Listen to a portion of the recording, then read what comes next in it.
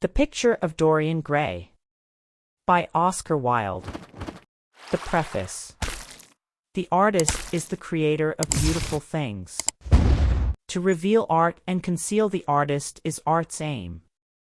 The critic is he who can translate into another manner or a new material his impression of beautiful things. The highest as the lowest form of criticism is a mode of autobiography. Those who find ugly meanings in beautiful things are corrupt without being charming. This is a fault. Those who find beautiful meanings in beautiful things are the cultivated.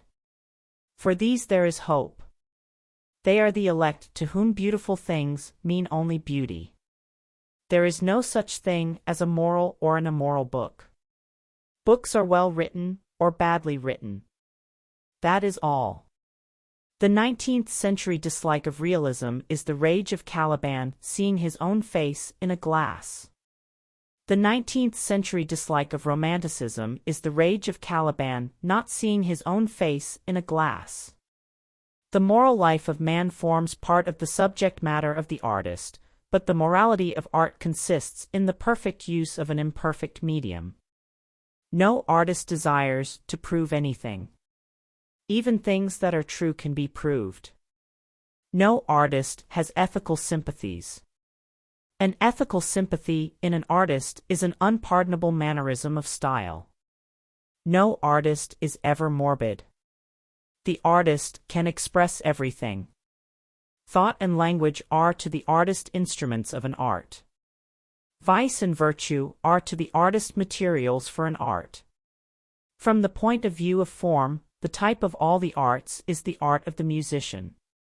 From the point of view of feeling, the actor's craft is the type.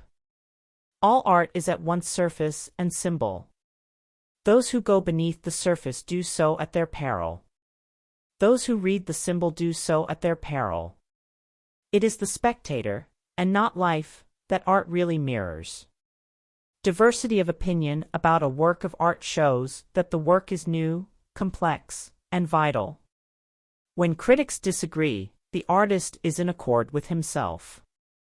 We can forgive a man for making a useful thing as long as he does not admire it. The only excuse for making a useless thing is that one admires it intensely. All art is quite useless. Oscar Wilde. Chapter 1. The studio was filled with the rich odor of roses, and when the light summer wind stirred amidst the trees of the garden, there came through the open door the heavy scent of the lilac, or the more delicate perfume of the pink flowering thorn. From the corner of the divan of Persian saddlebags on which he was lying, smoking, as was his custom, innumerable cigarettes, Lord Henry Wotton could just catch the gleam of the honey-sweet and honey-colored blossoms of a laburnum, whose tremulous branches seemed hardly able to bear the burden of a beauty so flame-like as theirs. And now and then the fantastic shadows of birds in flight flitted across the long tussore silk curtains that were stretched in front of the huge window, producing a kind of momentary Japanese effect, and making him think of those pallid, jade-faced painters of Tokyo who, through the medium of an art that is necessarily immobile, seek to convey the sense of swiftness and motion. The sullen murmur of the bees shouldering their way through the long unmown grass, or circling with monotonous insistence round the dusty gilt horns of the straggling woodbine, seemed to make the stillness more oppressive. The dim roar of London was like the bourdon note of a distant organ. In the center of the room, clamped to an upright easel, stood the full-length portrait of a young man of extraordinary personal beauty, and in front of it, some little distance away, was sitting the artist himself, Basil Hallward, whose sudden disappearance some years ago caused, at the time, such public excitement and gave rise to so many strange conjectures.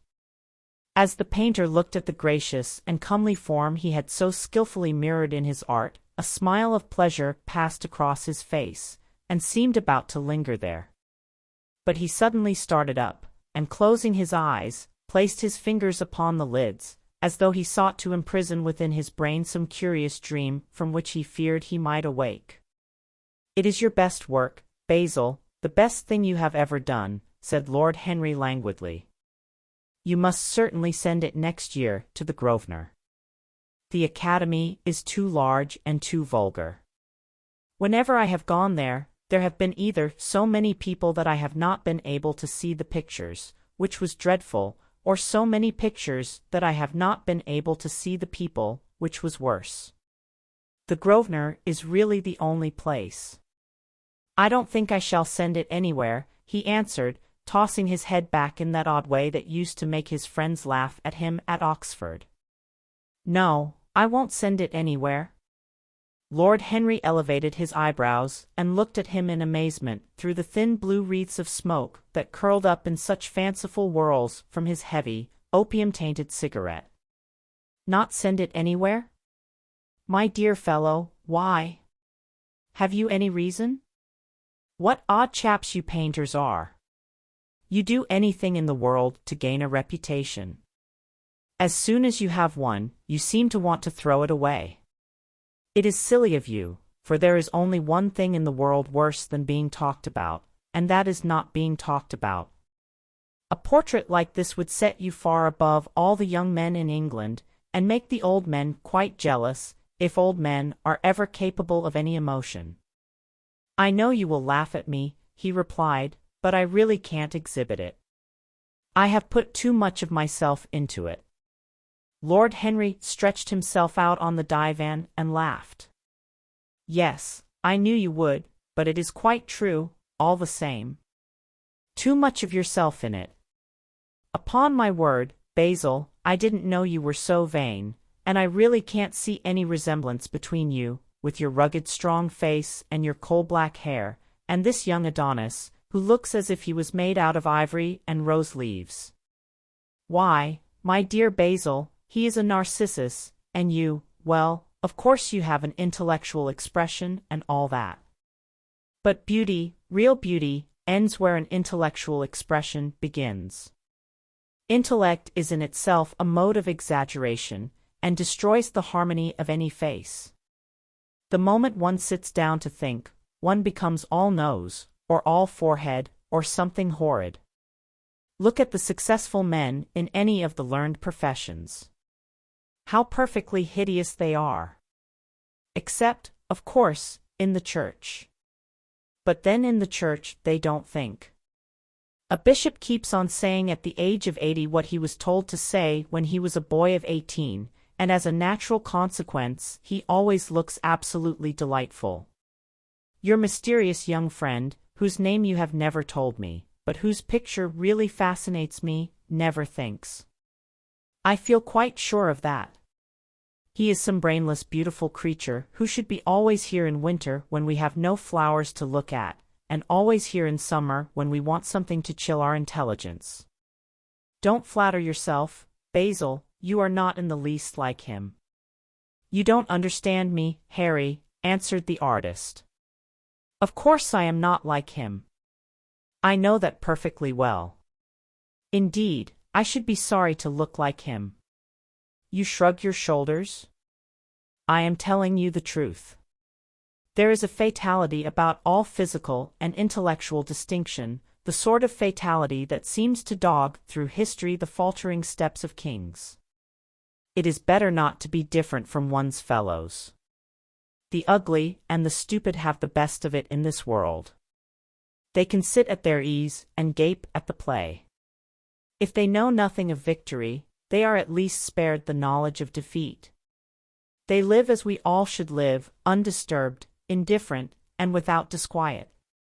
They neither bring ruin upon others, nor ever receive it from alien hands. Your rank and wealth, Harry, my brains, such as they are, my art, whatever it may be worth, Dorian Gray's good looks, we shall all suffer for what the gods have given us, suffer terribly. Dorian Gray? Is that his name? Asked Lord Henry, walking across the studio towards Basil Hallward. Yes, that is his name. I didn't intend to tell it to you. But why not?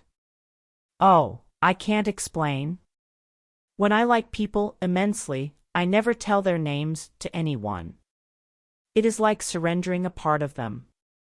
I have grown to love secrecy. It seems to be the one thing that can make modern life mysterious or marvelous to us. The commonest thing is delightful if one only hides it. When I leave town now, I never tell my people where I am going. If I did, I would lose all my pleasure. It is a silly habit, I dare say, but somehow it seems to bring a great deal of romance into one's life. I suppose you think me awfully foolish about it? Not at all, answered Lord Henry, not at all, my dear Basil. You seem to forget that I am married, and the one charm of marriage is that it makes a life of deception absolutely necessary for both parties. I never know where my wife is, and my wife never knows what I am doing. When we do meet occasionally, when we dine out together, or go down to the Duke's, we tell each other the most absurd stories with the most serious faces. My wife is very good at it, much better, in fact, than I am. She never gets confused over her dates, and I always do. But when she does find me out, she makes no row at all. I sometimes wish she would, but she merely laughs at me. I hate the way you talk about your married life, Harry, said Basil Hallward, strolling towards the door that led into the garden. I believe that you are really a very good husband, but that you are thoroughly ashamed of your own virtues. You are an extraordinary fellow. You never say a moral thing, and you never do a wrong thing. Your cynicism is simply a pose. Being natural is simply a pose, and the most irritating pose I know, cried Lord Henry, laughing, and the two young men went out into the garden together and ensconced themselves on a long bamboo seat that stood in the shade of a tall laurel bush. The sunlight slipped over the polished leaves. In the grass, white daisies were tremulous. After a pause, Lord Henry pulled out his watch. I am afraid I must be going, Basil, he murmured, and before I go, I insist on your answering a question I put to you some time ago. What is that? Said the painter, keeping his eyes fixed on the ground. You know quite well. I do not, Harry. Well, I will tell you what it is. I want you to explain to me why you won't exhibit Dorian Gray's picture. I want the real reason. I told you the real reason. No, you did not. You said it was because there was too much of yourself in it. Now, that is childish. Harry, said Basil Hallward, looking him straight in the face, every portrait that is painted with feeling is a portrait of the artist, not of the sitter. The sitter is merely the accident, the occasion. It is not he who is revealed by the painter, it is rather the painter who, on the colored canvas, reveals himself. The reason I will not exhibit this picture is that I am afraid that I have shown in it the secret of my own soul. Lord Henry laughed. And what is that? He asked. I will tell you, said Hallward, but an expression of perplexity came over his face. I am all expectation, Basil, continued his companion, glancing at him. Oh, there is really very little to tell, Harry, answered the painter, and I am afraid you will hardly understand it. Perhaps you will hardly believe it. Lord Henry smiled, and leaning down, plucked a pink-petaled daisy from the grass and examined it. I am quite sure I shall understand it, he replied, gazing intently at the little golden, white-feathered disk, and as for believing things, I can believe anything, provided that it is quite incredible. The wind shook some blossoms from the trees, and the heavy lilac blooms, with their clustering stars, moved to and fro in the languid air. A grasshopper began to chirrup by the wall, and like a blue thread a long thin dragonfly floated past on its brown gauze wings. Lord Henry felt as if he could hear Basil Hallward's heart beating, and wondered what was coming. The story is simply this, said the painter after some time. 2 months ago, I went to a crush at Lady Brandon's. You know we poor artists have to show ourselves in society from time to time, just to remind the public that we are not savages. With an evening coat and a white tie, as you told me once, anybody even a stockbroker, can gain a reputation for being civilized. Well, after I had been in the room about 10 minutes, talking to huge overdressed dowagers and tedious academicians, I suddenly became conscious that someone was looking at me. I turned halfway round and saw Dorian Gray for the first time. When our eyes met, I felt that I was growing pale. A curious sensation of terror came over me. I knew that I had come face to face with someone whose mere personality was so fascinating that, if I allowed it to do so, it would absorb my whole nature, my whole soul, my very art itself. I did not want any external influence in my life. You know yourself, Harry, how independent I am by nature. I have always been my own master, had at least always been so, till I met Dorian Gray. Then, but I don't know how to explain it to you. Something seemed to tell me that I was on the verge of a terrible crisis in my life.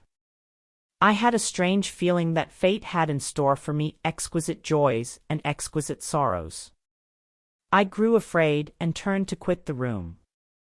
It was not conscience that made me do so, it was a sort of cowardice. I take no credit to myself for trying to escape. Conscience and cowardice are really the same things, Basil. Conscience is the trade name of the firm. That is all.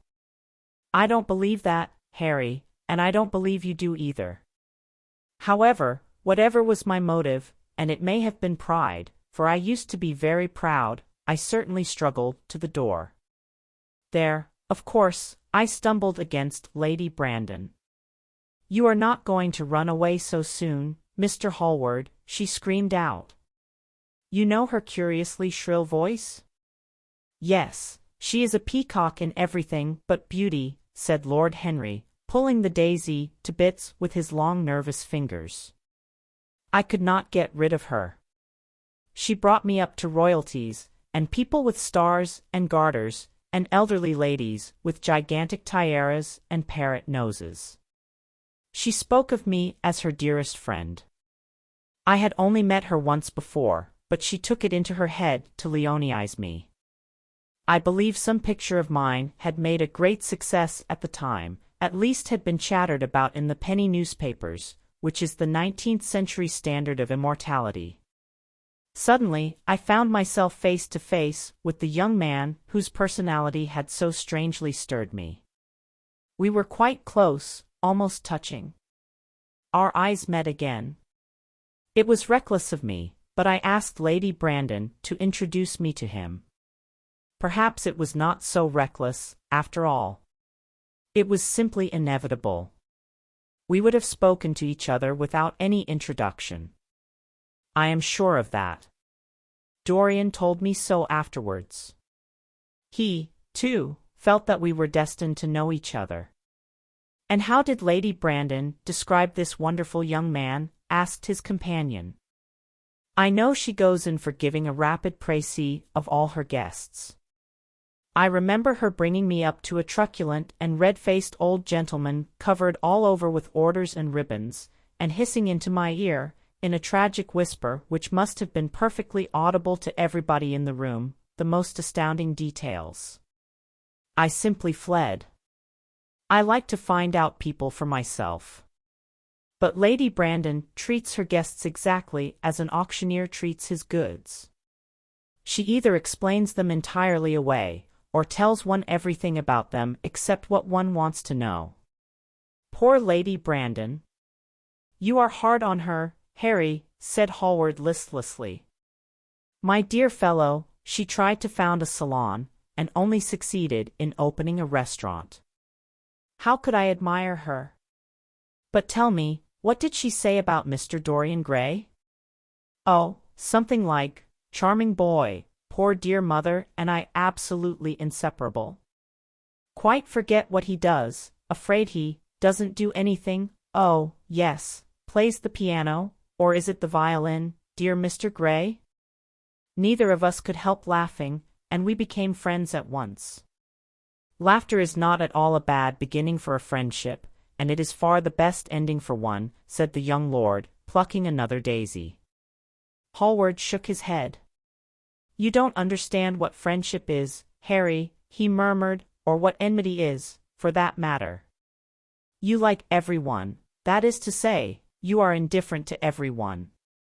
How horribly unjust of you, cried Lord Henry, tilting his hat back and looking up at the little clouds that, like ravelled skeins of glossy white silk, were drifting across the hollow turquoise of the summer sky.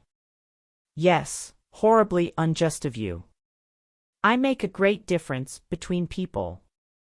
I choose my friends for their good looks, my acquaintances for their good characters, and my enemies for their good intellects. A man cannot be too careful in the choice of his enemies. I have not got one who is a fool. They are all men of some intellectual power, and consequently they all appreciate me. Is that very vain of me? I think it is rather vain. I should think it was, Harry. But according to your category, I must be merely an acquaintance. My dear old Basil, you are much more than an acquaintance. And much less than a friend. A sort of brother, I suppose? Oh, brothers! I don't care for brothers. My elder brother won't die, and my younger brothers seem never to do anything else. Harry, exclaimed Hallward, frowning. My dear fellow, I am not quite serious. But I can't help detesting my relations. I suppose it comes from the fact that none of us can stand other people having the same faults as ourselves. I quite sympathize with the rage of the English democracy against what they call the vices of the upper orders. The masses feel that drunkenness, stupidity, and immorality should be their own special property, and that if any one of us makes an ass of himself, he is poaching on their preserves. When poor Southwark got into the divorce court, their indignation was quite magnificent. And yet I don't suppose that 10% of the proletariat live correctly. I don't agree with a single word that you have said, and, what is more, Harry, I feel sure you don't either. Lord Henry stroked his pointed brown beard and tapped the toe of his patent leather boot with a tasseled ebony cane. How English you are, Basil. That is the second time you have made that observation. If one puts forward an idea to a true Englishman, always a rash thing to do, he never dreams of considering whether the idea is right or wrong. The only thing he considers of any importance is whether one believes it oneself. Now, the value of an idea has nothing whatsoever to do with the sincerity of the man who expresses it. Indeed, the probabilities are that the more insincere the man is, the more purely intellectual will the idea be, as in that case it will not be colored by either his wants, his desires, or his prejudices. However, I don't propose to discuss politics, sociology, or metaphysics with you.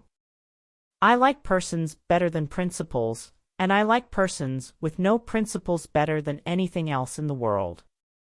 Tell me more about Mr. Dorian Gray. How often do you see him? Every day.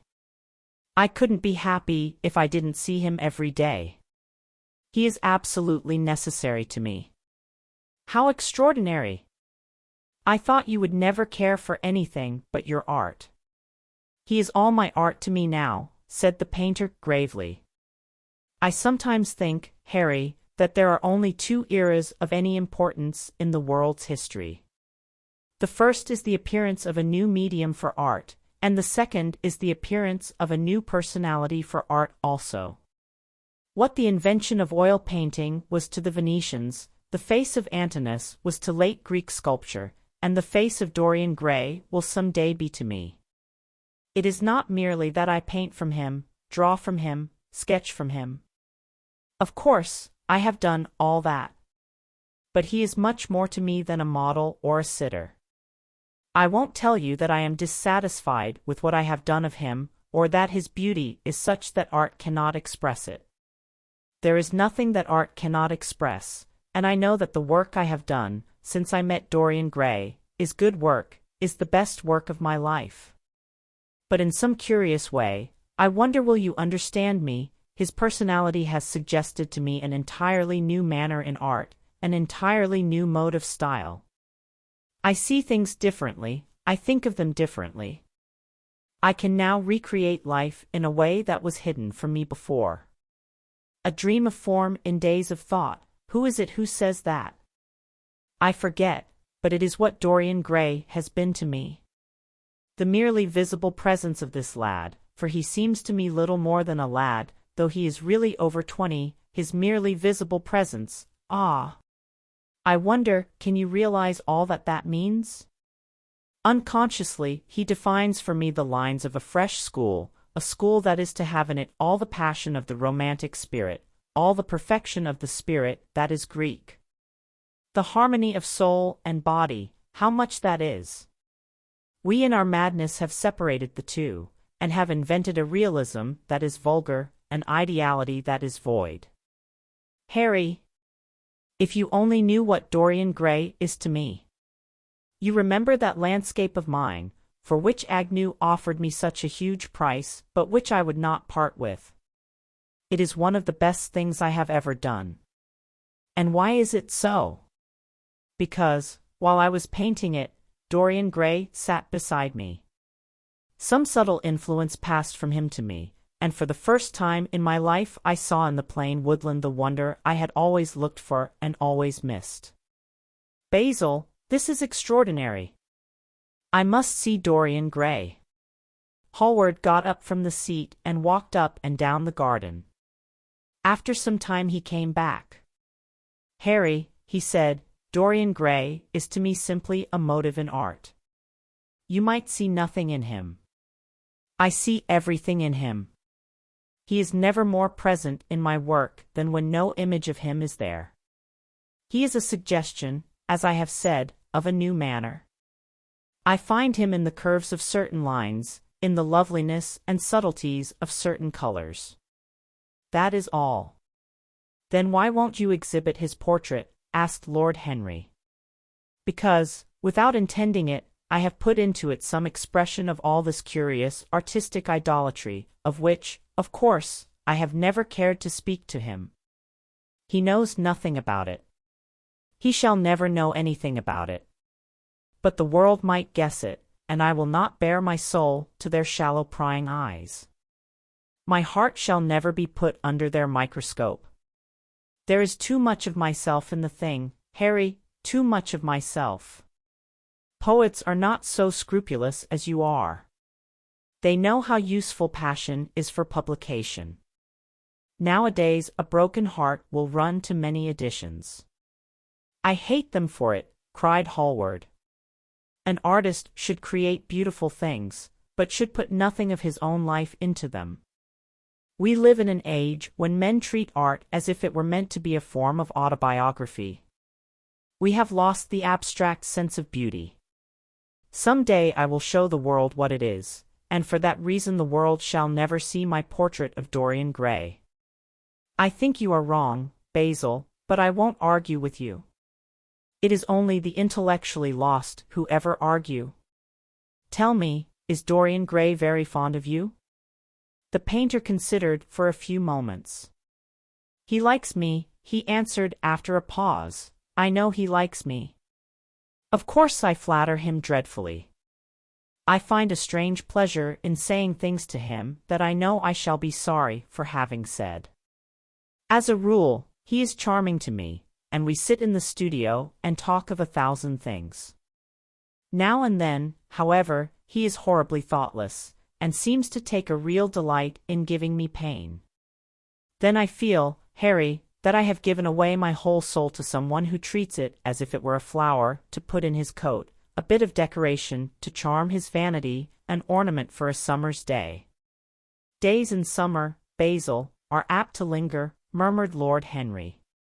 Perhaps you will tire sooner than he will. It is a sad thing to think of, but there is no doubt that genius lasts longer than beauty. That accounts for the fact that we all take such pains to over-educate ourselves. In the wild struggle for existence, we want to have something that endures, and so we fill our minds with rubbish and facts, in the silly hope of keeping our place. The thoroughly well-informed man, that is the modern ideal. And the mind of the thoroughly well-informed man is a dreadful thing. It is like a bric-a-brac shop, all monsters and dust, with everything priced above its proper value. I think you will tire first, all the same. Some day you will look at your friend, and he will seem to you to be a little out of drawing, or you won't like his tone of color, or something. You will bitterly reproach him in your own heart, and seriously think that he has behaved very badly to you. The next time he calls, you will be perfectly cold and indifferent. It will be a great pity, for it will alter you. What you have told me is quite a romance of art one might call it, and the worst of having a romance of any kind is that it leaves one so unromantic. Harry, don't talk like that. As long as I live, the personality of Dorian Gray will dominate me. You can't feel what I feel. You change too often. Ah, my dear Basil, that is exactly why I can feel it. Those who are faithful know only the trivial side of love, it is the faithless who know love's tragedies. And Lord Henry struck a light on a dainty silver case and began to smoke a cigarette with a self-conscious and satisfied air, as if he had summed up the world in a phrase. There was a rustle of chirruping sparrows in the green lacquer leaves of the ivy, and the blue cloud shadows chased themselves across the grass like swallows. How pleasant it was in the garden! And how delightful other people's emotions were, much more delightful than their ideas, it seemed to him. One's own soul, and the passions of one's friends, those were the fascinating things in life. He pictured to himself with silent amusement the tedious luncheon that he had missed by staying so long with Basil Hallward. Had he gone to his aunt's, he would have been sure to have met Lord Goodbody there, and the whole conversation would have been about the feeding of the poor and the necessity for model lodging-houses. Each class would have preached the importance of those virtues, for whose exercise there was no necessity in their own lives. The rich would have spoken on the value of thrift, and the idle grown eloquent over the dignity of labor. It was charming to have escaped all that. As he thought of his aunt, an idea seemed to strike him. He turned to Hallward and said, "My dear fellow, I have just remembered." "Remembered what, Harry?" "Where I heard the name of Dorian Gray." "Where was it?" asked Hallward, with a slight frown. "Don't look so angry, Basil." "It was at my aunt, Lady Agatha's. She told me she had discovered a wonderful young man who was going to help her in the East End, and that his name was Dorian Gray. I am bound to state that she never told me he was good-looking. Women have no appreciation of good looks, at least, good women have not. She said that he was very earnest and had a beautiful nature. I at once pictured to myself a creature with spectacles and lank hair, horribly freckled, and tramping about on huge feet. I wish I had known it was your friend. I am very glad you didn't, Harry." "Why?" "I don't want you to meet him." "You don't want me to meet him?" "No." "Mr. Dorian Gray is in the studio, sir," said the butler, coming into the garden. "You must introduce me now," cried Lord Henry, laughing. The painter turned to his servant, who stood blinking in the sunlight. "Ask Mr. Gray to wait, Parker, I shall be in a few moments." The man bowed and went up the walk. Then he looked at Lord Henry. "Dorian Gray is my dearest friend," he said. "He has a simple and a beautiful nature. Your aunt was quite right in what she said of him. Don't spoil him. Don't try to influence him. Your influence would be bad. The world is wide, and has many marvelous people in it. Don't take away from me the one person who gives to my art whatever charm it possesses. My life as an artist depends on him. Mind, Harry, I trust you." He spoke very slowly, and the words seemed wrung out of him almost against his will. "What nonsense you talk," said Lord Henry, smiling, and taking Hallward by the arm, he almost led him into the house. Chapter 2. As they entered, they saw Dorian Gray. He was seated at the piano, with his back to them, turning over the pages of a volume of Schumann's forest scenes. "You must lend me these, Basil," he cried. "I want to learn them.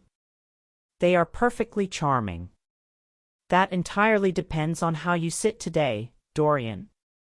"Oh, I am tired of sitting, and I don't want a life-sized portrait of myself," answered the lad, swinging round on the music stool in a wilful, petulant manner. When he caught sight of Lord Henry, a faint blush colored his cheeks for a moment, and he started up. "I beg your pardon, Basil, but I didn't know you had anyone with you. This is Lord Henry Wotton, Dorian, an old Oxford friend of mine. I have just been telling him what a capital sitter you were, and now you have spoiled everything." "You have not spoiled my pleasure in meeting you, Mr. Gray," said Lord Henry, stepping forward and extending his hand. "My aunt has often spoken to me about you. You are one of her favorites, and, I am afraid, one of her victims also." "I am in Lady Agatha's black books at present," answered Dorian with a funny look of penitence. "I promised to go to a club in Whitechapel with her last Tuesday, and I really forgot all about it. We were to have played a duet together, 3 duets, I believe. I don't know what she will say to me. I am far too frightened to call."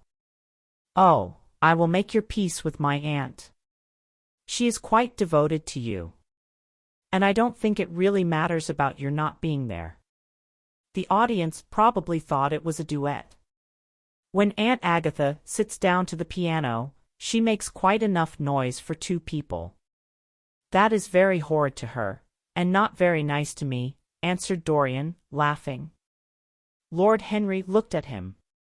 Yes, he was certainly wonderfully handsome, with his finely curved scarlet lips, his frank blue eyes, his crisp gold hair. There was something in his face that made one trust him at once. All the candor of youth was there, as well as all youth's passionate purity. One felt that he had kept himself unspotted from the world. No wonder Basil Hallward worshipped him. "You are too charming to go in for philanthropy, Mr. Gray, far too charming." And Lord Henry flung himself down on the divan and opened his cigarette case. The painter had been busy mixing his colors and getting his brushes ready. He was looking worried, and when he heard Lord Henry's last remark, he glanced at him, hesitated for a moment, and then said, "Harry, I want to finish this picture today. Would you think it awfully rude of me if I asked you to go away?" Lord Henry smiled and looked at Dorian Gray. "Am I to go, Mr. Gray?" he asked. "Oh, please don't, Lord Henry. I see that Basil is in one of his sulky moods, and I can't bear him when he sulks. Besides, I want you to tell me why I should not go in for philanthropy." "I don't know that I shall tell you that, Mr. Gray. It is so tedious a subject that one would have to talk seriously about it. But I certainly shall not run away, now that you have asked me to stop. You don't really mind, Basil, do you? You have often told me that you liked your sitters to have someone to chat to." Hallward bit his lip. "If Dorian wishes it, of course you must stay. Dorian's whims are laws to everybody, except himself." Lord Henry took up his hat and gloves. "You are very pressing, Basil, but I am afraid I must go. I have promised to meet a man at the Orlands. Goodbye, Mr. Gray. Come and see me some afternoon in Curzon Street. I am nearly always at home at 5 o'clock. Write to me when you are coming. I should be sorry to miss you." "Basil," cried Dorian Gray, "if Lord Henry Wotton goes, I shall go, too. You never open your lips while you are painting, and it is horribly dull standing on a platform and trying to look pleasant. Ask him to stay. I insist upon it. Stay, Harry, to oblige Dorian, and to oblige me," said Hallward, gazing intently at his picture. It is quite true, I never talk when I am working, and never listen either, and it must be dreadfully tedious for my unfortunate sitters. I beg you to stay. But what about my man at the Orleans? The painter laughed. I don't think there will be any difficulty about that. Sit down again, Harry. And now, Dorian, get up on the platform, and don't move about too much, or pay any attention to what Lord Henry says. He has a very bad influence over all his friends, with the single exception of myself. Dorian Gray stepped up on the dais with the air of a young Greek martyr, and made a little moue of discontent to Lord Henry, to whom he had rather taken a fancy. He was so unlike Basil. They made a delightful contrast. And he had such a beautiful voice. After a few moments he said to him, "Have you really a very bad influence, Lord Henry? As bad as Basil says?"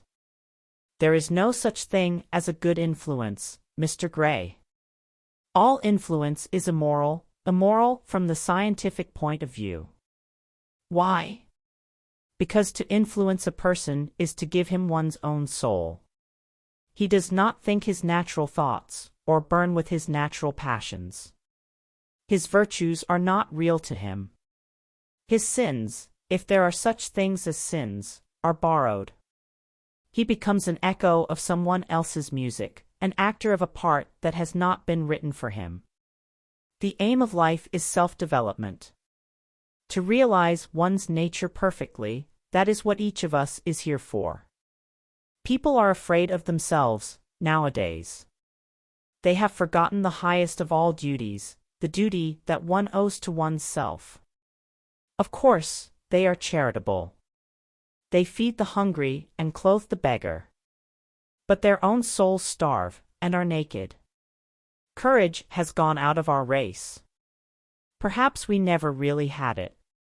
The terror of society, which is the basis of morals, the terror of God, which is the secret of religion, these are the two things that govern us. And yet, just turn your head a little more to the right, Dorian, like a good boy, said the painter, deep in his work and conscious only that a look had come into the lad's face that he had never seen there before.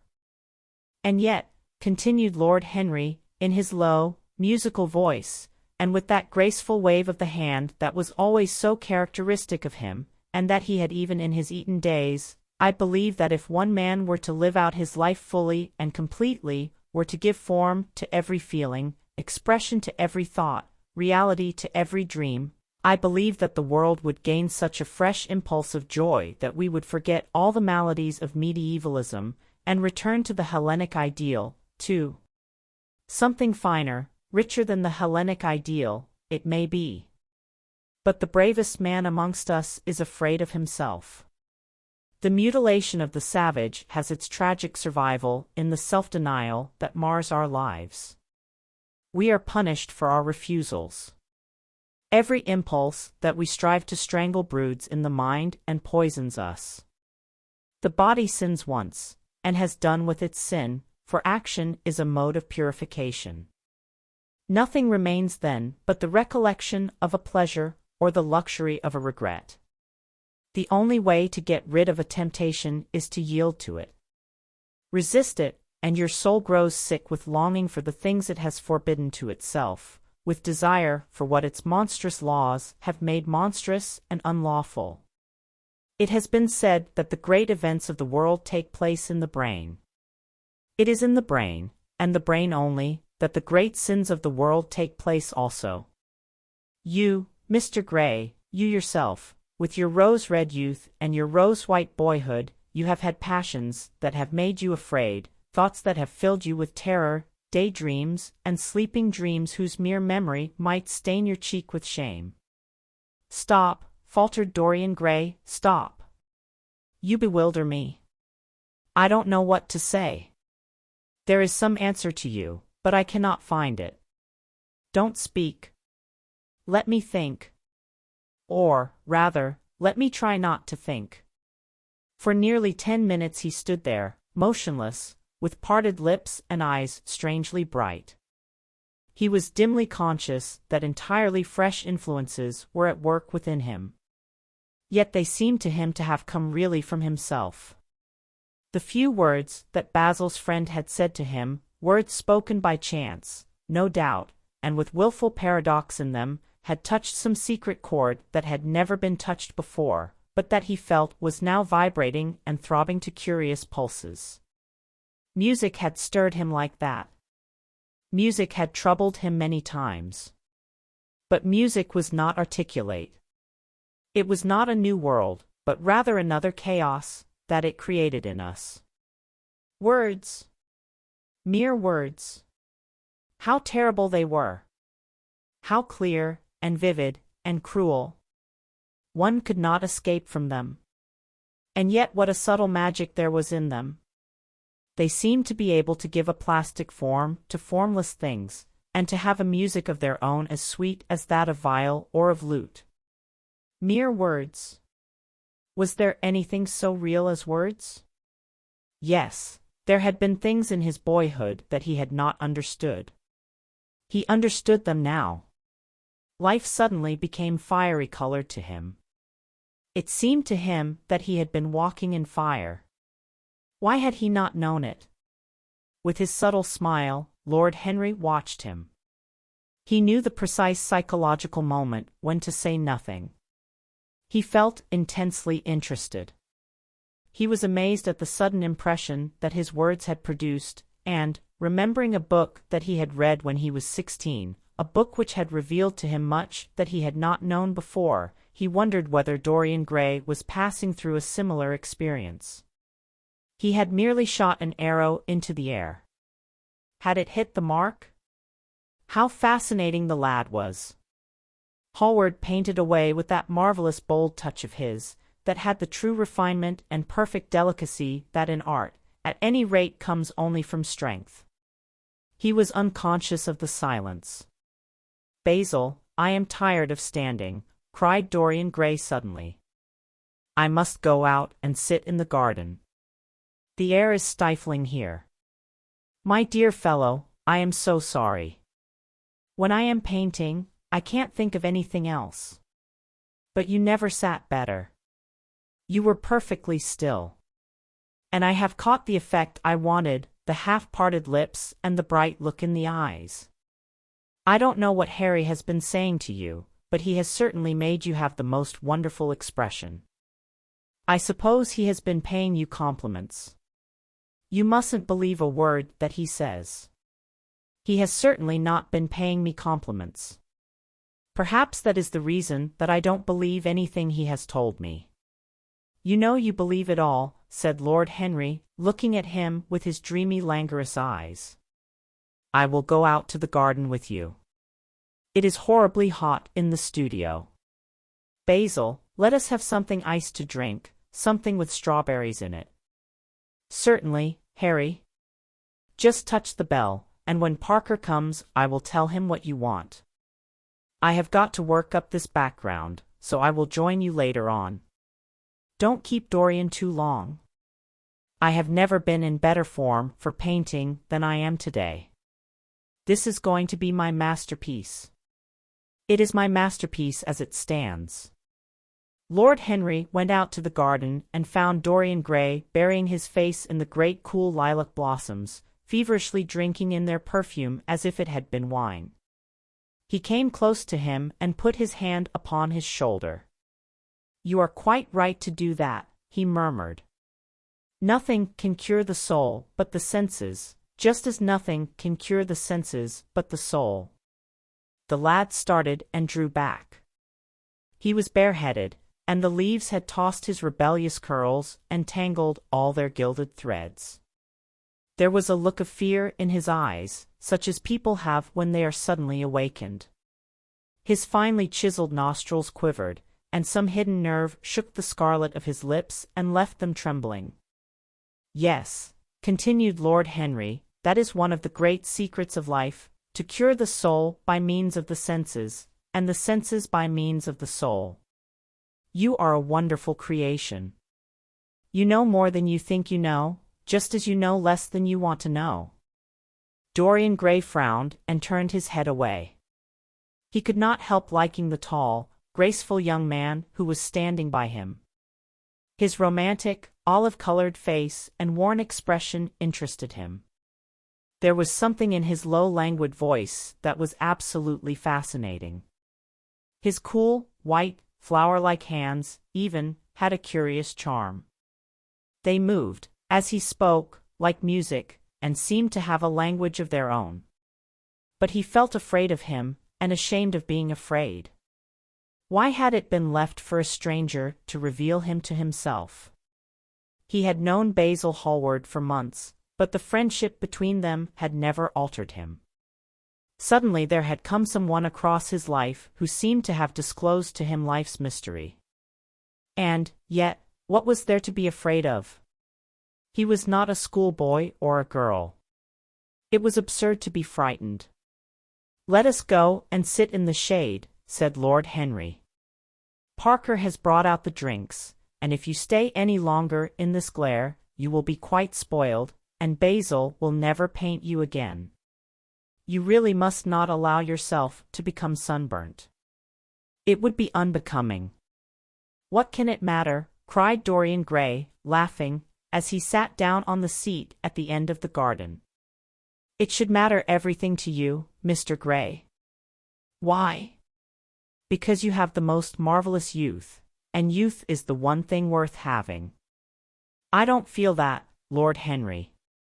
"No, you don't feel it now. Some day, when you are old and wrinkled and ugly, when thought has seared your forehead with its lines, and passion branded your lips with its hideous fires, you will feel it terribly. Now, wherever you go, you charm the world. Will it always be so? You have a wonderfully beautiful face, Mr. Gray. Don't frown. You have. And beauty is a form of genius, is higher, indeed, than genius, as it needs no explanation. It is of the great facts of the world, like sunlight, or springtime, or the reflection in dark waters of that silver shell we call the moon. It cannot be questioned. It has its divine right of sovereignty. It makes princes of those who have it. You smile? Ah! When you have lost it, you won't smile.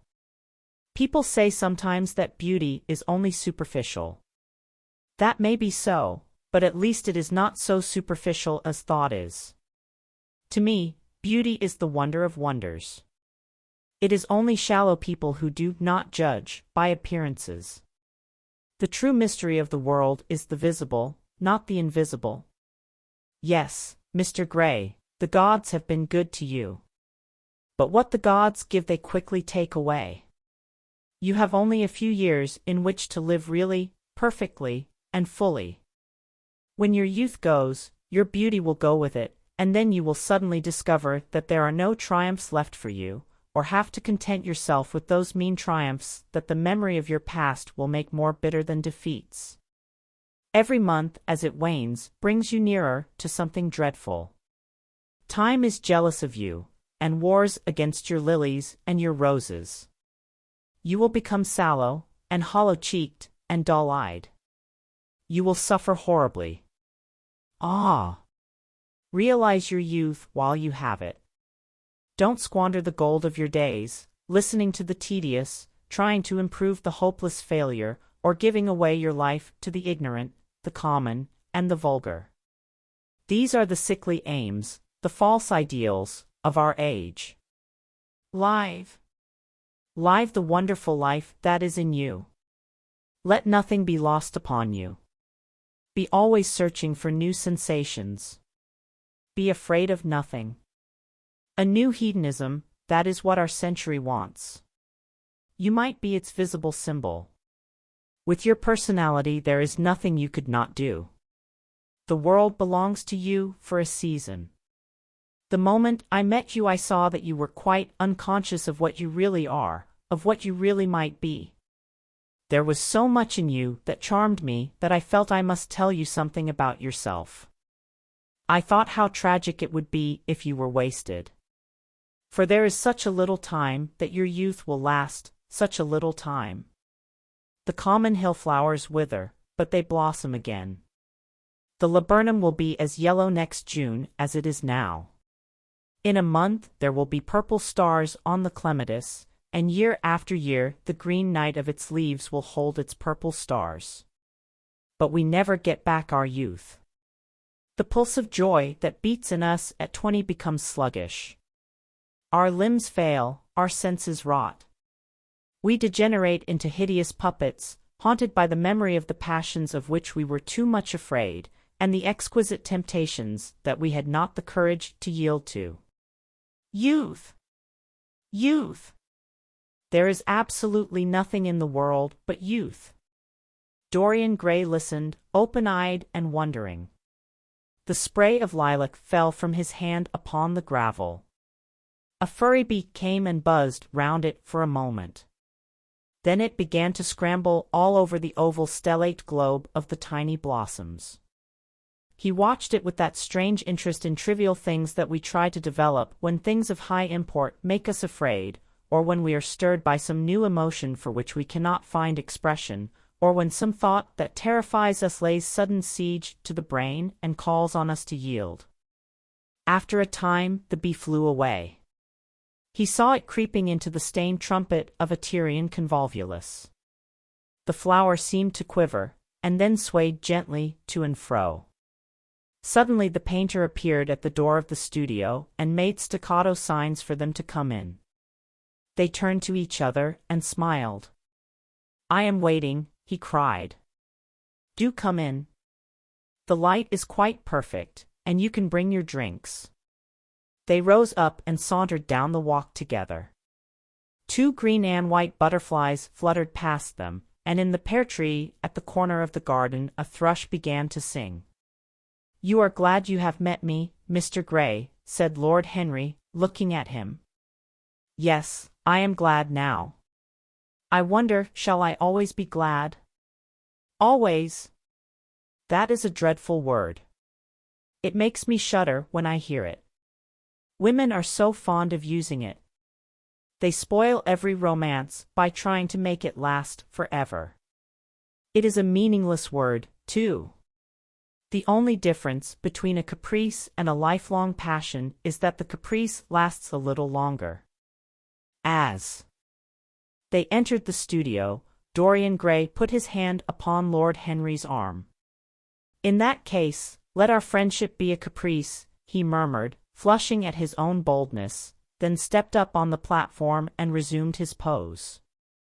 Lord Henry flung himself into a large wicker armchair and watched him.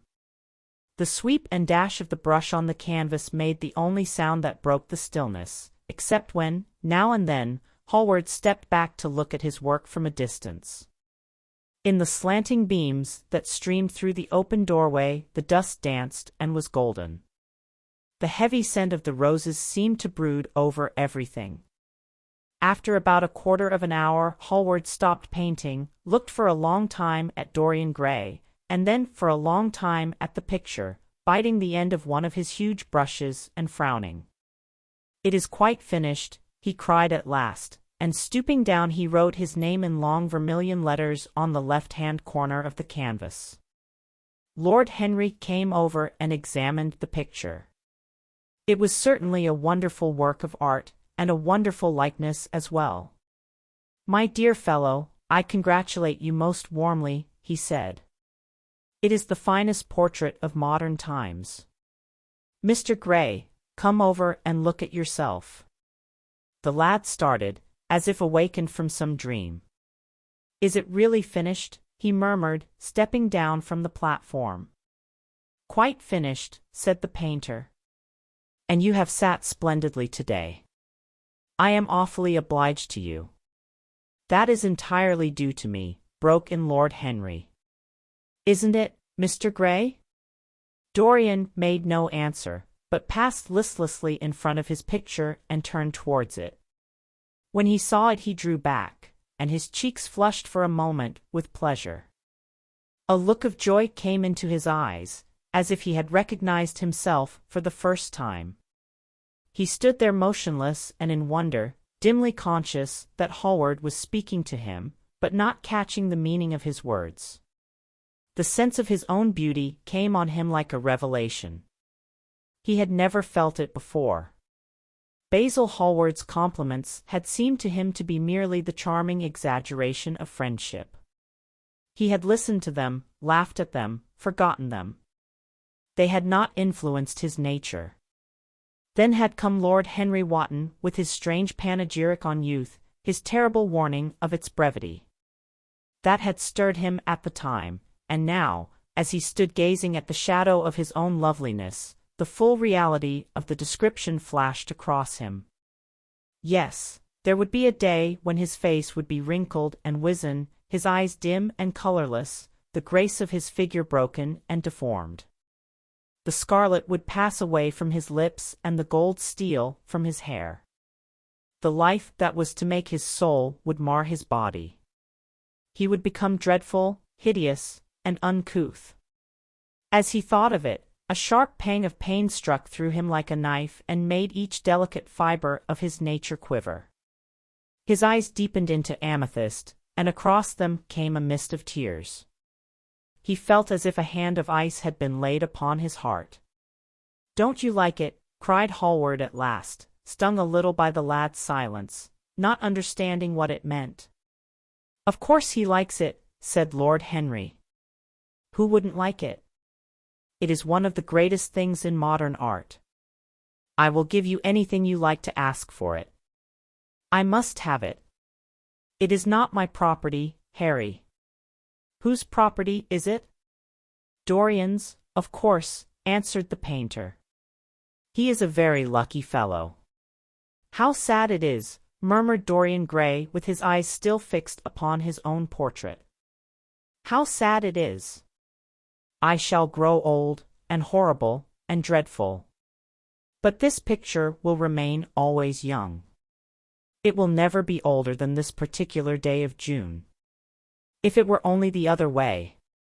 If it were I who was to be always young, and the picture that was to grow old. For that, I would give everything. Yes, there is nothing in the whole world I would not give. I would give my soul for that." "You would hardly care for such an arrangement, Basil," cried Lord Henry, laughing. "It would be rather hard lines on your work." "I should object very strongly, Harry," said Hallward. Dorian Gray turned and looked at him. "I believe you would, Basil. You like your art better than your friends. I am no more to you than a green bronze figure." "Hardly as much, I dare say." The painter stared in amazement. It was so unlike Dorian to speak like that. What had happened? He seemed quite angry. His face was flushed and his cheeks burning. "Yes," he continued, "I am less to you than your ivory Hermes or your silver fawn. You will like them always. How long will you like me? Till I have my first wrinkle, I suppose. I know, now, that when one loses one's good looks, whatever they may be, one loses everything. Your picture has taught me that. Lord Henry Wotton is perfectly right. Youth is the only thing worth having. When I find that I am growing old, I shall kill myself." Hallward turned pale and caught his hand. "Dorian! Dorian!" he cried, "don't talk like that. I have never had such a friend as you, and I shall never have such another. You are not jealous of material things, are you, you who are finer than any of them? I am jealous of everything whose beauty does not die. I am jealous of the portrait you have painted of me. Why should it keep what I must lose? Every moment that passes takes something from me and gives something to it. Oh, if it were only the other way! If the picture could change, and I could be always what I am now! Why did you paint it? It will mock me some day, mock me horribly."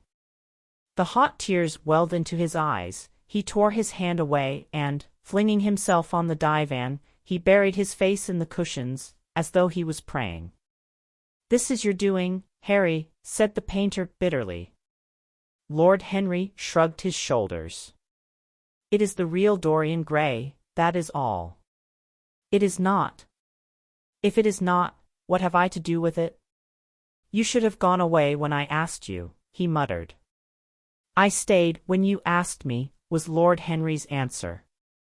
"Harry, I can't quarrel with my two best friends at once, but between you both you have made me hate the finest piece of work I have ever done, and I will destroy it.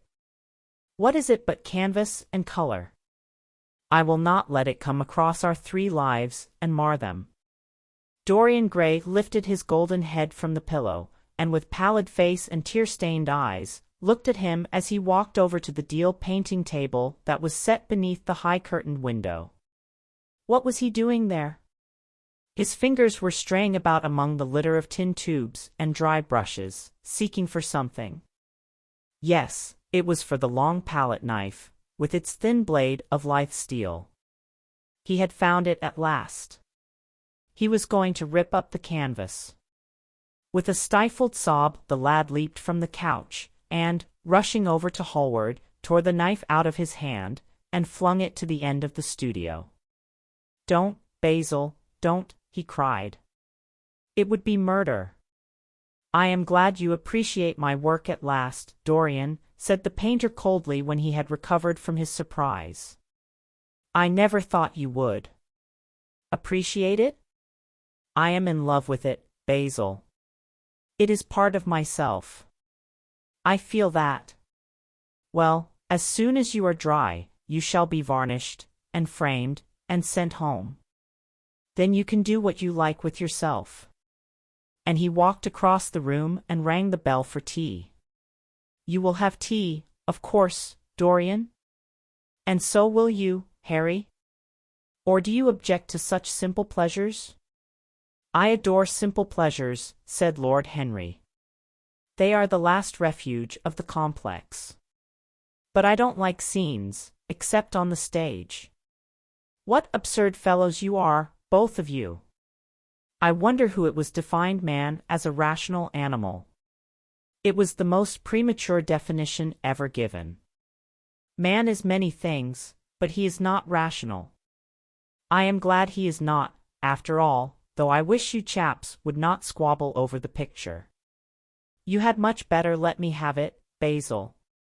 This silly boy doesn't really want it, and I really do. If you let anyone have it but me, Basil, I shall never forgive you," cried Dorian Gray, "and I don't allow people to call me a silly boy. You know the picture is yours, Dorian. I gave it to you before it existed. And you know you have been a little silly, Mr. Gray, and that you don't really object to being reminded that you are extremely young. I should have objected very strongly this morning, Lord Henry." "Ah! This morning? You have lived since then?" There came a knock at the door, and the butler entered with a laden tea tray and set it down upon a small Japanese table. There was a rattle of cups and saucers and the hissing of a fluted Georgian urn.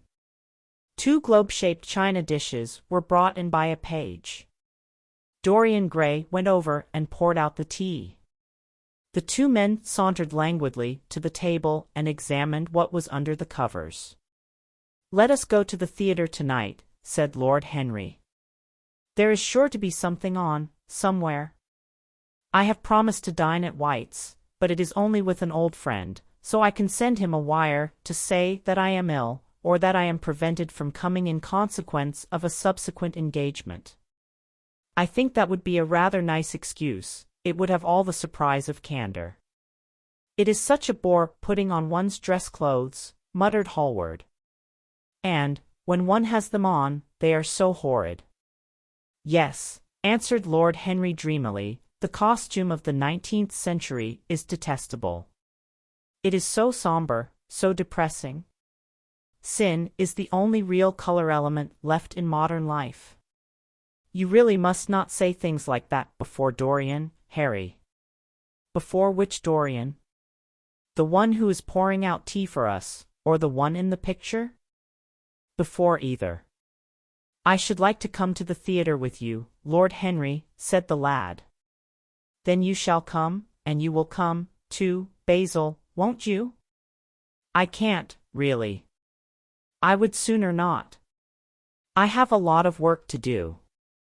Well, then, you and I will go alone, Mr. Gray. I should like that awfully. The painter bit his lip and walked over, cup in hand, to the picture. I shall stay with the real Dorian, he said, sadly. Is it the real Dorian? Cried the original of the portrait, strolling across to him. Am I really like that?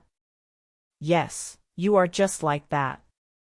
How wonderful, Basil. At least you are like it in appearance. But it will never alter, sighed Hallward. That is something. What a fuss people make about fidelity, exclaimed Lord Henry. Why, even in love it is purely a question for physiology. It has nothing to do with our own will. Young men want to be faithful, and are not. Old men want to be faithless, and cannot. That is all one can say. Don't go to the theatre tonight, Dorian, said Hallward. Stop and dine with me. I can't, Basil. Why? Because I have promised Lord Henry Wotton to go with him. He won't like you the better for keeping your promises. He always breaks his own. I beg you not to go. Dorian Gray laughed and shook his head. I entreat you. The lad hesitated, and looked over at Lord Henry, who was watching them from the tea-table with an amused smile. I must go, Basil, he answered. Very well, said Hallward, and he went over and laid down his cup on the tray. It is rather late, and, as you have to dress, you had better lose no time. Good-bye, Harry. Good-bye, Dorian. Come and see me soon. Come tomorrow. Certainly. You won't forget? No, of course not, cried Dorian. And Harry. Yes, Basil? Remember what I asked you, when we were in the garden this morning? I have forgotten it. I trust you. I wish I could trust myself, said Lord Henry, laughing. Come, Mr. Gray, my hansom is outside, and I can drop you at your own place. Goodbye, Basil. It has been a most interesting afternoon. As the door closed behind them, the painter flung himself down on a sofa, and a look of pain came into his face. Chapter 3. At 12:30 next day, Lord Henry Wotton strolled from Curzon Street over to the Albany to call on his uncle, Lord Fermor, a genial, if somewhat rough-mannered old bachelor, whom the outside world called selfish because it derived no particular benefit from him, but who was considered generous by society as he fed the people who amused him.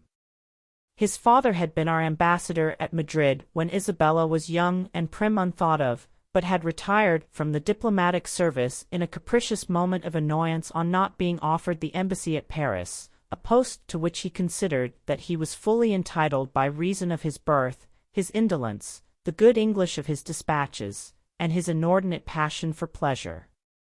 The son, who had been his father's secretary, had resigned along with his chief, somewhat foolishly as was thought at the time, and on succeeding some months later to the title, had set himself to the serious study of the great aristocratic art of doing absolutely nothing. He had 2 large town houses, but preferred to live in chambers as it was less trouble, and took most of his meals at his club.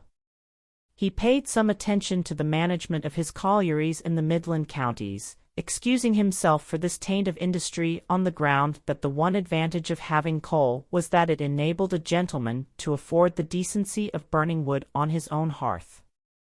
In politics he was a Tory, except when the Tories were in office, during which period he roundly abused them for being a pack of radicals. He was a hero to his valet, who bullied him, and a terror to most of his relations, whom he bullied in turn. Only England could have produced him, and he always said that the country was going to the dogs. His principles were out of date, but there was a good deal to be said for his prejudices. When Lord Henry entered the room, he found his uncle sitting in a rough shooting coat, smoking a cheroot and grumbling over the Times. "Well, Harry," said the old gentleman, "what brings you out so early? I thought you dandies never got up till 2, and were not visible till 5. Pure family affection, I assure you, Uncle George. I want to get something out of you." "Money, I suppose," said Lord Fermor, making a wry face. "Well, sit down and tell me all about it. Young people, nowadays, imagine that money is everything." "Yes," murmured Lord Henry, settling his buttonhole in his coat, "and when they grow older they know it. But I don't want money. It is only people who pay their bills who want that, Uncle George, and I never pay mine.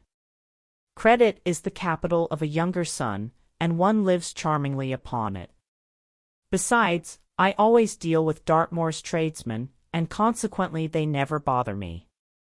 What I want is information, not useful information, of course, useless information. Well, I can tell you anything that is in an English blue book, Harry, although those fellows nowadays write a lot of nonsense.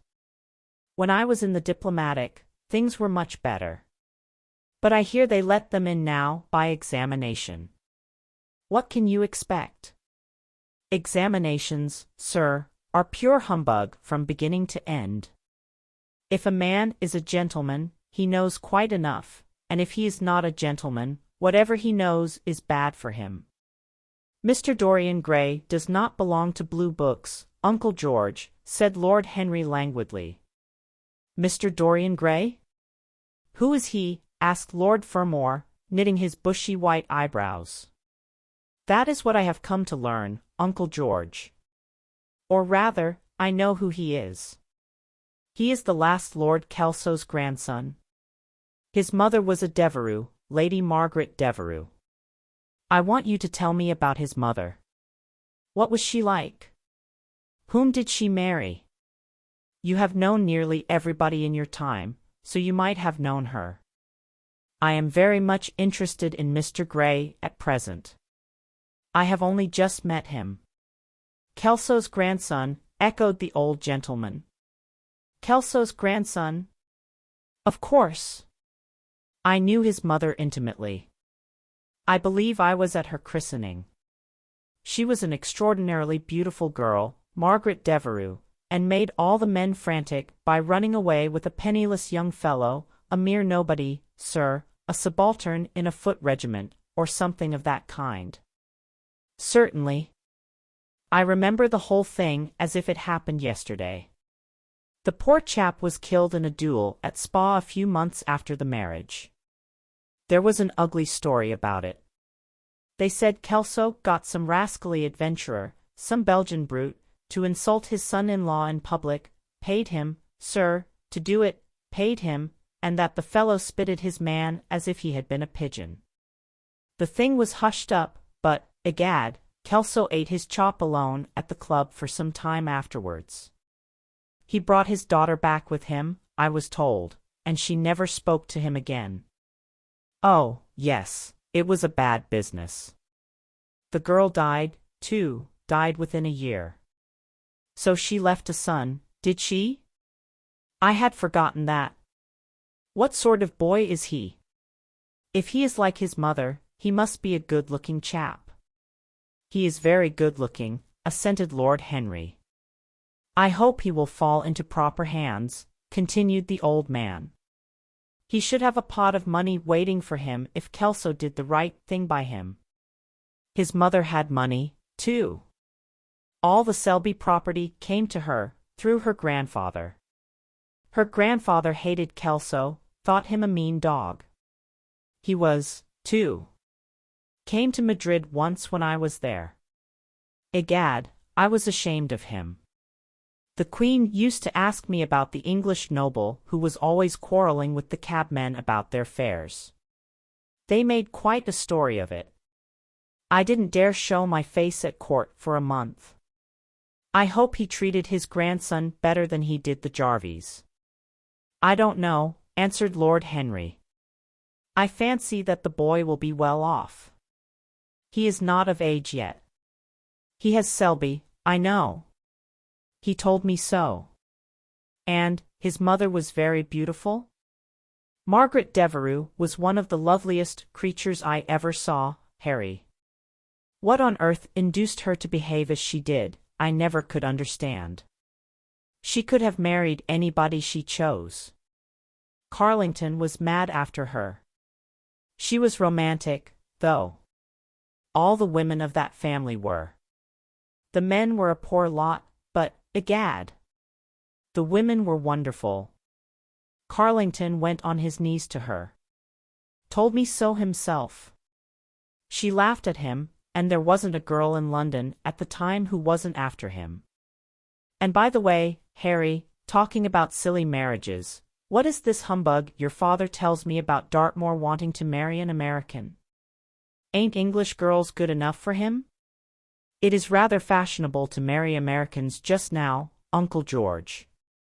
I'll back English women against the world, Harry, said Lord Fermor, striking the table with his fist. The betting is on the Americans. They don't last, I am told, muttered his uncle. A long engagement exhausts them, but they are capital at a steeplechase. They take things flying. I don't think Dartmoor has a chance. Who are her people? Grumbled the old gentleman. Has she got any? Lord Henry shook his head. American girls are as clever at concealing their parents as English women are at concealing their past, he said, rising to go. They are pork packers, I suppose? I hope so, Uncle George, for Dartmoor's sake. I am told that pork packing is the most lucrative profession in America, after politics. Is she pretty? She behaves as if she was beautiful. Most American women do. It is the secret of their charm. Why can't these American women stay in their own country? They are always telling us that it is the paradise for women. It is. That is the reason why, like Eve, they are so excessively anxious to get out of it, said Lord Henry. Goodbye, Uncle George. I shall be late for lunch, if I stop any longer. Thanks for giving me the information I wanted. I always like to know everything about my new friends, and nothing about my old ones. Where are you lunching, Harry? At Aunt Agatha's. I have asked myself and Mr. Gray. He is her latest protégé. Humph! Tell your Aunt Agatha, Harry, not to bother me any more with her charity appeals. I am sick of them. Why, the good woman thinks that I have nothing to do but to write checks for her silly fads. All right, Uncle George, I'll tell her, but it won't have any effect.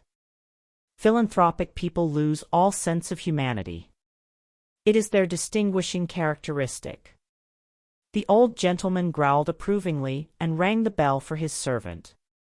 Lord Henry passed up the low arcade into Burlington Street and turned his steps in the direction of Berkeley Square. So that was the story of Dorian Gray's parentage. Crudely as it had been told to him, it had yet stirred him by its suggestion of a strange, almost modern romance. A beautiful woman risking everything for a mad passion. A few wild weeks of happiness cut short by a hideous, treacherous crime. Months of voiceless agony, and then a child born in pain.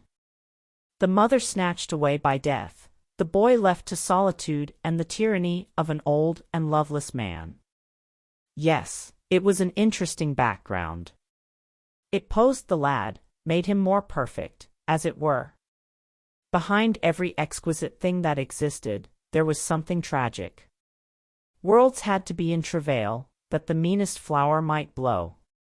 And how charming he had been at dinner the night before, as with startled eyes and lips parted in frightened pleasure he had sat opposite to him at the club, the red candle shades staining to a richer rose the wakening wonder of his face. Talking to him was like playing upon an exquisite violin.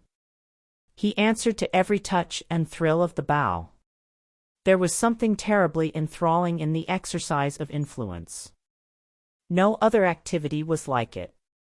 To project one's soul into some gracious form, and let it tarry there for a moment, to hear one's own intellectual views echoed back to one with all the added music of passion and youth, to convey one's temperament into another as though it were a subtle fluid or a strange perfume, there was a real joy in that, perhaps the most satisfying joy left to us in an age so limited and vulgar as our own, an age grossly carnal in its pleasures, and grossly common in its aims. He was a marvelous type, too, this lad, whom by so curious a chance he had met in Basil's studio, or could be fashioned into a marvelous type, at any rate. Grace was his, and the white purity of boyhood, and beauty such as old Greek marbles kept for us.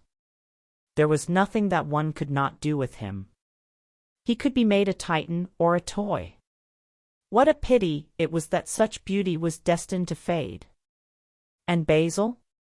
From a psychological point of view, how interesting he was.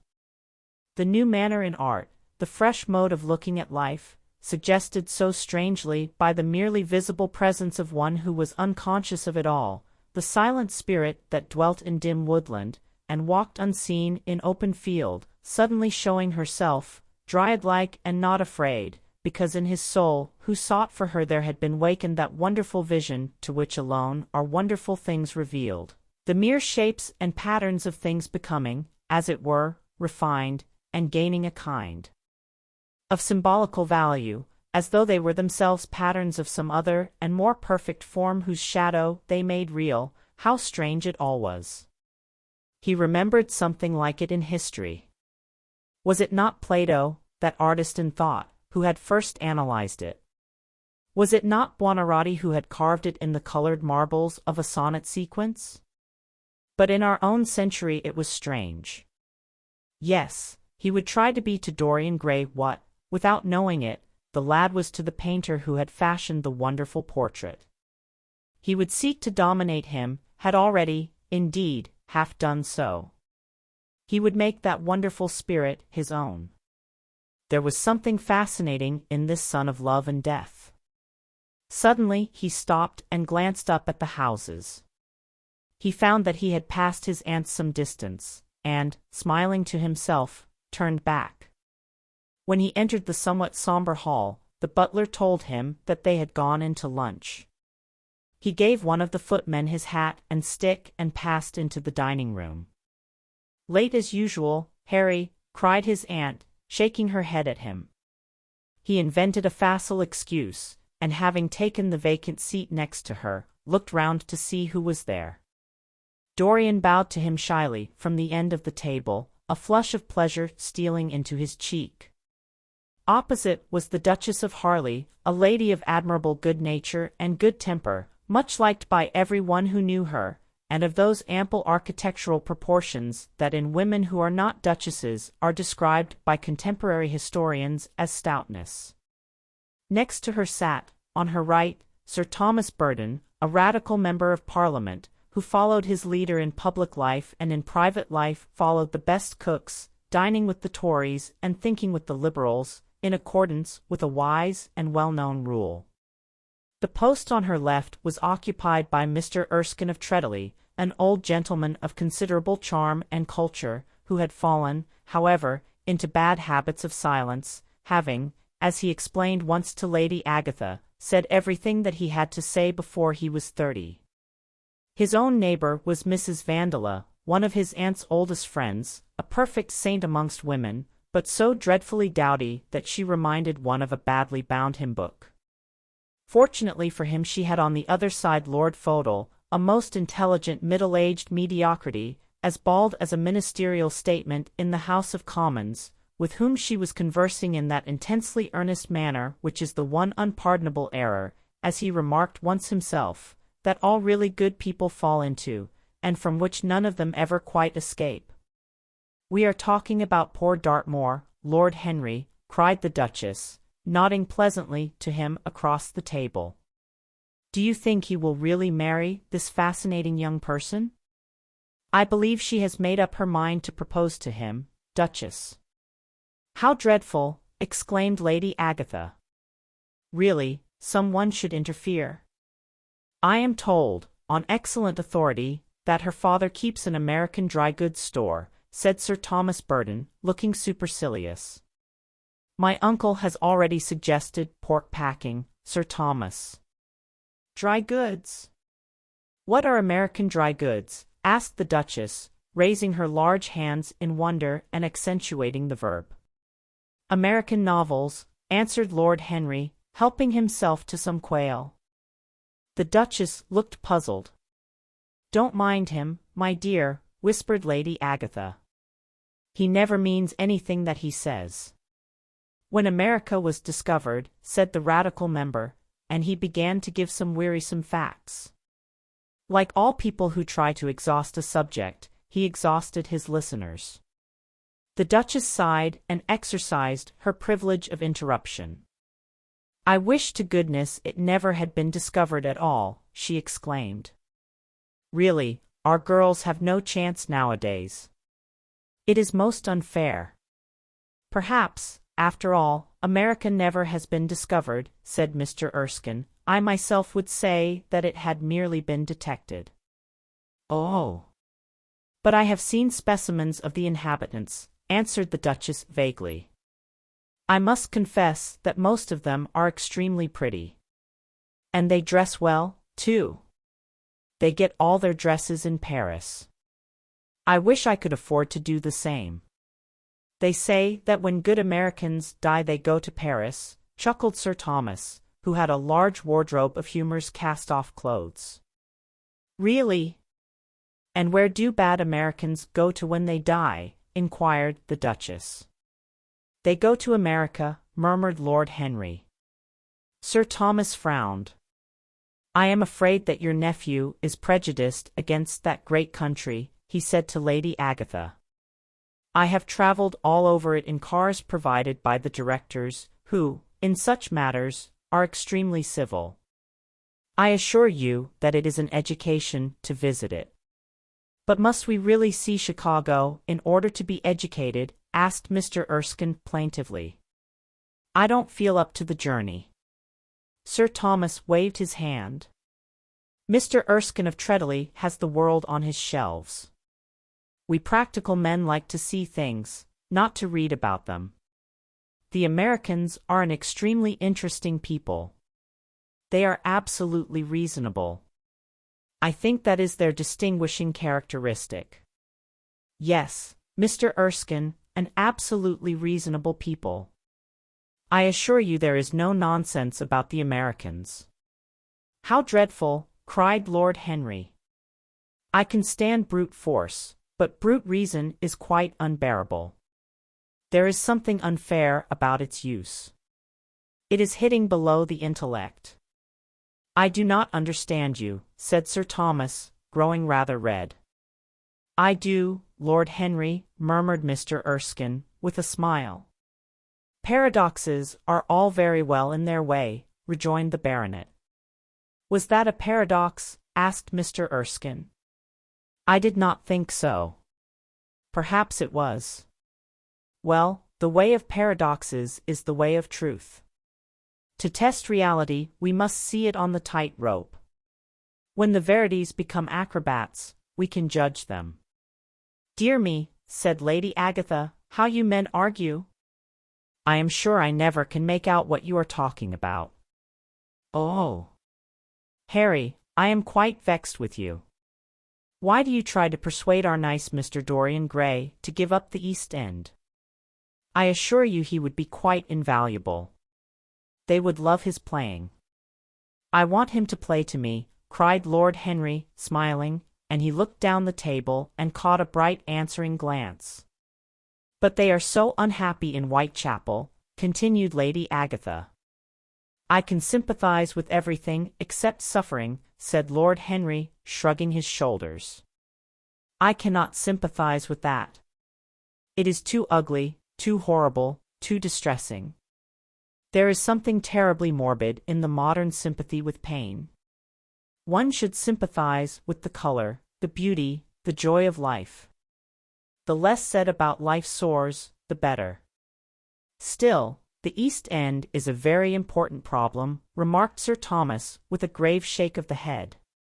Quite so, answered the young lord. It is the problem of slavery, and we try to solve it by amusing the slaves. The politician looked at him keenly. What change do you propose, then? He asked. Lord Henry laughed.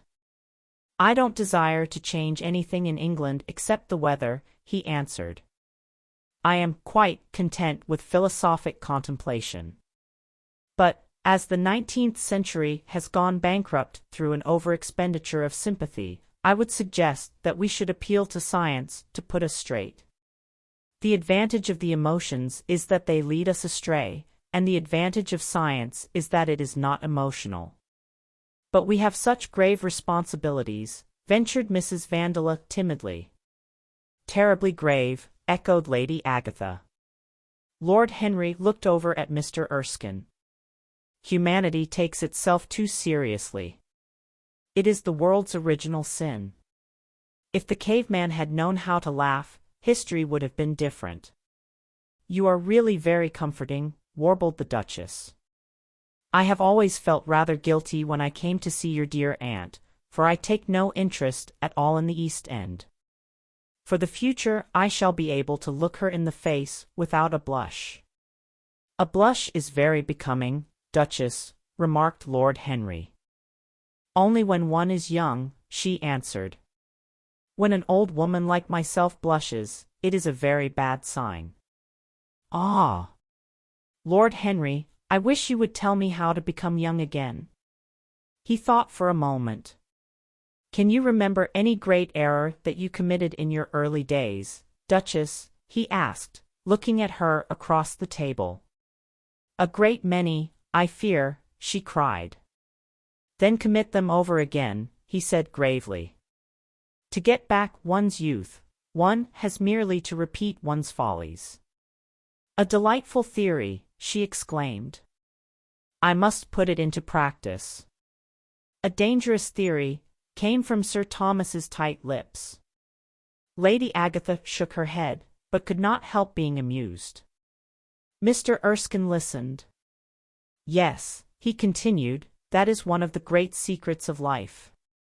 Nowadays most people die of a sort of creeping common sense, and discover when it is too late that the only things one never regrets are one's mistakes. A laugh ran round the table. He played with the idea and grew willful, tossed it into the air and transformed it, let it escape and recaptured it, made it iridescent with fancy and winged it with paradox. The praise of folly, as he went on, soared into a philosophy, and philosophy herself became young, and catching the mad music of pleasure, wearing, one might fancy, her wine-stained robe and wreath of ivy, danced like a bacchante over the hills of life, and mocked the slow Silenus for being sober. Facts fled before her like frightened forest things. Her white feet trod the huge press at which wise Omar sits, till the seething grape juice rose round her bare limbs in waves of purple bubbles, or crawled in red foam over the vat's black, dripping, sloping sides. It was an extraordinary improvisation. He felt that the eyes of Dorian Gray were fixed on him, and the consciousness that amongst his audience there was one whose temperament he wished to fascinate seemed to give his wit keenness and to lend color to his imagination. He was brilliant, fantastic, irresponsible. He charmed his listeners out of themselves, and they followed his pipe, laughing. Dorian Gray never took his gaze off him, but sat like one under a spell, smiles chasing each other over his lips and wonder growing grave in his darkening eyes. At last, liveried in the costume of the age, reality entered the room in the shape of a servant to tell the Duchess that her carriage was waiting. She wrung her hands in mock despair. "How annoying!" she cried. "I must go. I have to call for my husband at the club, to take him to some absurd meeting at Willis's rooms, where he is going to be in the chair. If I am late he is sure to be furious, and I couldn't have a scene in this bonnet. It is far too fragile. A harsh word would ruin it. No, I must go, dear Agatha. Goodbye, Lord Henry, you are quite delightful and dreadfully demoralizing. I am sure I don't know what to say about your views. You must come and dine with us some night. Tuesday? Are you disengaged Tuesday? For you, I would throw over anybody, Duchess, said Lord Henry with a bow. Ah! That is very nice, and very wrong of you, she cried, so mind you come, and she swept out of the room, followed by Lady Agatha and the other ladies. When Lord Henry had sat down again, Mr. Erskine moved round, and taking a chair close to him, placed his hand upon his arm. You talk books away, he said, why don't you write one? I am too fond of reading books to care to write them, Mr. Erskine. I should like to write a novel, certainly, a novel that would be as lovely as a Persian carpet and as unreal. But there is no literary public in England for anything except newspapers, primers, and encyclopedias. Of all people in the world, the English have the least sense of the beauty of literature. I fear you are right, answered Mr. Erskine. I myself used to have literary ambitions, but I gave them up long ago. And now, my dear young friend, if you will allow me to call you so, may I ask if you really meant all that you said to us at lunch? I quite forget what I said, smiled Lord Henry. Was it all very bad? Very bad indeed. In fact, I consider you extremely dangerous, and if anything happens to our good Duchess, we shall all look on you as being primarily responsible. But I should like to talk to you about life. The generation into which I was born was tedious. Some day, when you are tired of London, come down to Treadley and expound to me your philosophy of pleasure over some admirable Burgundy I am fortunate enough to possess. I shall be charmed. A visit to Treadley would be a great privilege. It has a perfect host, and a perfect library. You will complete it, answered the old gentleman with a courteous bow. And now I must bid good-bye to your excellent aunt. I am due at the Athenaeum. It is the hour when we sleep there. All of you, Mr. Erskine? 40 of us, in 40 armchairs. We are practicing for an English Academy of Letters. Lord Henry laughed and rose. I am going to the park, he cried. As he was passing out of the door, Dorian Gray touched him on the arm. Let me come with you, he murmured. But I thought you had promised Basil Hallward to go and see him, answered Lord Henry. I would sooner come with you, yes, I feel I must come with you. Do let me. And you will promise to talk to me all the time? No one talks so wonderfully as you do. Ah! I have talked quite enough for today, said Lord Henry, smiling. All I want now is to look at life.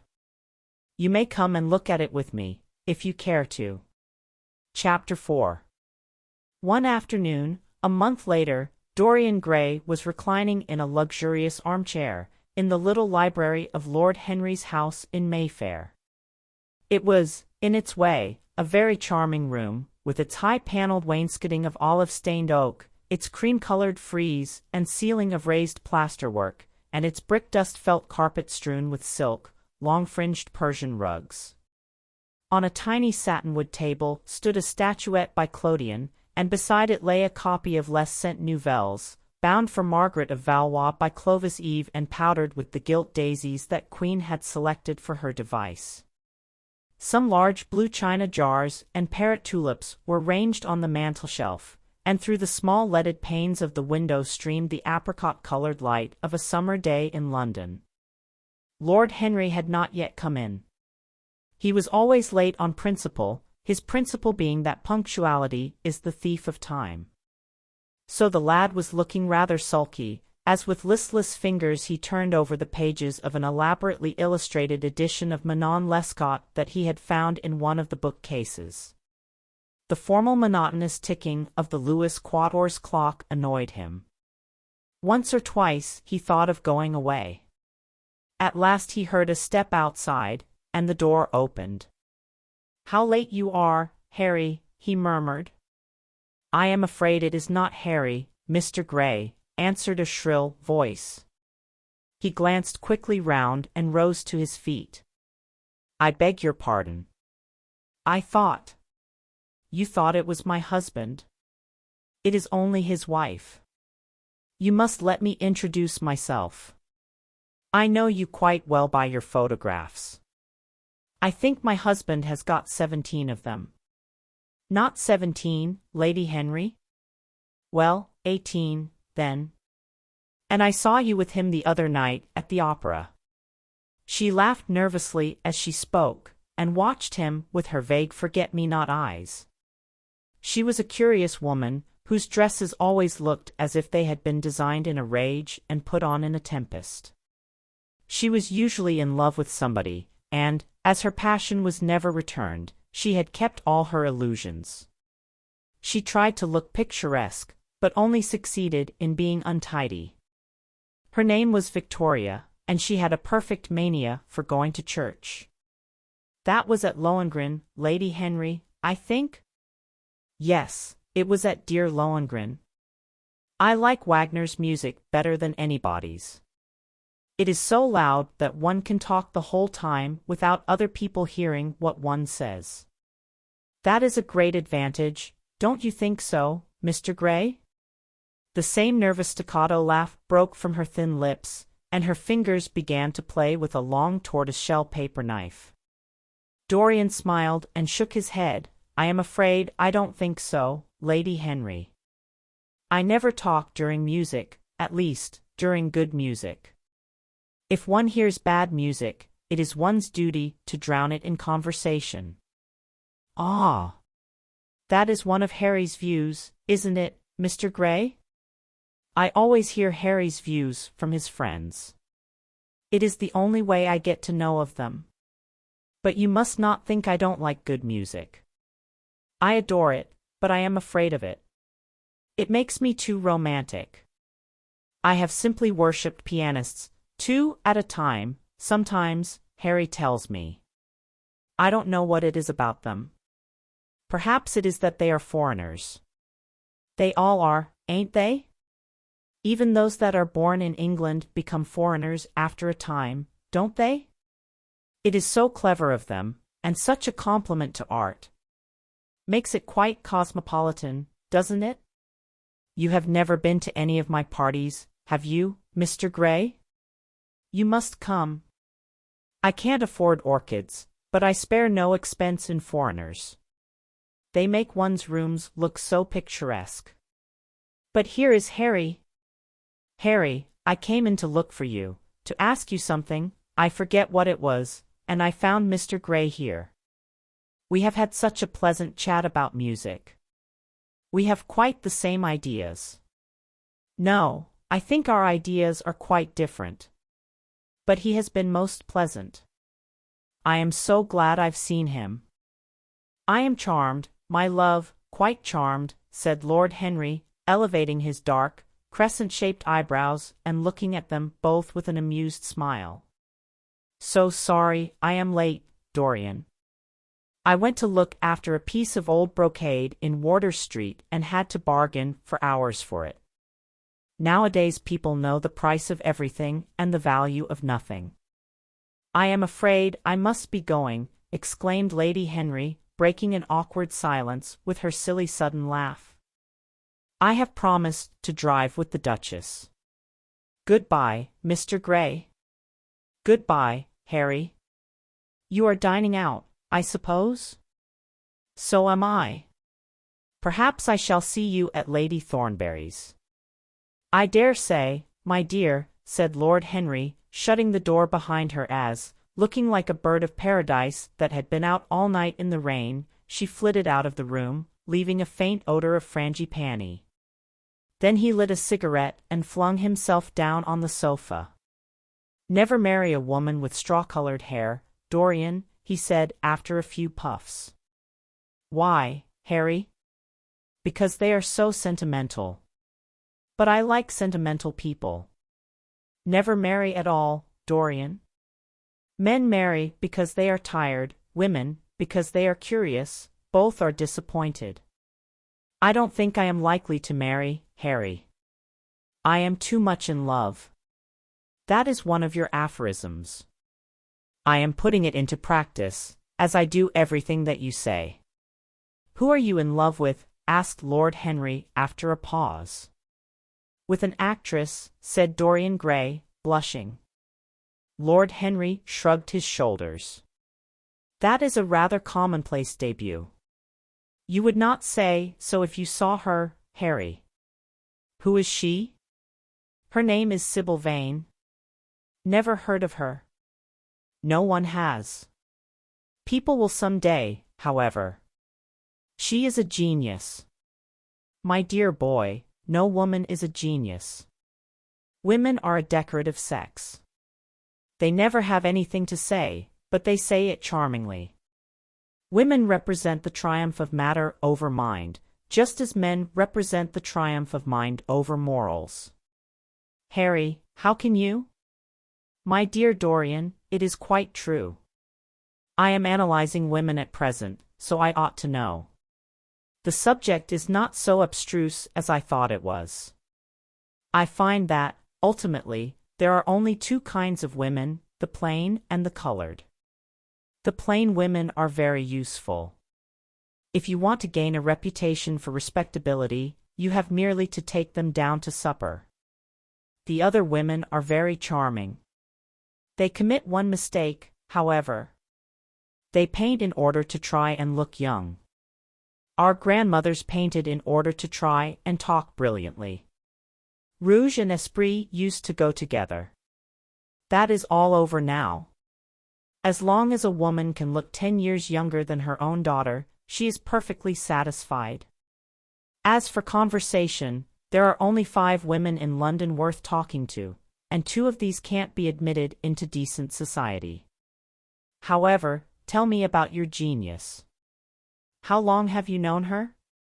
Ah! Harry, your views terrify me. Never mind that. How long have you known her? About 3 weeks. And where did you come across her? I will tell you, Harry, but you mustn't be unsympathetic about it. After all, it never would have happened if I had not met you. You filled me with a wild desire to know everything about life. For days after I met you, something seemed to throb in my veins. As I lounged in the park, or strolled down Piccadilly, I used to look at every one who passed me and wonder, with a mad curiosity, what sort of lives they led. Some of them fascinated me. Others filled me with terror. There was an exquisite poison in the air. I had a passion for sensations. Well, one evening about 7 o'clock, I determined to go out in search of some adventure. I felt that this grey monstrous London of ours, with its myriads of people, its sordid sinners, and its splendid sins, as you once phrased it, must have something in store for me. I fancied 1,000 things. The mere danger gave me a sense of delight. I remembered what you had said to me on that wonderful evening when we first dined together, about the search for beauty being the real secret of life. I don't know what I expected, but I went out and wandered eastward, soon losing my way in a labyrinth of grimy streets and black grassless squares. About 8:30 I passed by an absurd little theatre, with great flaring gas jets and gaudy playbills. A hideous Jew, in the most amazing waistcoat I ever beheld in my life, was standing at the entrance, smoking a vile cigar. He had greasy ringlets, and an enormous diamond blazed in the center of a soiled shirt. "Have a box, my lord," he said, when he saw me, and he took off his hat with an air of gorgeous servility. There was something about him, Harry, that amused me. He was such a monster. You will laugh at me, I know, but I really went in and paid a whole guinea for the stage box. To the present day, I can't make out why I did so, and yet if I hadn't, my dear Harry, if I hadn't, I should have missed the greatest romance of my life. I see you are laughing. It is horrid of you. I am not laughing, Dorian, at least I am not laughing at you. But you should not say the greatest romance of your life. You should say the first romance of your life. You will always be loved, and you will always be in love with love. A grande passion is the privilege of people who have nothing to do. That is the one use of the idle classes of a country. Don't be afraid. There are exquisite things in store for you. This is merely the beginning. Do you think my nature so shallow? Cried Dorian Gray angrily. No, I think your nature so deep. How do you mean? My dear boy, the people who love only once in their lives are really the shallow people. What they call their loyalty, and their fidelity, I call either the lethargy of custom or their lack of imagination. Faithfulness is to the emotional life what consistency is to the life of the intellect, simply a confession of failure. Faithfulness. I must analyze it some day.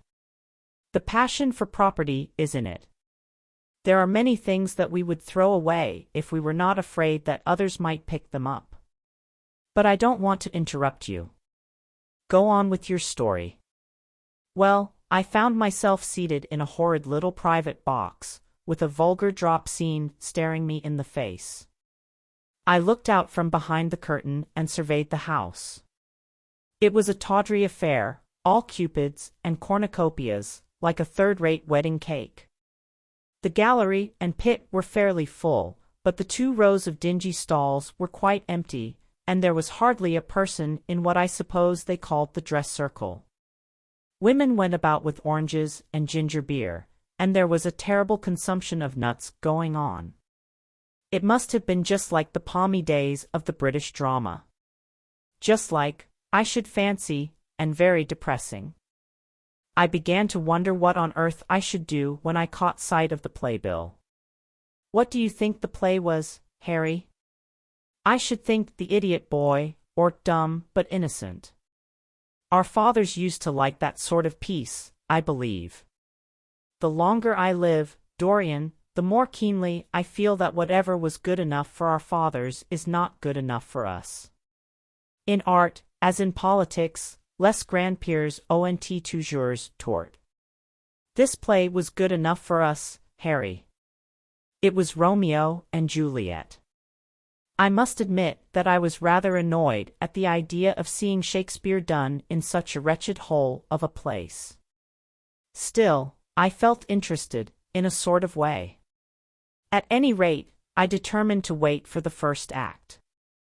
There was a dreadful orchestra, presided over by a young Hebrew who sat at a cracked piano, that nearly drove me away, but at last the drop scene was drawn up and the play began. Romeo was a stout elderly gentleman, with corked eyebrows, a husky tragedy voice, and a figure like a beer barrel. Mercutio was almost as bad. He was played by the low comedian, who had introduced gags of his own and was on most friendly terms with the pit.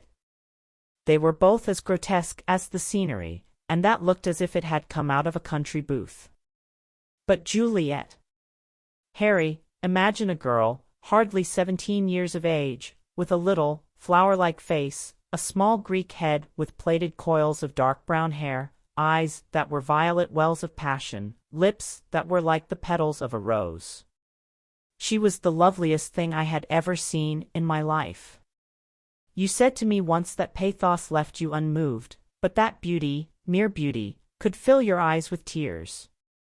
I tell you, Harry, I could hardly see this girl for the mist of tears that came across me. And her voice, I never heard such a voice. It was very low at first, with deep mellow notes that seemed to fall singly upon one's ear. Then it became a little louder, and sounded like a flute or a distant hautboy. In the garden scene it had all the tremulous ecstasy that one hears just before dawn when nightingales are singing. There were moments, later on, when it had the wild passion of violins. You know how a voice can stir one. Your voice and the voice of Sybil Vane are 2 things that I shall never forget. When I close my eyes, I hear them, and each of them says something different. I don't know which to follow. Why should I not love her? Harry, I do love her. She is everything to me in life. Night after night I go to see her play. One evening she is Rosalind, and the next evening she is Imogen. I have seen her die in the gloom of an Italian tomb, sucking the poison from her lover's lips. I have watched her wandering through the forest of Arden, disguised as a pretty boy in hose and doublet and dainty cap. She has been mad, and has come into the presence of a guilty king, and given him rue to wear and bitter herbs to taste of. She has been innocent, and the black hands of jealousy have crushed her reed-like throat. I have seen her in every age and in every costume. Ordinary women never appeal to one's imagination. They are limited to their century. No glamour ever transfigures them. One knows their minds as easily as one knows their bonnets. One can always find them. There is no mystery in any of them. They ride in the park in the morning and chatter at tea parties in the afternoon. They have their stereotyped smile and their fashionable manner. They are quite obvious. But an actress. How different an actress is. Harry, why didn't you tell me that the only thing worth loving is an actress? Because I have loved so many of them, Dorian. Oh, yes, horrid people with dyed hair and painted faces. Don't run down dyed hair and painted faces. There is an extraordinary charm in them, sometimes, said Lord Henry. I wish now I had not told you about Sybil Vane. You could not have helped telling me, Dorian. All through your life you will tell me everything you do. Yes, Harry, I believe that is true. I cannot help telling you things. You have a curious influence over me. If I ever did a crime, I would come and confess it to you. You would understand me. People like you, the willful sunbeams of life, don't commit crimes, Dorian. But I am much obliged for the compliment, all the same. And now tell me, reach me the matches, like a good boy, thanks. What are your actual relations with Sybil Vane? Dorian Gray leaped to his feet, with flushed cheeks and burning eyes. Harry, Sybil Vane is sacred. It is only the sacred things that are worth touching, Dorian, said Lord Henry, with a strange touch of pathos in his voice. But why should you be annoyed? I suppose she will belong to you some day. When one is in love, one always begins by deceiving oneself, and one always ends by deceiving others. That is what the world calls a romance. You know her, at any rate, I suppose? Of course I know her. On the first night I was at the theatre, the horrid old Jew came round to the box after the performance was over and offered to take me behind the scenes and introduce me to her. I was furious with him, and told him that Juliet had been dead for hundreds of years and that her body was lying in a marble tomb in Verona. I think, from his blank look of amazement, that he was under the impression that I had taken too much champagne, or something. I am not surprised. Then he asked me if I wrote for any of the newspapers.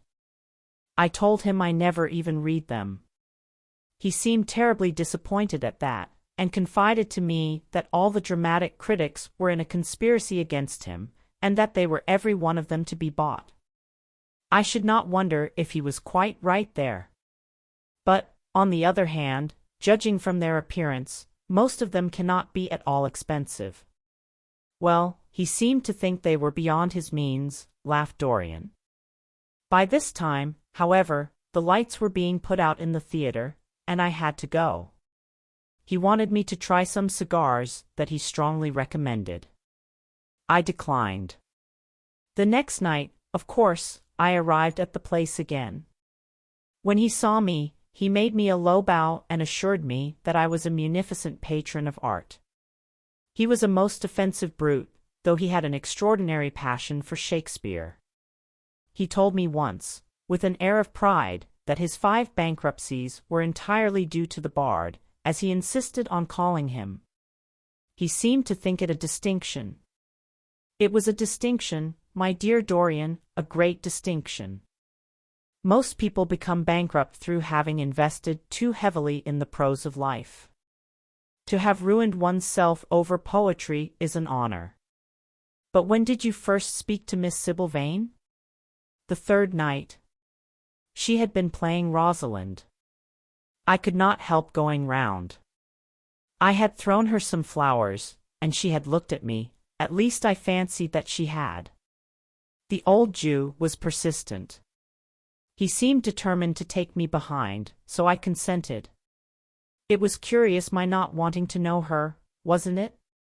No, I don't think so. My dear Harry, why? I will tell you some other time. Now I want to know about the girl. Sibyl? Oh, she was so shy and so gentle. There is something of a child about her. Her eyes opened wide in exquisite wonder when I told her what I thought of her performance, and she seemed quite unconscious of her power. I think we were both rather nervous. The old Jew stood grinning at the doorway of the dusty green room, making elaborate speeches about us both, while we stood looking at each other like children. He would insist on calling me my lord, so I had to assure Sibyl that I was not anything of the kind. She said quite simply to me, "You look more like a prince." I must call you Prince Charming. Upon my word, Dorian, Miss Sibyl knows how to pay compliments. You don't understand her, Harry. She regarded me merely as a person in a play. She knows nothing of life. She lives with her mother, a faded tired woman who played Lady Capulet in a sort of magenta dressing wrapper on the first night, and looks as if she had seen better days. I know that look. It depresses me, murmured Lord Henry, examining his rings. The Jew wanted to tell me her history, but I said it did not interest me. You were quite right. There is always something infinitely mean about other people's tragedies. Sibyl is the only thing I care about. What is it to me where she came from? From her little head to her little feet, she is absolutely and entirely divine. Every night of my life I go to see her act, and every night she is more marvelous. That is the reason, I suppose, that you never dine with me now. I thought you must have some curious romance on hand. You have, but it is not quite what I expected. My dear Harry, we either lunch or sup together every day, and I have been to the opera with you several times, said Dorian, opening his blue eyes in wonder. You always come dreadfully late. Well, I can't help going to see Sibyl play, he cried, even if it is only for a single act. I get hungry for her presence, and when I think of the wonderful soul that is hidden away in that little ivory body, I am filled with awe. You can dine with me tonight, Dorian, can't you? He shook his head.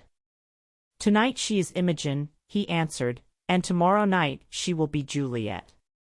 When is she Sibyl Vane? Never. I congratulate you. How horrid you are! She is all the great heroines of the world in one. She is more than an individual. You laugh, but I tell you she has genius. I love her, and I must make her love me. You, who know all the secrets of life, tell me how to charm Sibyl Vane to love me. I want to make Romeo jealous. I want the dead lovers of the world to hear our laughter and grow sad. I want a breath of our passion to stir their dust into consciousness, to wake their ashes into pain. My God, Harry, how I worship her! He was walking up and down the room as he spoke. Hectic spots of red burned on his cheeks. He was terribly excited. Lord Henry watched him with a subtle sense of pleasure. How different he was now from the shy, frightened boy he had met in Basil Hallward's studio. His nature had developed like a flower, had borne blossoms of scarlet flame. Out of its secret hiding place had crept his soul, and desire had come to meet it on the way. "And what do you propose to do?" said Lord Henry at last.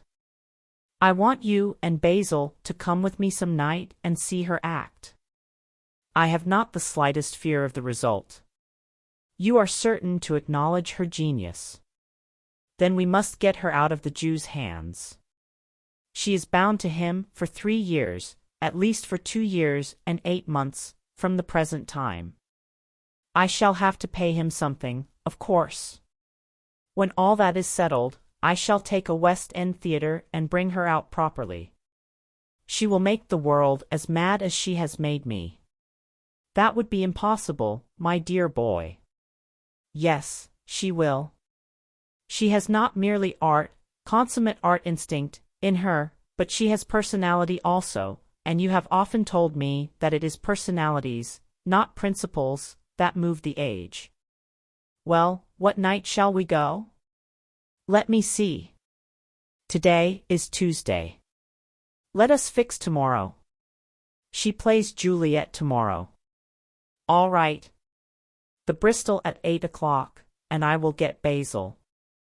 Not 8, Harry, please. 6:30.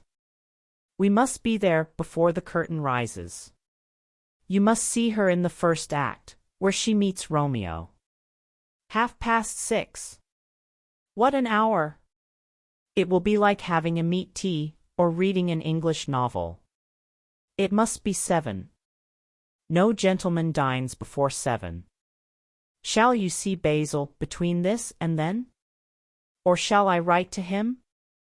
Dear Basil, I have not laid eyes on him for a week.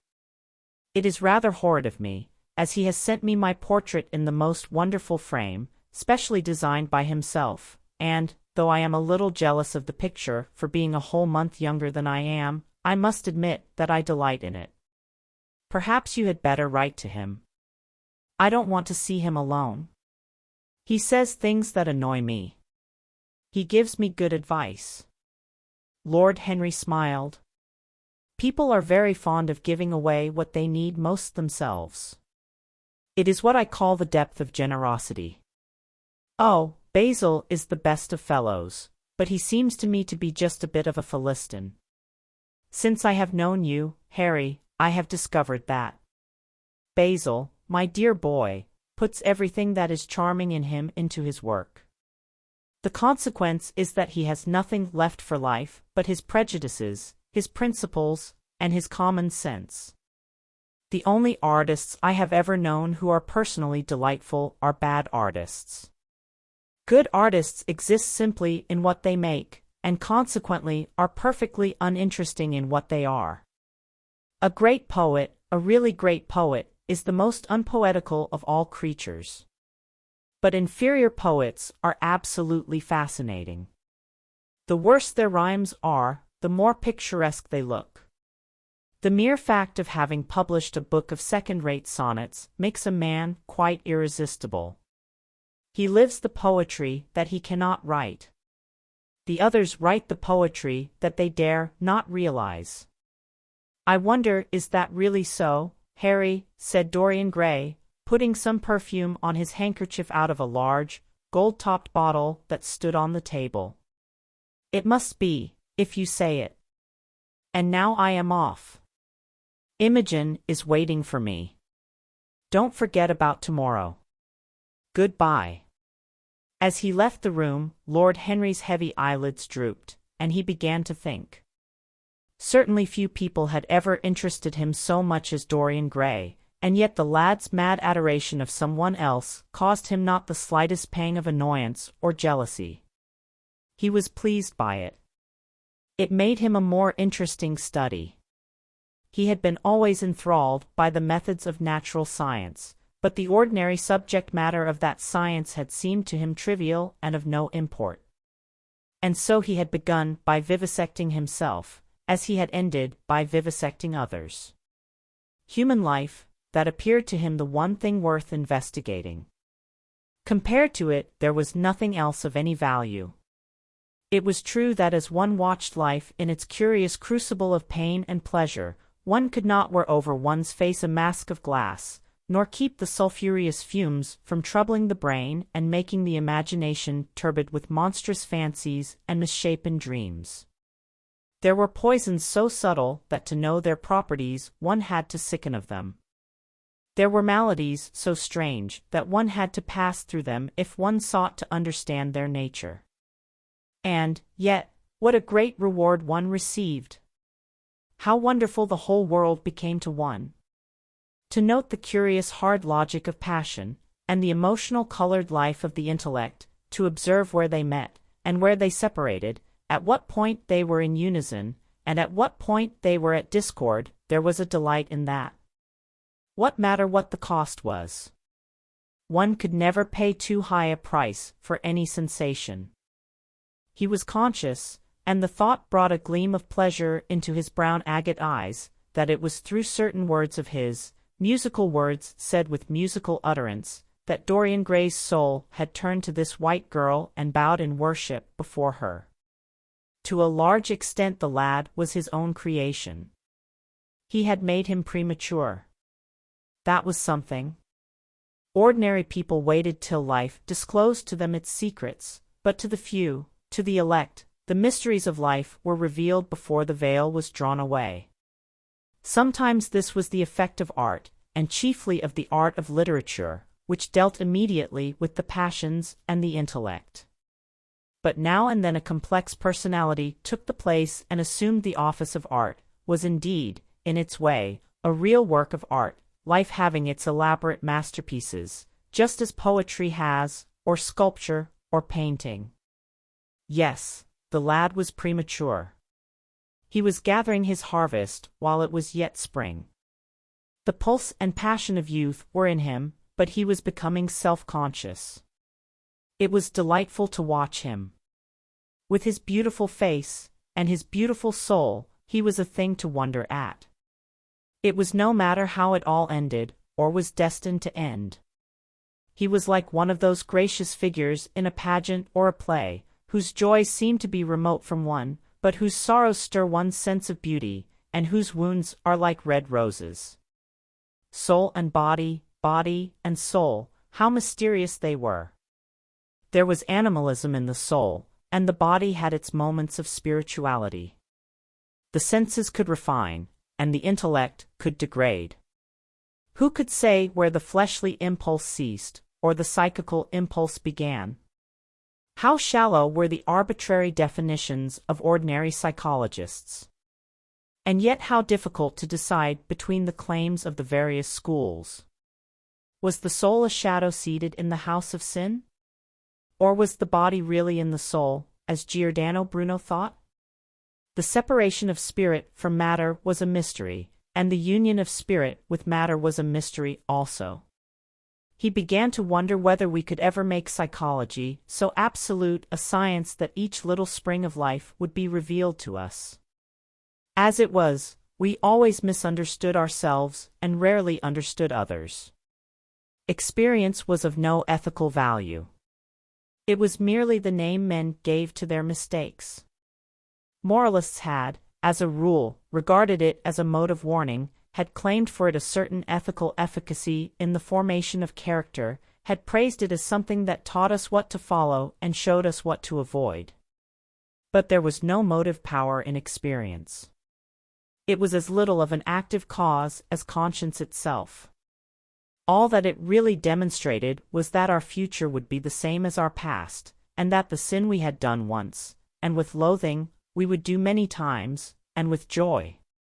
It was clear to him that the experimental method was the only method by which one could arrive at any scientific analysis of the passions, and certainly Dorian Gray was a subject made to his hand, and seemed to promise rich and fruitful results. His sudden mad love for Sybil Vane was a psychological phenomenon of no small interest. There was no doubt that curiosity had much to do with it, curiosity and the desire for new experiences, yet it was not a simple, but rather a very complex passion. What there was in it of the purely sensuous instinct of boyhood had been transformed by the workings of the imagination, changed into something that seemed to the lad himself to be remote from sense, and was for that very reason all the more dangerous. It was the passions about whose origin we deceived ourselves that tyrannized most strongly over us. Our weakest motives were those of whose nature we were conscious. It often happened that when we thought we were experimenting on others, we were really experimenting on ourselves. While Lord Henry sat dreaming on these things, a knock came to the door, and his valet entered and reminded him it was time to dress for dinner. He got up and looked out into the street. The sunset had smitten into scarlet gold the upper windows of the houses opposite.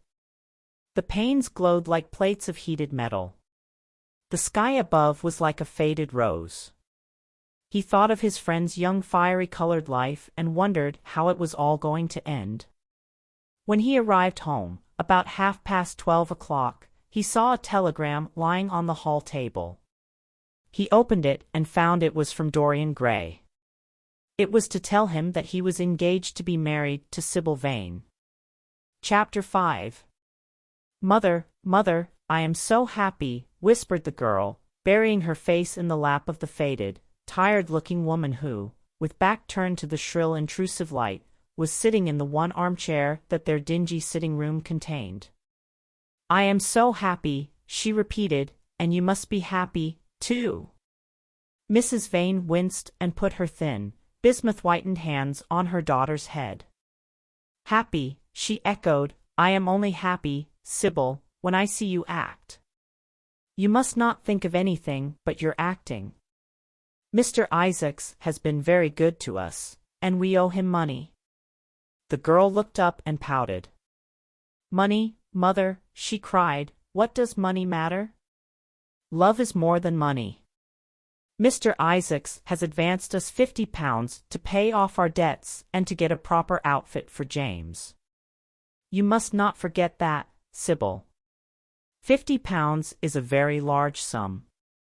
Mr. Isaacs has been most considerate. He is not a gentleman, mother, and I hate the way he talks to me," said the girl, rising to her feet and going over to the window.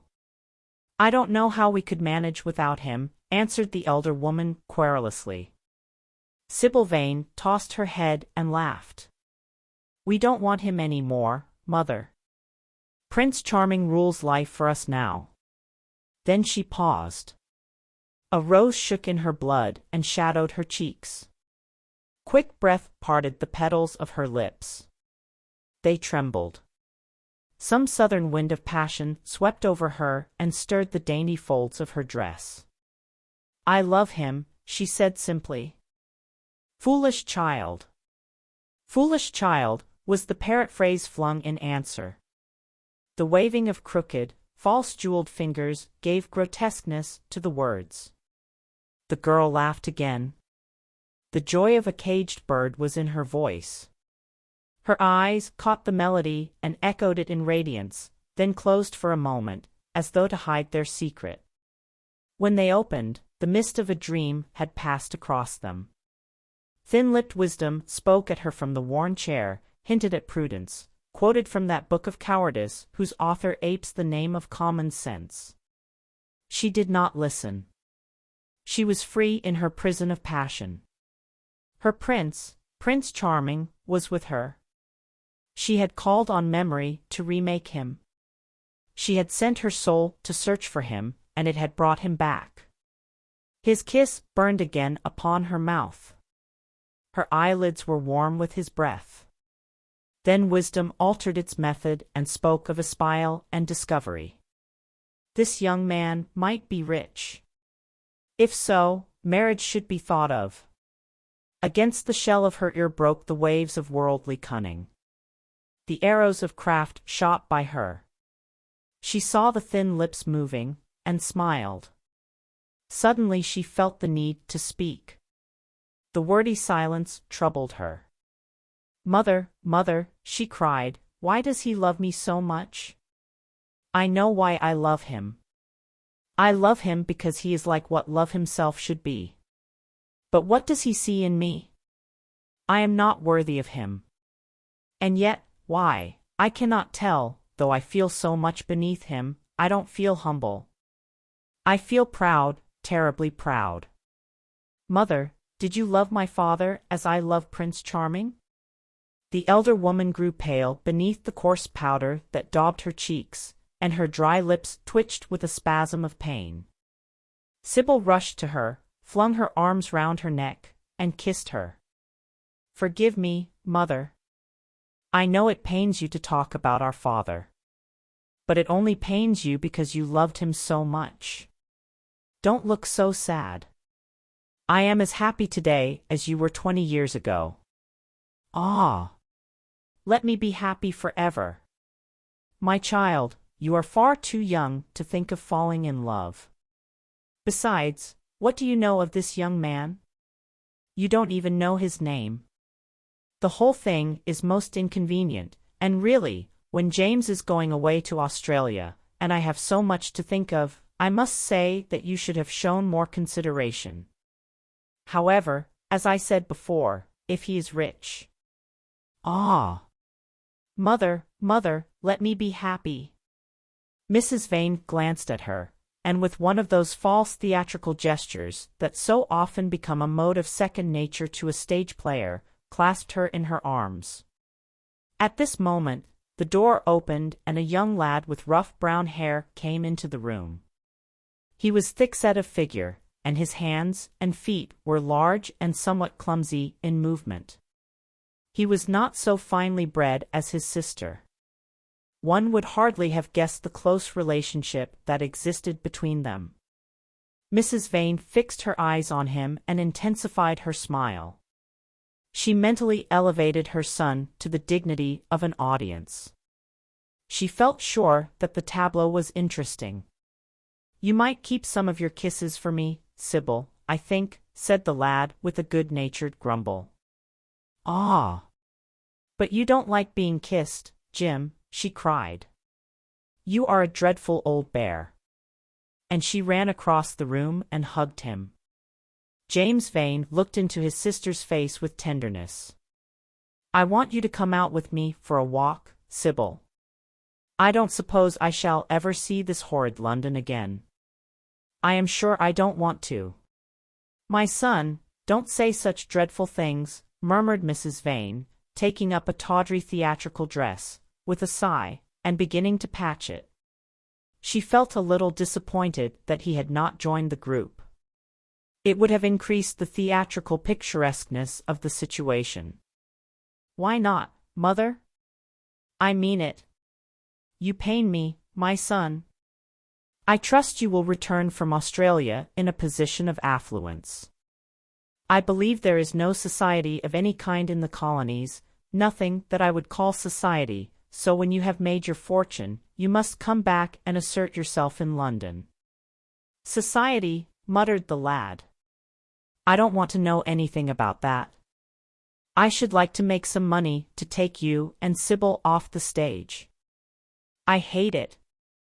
"Oh, Jim," said Sybil, laughing, "how unkind of you. But are you really going for a walk with me? That will be nice. I was afraid you were going to say good-bye to some of your friends, to Tom Hardy, who gave you that hideous pipe, or Ned Langton, who makes fun of you for smoking it. It is very sweet of you to let me have your last afternoon. Where shall we go?" "Let us go to the park." "I am too shabby," he answered, frowning. "Only swell people go to the park." "Nonsense, Jim," she whispered, stroking the sleeve of his coat. He hesitated for a moment. "Very well," he said at last, "but don't be too long dressing." She danced out of the door. One could hear her singing as she ran upstairs. Her little feet pattered overhead. He walked up and down the room 2 or 3 times. Then he turned to the still figure in the chair. "Mother, are my things ready?" he asked. "Quite ready, James," she answered, keeping her eyes on her work. For some months past she had felt ill at ease when she was alone with this rough, stern son of hers. Her shallow secret nature was troubled when their eyes met. She used to wonder if he suspected anything. The silence, for he made no other observation, became intolerable to her. She began to complain. Women defend themselves by attacking, just as they attack by sudden and strange surrenders. I hope you will be contented, James, with your seafaring life, she said. You must remember that it is your own choice. You might have entered a solicitor's office. Solicitors are a very respectable class, and in the country often dine with the best families. I hate offices, and I hate clerks, he replied. But you are quite right. I have chosen my own life. All I say is, watch over Sybil. Don't let her come to any harm. Mother, you must watch over her. James, you really talk very strangely. Of course I watch over Sybil. I hear a gentleman comes every night to the theater and goes behind to talk to her. Is that right? What about that? You are speaking about things you don't understand, James. In the profession, we are accustomed to receive a great deal of most gratifying attention. I myself used to receive many bouquets at one time. That was when acting was really understood. As for Sybil, I do not know at present whether her attachment is serious or not. But there is no doubt that the young man in question is a perfect gentleman. He is always most polite to me. Besides, he has the appearance of being rich, and the flowers he sends are lovely. You don't know his name, though, said the lad harshly. No, answered his mother with a placid expression in her face. He has not yet revealed his real name. I think it is quite romantic of him. He is probably a member of the aristocracy. James Vane bit his lip. Watch over Sybil, mother, he cried, watch over her. My son, you distress me very much. Sybil is always under my special care. Of course, if this gentleman is wealthy, there is no reason why she should not contract an alliance with him. I trust he is one of the aristocracy. He has all the appearance of it, I must say. It might be a most brilliant marriage for Sybil. They would make a charming couple. His good looks are really quite remarkable, everybody notices them. The lad muttered something to himself and drummed on the window pane with his coarse fingers. He had just turned round to say something when the door opened and Sybil ran in. How serious you both are, she cried. What is the matter? Nothing, he answered. I suppose one must be serious sometimes. Goodbye, mother, I will have my dinner at 5 o'clock. Everything is packed, except my shirts, so you need not trouble. Goodbye, my son, she answered with a bow of strained stateliness. She was extremely annoyed at the tone he had adopted with her, and there was something in his look that had made her feel afraid. Kiss me, mother, said the girl. Her flower-like lips touched the withered cheek and warmed its frost. My child! My child! Cried Mrs. Vane, looking up to the ceiling in search of an imaginary gallery. Come, Sybil, said her brother impatiently. He hated his mother's affectations. They went out into the flickering, wind-blown sunlight and strolled down the dreary Euston Road. The passers-by glanced in wonder at the sullen heavy youth who, in coarse, ill-fitting clothes, was in the company of such a graceful, refined-looking girl. He was like a common gardener walking with a rose. Jim frowned from time to time when he caught the inquisitive glance of some stranger. He had that dislike of being stared at, which comes on geniuses late in life and never leaves the commonplace. Sybil, however, was quite unconscious of the effect she was producing. Her love was trembling in laughter on her lips. She was thinking of Prince Charming, and, that she might think of him all the more, she did not talk of him, but prattled on about the ship in which Jim was going to sail, about the gold he was certain to find, about the wonderful heiress whose life he was to save from the wicked, red-shirt bushrangers. For he was not to remain a sailor, or a supercargo, or whatever he was going to be. Oh, no! A sailor's existence was dreadful. Fancy being cooped up in a horrid ship, with the hoarse, humpbacked waves trying to get in, and a black wind blowing the masts down and tearing the sails into long screaming ribbons. He was to leave the vessel at Melbourne, bid a polite good-bye to the captain, and go off at once to the gold fields. Before a week was over he was to come across a large nugget of pure gold, the largest nugget that had ever been discovered, and bring it down to the coast in a wagon guarded by 6 mounted policemen. The bushrangers were to attack them 3 times, and be defeated with immense slaughter. Or, no. He was not to go to the gold fields at all. They were horrid places, where men got intoxicated, and shot each other in bar-rooms, and used bad language. He was to be a nice sheep farmer, and one evening, as he was riding home, he was to see the beautiful heiress being carried off by a robber on a black horse, and give chase, and rescue her. Of course, she would fall in love with him, and he with her, and they would get married, and come home, and live in an immense house in London. Yes, there were delightful things in store for him. But he must be very good, and not lose his temper, or spend his money foolishly. She was only a year older than he was, but she knew so much more of life. He must be sure, also, to write to her by every mail, and to say his prayers each night before he went to sleep. God was very good, and would watch over him. She would pray for him, too, and in a few years he would come back quite rich and happy. The lad listened sulkily to her and made no answer. He was heart-sick at leaving home. Yet it was not this alone that made him gloomy and morose.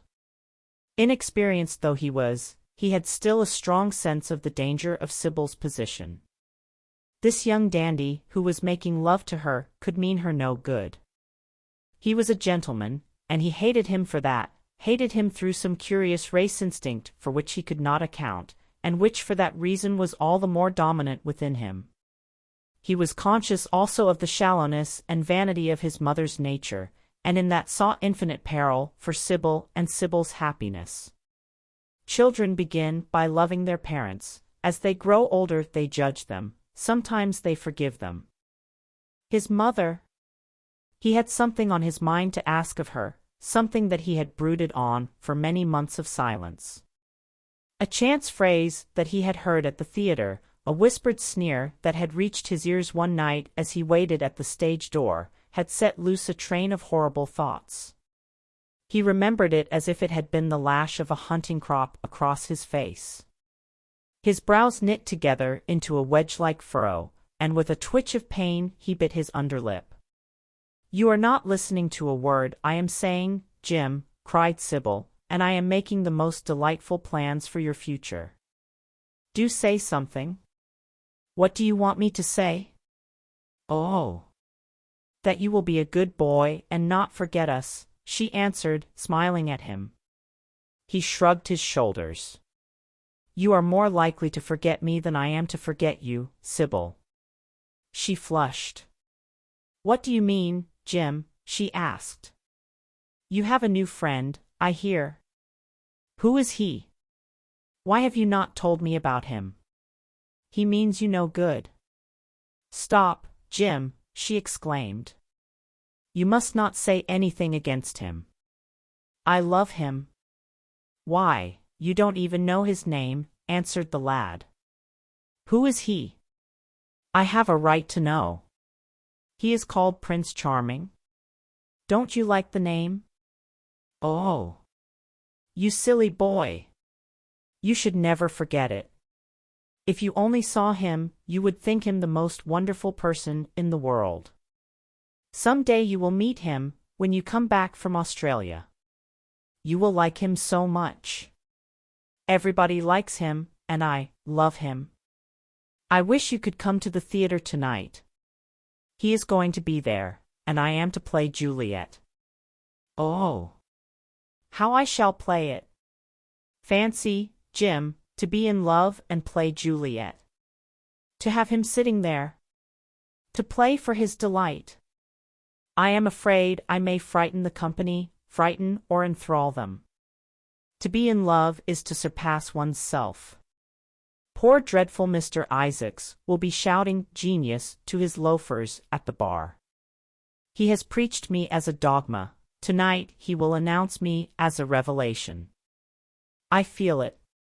And it is all his only, Prince Charming, my wonderful lover, my god of graces. But I am poor beside him. Poor? What does that matter? When poverty creeps in at the door, love flies in through the window. Our proverbs want rewriting. They were made in winter, and it is summer now, springtime for me, I think, a very dance of blossoms in blue skies. He is a gentleman, said the lad sullenly.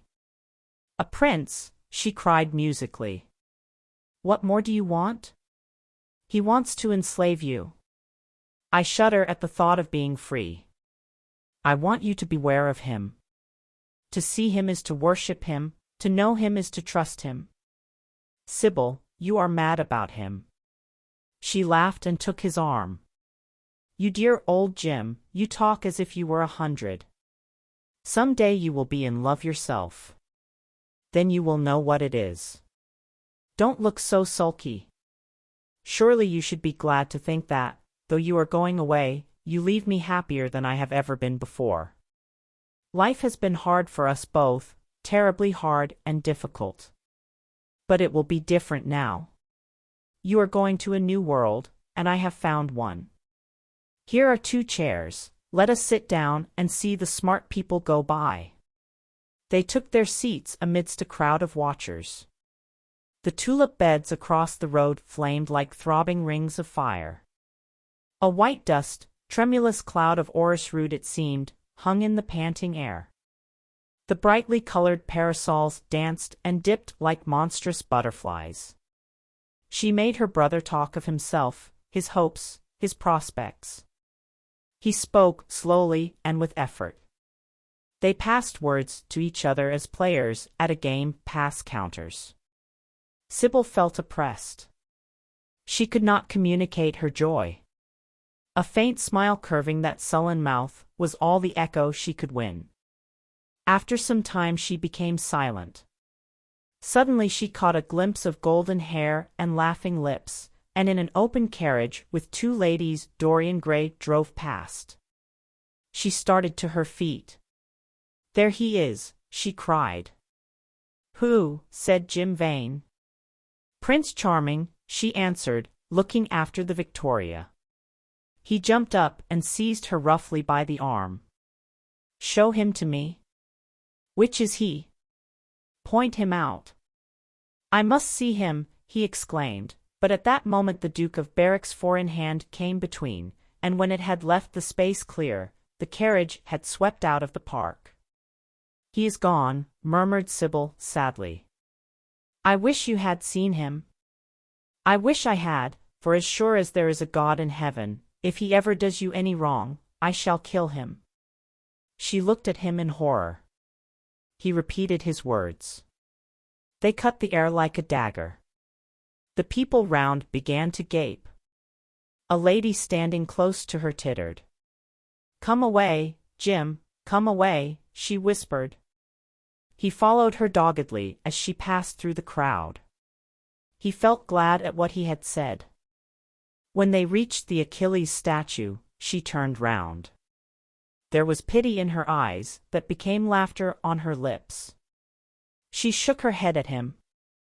You are foolish, Jim, utterly foolish, a bad-tempered boy, that is all. How can you say such horrible things? You don't know what you are talking about. You are simply jealous and unkind. Ah! I wish you would fall in love. Love makes people good, and what you said was wicked. I am 16, he answered, and I know what I am about. Mother is no help to you. She doesn't understand how to look after you. I wish now that I was not going to Australia at all. I have a great mind to chuck the whole thing up.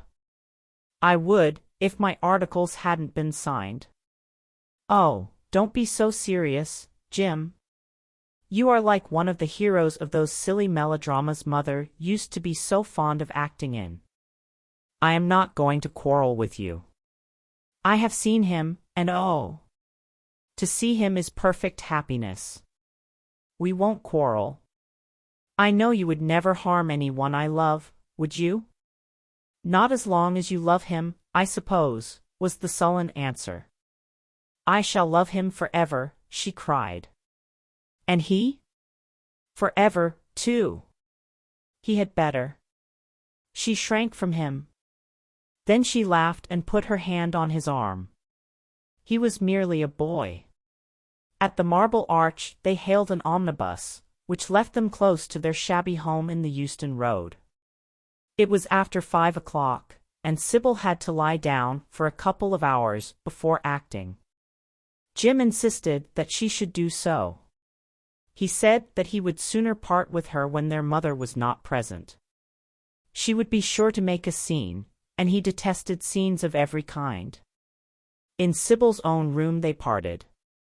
There was jealousy in the lad's heart, and a fierce murderous hatred of the stranger who, as it seemed to him, had come between them. Yet, when her arms were flung round his neck, and her fingers strayed through his hair, he softened and kissed her with real affection. There were tears in his eyes as he went downstairs. His mother was waiting for him below. She grumbled at his unpunctuality as he entered. He made no answer, but sat down to his meager meal.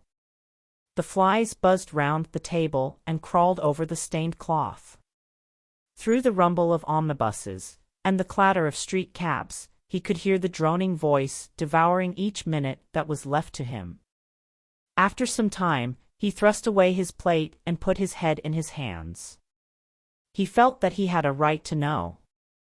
It should have been told to him before, if it was as he suspected. Leaden with fear, his mother watched him. Words dropped mechanically from her lips. A tattered lace handkerchief twitched in her fingers. When the clock struck 6, he got up and went to the door. Then he turned back and looked at her. Their eyes met. In hers he saw a wild appeal for mercy. It enraged him. "Mother, I have something to ask you," he said. Her eyes wandered vaguely about the room. She made no answer. "Tell me the truth. I have a right to know. Were you married to my father?" She heaved a deep sigh. It was a sigh of relief. The terrible moment, the moment that night and day, for weeks and months, she had dreaded, had come at last, and yet she felt no terror. Indeed, in some measure it was a disappointment to her. The vulgar directness of the question called for a direct answer. The situation had not been gradually led up to. It was crude. It reminded her of a bad rehearsal. "No," she answered, wondering at the harsh simplicity of life. "My father was a scoundrel then," cried the lad, clenching his fists. She shook her head. "I knew he was not free. We loved each other very much. If he had lived, he would have made provision for us. Don't speak against him, my son. He was your father, and a gentleman. Indeed, he was highly connected." An oath broke from his lips. "I don't care for myself," he exclaimed, "but don't let Sybil. It is a gentleman, isn't it, who is in love with her, or says he is? Highly connected, too, I suppose." For a moment a hideous sense of humiliation came over the woman. Her head drooped. She wiped her eyes with shaking hands. "Sybil has a mother," she murmured, "I had none." The lad was touched. He went towards her, and stooping down, he kissed her. "I am sorry if I have pained you by asking about my father," he said, "but I could not help it. I must go now. Good-bye." Don't forget that you will have only one child now to look after, and believe me that if this man wrongs my sister, I will find out who he is, track him down, and kill him like a dog. I swear it." The exaggerated folly of the threat, the passionate gesture that accompanied it, the mad melodramatic words, made life seem more vivid to her. She was familiar with the atmosphere. She breathed more freely, and for the first time for many months she really admired her son. She would have liked to have continued the scene on the same emotional scale, but he cut her short. Trunks had to be carried down and mufflers looked for. The lodging-house drudge bustled in and out. There was the bargaining with the cabman. The moment was lost in vulgar details. It was with a renewed feeling of disappointment that she waved the tattered lace handkerchief from the window as her son drove away. She was conscious that a great opportunity had been wasted. She consoled herself by telling Sybil how desolate she felt her life would be, now that she had only one child to look after. She remembered the phrase. It had pleased her. Of the threat she said nothing. It was vividly and dramatically expressed. She felt that they would all laugh at it some day. Chapter 6. "I suppose you have heard the news, Basil," said Lord Henry that evening as Hallward was shown into a little private room at the Bristol where dinner had been laid for 3. "No, Harry," answered the artist, giving his hat and coat to the bowing waiter. "What is it?" "Nothing about politics, I hope." "They don't interest me. There is hardly a single person in the House of Commons worth painting, though many of them would be the better for a little whitewashing." "Dorian Gray is engaged to be married," said Lord Henry, watching him as he spoke. Hallward started and then frowned. "Dorian engaged to be married," he cried. "Impossible." "It is perfectly true." "To whom?"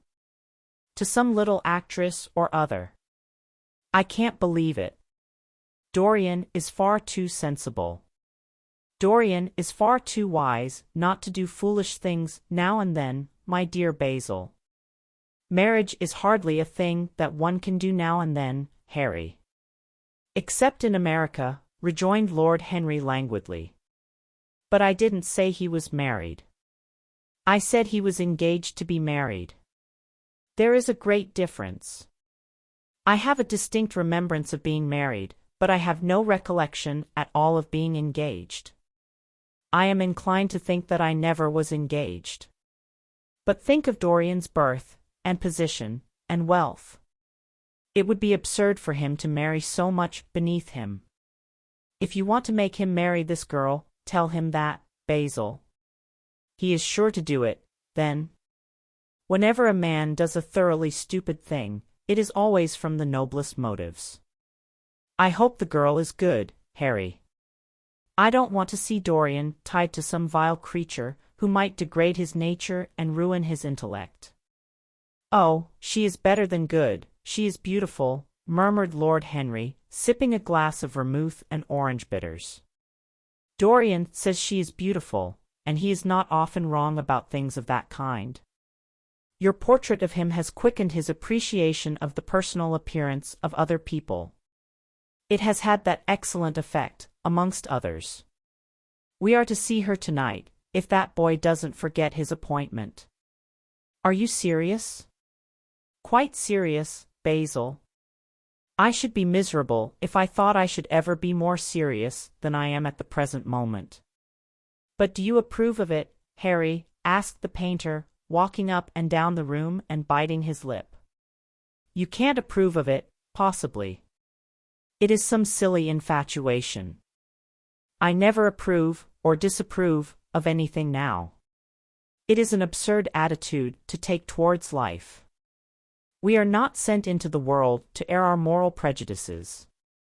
I never take any notice of what common people say, and I never interfere with what charming people do. If a personality fascinates me, whatever mode of expression that personality selects is absolutely delightful to me. Dorian Gray falls in love with a beautiful girl who acts Juliet and proposes to marry her. Why not?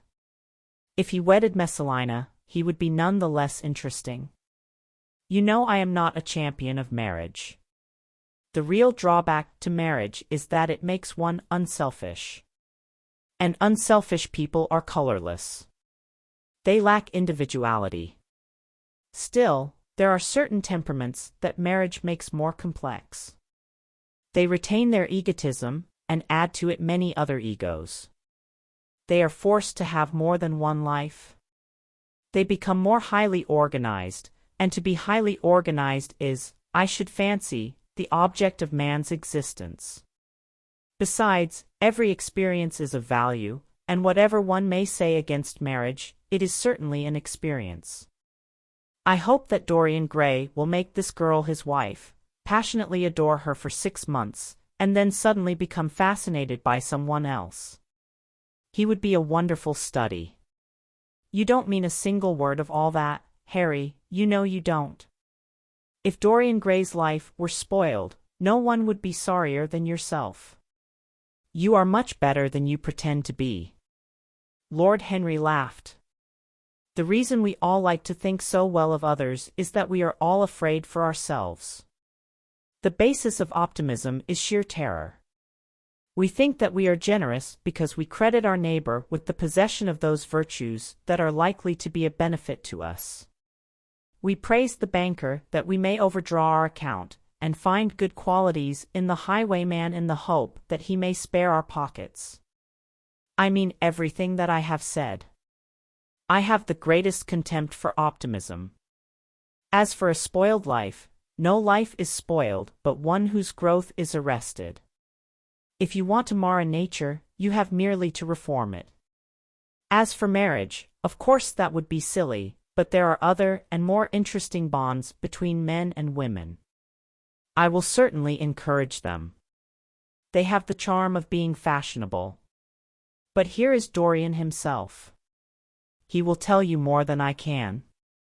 My dear Harry, my dear Basil, you must both congratulate me, said the lad, throwing off his evening cape with its satin-lined wings and shaking each of his friends by the hand in turn. I have never been so happy. Of course, it is sudden, all really delightful things are. And yet it seems to me to be the one thing I have been looking for all my life. He was flushed with excitement and pleasure, and looked extraordinarily handsome.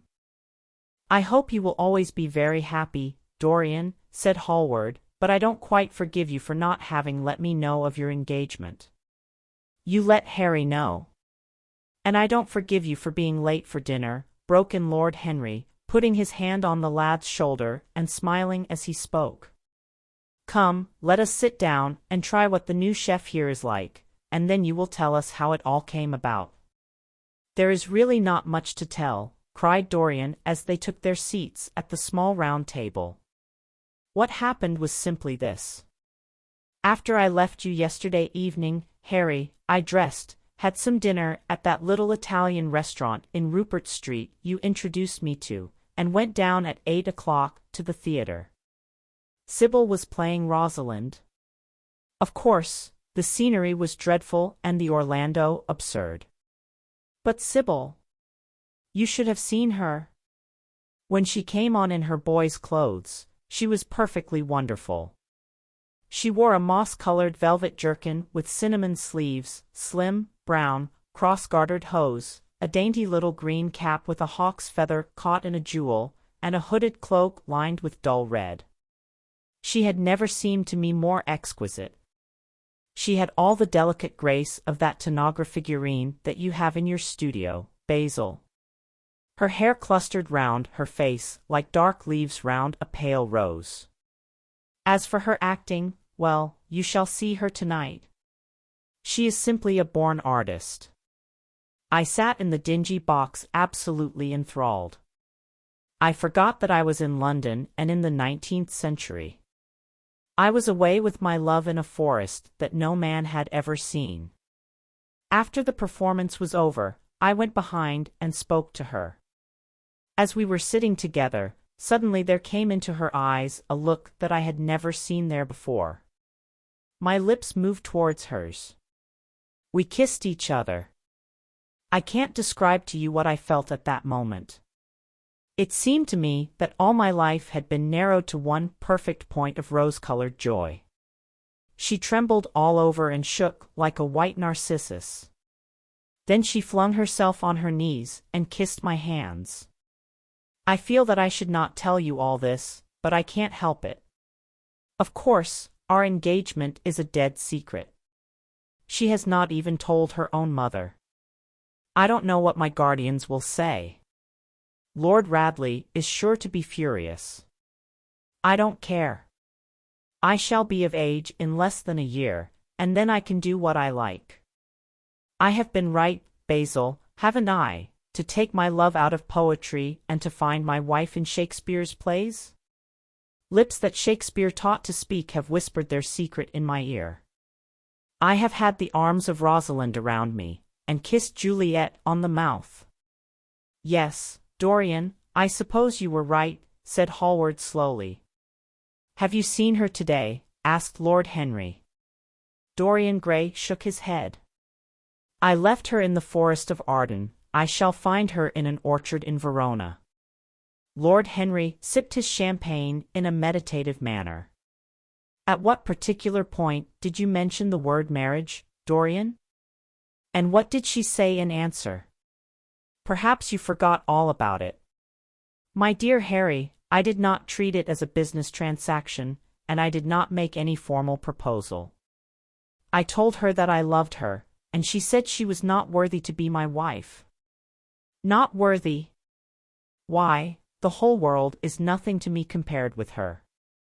Women are wonderfully practical, murmured Lord Henry, much more practical than we are. In situations of that kind, we often forget to say anything about marriage, and they always remind us. Hallward laid his hand upon his arm. Don't, Harry. You have annoyed Dorian. He is not like other men. He would never bring misery upon anyone. His nature is too fine for that. Lord Henry looked across the table.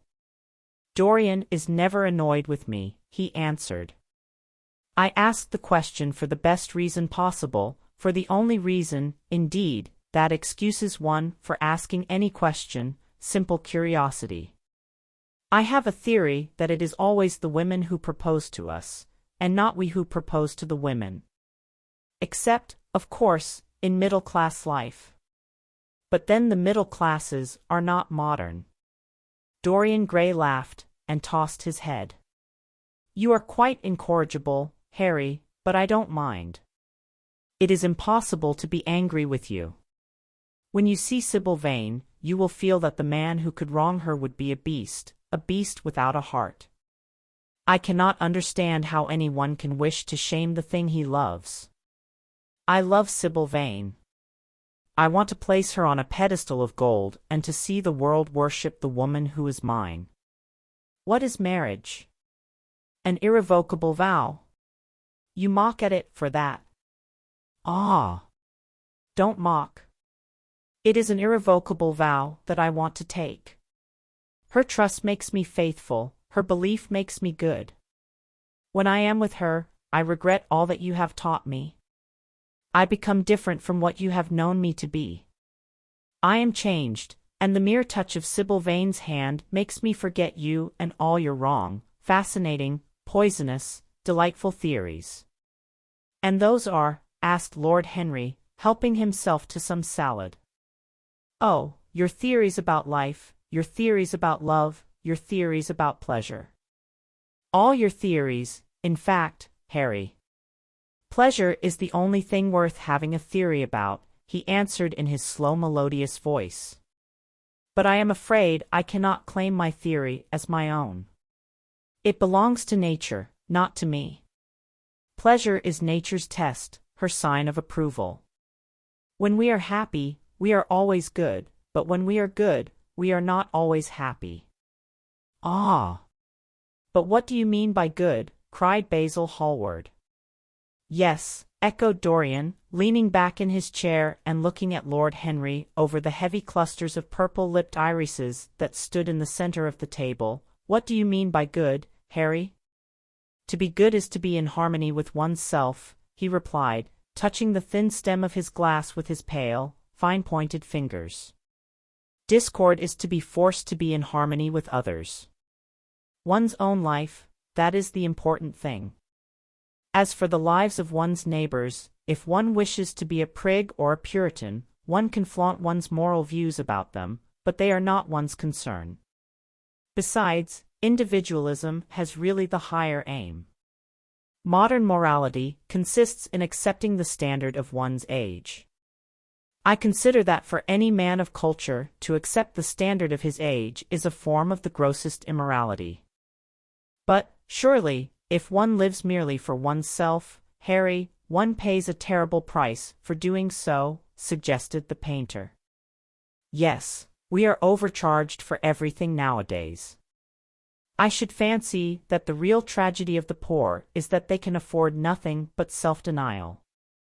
Beautiful sins, like beautiful things, are the privilege of the rich. One has to pay in other ways but money. What sort of ways, Basil? Oh. I should fancy in remorse, in suffering, in the consciousness of degradation. Lord Henry shrugged his shoulders. My dear fellow, medieval art is charming, but medieval emotions are out of date. One can use them in fiction, of course. But then the only things that one can use in fiction are the things that one has ceased to use in fact. Believe me, no civilized man ever regrets a pleasure, and no uncivilized man ever knows what a pleasure is. I know what pleasure is, cried Dorian Gray. It is to adore someone. That is certainly better than being adored, he answered, toying with some fruits. Being adored is a nuisance. Women treat us just as humanity treats its gods. They worship us, and are always bothering us to do something for them. I should have said that whatever they ask for they had first given to us, murmured the lad, gravely. They create love in our natures. They have a right to demand it back. That is quite true, Dorian, cried Hallward. Nothing is ever quite true, said Lord Henry. This is, interrupted Dorian. You must admit, Harry, that women give to men the very gold of their lives. Possibly, he sighed, but they invariably want it back in such very small change. That is the worry.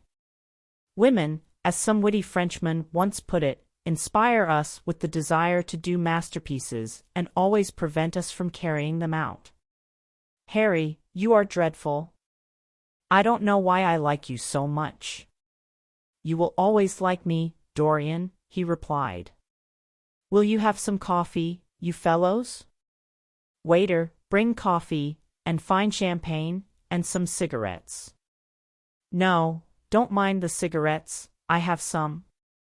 Basil, I can't allow you to smoke cigars. You must have a cigarette. A cigarette is the perfect type of a perfect pleasure.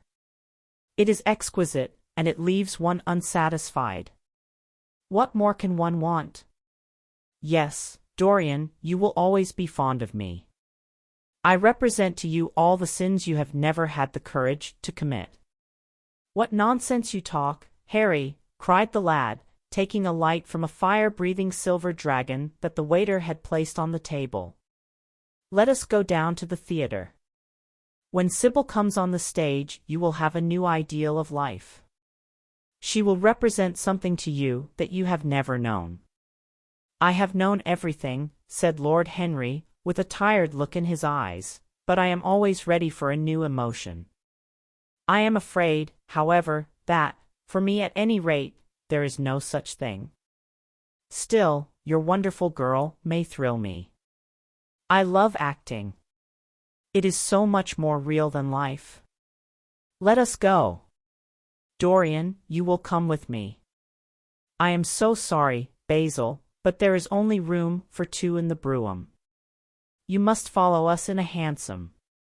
They got up and put on their coats, sipping their coffee standing. The painter was silent and preoccupied. There was a gloom over him. He could not bear this marriage, and yet it seemed to him to be better than many other things that might have happened. After a few minutes, they all passed downstairs. He drove off by himself, as had been arranged, and watched the flashing lights of the little brougham in front of him. A strange sense of loss came over him.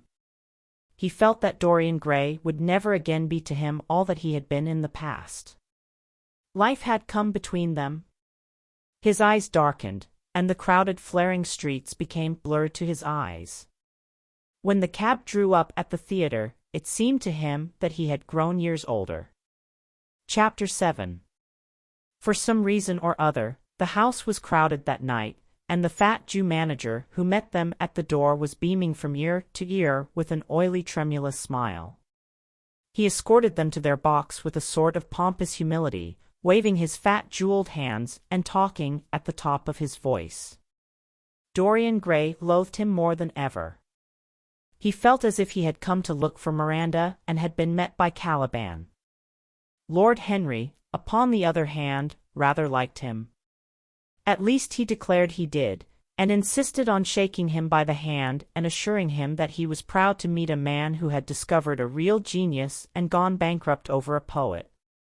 Hallward amused himself with watching the faces in the pit. The heat was terribly oppressive, and the huge sunlight flamed like a monstrous dahlia with petals of yellow fire. The youths in the gallery had taken off their coats and waistcoats and hung them over the side. They talked to each other across the theater and shared their oranges with the tawdry girls who sat beside them. Some women were laughing in the pit. Their voices were horribly shrill and discordant. The sound of the popping of corks came from the bar. "What a place to find one's divinity in," said Lord Henry. "Yes," answered Dorian Gray.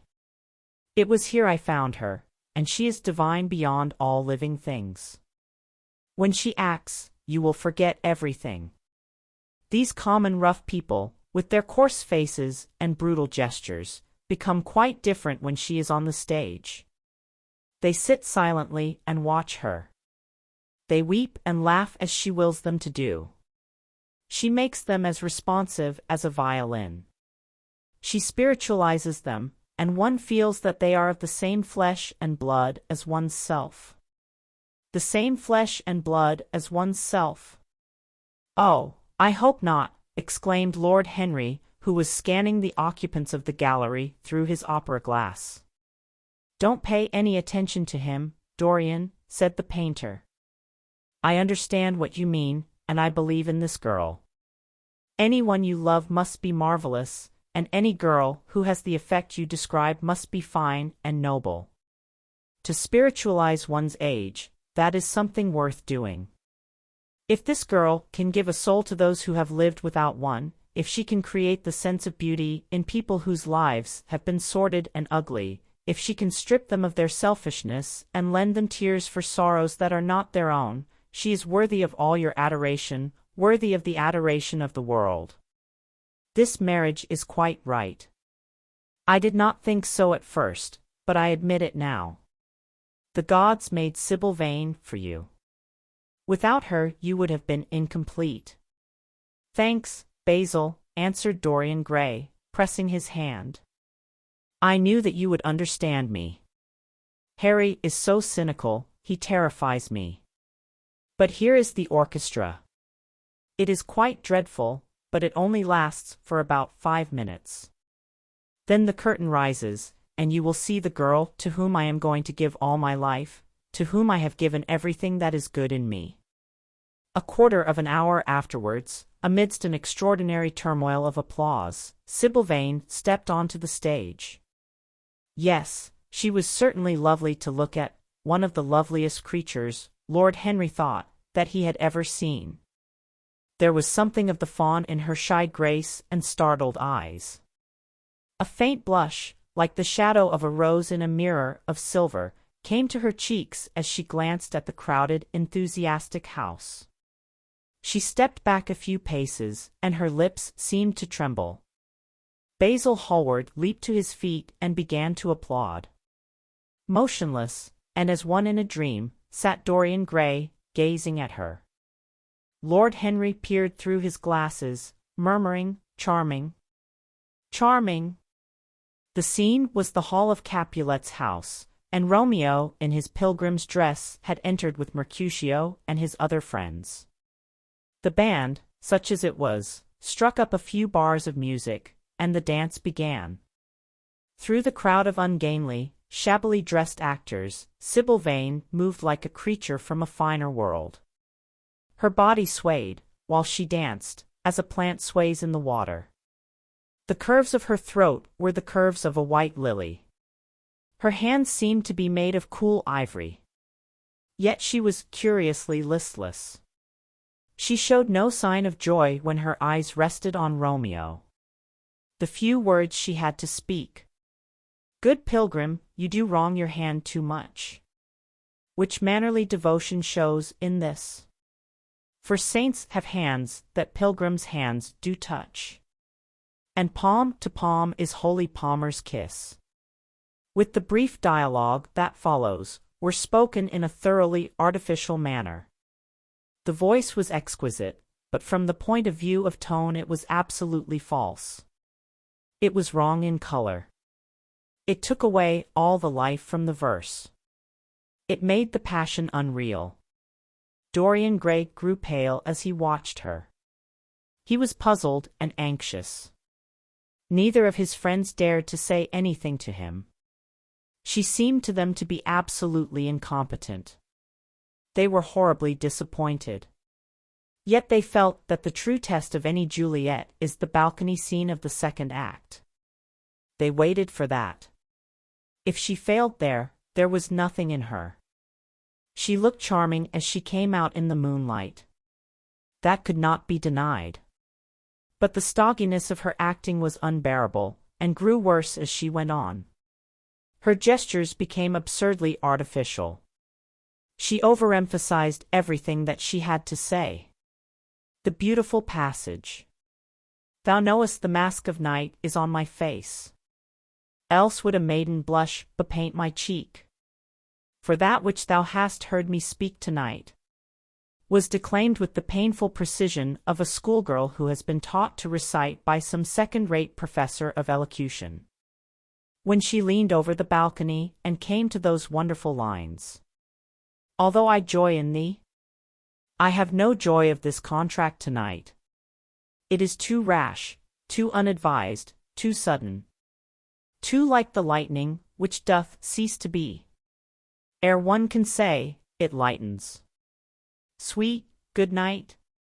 This bud of love, by summer's ripening breath, may prove a beauteous flower when next we meet." She spoke the words as though they conveyed no meaning to her. It was not nervousness. Indeed, so far from being nervous, she was absolutely self-contained. It was simply bad art. She was a complete failure. Even the common uneducated audience of the pit and gallery lost their interest in the play. They got restless, and began to talk loudly and to whistle. The Jew manager, who was standing at the back of the dress circle, stamped and swore with rage. The only person unmoved was the girl herself. When the second act was over, there came a storm of hisses, and Lord Henry got up from his chair and put on his coat. "She is quite beautiful, Dorian," he said, "but she can't act. Let us go."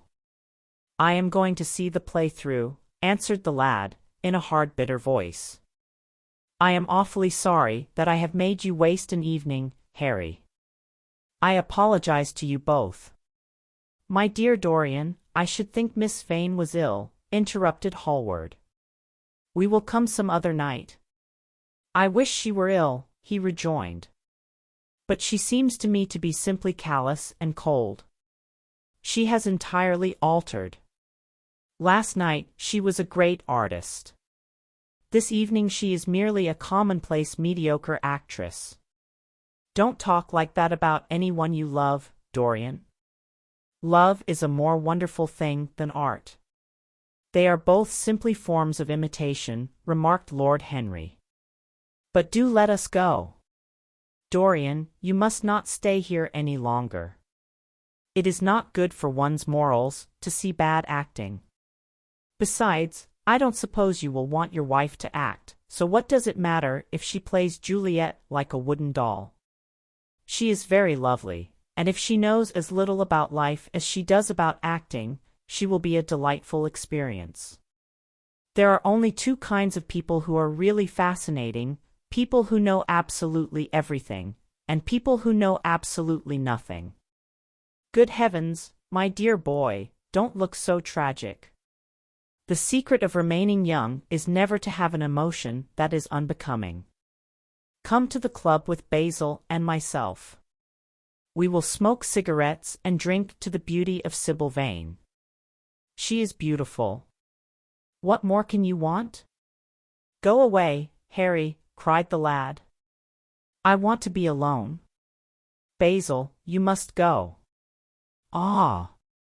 Can't you see that my heart is breaking? The hot tears came to his eyes. His lips trembled, and rushing to the back of the box, he leaned up against the wall, hiding his face in his hands.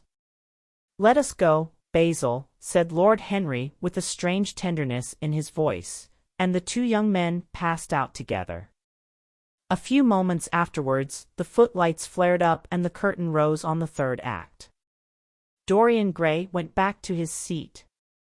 He looked pale, and proud, and indifferent. The play dragged on, and seemed interminable. Half of the audience went out, tramping in heavy boots and laughing. The whole thing was a fiasco. The last act was played to almost empty benches. The curtain went down on a titter and some groans. As soon as it was over, Dorian Gray rushed behind the scenes into the green room. The girl was standing there alone, with a look of triumph on her face. Her eyes were lit with an exquisite fire. There was a radiance about her. Her parted lips were smiling over some secret of their own. When he entered, she looked at him, and an expression of infinite joy came over her. How badly I acted tonight, Dorian, she cried. Horribly, he answered, gazing at her in amazement. Horribly. It was dreadful. Are you ill? You have no idea what it was. You have no idea what I suffered. The girl smiled. Dorian, she answered, lingering over his name with long-drawn music in her voice, as though it were sweeter than honey to the red petals of her mouth. Dorian, you should have understood. But you understand now, don't you? Understand what? He asked, angrily.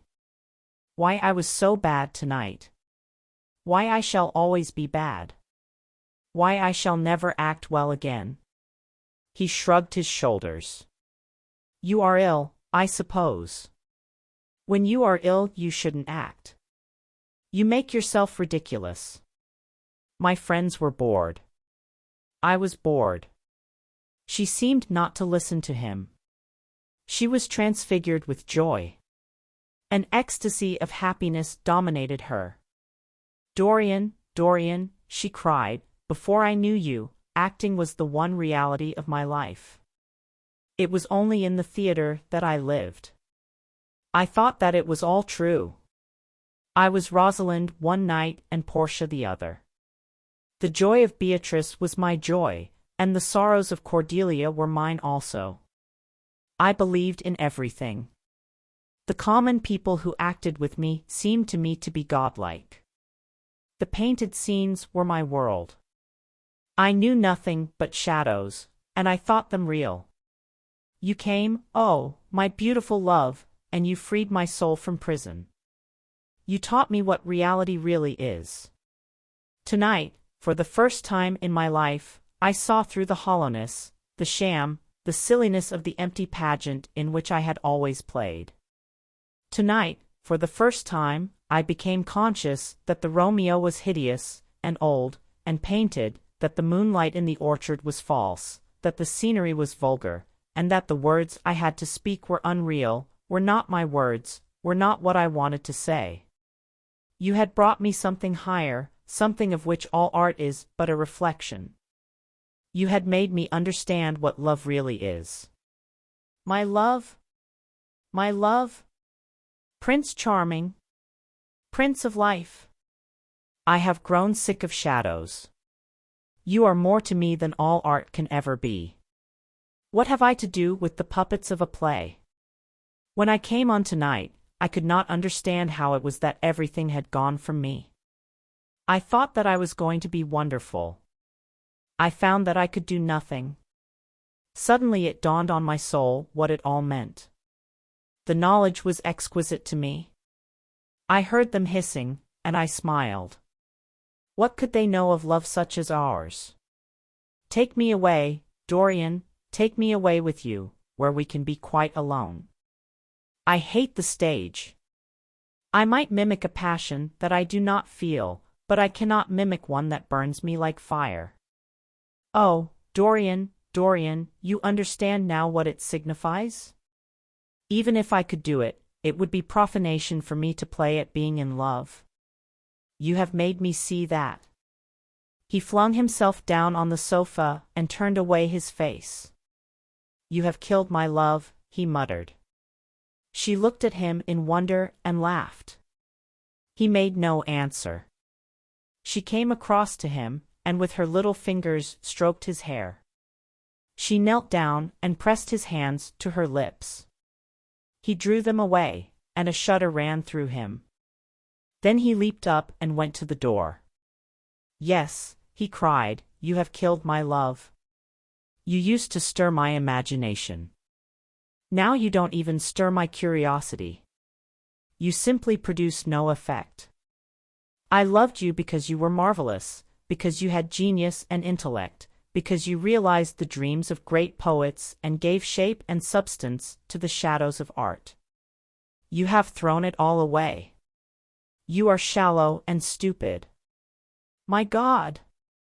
How mad I was to love you! What a fool I have been! You are nothing to me now. I will never see you again. I will never think of you. I will never mention your name. You don't know what you were to me, once. Why, once? Oh, I can't bear to think of it. I wish I had never laid eyes upon you. You have spoiled the romance of my life. How little you can know of love, if you say it mars your art. Without your art, you are nothing. I would have made you famous, splendid, magnificent. The world would have worshipped you, and you would have borne my name. What are you now? A third-rate actress with a pretty face. The girl grew white and trembled. She clenched her hands together, and her voice seemed to catch in her throat. You are not serious, Dorian, she murmured. You are acting. Acting? I leave that to you. You do it so well, he answered bitterly. She rose from her knees and, with a piteous expression of pain in her face, came across the room to him. She put her hand upon his arm and looked into his eyes. He thrust her back. Don't touch me, he cried. A low moan broke from her, and she flung herself at his feet and lay there like a trampled flower. Dorian, Dorian, don't leave me, she whispered. I am so sorry, I didn't act well. I was thinking of you all the time.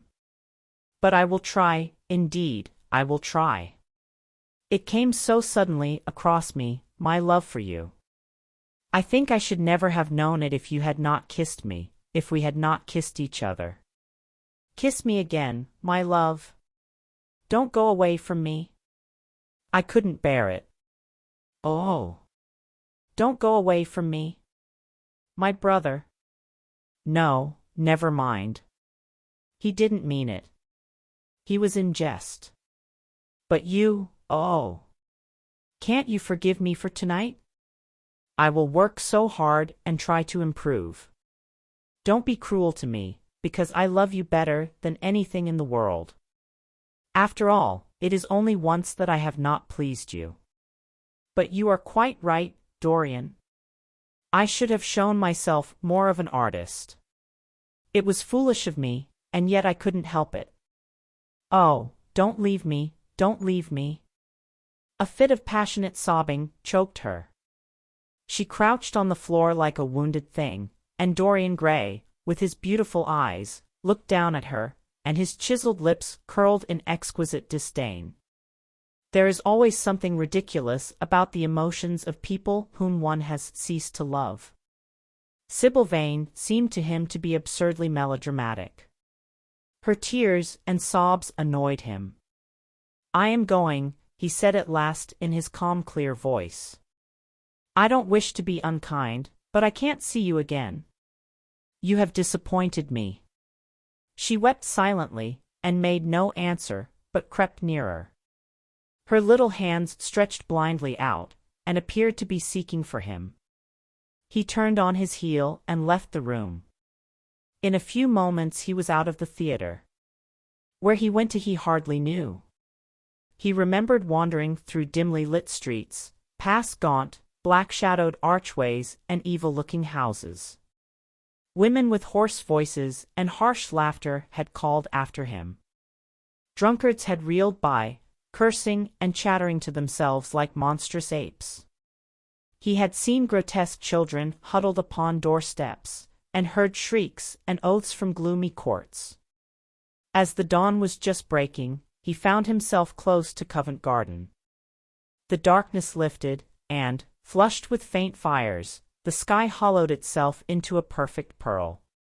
Huge carts filled with nodding lilies rumbled slowly down the polished, empty street.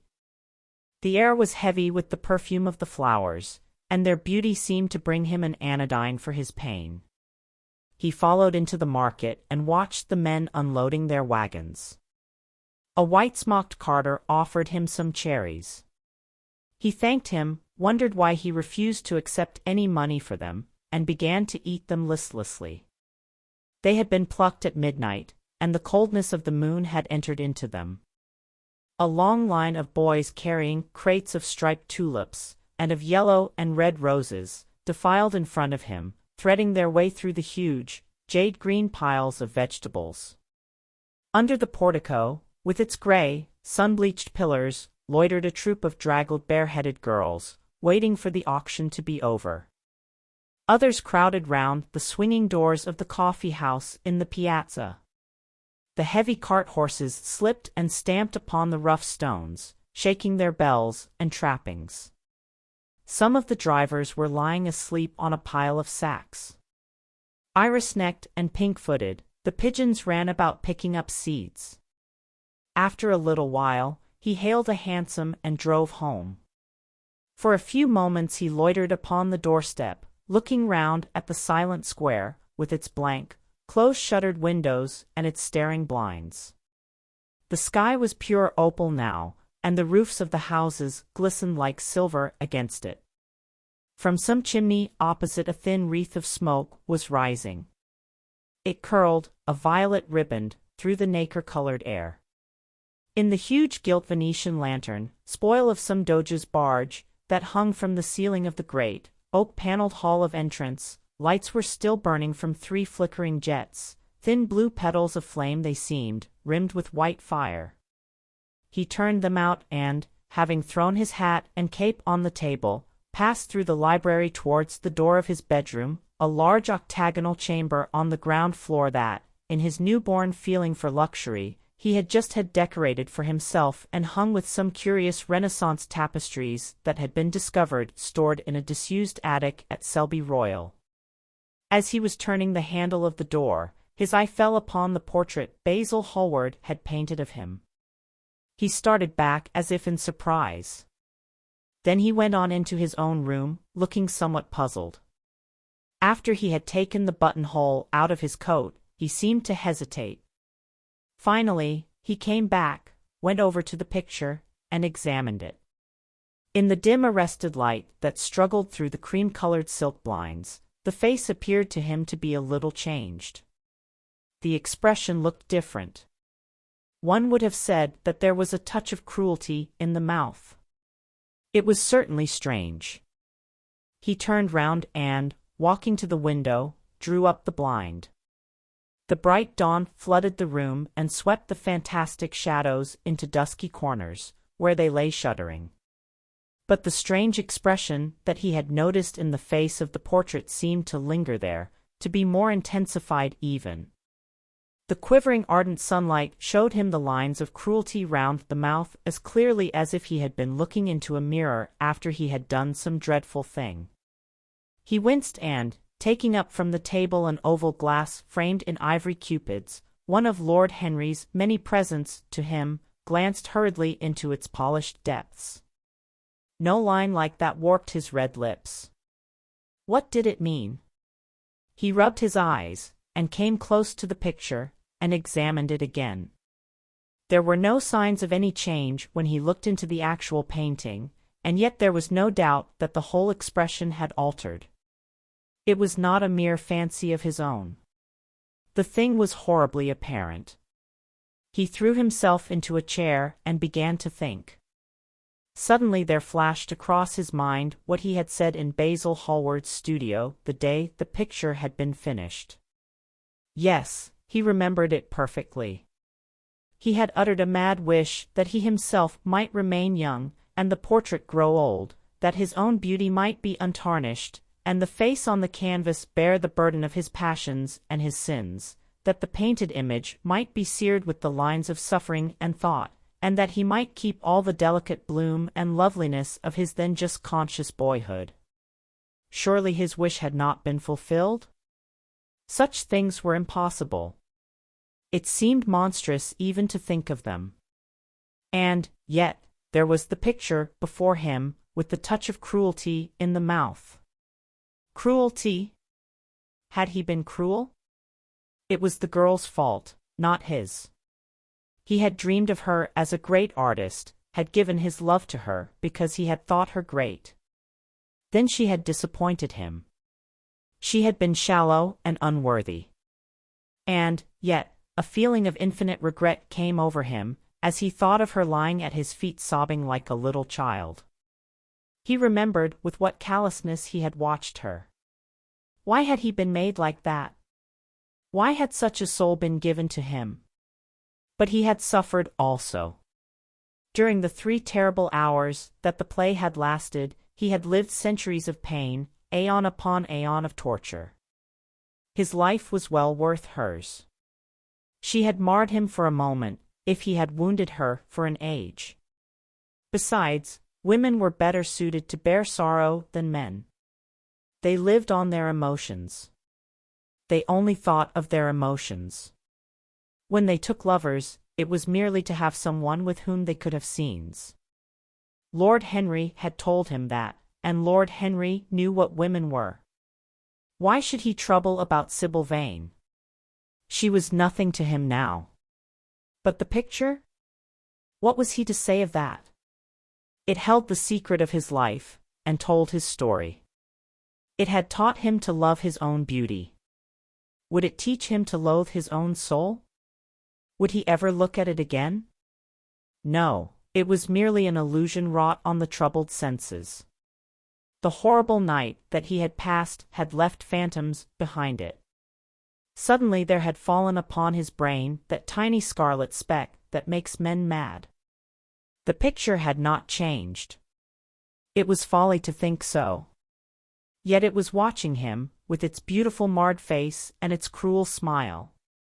Its bright hair gleamed in the early sunlight. Its blue eyes met his own. A sense of infinite pity, not for himself, but for the painted image of himself, came over him. It had altered already, and would alter more. Its gold would wither into gray.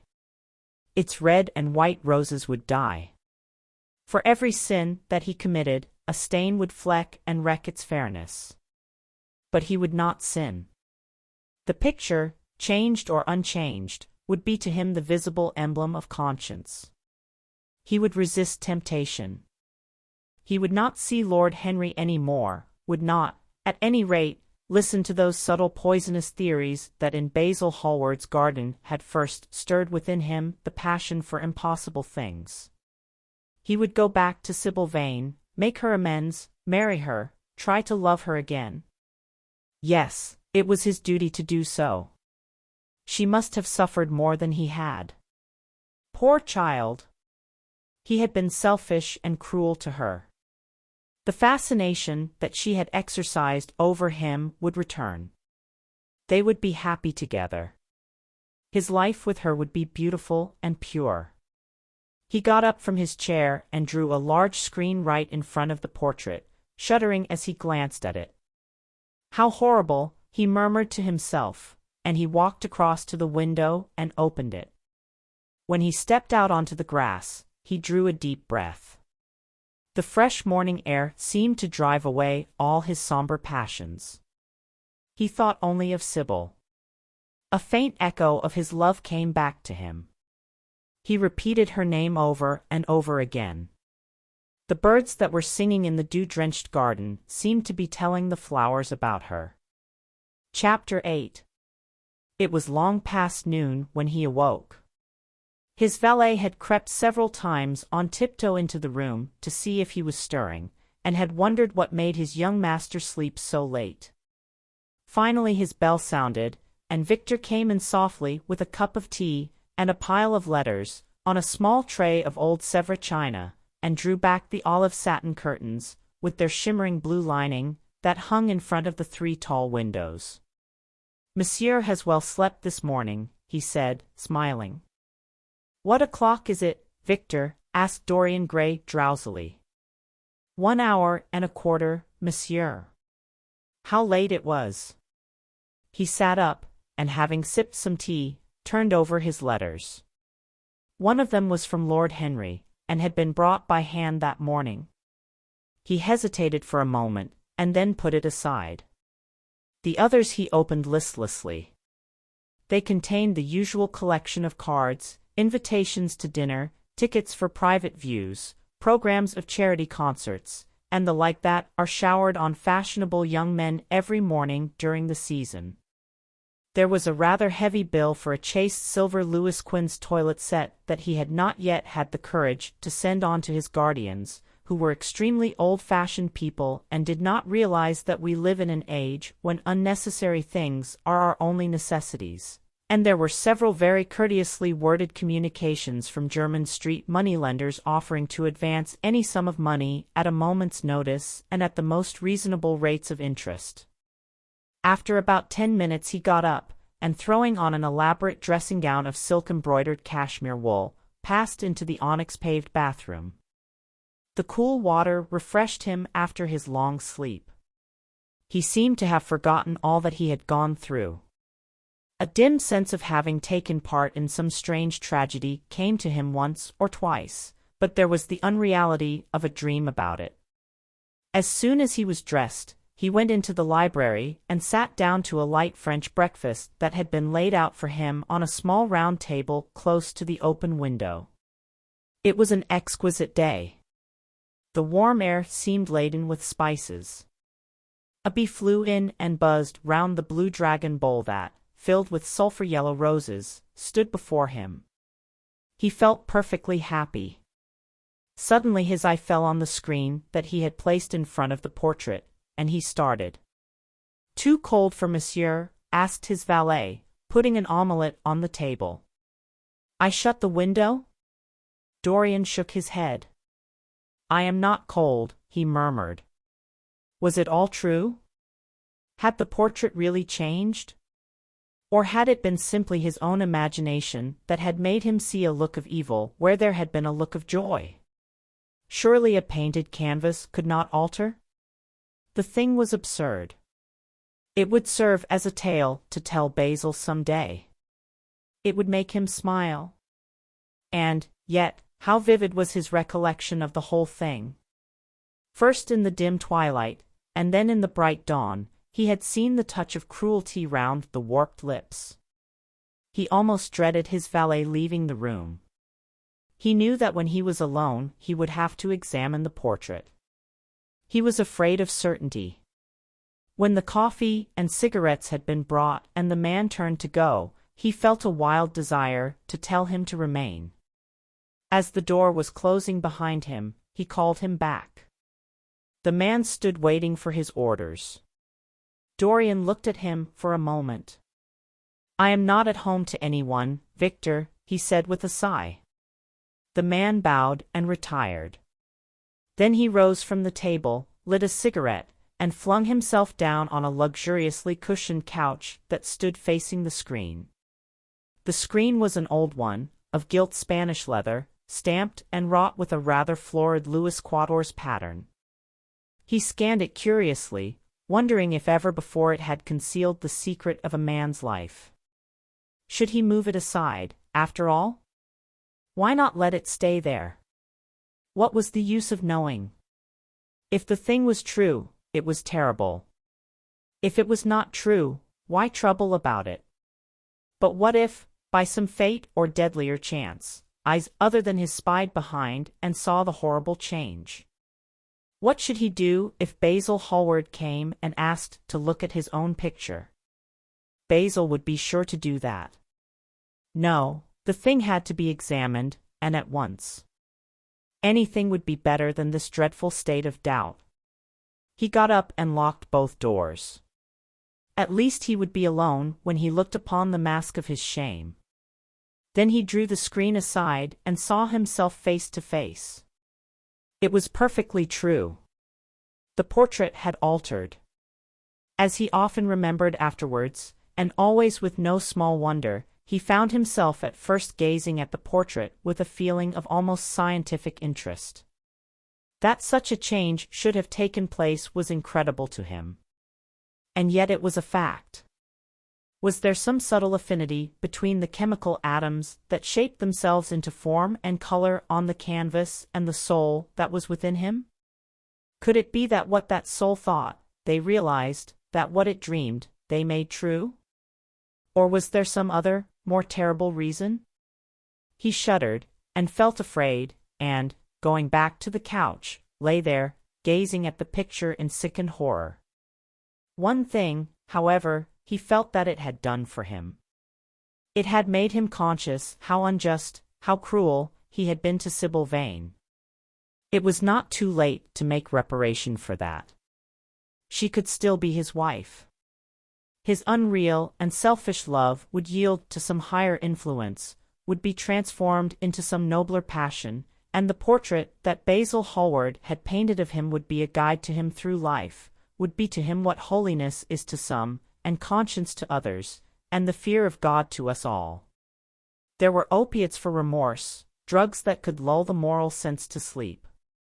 But here was a visible symbol of the degradation of sin. Here was an ever-present sign of the ruin men brought upon their souls. 3 o'clock struck, and 4, and the half-hour rang its double chime, but Dorian Gray did not stir. He was trying to gather up the scarlet threads of life and to weave them into a pattern, to find his way through the sanguine labyrinth of passion through which he was wandering. He did not know what to do, or what to think. Finally, he went over to the table and wrote a passionate letter to the girl he had loved, imploring her forgiveness and accusing himself of madness. He covered page after page with wild words of sorrow and wilder words of pain. There is a luxury in self-reproach. When we blame ourselves, we feel that no one else has a right to blame us. It is the confession, not the priest, that gives us absolution. When Dorian had finished the letter, he felt that he had been forgiven. Suddenly there came a knock to the door, and he heard Lord Henry's voice outside. "My dear boy, I must see you. Let me in at once. I can't bear your shutting yourself up like this." He made no answer at first, but remained quite still. The knocking still continued and grew louder.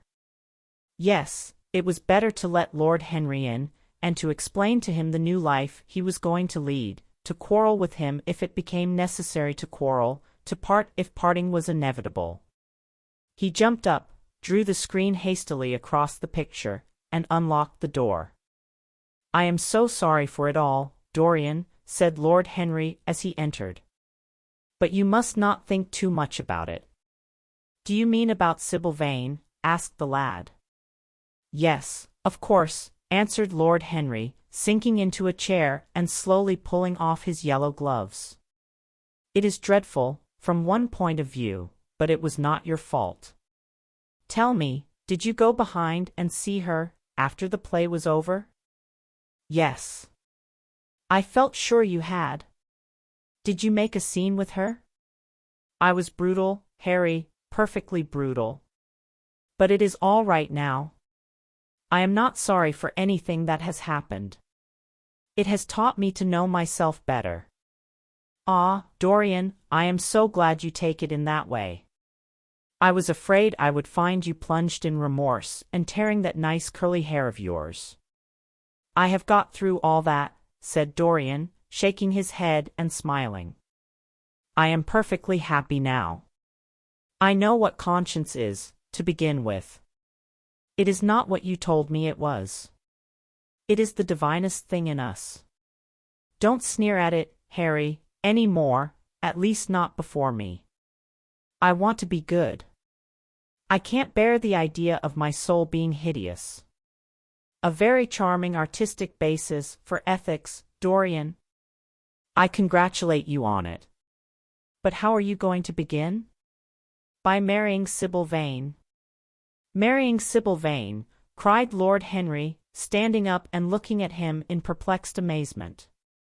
"But, my dear Dorian—" "Yes, Harry, I know what you are going to say. Something dreadful about marriage. Don't say it. Don't ever say things of that kind to me again. 2 days ago I asked Sybil to marry me. I am not going to break my word to her. She is to be my wife." "Your wife? Dorian, didn't you get my letter? I wrote to you this morning, and sent the note down by my own man." "Your letter? Oh, yes, I remember. I have not read it yet, Harry. I was afraid there might be something in it that I wouldn't like. You cut life to pieces with your epigrams. You know nothing then? What do you mean?" Lord Henry walked across the room, and sitting down by Dorian Gray, took both his hands in his own and held them tightly. "Dorian," he said, "my letter, don't be frightened, was to tell you that Sybil Vane is dead." A cry of pain broke from the lad's lips, and he leaped to his feet, tearing his hands away from Lord Henry's grasp. "Dead? Sybil dead? It is not true. It is a horrible lie. How dare you say it?" "It is quite true, Dorian," said Lord Henry, gravely. "It is in all the morning papers. I wrote down to you to ask you not to see anyone till I came. There will have to be an inquest, of course, and you must not be mixed up in it. Things like that make a man fashionable in Paris. But in London people are so prejudiced. Here, one should never make one's debut with a scandal. One should reserve that to give an interest to one's old age.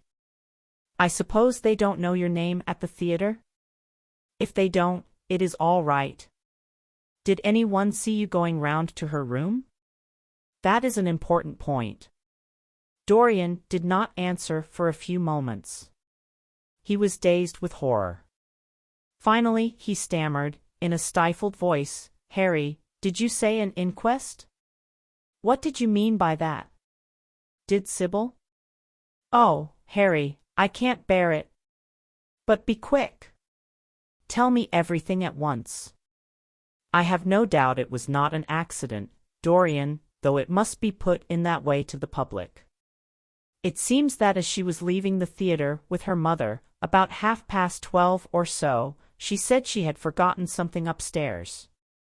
They waited some time for her, but she did not come down again. They ultimately found her lying dead on the floor of her dressing room. She had swallowed something by mistake, some dreadful thing they use at theatres. I don't know what it was, but it had either prussic acid or white lead in it. I should fancy it was prussic acid, as she seems to have died instantaneously. Harry, Harry, it is terrible, cried the lad. Yes, it is very tragic, of course, but you must not get yourself mixed up in it. I see by the standard that she was 17. I should have thought she was almost younger than that. She looked such a child, and seemed to know so little about acting. Dorian, you mustn't let this thing get on your nerves. You must come and dine with me, and afterwards we will look in at the opera. It is a Paddy night, and everybody will be there. You can come to my sister's box. She has got some smart women with her. So I have murdered Sybil Vane, said Dorian Gray, half to himself, murdered her as surely as if I had cut her little throat with a knife. Yet the roses are not less lovely for all that.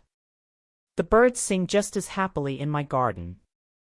And tonight I am to dine with you, and then go on to the opera, and sup somewhere, I suppose, afterwards. How extraordinarily dramatic life is. If I had read all this in a book, Harry, I think I would have wept over it. Somehow, now that it has happened actually, and to me, it seems far too wonderful for tears.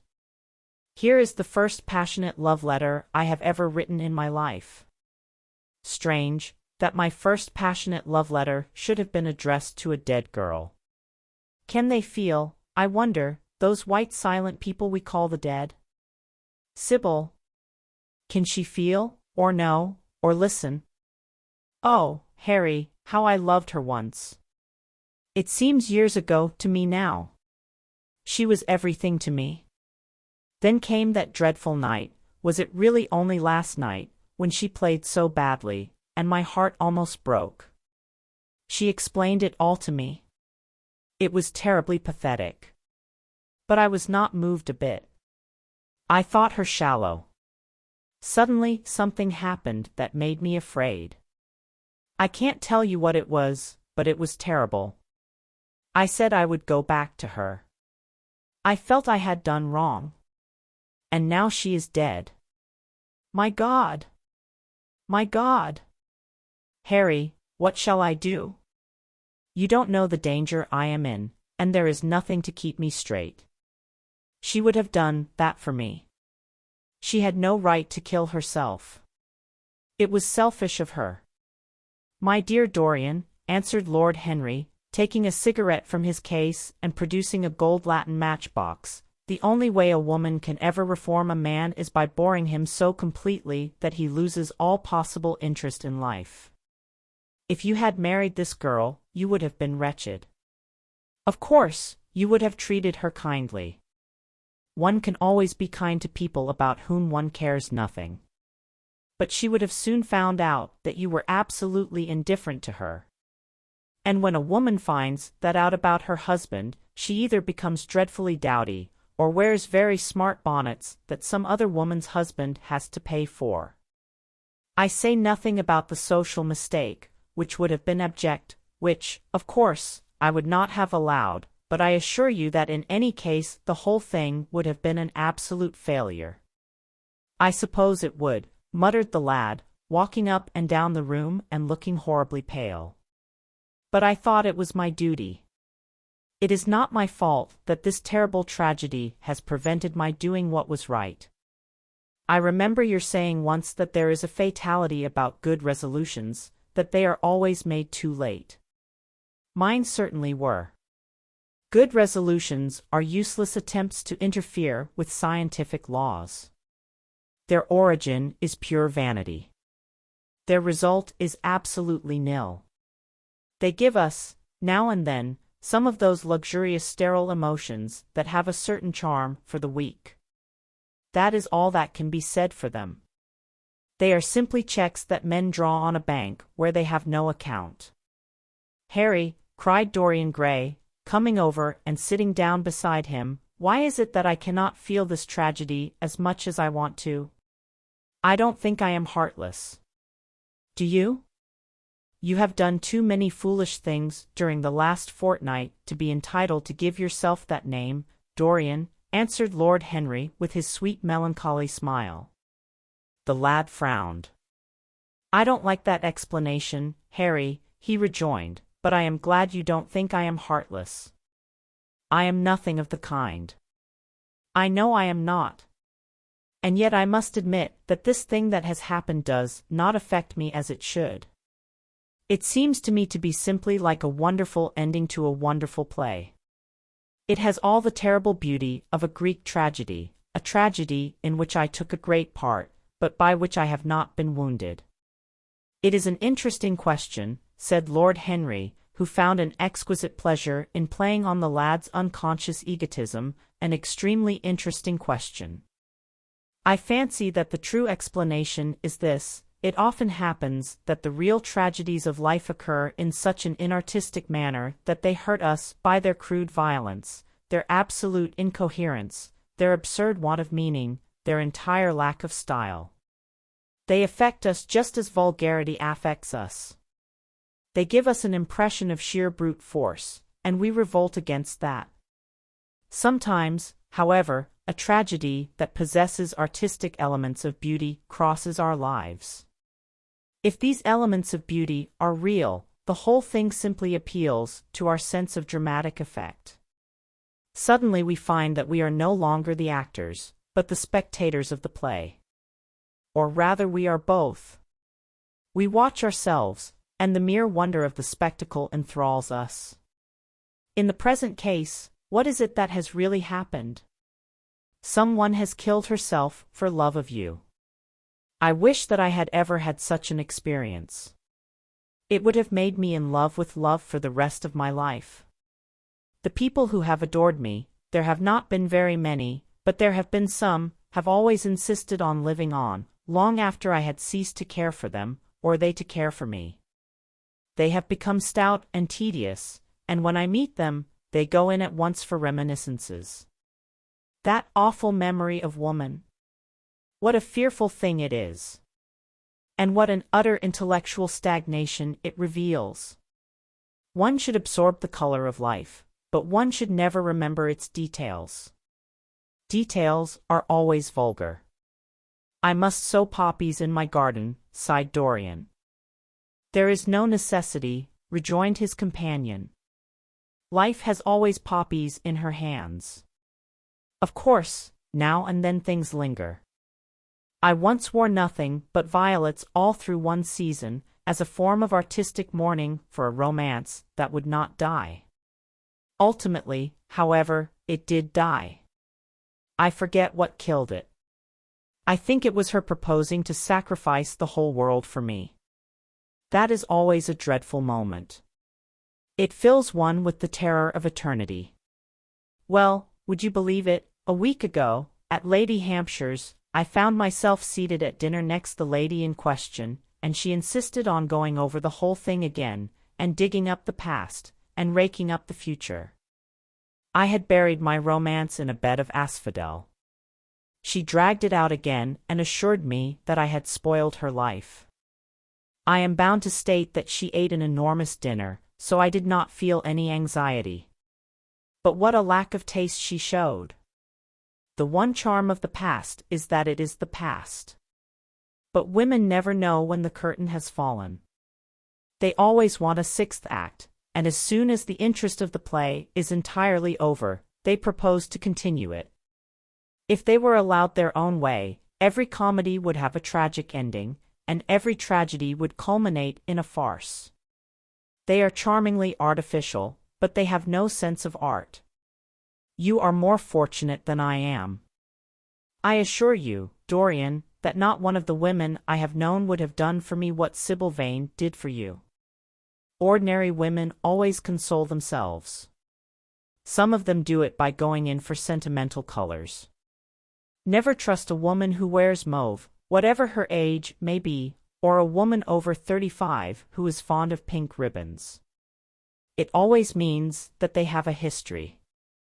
Others find a great consolation in suddenly discovering the good qualities of their husbands.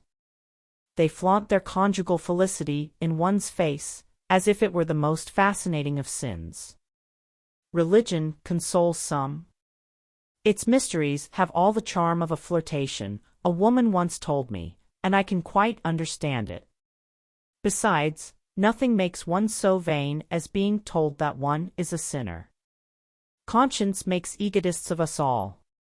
Yes, there is really no end to the consolations that women find in modern life. Indeed, I have not mentioned the most important one. What is that, Harry? Said the lad listlessly. Oh, the obvious consolation.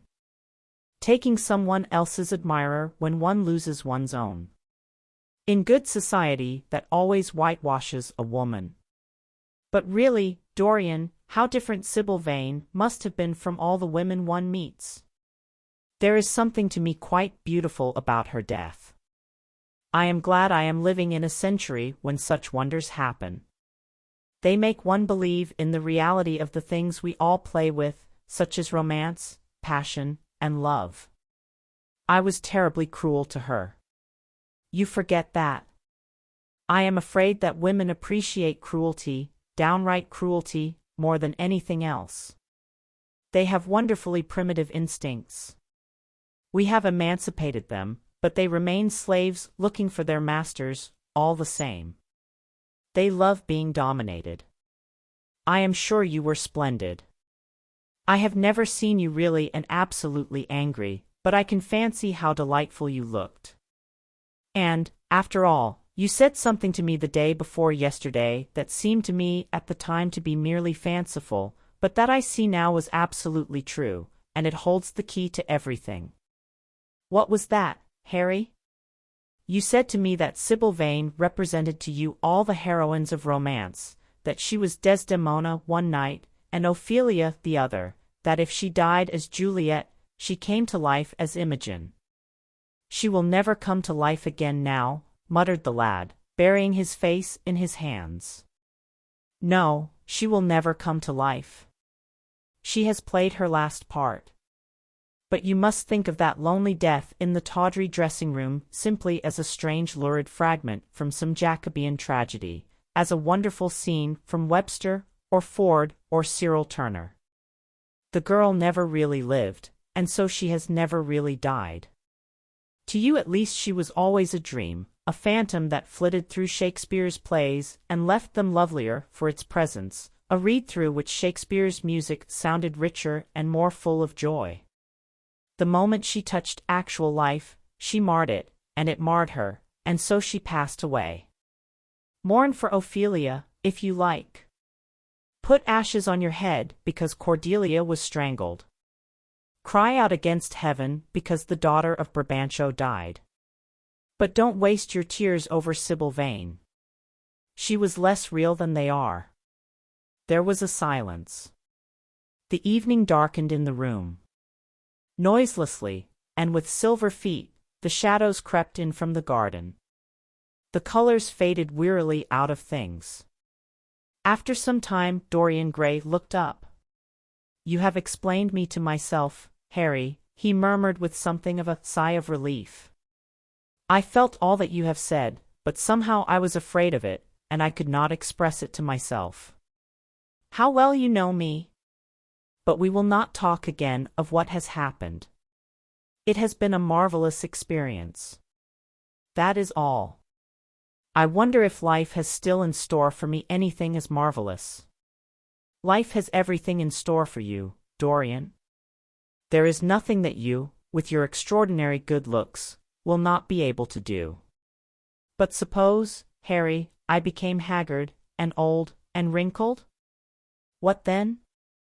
Ah, then, said Lord Henry, rising to go, then, my dear Dorian, you would have to fight for your victories. As it is, they are brought to you. No, you must keep your good looks. We live in an age that reads too much to be wise, and that thinks too much to be beautiful. We cannot spare you. And now you had better dress and drive down to the club. We are rather late, as it is. I think I shall join you at the opera, Harry. I feel too tired to eat anything. What is the number of your sister's box? 27, I believe. It is on the grand tier. you will see her name on the door. But I am sorry you won't come and dine. I don't feel up to it, said Dorian listlessly. But I am awfully obliged to you for all that you have said to me. You are certainly my best friend.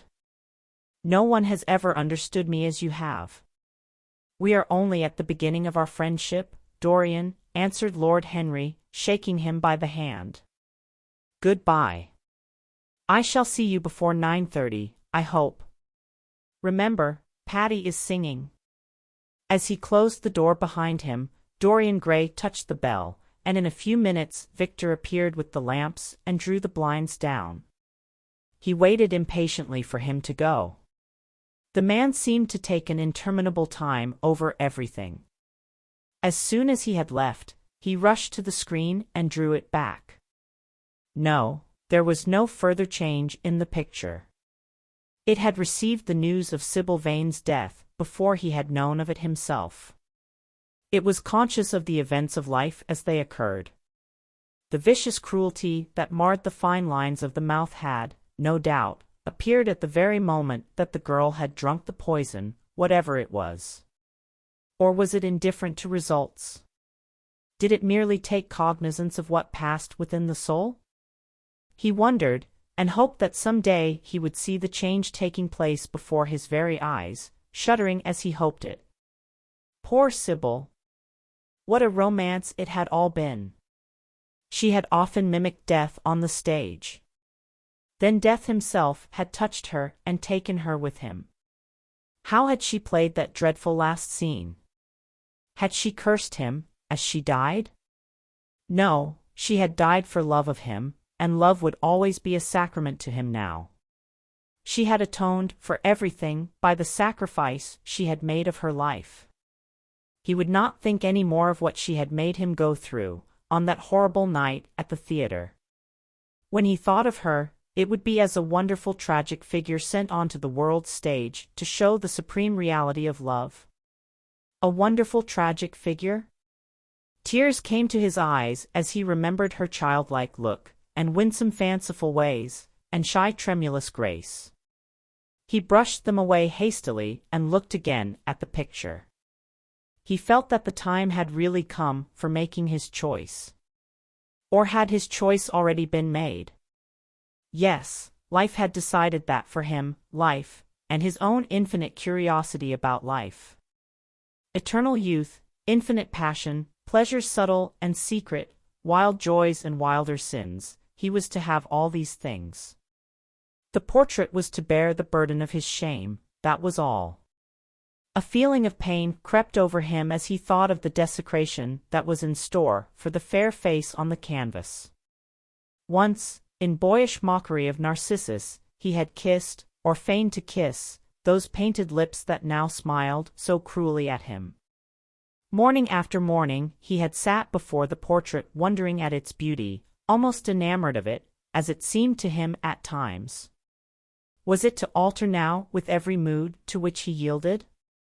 Was it to become a monstrous and loathsome thing, to be hidden away in a locked room, to be shut out from the sunlight that had so often touched to brighter gold the waving wonder of its hair? The pity of it! The pity of it! For a moment, he thought of praying that the horrible sympathy that existed between him and the picture might cease. It had changed in answer to a prayer, perhaps in answer to a prayer it might remain unchanged. And yet, who, that knew anything about life, would surrender the chance of remaining always young, however fantastic that chance might be, or with what fateful consequences it might be fraught? Besides, was it really under his control? Had it indeed been prayer that had produced the substitution? Might there not be some curious scientific reason for it all? If thought could exercise its influence upon a living organism, might not thought exercise an influence upon dead and inorganic things? Nay, without thought or conscious desire, might not things external to ourselves vibrate in unison with our moods and passions, atom calling to atom in secret love or strange affinity? But the reason was of no importance. He would never again tempt by a prayer any terrible power. If the picture was to alter, it was to alter. That was all. Why inquire too closely into it? For there would be a real pleasure in watching it. He would be able to follow his mind into its secret places. This portrait would be to him the most magical of mirrors. As it had revealed to him his own body, so it would reveal to him his own soul. And when winter came upon it, he would still be standing where spring trembles on the verge of summer. When the blood crept from its face, and left behind a pallid mask of chalk with leaden eyes, he would keep the glamour of boyhood. Not one blossom of his loveliness would ever fade. Not one pulse of his life would ever weaken. Like the gods of the Greeks, he would be strong, and fleet, and joyous. What did it matter what happened to the colored image on the canvas? He would be safe. That was everything. He drew the screen back into its former place in front of the picture, smiling as he did so, and passed into his bedroom, where his valet was already waiting for him. An hour later he was at the opera, and Lord Henry was leaning over his chair. Chapter 9. As he was sitting at breakfast next morning, Basil Hallward was shown into the room. "I am so glad I have found you, Dorian," he said gravely. "I called last night, and they told me you were at the opera. Of course, I knew that was impossible. But I wish you had left word where you had really gone to. I passed a dreadful evening, half afraid that one tragedy might be followed by another. I think you might have telegraphed for me when you heard of it first. I read of it quite by chance in a late edition of the Globe that I picked up at the club. I came here at once and was miserable at not finding you. I can't tell you how heartbroken I am about the whole thing. I know what you must suffer. But where were you? Did you go down and see the girl's mother? For a moment I thought of following you there. They gave the address in the paper. Somewhere in the Euston Road, isn't it? But I was afraid of intruding upon a sorrow that I could not lighten. Poor woman! What a state she must be in. And her only child, too. What did she say about it all?" "My dear Basil, how do I know?" murmured Dorian Gray, sipping some pale yellow wine from a delicate, gold-beaded bubble of Venetian glass and looking dreadfully bored. "I was at the opera. You should have come on there. I met Lady Gwendolen, Harry's sister, for the first time. We were in her box. She is perfectly charming, and Patty sang divinely. Don't talk about horrid subjects. If one doesn't talk about a thing, it has never happened. It is simply expression, as Harry says, that gives reality to things. I may mention that she was not the woman's only child. There is a son, a charming fellow, I believe. But he is not on the stage. He is a sailor, or something. And now, tell me about yourself and what you are painting." "You went to the opera," said Hallward, speaking very slowly and with a strained touch of pain in his voice. "You went to the opera while Sybil Vane was lying dead in some sordid lodging? You can talk to me of other women being charming, and of Patty singing divinely, before the girl you loved has even the quiet of a grave to sleep in? Why, man, there are horrors in store for that little white body of hers." "Stop, Basil." "I won't hear it," cried Dorian, leaping to his feet. "You must not tell me about things. What is done is done. What is past is past. You call yesterday the past? What has the actual lapse of time got to do with it? It is only shallow people who require years to get rid of an emotion. A man who is master of himself can end a sorrow as easily as he can invent a pleasure. I don't want to be at the mercy of my emotions. I want to use them, to enjoy them, and to dominate them. Dorian, this is horrible. Something has changed you completely. You look exactly the same wonderful boy who, day after day, used to come down to my studio to sit for his picture. But you were simple, natural, and affectionate then. You were the most unspoiled creature in the whole world. Now, I don't know what has come over you. You talk as if you had no heart, no pity in you. It is all Harry's influence. I see that. The lad flushed up and, going to the window, looked out for a few moments on the green, flickering, sun-lashed garden.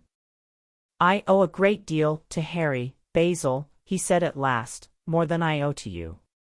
You only taught me to be vain. Well, I am punished for that, Dorian, or shall be some day. I don't know what you mean, Basil, he exclaimed, turning round. I don't know what you want. What do you want? I want the Dorian Gray I used to paint, said the artist sadly.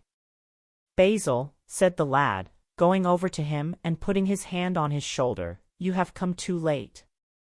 Yesterday, when I heard that Sybil Vane had killed herself. Killed herself? Good heavens! Is there no doubt about that? Cried Hallward, looking up at him with an expression of horror. My dear Basil, surely you don't think it was a vulgar accident? Of course she killed herself. The elder man buried his face in his hands. How fearful, he muttered, and a shudder ran through him. No, said Dorian Gray, there is nothing fearful about it. It is one of the great romantic tragedies of the age. As a rule, people who act lead the most commonplace lives. They are good husbands, or faithful wives, or something tedious. You know what I mean, middle-class virtue, and all that kind of thing. How different Sybil was. She lived her finest tragedy. She was always a heroine. The last night she played, the night you saw her, she acted badly because she had known the reality of love.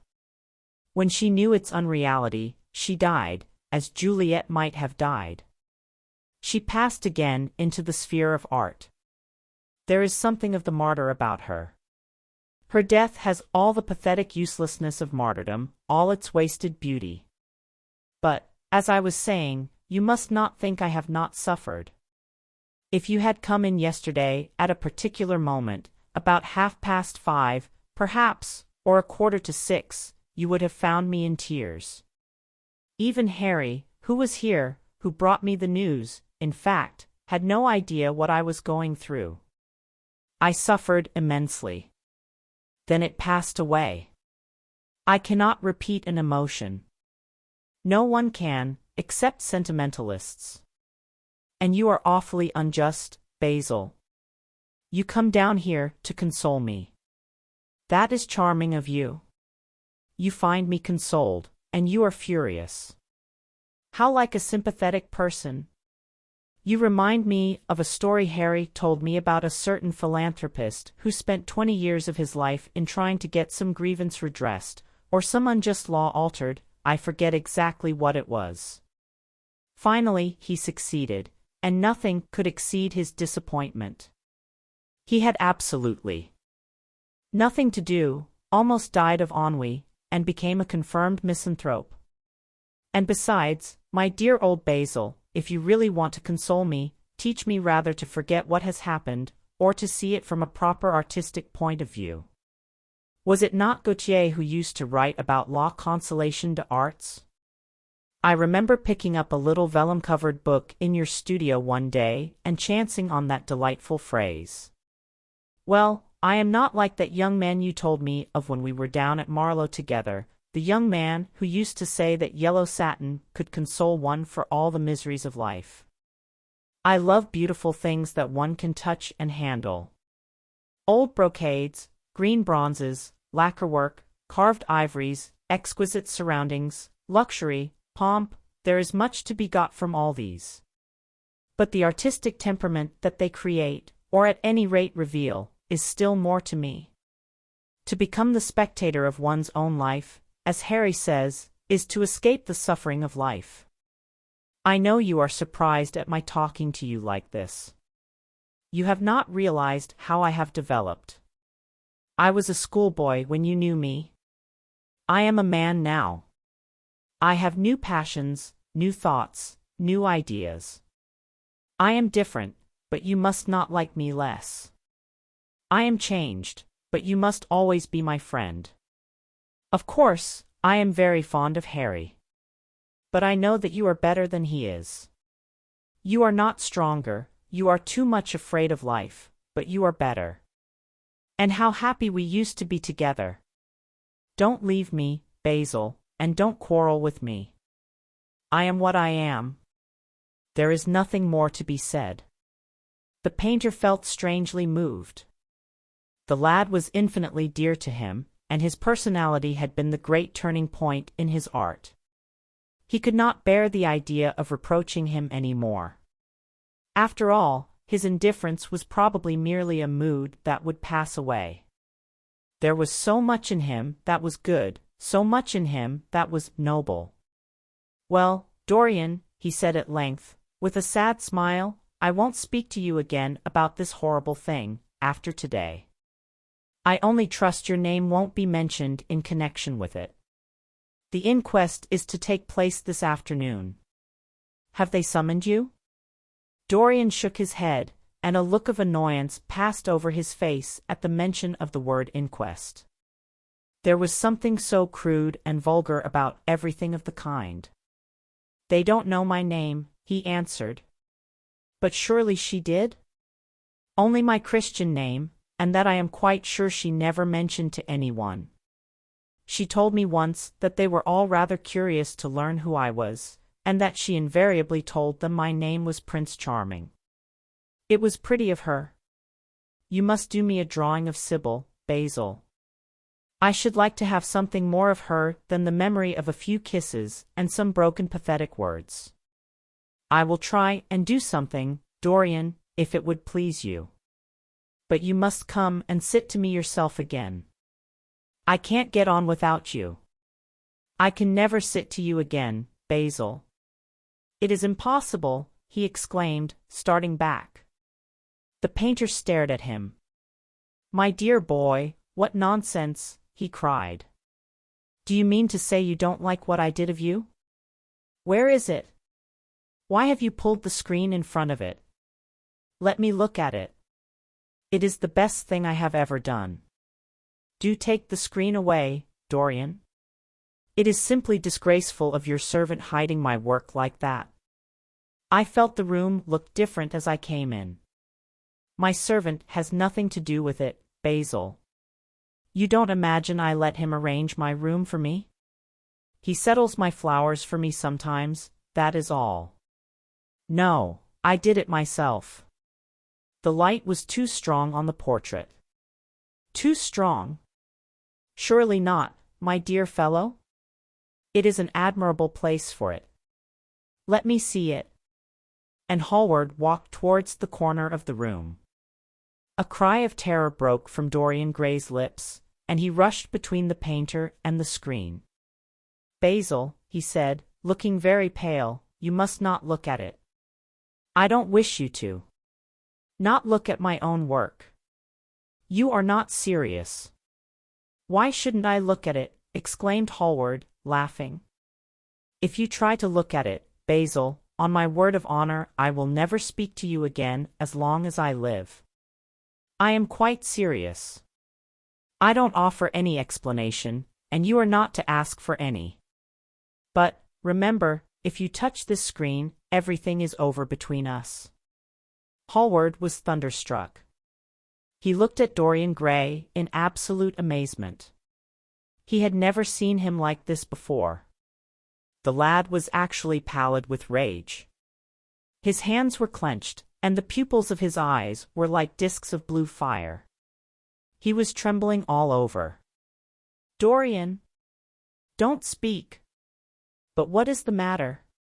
"Of course I won't look at it if you don't want me to," he said, rather coldly, turning on his heel and going over towards the window.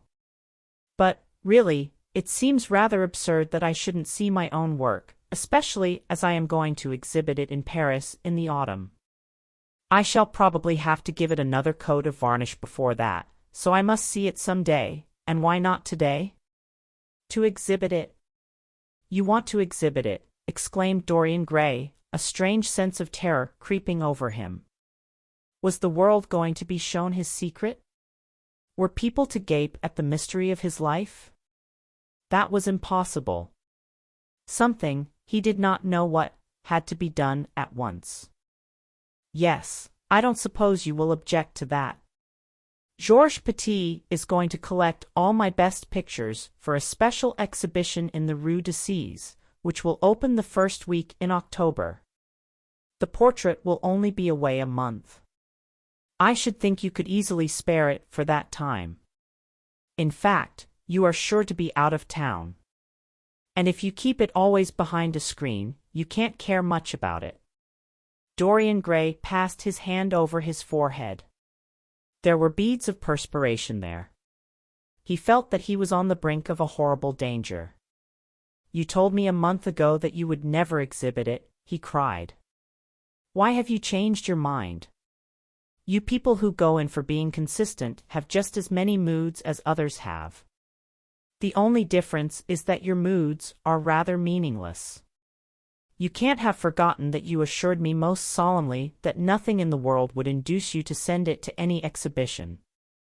You told Harry exactly the same thing.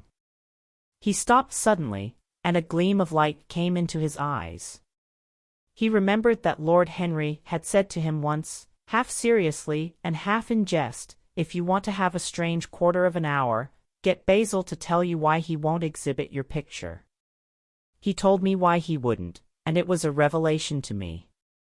Yes, perhaps Basil, too, had his secret. He would ask him and try.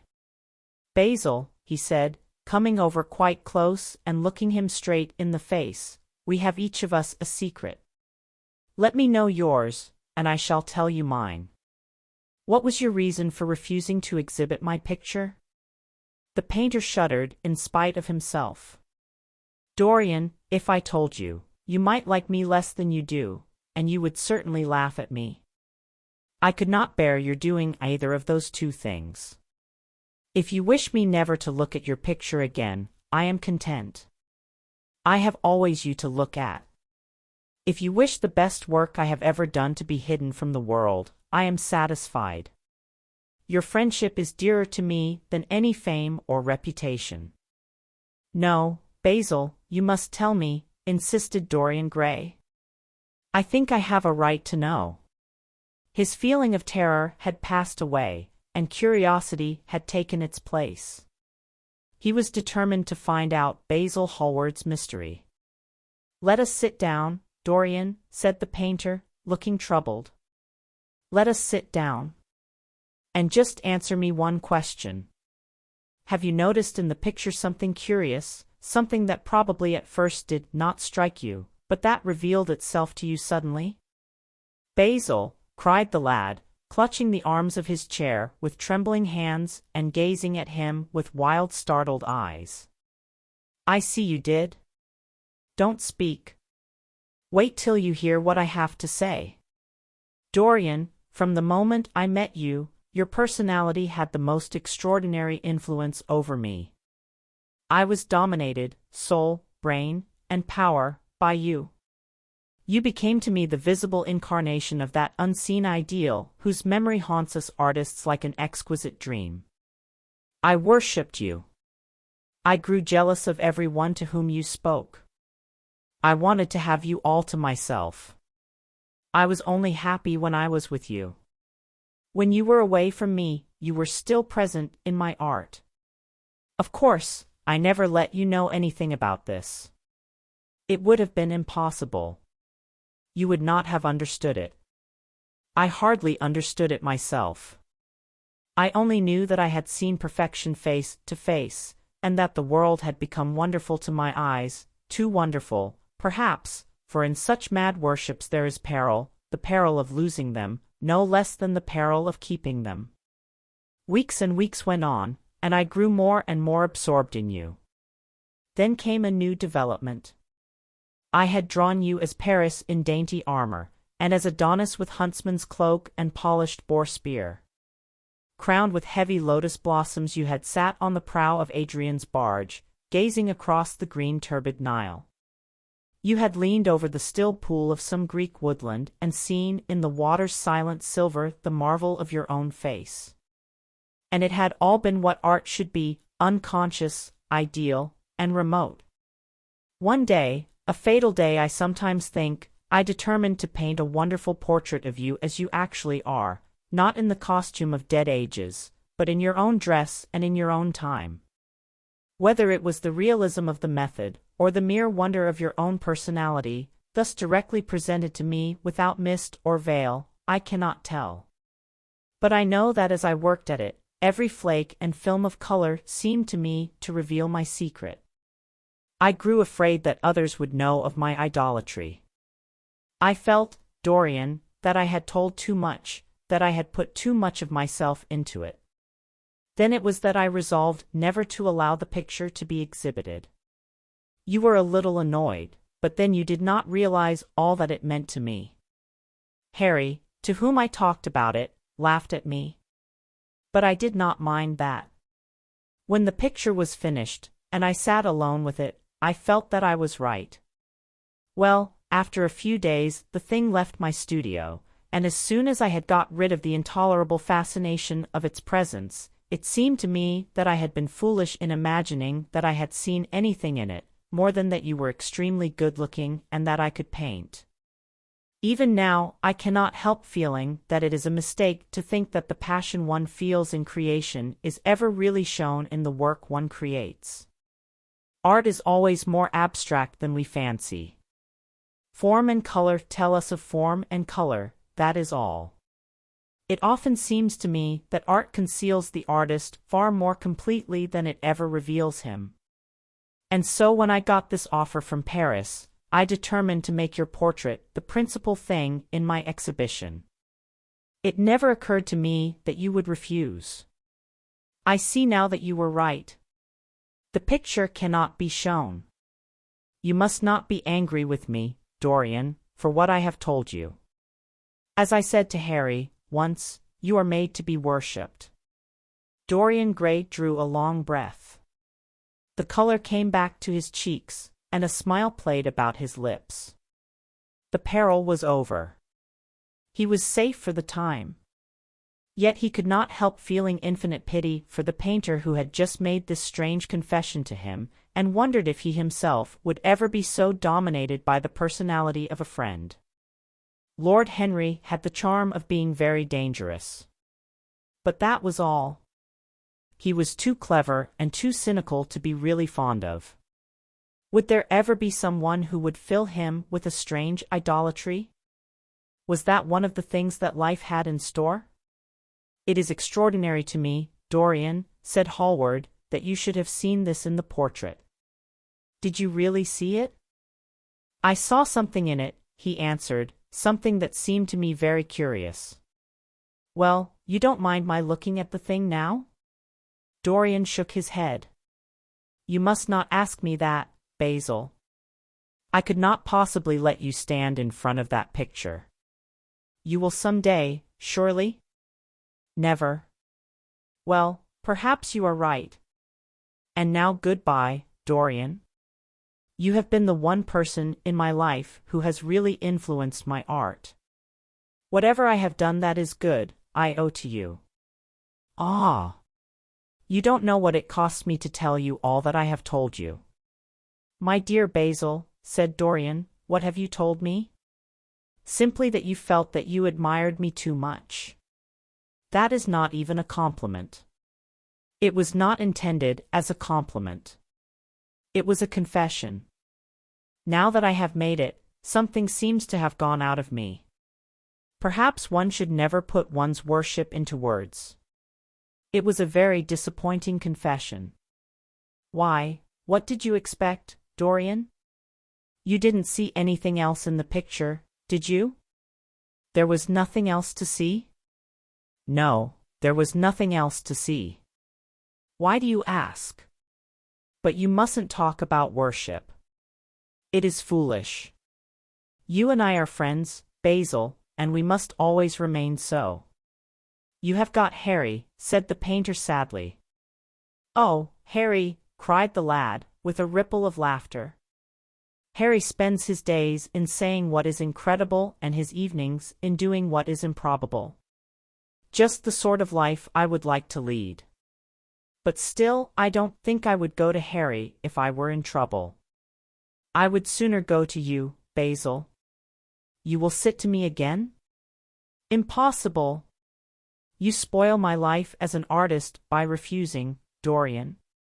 No man comes across two ideal things. Few come across one. I can't explain it to you, Basil, but I must never sit to you again. There is something fatal about a portrait. It has a life of its own. I will come and have tea with you. That will be just as pleasant. Pleasanter for you, I am afraid, murmured Hallward regretfully. And now good-bye. I am sorry you won't let me look at the picture once again. But that can't be helped. I quite understand what you feel about it. As he left the room, Dorian Gray smiled to himself. Poor Basil! How little he knew of the true reason.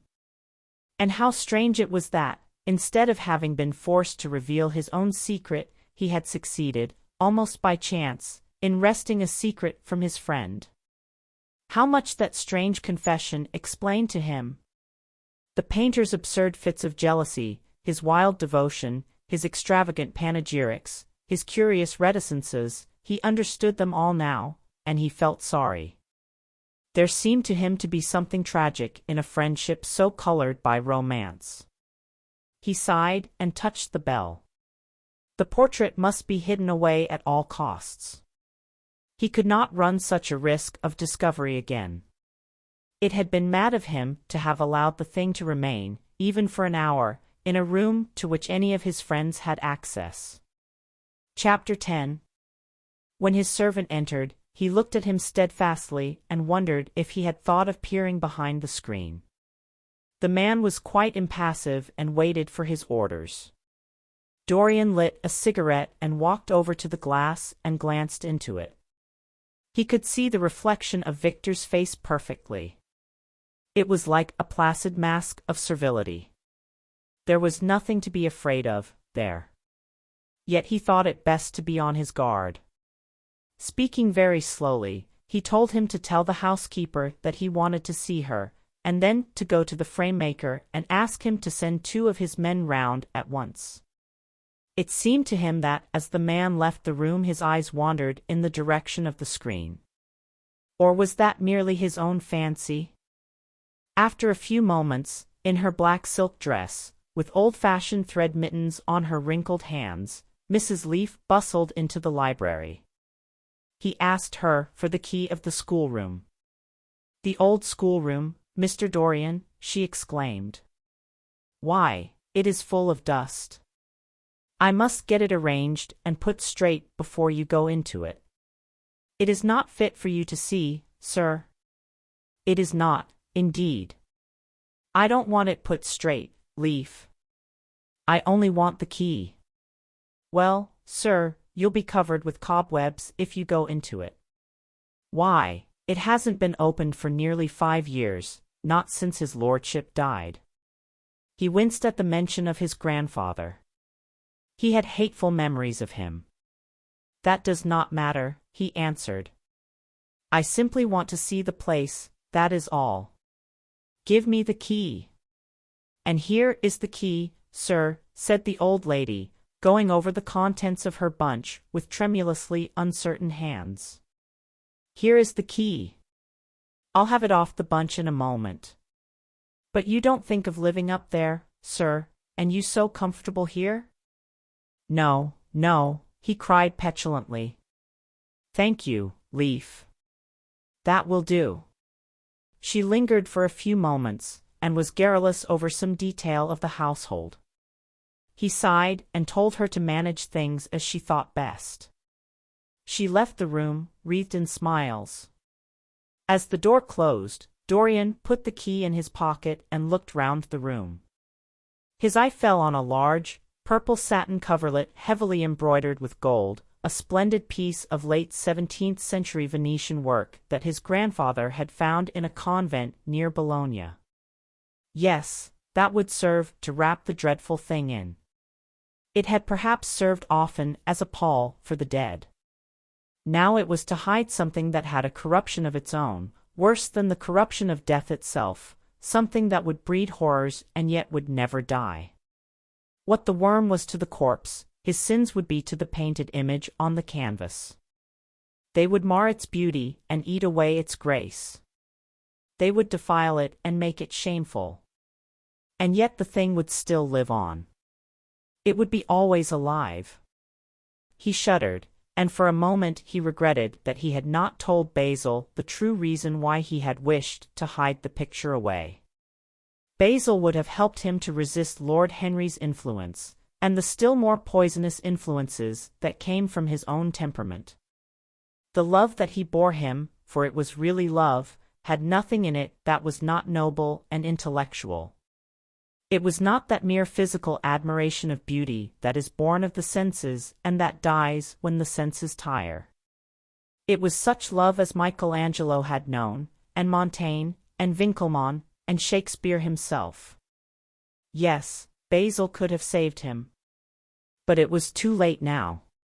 The past could always be annihilated. Regret, denial, or forgetfulness could do that. But the future was inevitable. There were passions in him that would find their terrible outlet, dreams that would make the shadow of their evil real.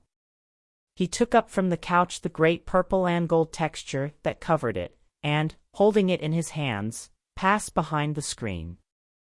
Was the face on the canvas viler than before? It seemed to him that it was unchanged, and yet his loathing of it was intensified. Gold hair, blue eyes, and rose-red lips, they all were there.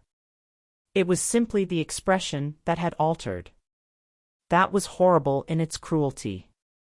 Compared to what he saw in it of censure or rebuke, how shallow Basil's reproaches about Sybil Vane had been, how shallow, and of what little account. His own soul was looking out at him from the canvas and calling him to judgment. A look of pain came across him, and he flung the rich pall over the picture. As he did so, a knock came to the door. He passed out as his servant entered. "The persons are here, monsieur." He felt that the man must be got rid of at once. He must not be allowed to know where the picture was being taken to. There was something sly about him, and he had thoughtful, treacherous eyes. Sitting down at the writing table, he scribbled a note to Lord Henry, asking him to send him round something to read and reminding him that they were to meet at 8:15 that evening. "Wait for an answer," he said, handing it to him, "and show the men in here." In 2 or 3 minutes there was another knock, and Mr. Hubbard himself, the celebrated frame-maker of South Audley Street, came in with a somewhat rough-looking young assistant.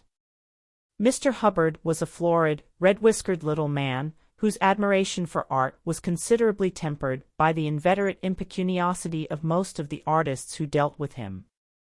As a rule, he never left his shop. He waited for people to come to him. But he always made an exception in favor of Dorian Gray. There was something about Dorian that charmed everybody. It was a pleasure even to see him. "What can I do for you, Mr. Gray?" he said, rubbing his fat, freckled hands. "I thought I would do myself the honor of coming round in person. I have just got a beauty of a frame, sir. Picked it up at a sale. Old Florentine. Came from Fonthill, I believe. Admirably suited for a religious subject, Mr. Gray. I am so sorry you have given yourself the trouble of coming round, Mr. Hubbard.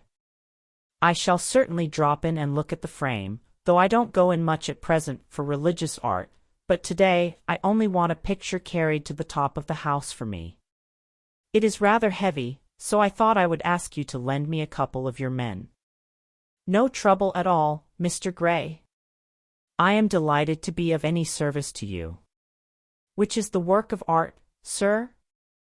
"This," replied Dorian, moving the screen back. Can you move it, covering and all, just as it is? I don't want it to get scratched going upstairs. There will be no difficulty, sir, said the genial frame-maker, beginning, with the aid of his assistant, to unhook the picture from the long brass chains by which it was suspended. And, now, where shall we carry it to, Mr. Gray? I will show you the way, Mr. Hubbard, if you will kindly follow me. Or perhaps you had better go in front. I am afraid it is right at the top of the house. We will go up by the front staircase, as it is wider. He held the door open for them, and they passed out into the hall and began the ascent. The elaborate character of the frame had made the picture extremely bulky, and now and then, in spite of the obsequious protests of Mr. Hubbard, who had the true tradesman's spirited dislike of seeing a gentleman doing anything useful, Dorian put his hand to it so as to help them. Something of a load to carry, sir, gasped the little man when they reached the top landing. And he wiped his shiny forehead. I am afraid it is rather heavy, murmured Dorian as he unlocked the door that opened into the room that was to keep for him the curious secret of his life and hide his soul from the eyes of men. He had not entered the place for more than 4 years, not, indeed, since he had used it first as a playroom when he was a child, and then as a study when he grew somewhat older.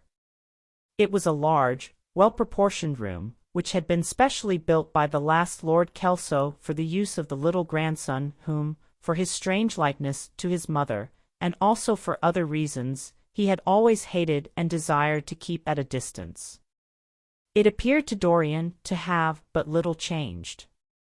There was the huge Italian cassone, with its fantastically painted panels and its tarnished gilt moldings, in which he had so often hidden himself as a boy.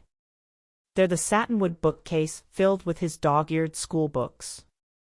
On the wall behind it was hanging the same ragged Flemish tapestry where a faded king and queen were playing chess in a garden, while a company of hawkers rode by, carrying hooded birds on their gauntlet wrists. How well he remembered it all! Every moment of his lonely childhood came back to him as he looked round. He recalled the stainless purity of his boyish life, and it seemed horrible to him that it was here the fatal portrait was to be hidden away. How little he had thought, in those dead days, of all that was in store for him. But there was no other place in the house so secure from prying eyes as this. He had the key, and no one else could enter it. Beneath its purple pall, the face painted on the canvas could grow bestial, sodden, and unclean. What did it matter? No one could see it. He himself would not see it. Why should he watch the hideous corruption of his soul? He kept his youth, that was enough. And, besides, might not his nature grow finer, after all? There was no reason that the future should be so full of shame. Some love might come across his life, and purify him, and shield him from those sins that seemed to be already stirring in spirit and in flesh, those curious unpictured sins whose very mystery lent them their subtlety and their charm. Perhaps, some day, the cruel look would have passed away from the scarlet sensitive mouth, and he might show to the world Basil Hallward's masterpiece. No, that was impossible. Hour by hour, and week by week, the thing upon the canvas was growing old. It might escape the hideousness of sin, but the hideousness of age was in store for it. The cheeks would become hollow or flaccid. Yellow crow's feet would creep round the fading eyes and make them horrible. The hair would lose its brightness, the mouth would gape or droop, would be foolish or gross, as the mouths of old men are. There would be the wrinkled throat, the cold, blue-veined hands, the twisted body, that he remembered in the grandfather who had been so stern to him in his boyhood. The picture had to be concealed. There was no help for it. "Bring it in, Mr. Hubbard, please," he said, wearily, turning round. "I am sorry I kept you so long. I was thinking of something else." "Always glad to have a rest, Mr. Gray," answered the frame-maker, who was still gasping for breath. "Where shall we put it, sir?" "Oh, anywhere." "Here, this will do. I don't want to have it hung up. Just lean it against the wall." "Thanks. Might one look at the work of art, sir?" Dorian started. "It would not interest you, Mr. Hubbard," he said, keeping his eye on the man. He felt ready to leap upon him and fling him to the ground if he dared to lift the gorgeous hanging that concealed the secret of his life. "I shan't trouble you any more now.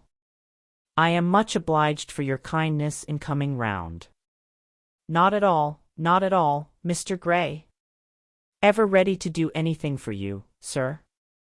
And Mr. Hubbard tramped downstairs, followed by the assistant, who glanced back at Dorian with a look of shy wonder in his rough, uncomely face. He had never seen anyone so marvelous. When the sound of their footsteps had died away, Dorian locked the door and put the key in his pocket. He felt safe now. No one would ever look upon the horrible thing. No eye but his would ever see his shame. On reaching the library, he found that it was just after 5 o'clock and that the tea had been already brought up. On a little table of dark perfumed wood thickly encrusted with nacre, a present from Lady Radley, his guardian's wife, a pretty professional invalid who had spent the preceding winter in Cairo, was lying a note from Lord Henry, and beside it was a book bound in yellow paper, the cover slightly torn and the edges soiled. A copy of the third edition of the St. James's Gazette had been placed on the tea tray. It was evident that Victor had returned.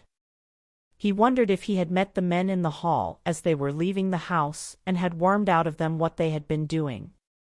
He would be sure to miss the picture, had no doubt missed it already, while he had been laying the tea things.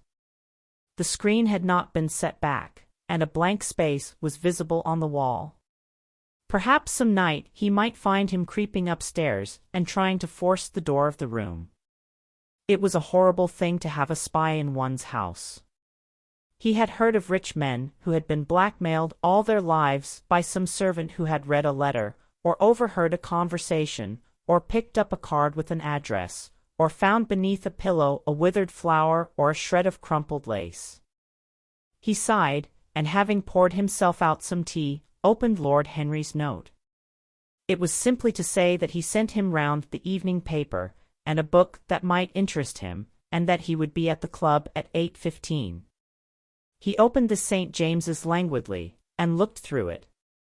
A red pencil mark on the 5th page caught his eye.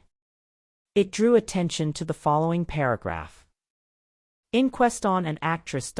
An inquest was held this morning at the Bell Tavern, Hoxton Road, by Mr. Danby, the district coroner, on the body of Sybil Vane, a young actress recently engaged at the Royal Theatre, Holborn. A verdict of death by misadventure was returned. Considerable sympathy was expressed for the mother of the deceased, who was greatly affected during the giving of her own evidence, and that of Dr. Birrell, who had made the post-mortem examination of the deceased. He frowned, and tearing the paper in two, went across the room and flung the pieces away. How ugly it all was! And how horribly real ugliness made things! He felt a little annoyed with Lord Henry for having sent him the report. And it was certainly stupid of him to have marked it with red pencil. Victor might have read it. The man knew more than enough English for that. Perhaps he had read it and had begun to suspect something. And, yet, what did it matter? What had Dorian Gray to do with Sybil Vane's death? There was nothing to fear. Dorian Gray had not killed her.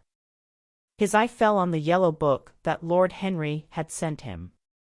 What was it, he wondered. He went towards the little, pearl-colored octagonal stand that had always looked to him like the work of some strange Egyptian bees that wrought in silver, and taking up the volume, flung himself into an armchair and began to turn over the leaves. After a few minutes he became absorbed. It was the strangest book that he had ever read.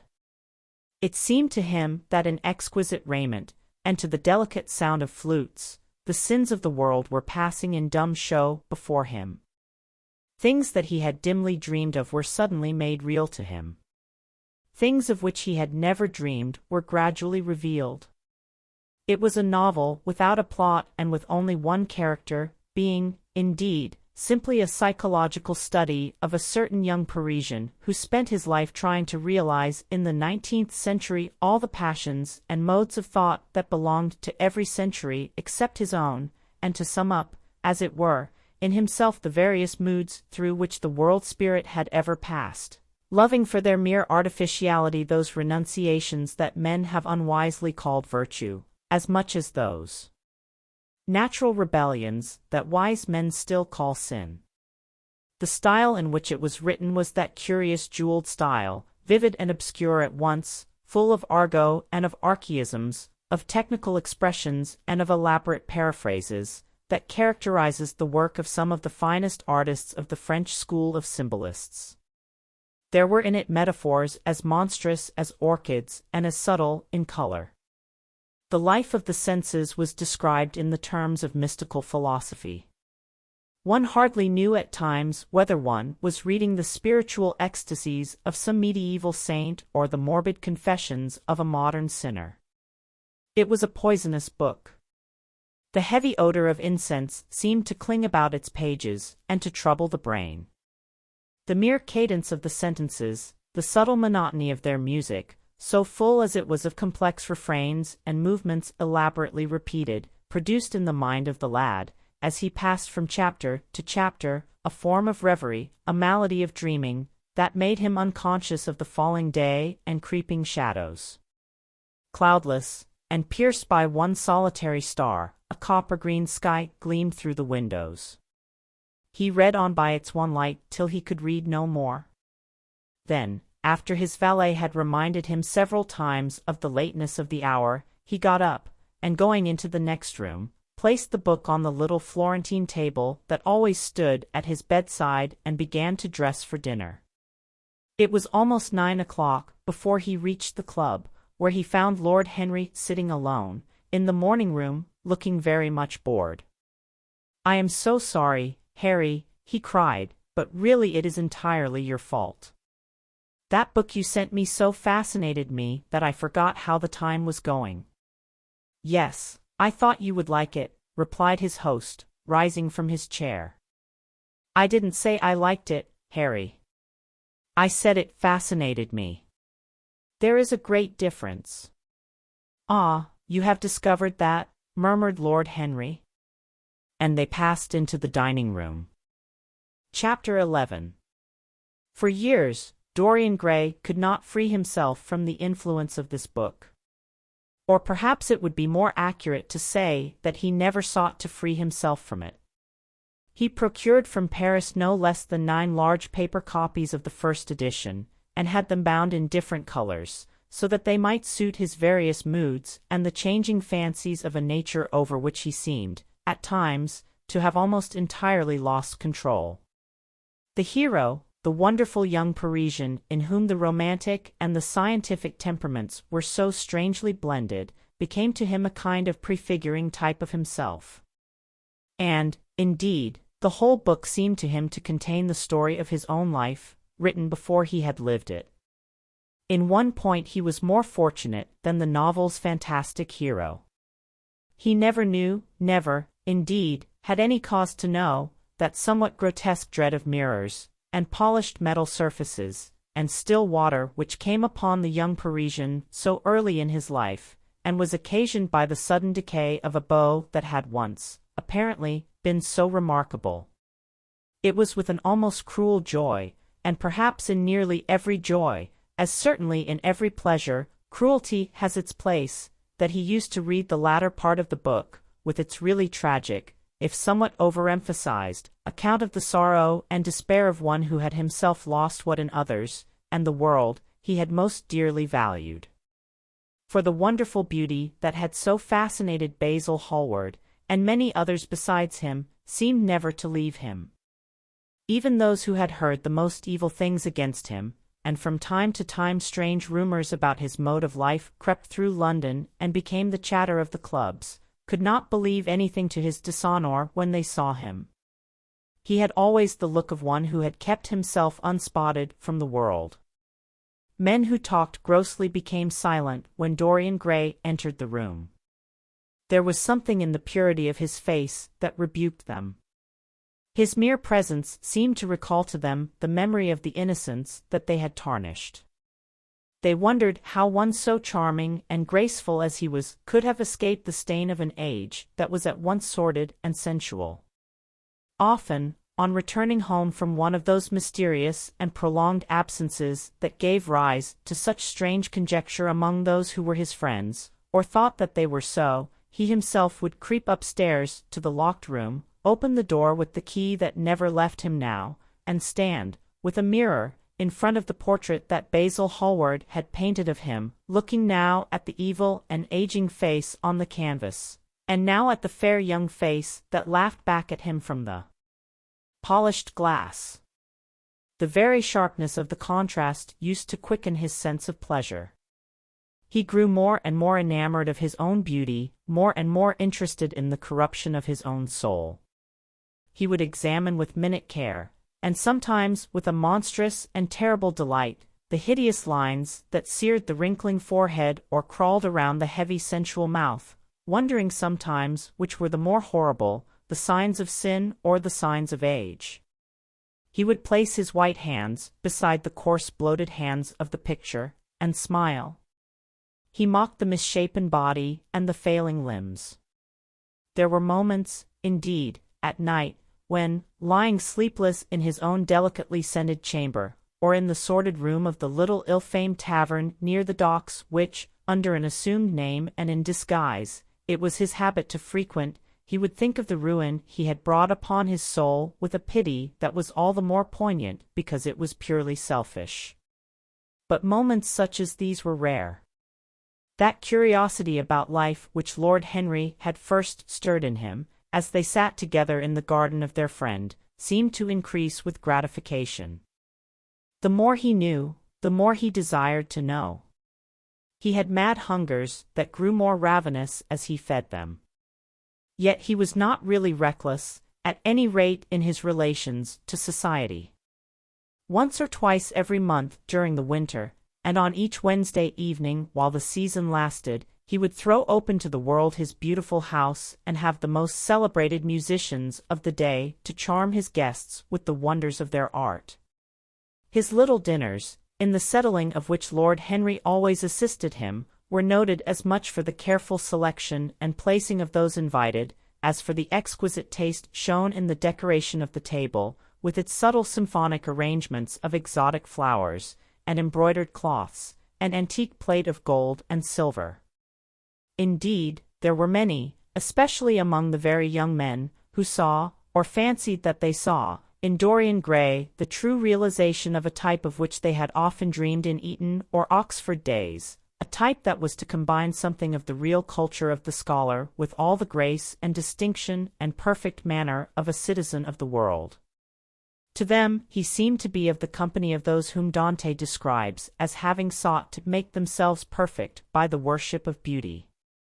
Like Gautier, he was one for whom the visible world existed.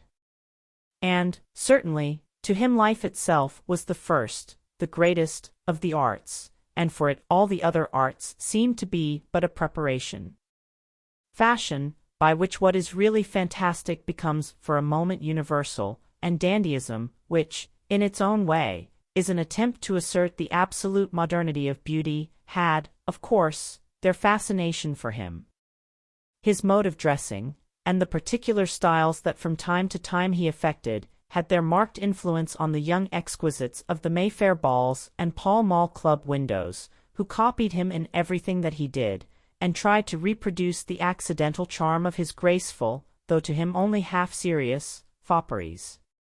For, while he was but too ready to accept the position that was almost immediately offered to him on his coming of age, and found, indeed, a subtle pleasure in the thought that he might really become to the London of his own day what to imperial Neronian Rome the author of the Satyricon once had been, yet in his inmost heart he desired to be something more than a mere arbiter elegantiarum, to be consulted on the wearing of a jewel, or the knotting of a necktie, or the conduct of a cane.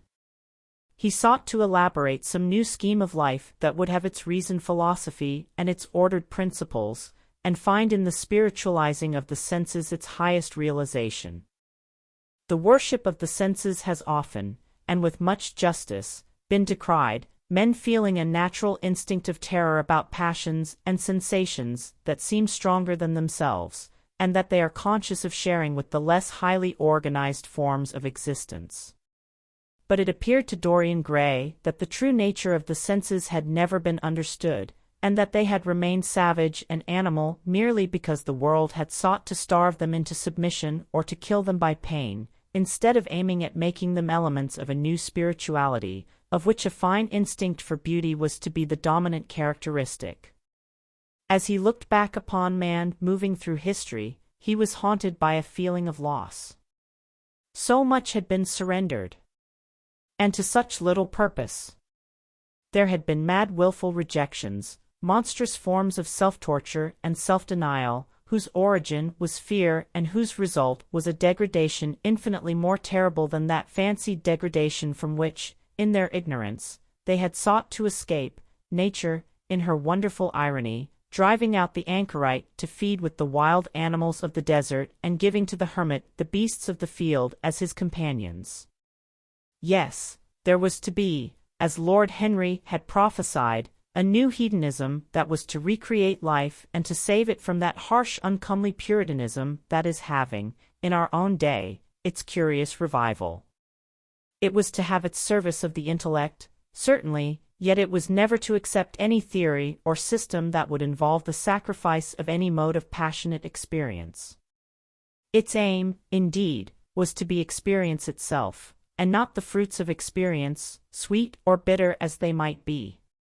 Of the asceticism that deadens the senses, as of the vulgar profligacy that dulls them, it was to know nothing. But it was to teach man to concentrate himself upon the moments of a life that is itself but a moment. There are few of us who have not sometimes wakened before dawn, either after one of those dreamless nights that make us almost enamored of death, or one of those nights of horror and misshapen joy, when through the chambers of the brain sweep phantoms more terrible than reality itself, an instinct with that vivid life that lurks in all grotesques, and that lends to Gothic art its enduring vitality, this art being, one might fancy, especially the art of those whose minds have been troubled with the malady of reverie. Gradually white fingers creep through the curtains, and they appear to tremble. In black fantastic shapes, dumb shadows crawl into the corners of the room and crouch there. Outside, there is the stirring of birds among the leaves, or the sound of men going forth to their work, or the sigh and sob of the wind coming down from the hills and wandering round the silent house, as though it feared to wake the sleepers and yet must needs call forth sleep from her purple cave.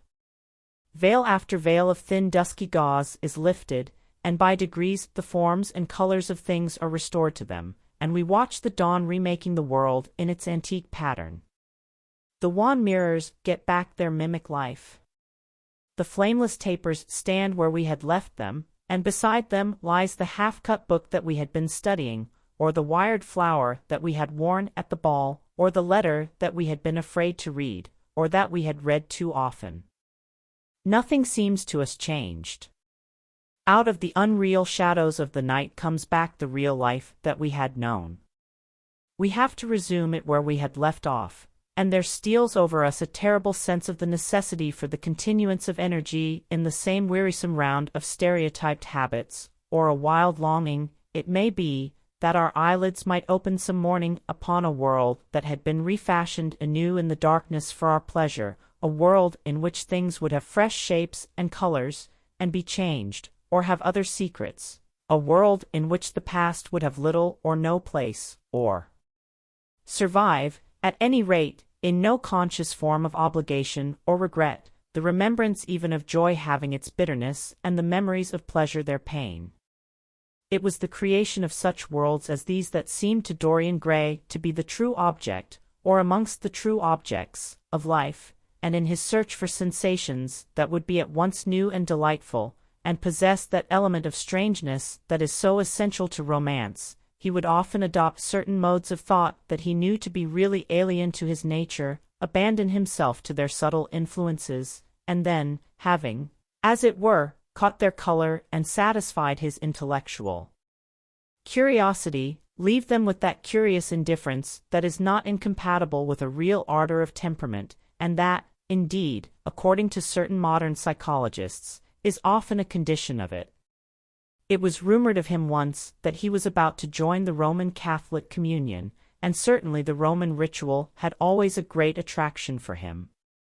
The daily sacrifice, more awful really than all the sacrifices of the antique world, stirred him as much by its superb rejection of the evidence of the senses as by the primitive simplicity of its elements and the eternal pathos of the human tragedy that it sought to symbolize. He loved to kneel down on the cold marble pavement and watch the priest, in his stiff flowered dalmatic, slowly and with white hands moving aside the veil of the tabernacle, or raising aloft the jeweled, lantern-shaped monstrance with that pallid wafer that at times, one would fain think, is indeed the panis caelestis, the bread of angels, or, robed in the garments of the Passion of Christ, breaking the host into the chalice and smiting his breast for his sins. The fuming censers that the grave boys, in their lace and scarlet, tossed into the air like great gilt flowers had their subtle fascination for him. As he passed out, he used to look with wonder at the black confessionals and long to sit in the dim shadow of one of them and listen to men and women whispering through the worn grating the true story of their lives. But he never fell into the error of arresting his intellectual development by any formal acceptance of creed or system, or of mistaking, for a house in which to live, an inn that is but suitable for the sojourn of a night, or for a few hours of a night in which there are no stars and the moon is in travail. Mysticism, with its marvelous power of making common things strange to us, and the subtle antinomianism that always seems to accompany it, moved him for a season, and for a season he inclined to the materialistic doctrines of the Darwinismus movement in Germany, and found a curious pleasure in tracing the thoughts and passions of men to some pearly cell in the brain, or some white nerve in the body, delighting in the conception of the absolute dependence of the spirit on certain physical conditions, morbid or healthy, normal or diseased. Yet, as has been said of him before, no theory of life seemed to him to be of any importance compared with life itself. He felt keenly conscious of how barren all intellectual speculation is when separated from action and experiment. He knew that the senses, no less than the soul, have their spiritual mysteries to reveal. And so he would now study perfumes and the secrets of their manufacture, distilling heavily scented oils and burning odorous gums from the East. He saw that there was no mood of the mind that had not its counterpart in the sensuous life, and set himself to discover their true relations, wondering what there was in frankincense that made one mystical, and in ambergris that stirred one's passions, and in violets that woke the memory of dead romances, and in musk that troubled the brain, and in chimpak that stained the imagination, and seeking often to elaborate a real psychology of perfumes, and to estimate the several influences of sweet smelling roots and scented, pollen-laden flowers, of aromatic balms and of dark and fragrant woods, of spikenard that sickens, of hovenia that makes men mad, and of aloes that are said to be able to expel melancholy from the soul. At another time he devoted himself entirely to music, and in a long latticed room, with a vermilion and gold ceiling and walls of olive-green lacquer, he used to give curious concerts in which mad gypsies tore wild music from little zither, or grave, yellow-shawled Tunisians plucked at the strained strings of monstrous lutes, while grinning Negroes beat monotonously upon copper drums and, crouching upon scarlet mats, slim-turbaned Indians blew through long pipes of reed or brass and charmed, or feigned to charm, great hooded snakes and horrible horned adders. The harsh intervals and shrill discords of barbaric music stirred him at times when Schubert's Grace, and Chopin's Beautiful Sorrows, and the mighty harmonies of Beethoven himself, fell unheeded on his ear. He collected together from all parts of the world the strangest instruments that could be found, either in the tombs of dead nations or among the few savage tribes that have survived contact with Western civilizations, and loved to touch and try them. He had the mysterious juriparis of the Rio Negro Indians, that women are not allowed to look at and that even youths may not see till they have been subjected to fasting and scourging, and the earthen jars of the Peruvians that have the shrill cries of birds, and flutes of human bones such as Alfonso de Ovalle heard in Chile, and the sonorous green jaspers that are found near Cusco and give forth a note of singular sweetness. He had painted gourds filled with pebbles that rattled when they were shaken, the long clarin of the Mexicans, into which the performer does not blow, but through which he inhales the air, the harsh tour of the Amazon tribes, that is sounded by the sentinels who sit all day long in high trees, and can be heard, it is said, at a distance of 3 leagues, the tepanazli, that has 2 vibrating tongues of wood and is beaten with sticks that are smeared with an elastic gum obtained from the milky juice of plants, the yotl bells of the Aztecs, that are hung in clusters like grapes, and a huge cylindrical drum, covered with the skins of great serpents, like the one that Bernal Diaz saw when he went with Cortez into the Mexican temple, and of whose doleful sound he has left us so vivid a description.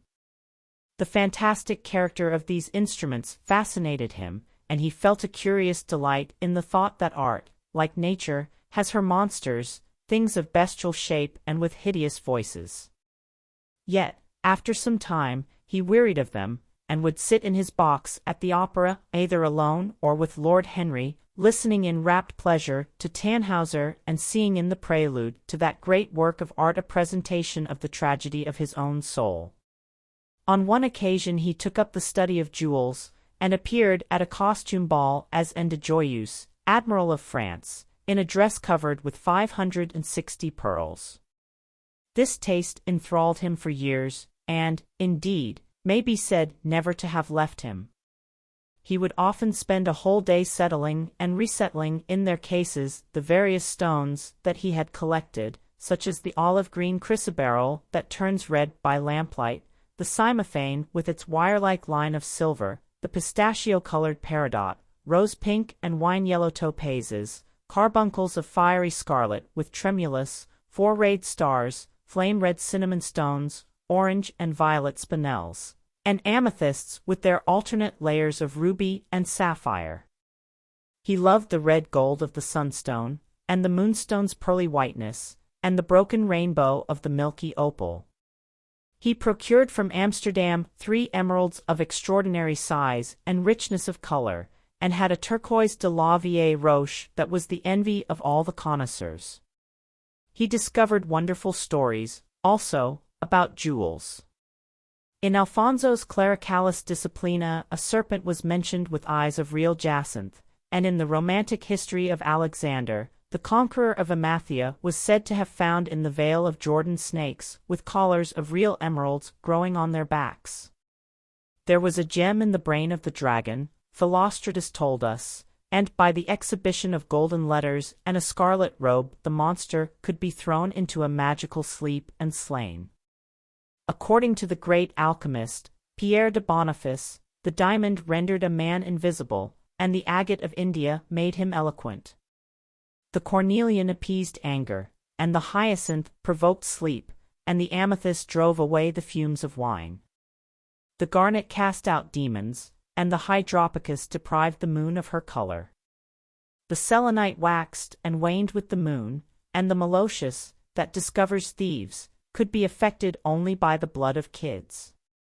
Leonardus Camillus had seen a white stone taken from the brain of a newly killed toad, that was a certain antidote against poison.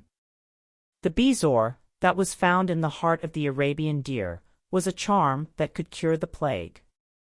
In the nests of Arabian birds was the aspilates, that, according to Democritus, kept the wearer from any danger by fire. The king of Ceylon rode through his city with a large ruby in his hand, as the ceremony of his coronation. The gates of the palace of John the priest were made of sardius, with the horn of the horned snake inwrought, so that no man might bring poison within. Over the gable were 2 golden apples, in which were 2 carbuncles, so that the gold might shine by day and the carbuncles by night. In Lodge's strange romance A Marguerite of America, it was stated that in the chamber of the queen one could behold all the chaste ladies of the world, enchased out of silver, looking through fair mirrors of chrysolites, carbuncles, sapphires, and green emeralds. Marco Polo had seen the inhabitants of Zipangu place rose-colored pearls in the mouths of the dead. A sea monster had been enamored of the pearl that the diver brought to King Perozes, and had slain the thief, and mourned for 7 moons over its loss. When the Huns lured the king into the great pit, he flung it away. Procopius tells the story, nor was it ever found again, though the Emperor Anastasius offered 500 weight of gold pieces for it. The king of Malabar had shown to a certain Venetian a rosary of 304 pearls, one for every god that he worshipped. When the Duc de Valentinois, son of Alexander VI, visited Louis XII of France, his horse was loaded with gold leaves, according to Brantome, and his cap had double rows of rubies that threw out a great light.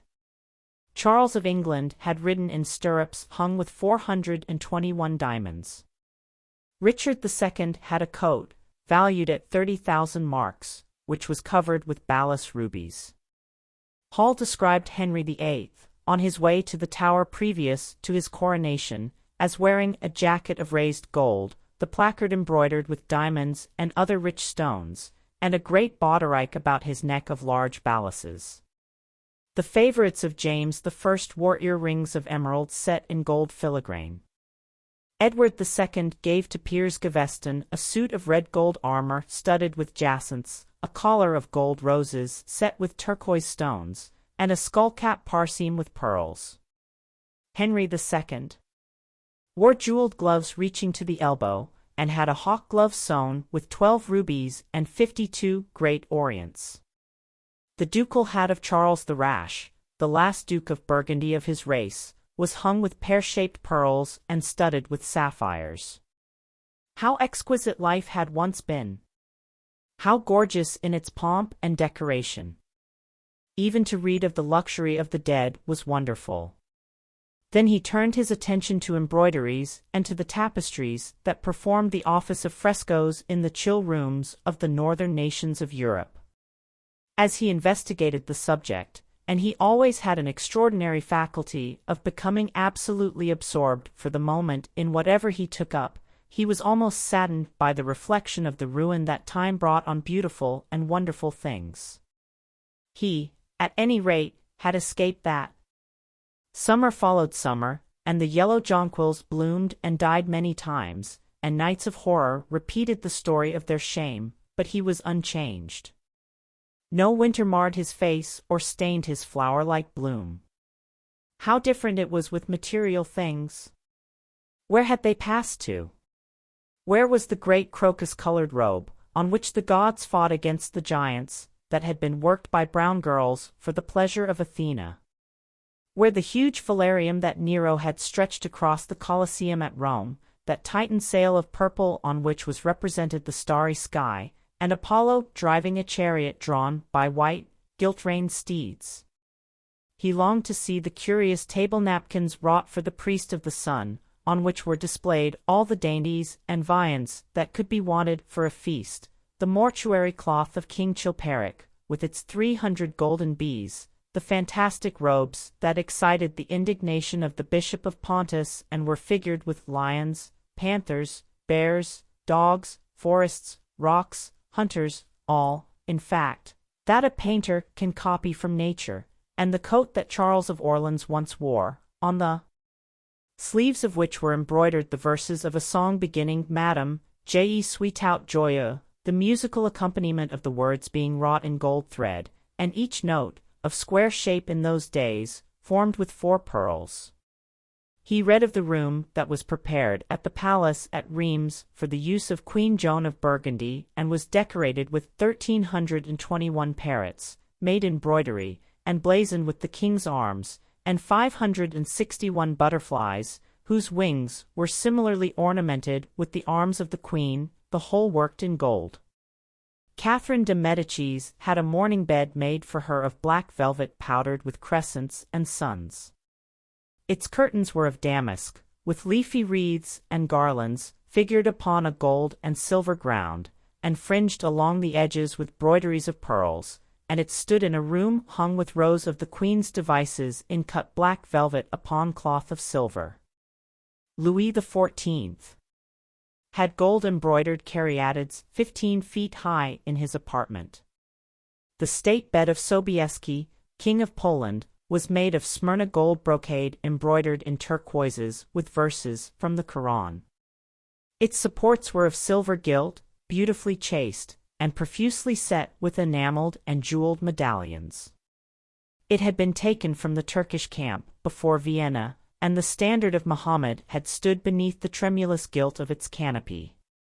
And so, for a whole year, he sought to accumulate the most exquisite specimens that he could find of textile and embroidered work, getting the dainty Delhi muslins, finely wrought with gold thread palmates and stitched over with iridescent beetles' wings, the Dhaka gauzes, that from their transparency are known in the East as woven air, and running water, and evening dew, strange figured cloths from Java, elaborate yellow Chinese hangings, books bound in tawny satins or fair blue silks, and wrought with fleurs de lis, birds and images, veils of laces worked in Hungary point, Sicilian brocades and stiff Spanish velvets, Georgian work, with its gilt coins, and Japanese fukuses, with their green-toned golds and their marvelously plumaged birds.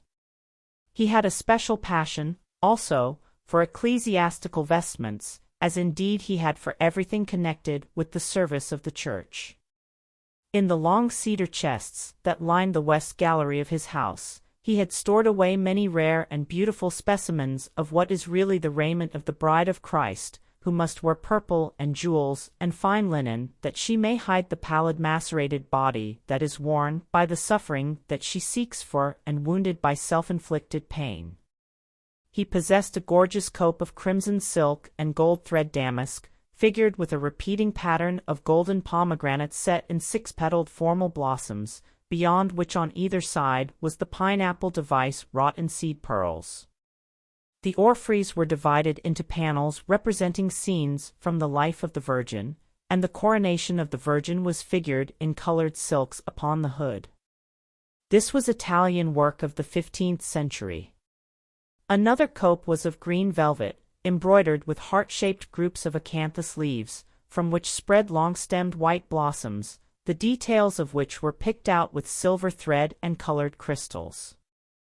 The Morse bore a seraph's head in gold thread raised work. The orphreys were woven in a diaper of red and gold silk, and were starred with medallions of many saints and martyrs, among whom was Saint Sebastian. He had chasubles, also, of amber-colored silk, and blue silk and gold brocade, and yellow silk damask and cloth of gold, figured with representations of the Passion and Crucifixion of Christ, and embroidered with lions and peacocks and other emblems, dalmatics of white satin and pink silk damask, decorated with tulips and dolphins and fleurs de lis, altar frontals of crimson velvet and blue linen, and many corporals, chalice veils, and sudaria. In the mystic offices to which such things were put, there was something that quickened his imagination. For these treasures, and everything that he collected in his lovely house, were to be to him means of forgetfulness, modes by which he could escape, for a season, from the fear that seemed to him at times to be almost too great to be borne. Upon the walls of the lonely locked room where he had spent so much of his boyhood, he had hung with his own hands the terrible portrait whose changing features showed him the real degradation of his life, and in front of it had draped the purple and gold pall as a curtain. For weeks he would not go there, would forget the hideous painted thing, and get back his light heart, his wonderful joyousness, his passionate absorption in mere existence. Then, suddenly, some night he would creep out of the house, go down to dreadful places near Blue Gate Fields, and stay there, day after day, until he was driven away. On his return he would sit in front of the picture, sometimes loathing it and himself, but filled, at other times, with that pride of individualism that is half the fascination of sin, and smiling with secret pleasure at the misshapen shadow that had to bear the burden that should have been his own. After a few years he could not endure to be long out of England, and gave up the villa that he had shared at Trouville with Lord Henry, as well as the little white walled-in house at Algiers where they had more than once spent the winter.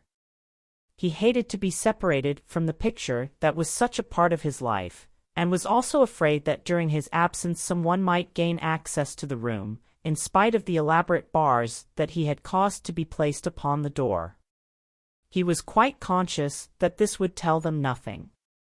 It was true that the portrait still preserved, under all the foulness and ugliness of the face, its marked likeness to himself, but what could they learn from that? He would laugh at anyone who tried to taunt him. He had not painted it. What was it to him how vile and full of shame it looked? Even if he told them, would they believe it? Yet he was afraid.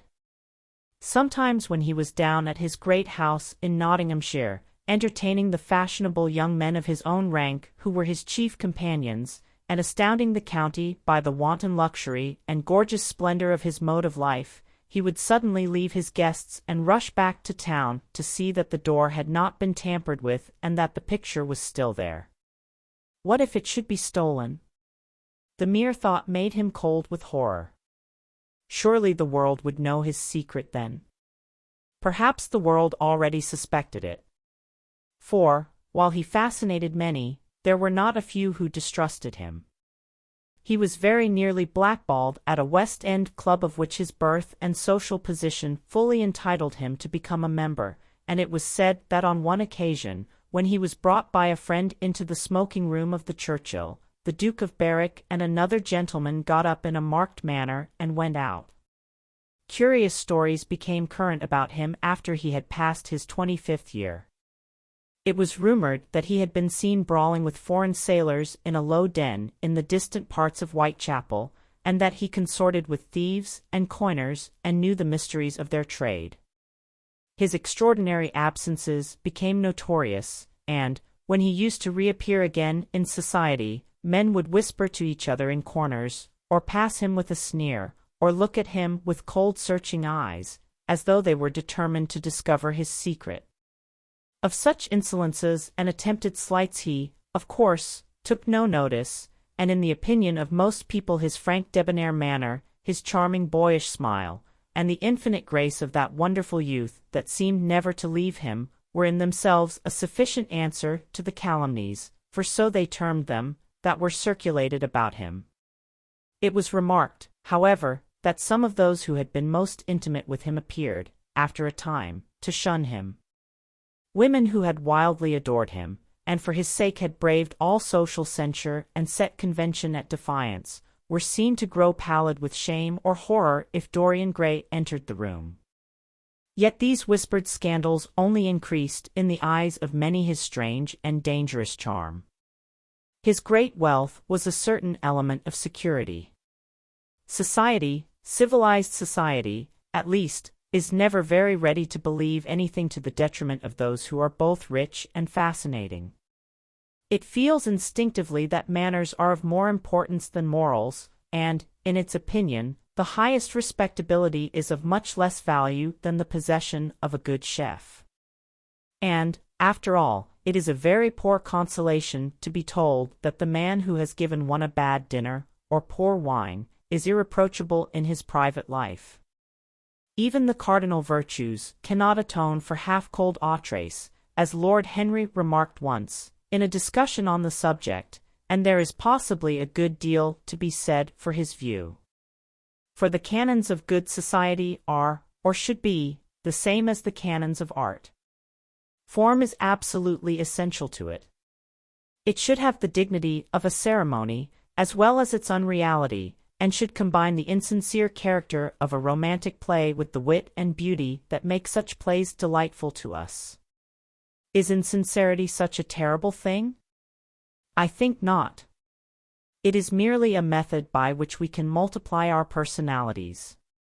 Such, at any rate, was Dorian Gray's opinion. He used to wonder at the shallow psychology of those who conceive the ego in man as a thing simple, permanent, reliable, and of one essence. To him, man was a being with myriad lives and myriad sensations, a complex multiform creature that bore within itself strange legacies of thought and passion, and whose very flesh was tainted with the monstrous maladies of the dead. He loved to stroll through the gaunt cold picture gallery of his country house and look at the various portraits of those whose blood flowed in his veins.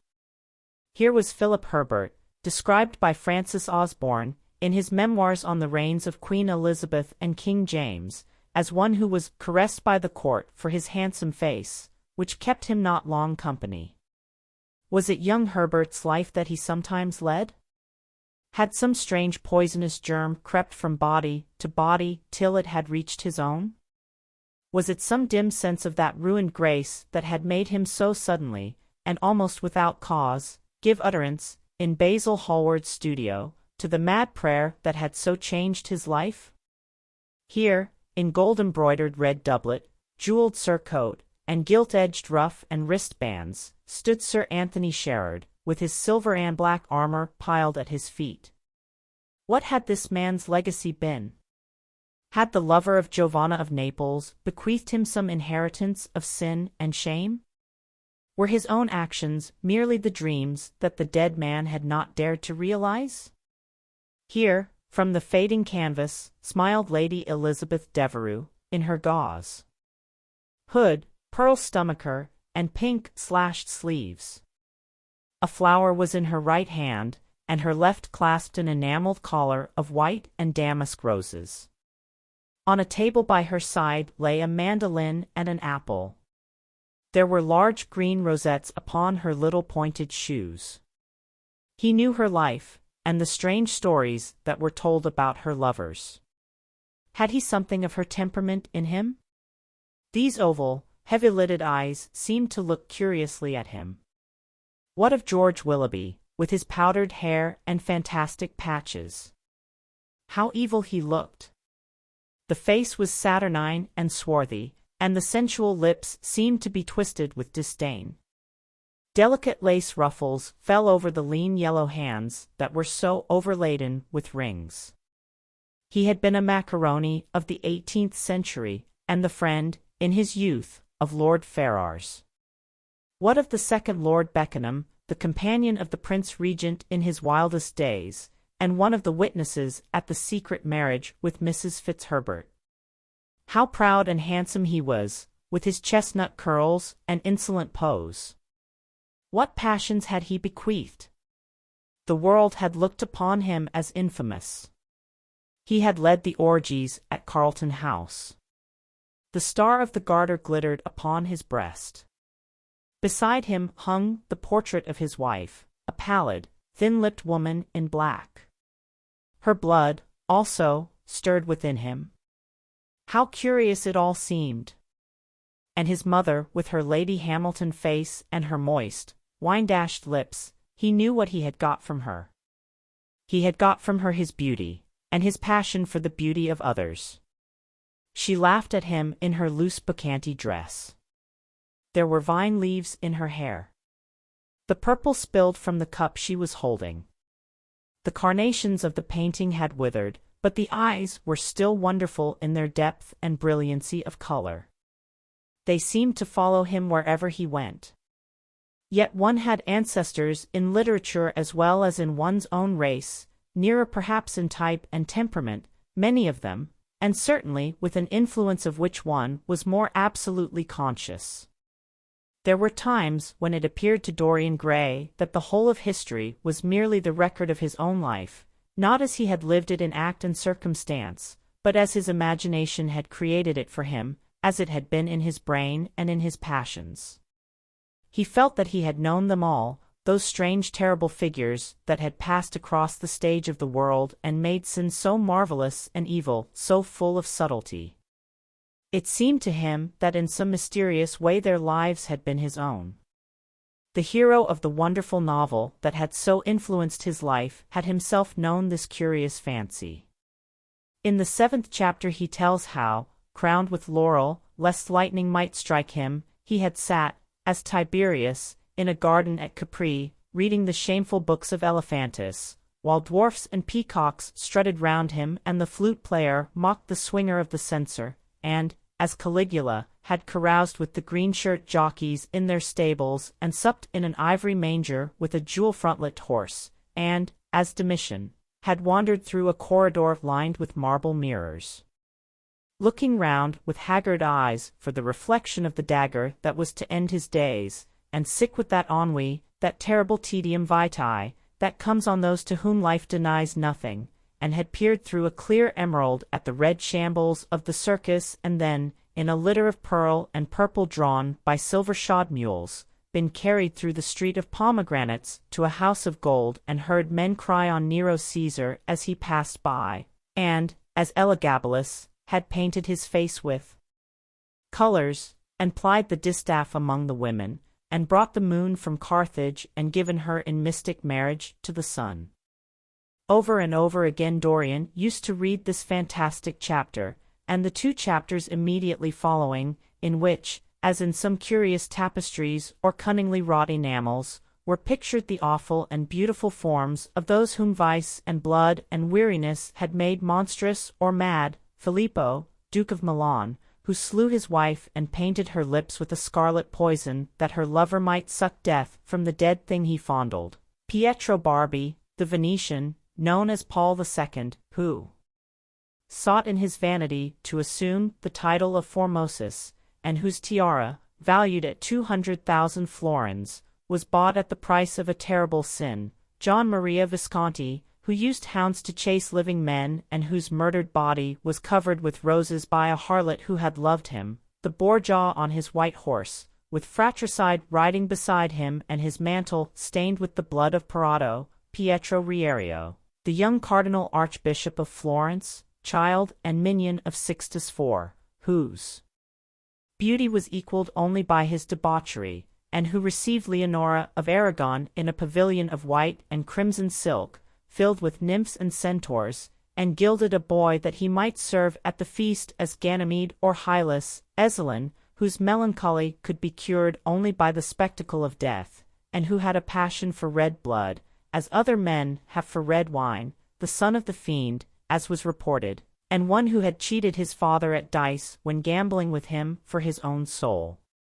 Giambattista Cibo, who in mockery took the name of Innocent and into whose torpid veins the blood of 3 lads was infused by a Jewish doctor, Sigismondo Malatesta, the lover of Isata and the lord of Rimini, whose effigy was burned at Rome as the enemy of God and man, who strangled Polissena with a napkin, and gave poison to Ginevra d'Este in a cup of emerald, and in honor of a shameful passion built a pagan church for Christian worship, Charles VI, who had so wildly adored his brother's wife that a leper had warned him of the insanity that was coming on him, and who, when his brain had sickened and grown strange, could only be soothed by Saracen cards painted with the images of love and death and madness, and, in his trim jerkin and jeweled cap and acanthus-like curls, Griffinetto Baglioni, who slew Astor with his bride, and Simonetto with his page, and whose comeliness was such that, as he lay dying in the yellow piazza of Perugia, those who had hated him could not choose but weep, and Atlanta, who had cursed him, blessed him. There was a horrible fascination in them all. He saw them at night, and they troubled his imagination in the day. The Renaissance knew of strange manners of poisoning by a helmet and a lighted torch, by an embroidered glove and a jeweled fan, by a gilded pomander and by an amber chain. Dorian Gray had been poisoned by a book. There were moments when he looked on evil simply as a mode through which he could realize his conception of the beautiful. Chapter 12. It was on the 9th of November, the eve of his own 38th birthday, as he often remembered afterwards. He was walking home about 11 o'clock from Lord Henry's, where he had been dining, and was wrapped in heavy furs, as the night was cold and foggy. At the corner of Grosvenor Square and South Audley Street, a man passed him in the mist, walking very fast and with the collar of his grey ulster turned up. He had a bag in his hand. Dorian recognized him. It was Basil Hallward. A strange sense of fear, for which he could not account, came over him. He made no sign of recognition and went on quickly in the direction of his own house. But Hallward had seen him. Dorian heard him first stopping on the pavement and then hurrying after him. In a few moments, his hand was on his arm. "Dorian! What an extraordinary piece of luck! I have been waiting for you in your library ever since 9 o'clock. Finally, I took pity on your tired servant and told him to go to bed, as he let me out. I am off to Paris by the midnight train, and I particularly wanted to see you before I left. I thought it was you, or rather your fur coat, as you passed me. But I wasn't quite sure. Didn't you recognize me? In this fog, my dear Basil? Why, I can't even recognize Grosvenor Square. I believe my house is somewhere about here, but I don't feel at all certain about it.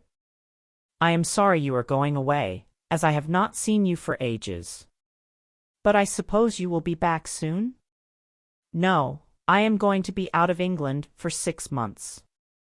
I intend to take a studio in Paris and shut myself up till I have finished a great picture I have in my head. However, it wasn't about myself I wanted to talk. Here we are at your door. Let me come in for a moment. I have something to say to you. I shall be charmed. But won't you miss your train?" said Dorian Gray languidly as he passed up the steps and opened the door with his latchkey. The lamplight struggled out through the fog, and Hallward looked at his watch. "I have heaps of time," he answered. "The train doesn't go till 12:15, and it is only just 11. In fact, I was on my way to the club to look for you, when I met you. You see, I shan't have any delay about luggage, as I have sent on my heavy things. All I have with me is in this bag, and I can easily get to Victoria in 20 minutes. Dorian looked at him and smiled. What a way for a fashionable painter to travel! A Gladstone bag and an ulster. Come in, or the fog will get into the house. And mind you don't talk about anything serious. Nothing is serious nowadays. At least nothing should be." Hallward shook his head as he entered, and followed Dorian into the library. There was a bright wood fire blazing in the large open hearth. The lamps were lit, and an open Dutch silver spirit case stood, with some siphons of soda water and large cut glass tumblers, on a little marquetry table. "You see, your servant made me quite at home, Dorian. He gave me everything I wanted, including your best gold-tipped cigarettes. He is a most hospitable creature. I like him much better than the Frenchman you used to have." "What has become of the Frenchman, by the by?" Dorian shrugged his shoulders. "I believe he married Lady Radley's maid, and has established her in Paris as an English dressmaker. Anglomany is very fashionable over there now, I hear. It seems silly of the French, doesn't it? But, do you know, he was not at all a bad servant. I never liked him, but I had nothing to complain about. One often imagines things that are quite absurd. He was really very devoted to me and seemed quite sorry when he went away. Have another brandy and soda? Or would you like hock and seltzer?" "I always take hock and seltzer myself. There is sure to be some in the next room." "Thanks, I won't have anything more," said the painter, taking his cap and coat off and throwing them on the bag that he had placed in the corner. "And now, my dear fellow, I want to speak to you seriously. Don't frown like that. You make it so much more difficult for me." "What is it all about?" cried Dorian in his petulant way, flinging himself down on the sofa. "I hope it is not about myself. I am tired of myself tonight. I should like to be somebody else." "It is about yourself," answered Hallward in his grave deep voice, "and I must say it to you. I shall only keep you half an hour. Dorian sighed and lit a cigarette. Half an hour, he murmured. It is not much to ask of you, Dorian, and it is entirely for your own sake that I am speaking. I think it right that you should know that the most dreadful things are being said against you in London. I don't wish to know anything about them. I love scandals about other people, but scandals about myself don't interest me. They have not got the charm of novelty. They must interest you, Dorian. Every gentleman is interested in his good name. You don't want people to talk of you as something vile and degraded. Of course, you have your position, and your wealth, and all that kind of thing. But position and wealth are not everything. Mind you, I don't believe these rumors at all. At least, I can't believe them when I see you. Sin is a thing that writes itself across a man's face. It cannot be concealed. People talk sometimes of secret vices. There are no such things. If a wretched man has a vice, it shows itself in the lines of his mouth, the droop of his eyelids, the molding of his hands even. Somebody, I won't mention his name, but you know him, came to me last year to have his portrait done. I had never seen him before, and had never heard anything about him at the time, though I have heard a good deal since. He offered an extravagant price. I refused him. There was something in the shape of his fingers that I hated. I know now that I was quite right in what I fancied about him. His life is dreadful. But you, Dorian, with your pure, bright, innocent face, and your marvelous untroubled youth, I can't believe anything against you. And yet I see you very seldom, and you never come down to the studio now, and when I am away from you, and I hear all these hideous things that people are whispering about you, I don't know what to say. Why is it, Dorian, that a man like the Duke of Berwick leaves the room of a club when you enter it? Why is it that so many gentlemen in London will neither go to your house or invite you to theirs? You used to be a friend of Lord Staveley. I met him at dinner last week. Your name happened to come up in conversation, in connection with the miniatures you have lent to the exhibition at the Dudley. Staveley curled his lip and said that you might have the most artistic tastes, but that you were a man whom no pure-minded girl should be allowed to know, and whom no chaste woman should sit in the same room with. I reminded him that I was a friend of yours, and asked him what he meant.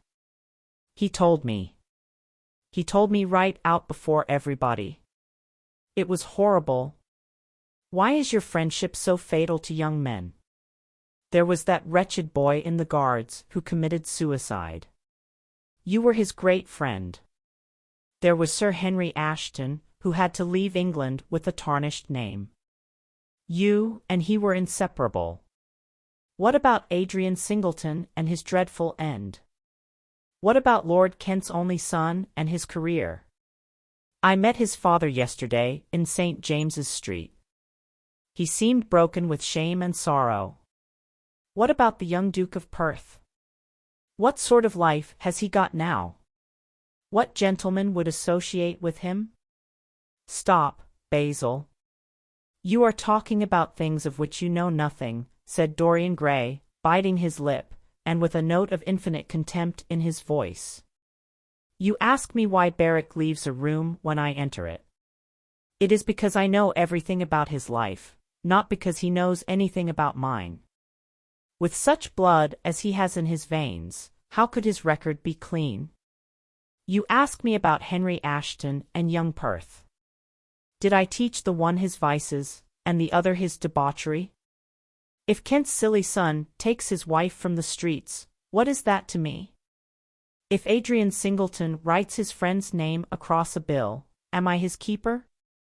I know how people chatter in England. The middle classes air their moral prejudices over their gross dinner tables, and whisper about what they call the profligacies of their betters in order to try and pretend that they are in smart society and on intimate terms with the people they slander. In this country, It is enough for a man to have distinction and brains for every common tongue to wag against him. And what sort of lives do these people, who pose as being moral, lead themselves? My dear fellow, you forget that we are in the native land of the hypocrite. Dorian, cried Hallward, that is not the question. England is bad enough, I know, and English society is all wrong. That is the reason why I want you to be fine. You have not been fine. One has a right to judge of a man by the effect he has over his friends. Yours seem to lose all sense of honor, of goodness, of purity. You have filled them with a madness for pleasure. They have gone down into the depths. You led them there. Yes, you led them there, and yet you can smile, as you are smiling now. And there is worse behind. I know you and Harry are inseparable. Surely for that reason, if for none other, you should not have made his sister's name a byword. Take care, Basil. You go too far. I must speak, and you must listen. You shall listen. When you met Lady Gwendolen, not a breath of scandal had ever touched her. Is there a single decent woman in London now who would drive with her in the park? Why, even her children are not allowed to live with her. Then there are other stories, stories that you have been seen creeping at dawn out of dreadful houses and slinking in disguise into the foulest dens in London. Are they true? Can they be true? When I first heard them, I laughed. I hear them now, and they make me shudder. What about your country house and the life that is led there? Dorian, you don't know what is said about you. I won't tell you that I don't want to preach to you. I remember Harry saying once that every man who turned himself into an amateur curate for the moment always began by saying that, and then proceeded to break his word. I do want to preach to you. I want you to lead such a life as will make the world respect you. I want you to have a clean name and a fair record. I want you to get rid of the dreadful people you associate with. Don't shrug your shoulders like that. Don't be so indifferent. You have a wonderful influence. Let it be for good, not for evil. They say that you corrupt every one with whom you become intimate, and that it is quite sufficient for you to enter a house for shame of some kind to follow after. I don't know whether it is so or not. How should I know? But it is said of you. I am told things that it seems impossible to doubt. Lord Gloucester was one of my greatest friends at Oxford. He showed me a letter that his wife had written to him when she was dying alone in her villa at Mentone. Your name was implicated in the most terrible confession I ever read. I told him that it was absurd, that I knew you thoroughly, and that you were incapable of anything of the kind. Know you? I wonder, do I know you? Before I could answer that, I should have to see your soul. To see my soul, muttered Dorian Gray, starting up from the sofa and turning almost white from fear.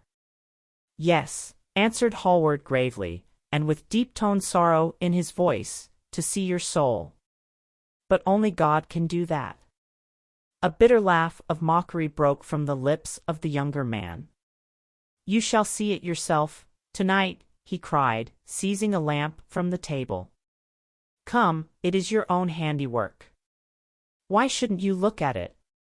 You can tell the world all about it afterwards, if you choose. Nobody would believe you. If they did believe you, they would like me all the better for it. I know the age better than you do, though you will prate about it so tediously. Come, I tell you.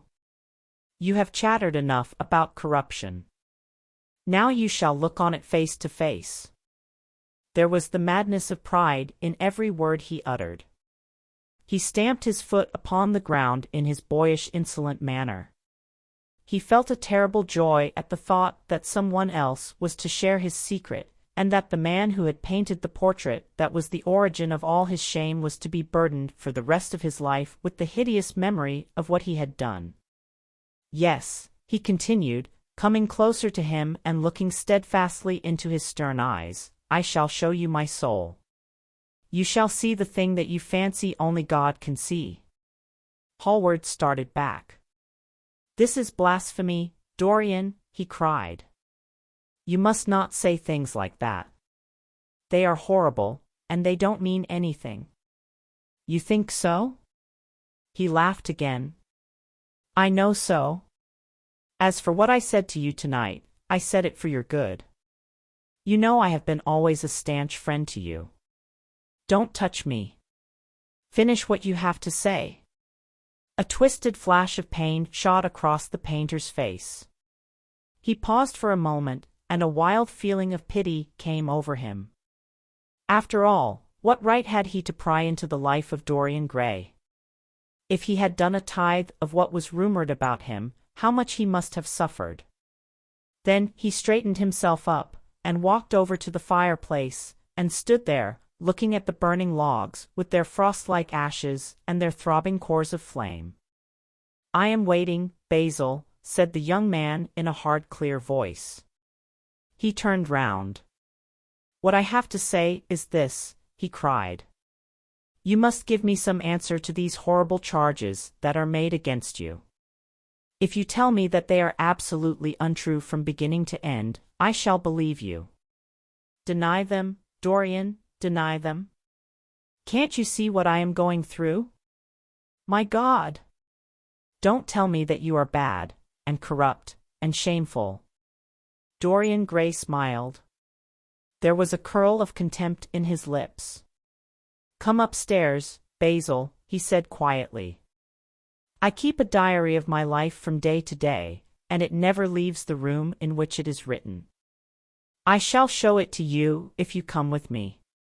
I shall come with you, Dorian, if you wish it. I see I have missed my train.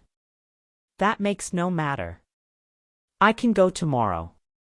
But don't ask me to read anything tonight. All I want is a plain answer to my question. That shall be given to you upstairs. I could not give it here. You will not have to read long." Chapter 13. He passed out of the room and began the ascent, Basil Hallward following close behind. They walked softly, as men do instinctively at night. The lamp cast fantastic shadows on the wall and staircase. A rising wind made some of the windows rattle. When they reached the top landing, Dorian set the lamp down on the floor, and taking out the key, turned it in the lock. "You insist on knowing, Basil?" he asked in a low voice. "Yes." "I am delighted," he answered, smiling. Then he added, somewhat harshly, "You are the one man in the world who is entitled to know everything about me. You have had more to do with my life than you think," and, taking up the lamp, he opened the door and went in. A cold current of air passed them, and the light shot up for a moment in a flame of murky orange. He shuddered. "Shut the door behind you," he whispered, as he placed the lamp on the table. Hallward glanced round him with a puzzled expression. The room looked as if it had not been lived in for years. A faded Flemish tapestry, a curtain picture, an old Italian cassone, and an almost empty bookcase, that was all that it seemed to contain, besides a chair and a table. As Dorian Gray was lighting a half-burned candle that was standing on the mantelshelf, he saw that the whole place was covered with dust and that the carpet was in holes. A mouse ran scuffling behind the wainscoting. There was a damp odor of mildew. "So you think that it is only God who sees the soul, Basil? Draw that curtain back, and you will see mine." The voice that spoke was cold and cruel. "You are mad, Dorian, or playing a part," muttered Hallward, frowning. "You won't? Then I must do it myself," said the young man, and he tore the curtain from its rod and flung it on the ground.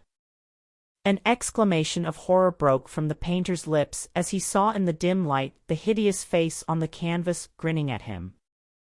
There was something in its expression that filled him with disgust and loathing. "Good heavens! It was Dorian Gray's own face that he was looking at. The horror, whatever it was, had not yet entirely spoiled that marvelous beauty. There was still some gold in the thinning hair and some scarlet on the sensual mouth. The sodden eyes had kept something of the loveliness of their blue, the noble curves had not yet completely passed away from chiseled nostrils and from plastic throat. Yes, it was Dorian himself. But who had done it? He seemed to recognize his own brushwork, and the frame was his own design. The idea was monstrous, yet he felt afraid. He seized the lighted candle and held it to the picture. In the left-hand corner was his own name, traced in long letters of bright vermilion. It was some foul parody, some infamous ignoble satire. He had never done that. Still, it was his own picture. He knew it, and he felt as if his blood had changed in a moment from fire to sluggish ice. His own picture. What did it mean? Why had it altered? He turned and looked at Dorian Gray with the eyes of a sick man. His mouth twitched, and his parched tongue seemed unable to articulate. He passed his hand across his forehead. It was dank with clammy sweat. The young man was leaning against the mantelshelf, watching him with that strange expression that one sees on the faces of those who are absorbed in a play when some great artist is acting. There was neither real sorrow in it nor real joy. There was simply the passion of the spectator, with perhaps a flicker of triumph in his eyes. He had taken the flower out of his coat, and was smelling it, or pretending to do so. "What does this mean?" cried Hallward, at last. His own voice sounded shrill and curious in his ears. "Years ago, when I was a boy," said Dorian Gray, crushing the flower in his hand, "you met me, flattered me, and taught me to be vain of my good looks. One day you introduced me to a friend of yours, who explained to me the wonder of youth, and you finished a portrait of me that revealed to me the wonder of beauty. In a mad moment that, even now, I don't know whether I regret or not, I made a wish, perhaps you would call it a prayer. I remember it. Oh, how well I remember it. No.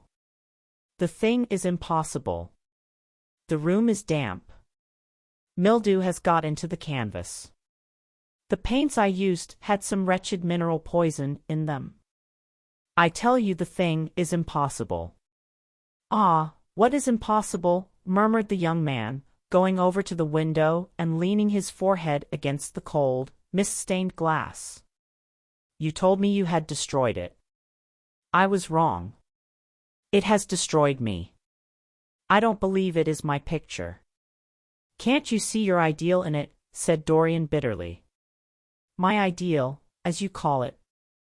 As you called it. There was nothing evil in it, nothing shameful. You were to me such an ideal as I shall never meet again. This is the face of a satyr. It is the face of my soul. Christ! What a thing I must have worshipped! It has the eyes of a devil. Each of us has heaven and hell in him, Basil," cried Dorian with a wild gesture of despair. Hallward turned again to the portrait and gazed at it. "My God! If it is true," he exclaimed, "and this is what you have done with your life, why, you must be worse even than those who talk against you fancy you to be." He held the light up again to the canvas and examined it. The surface seemed to be quite undisturbed and as he had left it. It was from within, apparently, that the foulness and horror had come. Through some strange quickening of inner life, the leprosies of sin were slowly eating the thing away. The rotting of a corpse in a watery grave was not so fearful. His hand shook, and the candle fell from its socket on the floor and lay there sputtering. He placed his foot on it and put it out. Then he flung himself into the rickety chair that was standing by the table and buried his face in his hands. "Good God, Dorian, what a lesson! What an awful lesson!" There was no answer, but he could hear the young man sobbing at the window. "Pray, Dorian, pray," he murmured. "What is it that one was taught to say in one's boyhood? Lead us not into temptation. Forgive us our sins. Wash away our iniquities." Let us say that together. The prayer of your pride has been answered. The prayer of your repentance will be answered also. I worshipped you too much. I am punished for it. You worshipped yourself too much. We are both punished. Dorian Gray turned slowly around and looked at him with tear-dimmed eyes. "It is too late, Basil," he faltered. "It is never too late, Dorian. Let us kneel down and try if we cannot remember a prayer. Isn't there a verse somewhere, 'Though your sins be as scarlet, yet I will make them as white as snow'? Those words mean nothing to me now." "Hush! Don't say that. You have done enough evil in your life. My God! Don't you see that accursed thing leering at us?" Dorian Gray glanced at the picture, and suddenly an uncontrollable feeling of hatred for Basil Hallward came over him, as though it had been suggested to him by the image on the canvas, whispered into his ear by those grinning lips. The mad passions of a hunted animal stirred within him, and he loathed the man who was seated at the table more than in his whole life he had ever loathed anything. He glanced wildly around. Something glimmered on the top of the painted chest that faced him. His eye fell on it. He knew what it was. It was a knife that he had brought up, some days before, to cut a piece of cord, and had forgotten to take away with him. He moved slowly towards it, passing Hallward as he did so. As soon as he got behind him, he seized it and turned round. Hallward stirred in his chair as if he was going to rise. He rushed at him and dug the knife into the great vein that is behind the ear, crushing the man's head down on the table and stabbing again and again. There was a stifled groan and the horrible sound of someone choking with blood. 3 times the outstretched arms shot up convulsively, waving grotesque, stiff-fingered hands in the air. He stabbed him twice more, but the man did not move. Something began to trickle on the floor. He waited for a moment, still pressing the head down. Then he threw the knife on the table, and listened. He could hear nothing but the drip, drip on the threadbare carpet. He opened the door and went out on the landing. The house was absolutely quiet. No one was about. For a few seconds he stood bending over the balustrade and peering down into the black, seething well of darkness. Then he took out the key and returned to the room, locking himself in as he did so. The thing was still seated in the chair, straining over the table with bowed head, and humped back, and long fantastic arms. Had it not been for the red jagged tear in the neck and the clotted black pool that was slowly widening on the table, one would have said that the man was simply asleep. How quickly it had all been done! He felt strangely calm, and walking over to the window, opened it and stepped out on the balcony. The wind had blown the fog away, and the sky was like a monstrous peacock's tail, starred with myriads of golden eyes. He looked down and saw the policeman going his rounds and flashing the long beam of his lantern on the doors of the silent houses. The crimson spot of a prowling hansom gleamed at the corner and then vanished. A woman in a fluttering shawl was creeping slowly by the railings, staggering as she went. Now and then she stopped and peered back. Once, she began to sing in a hoarse voice. The policeman strolled over and said something to her. She stumbled away, laughing. A bitter blast swept across the square. The gas lamps flickered and became blue, and the leafless trees shook their black iron branches to and fro. He shivered and went back, closing the window behind him. Having reached the door, he turned the key and opened it. He did not even glance at the murdered man. he felt that the secret of the whole thing was not to realize the situation. The friend who had painted the fatal portrait to which all his misery had been due had gone out of his life. That was enough. Then he remembered the lamp. It was a rather curious one of Moorish workmanship, made of dull silver inlaid with arabesques of burnished steel, and studded with coarse turquoises. Perhaps it might be missed by his servant, and questions would be asked. He hesitated for a moment, then he turned back and took it from the table. He could not help seeing the dead thing. How still it was! How horribly white the long hands looked! It was like a dreadful wax image. Having locked the door behind him, he crept quietly downstairs.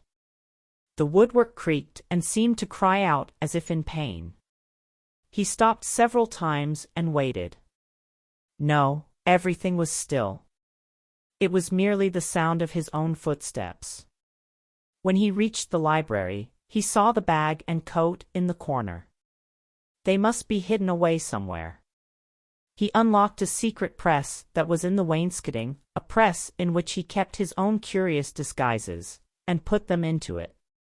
He could easily burn them afterwards. Then he pulled out his watch. It was 20 minutes to 2. He sat down and began to think. Every year, every month, almost, men were strangled in England for what he had done. There had been a madness of murder in the air. Some red star had come too close to the earth. And yet, what evidence was there against him? Basil Hallward had left the house at 11. No one had seen him come in again. Most of the servants were at Selby Royal. His valet had gone to bed. Paris! Yes. It was to Paris that Basil had gone, and by the midnight train, as he had intended. With his curious reserved habits, it would be months before any suspicions would be roused. Months? Everything could be destroyed long before then. A sudden thought struck him. He put on his fur coat and hat and went out into the hall. There he paused, hearing the slow heavy tread of the policeman on the pavement outside and seeing the flash of the bull's-eye reflected in the window. He waited and held his breath. After a few moments he drew back the latch and slipped out, shutting the door very gently behind him. Then he began ringing the bell. In about 5 minutes his valet appeared, half-dressed and looking very drowsy. "I am sorry to have had to wake you up, Francis," he said, stepping in, "but I had forgotten my latch-key." "What time is it?" 10 minutes past 2, sir," answered the man, looking at the clock and blinking. 10 minutes past 2? How horribly late! You must wake me at 9 tomorrow. I have some work to do. All right, sir. Did anyone call this evening? Mr. Hallward, sir. He stayed here till 11, and then he went away to catch his train. Oh. I am sorry, I didn't see him. Did he leave any message? No, sir, except that he would write to you from Paris, if he did not find you at the club. That will do, Francis. Don't forget to call me at 9 tomorrow. No, sir. The man shambled down the passage in his slippers. Dorian Gray threw his hat and coat upon the table and passed into the library. For a quarter of an hour he walked up and down the room, biting his lip and thinking. Then he took down the blue book from one of the shelves and began to turn over the leaves.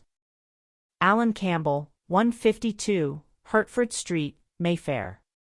Yes, that was the man he wanted. Chapter 14.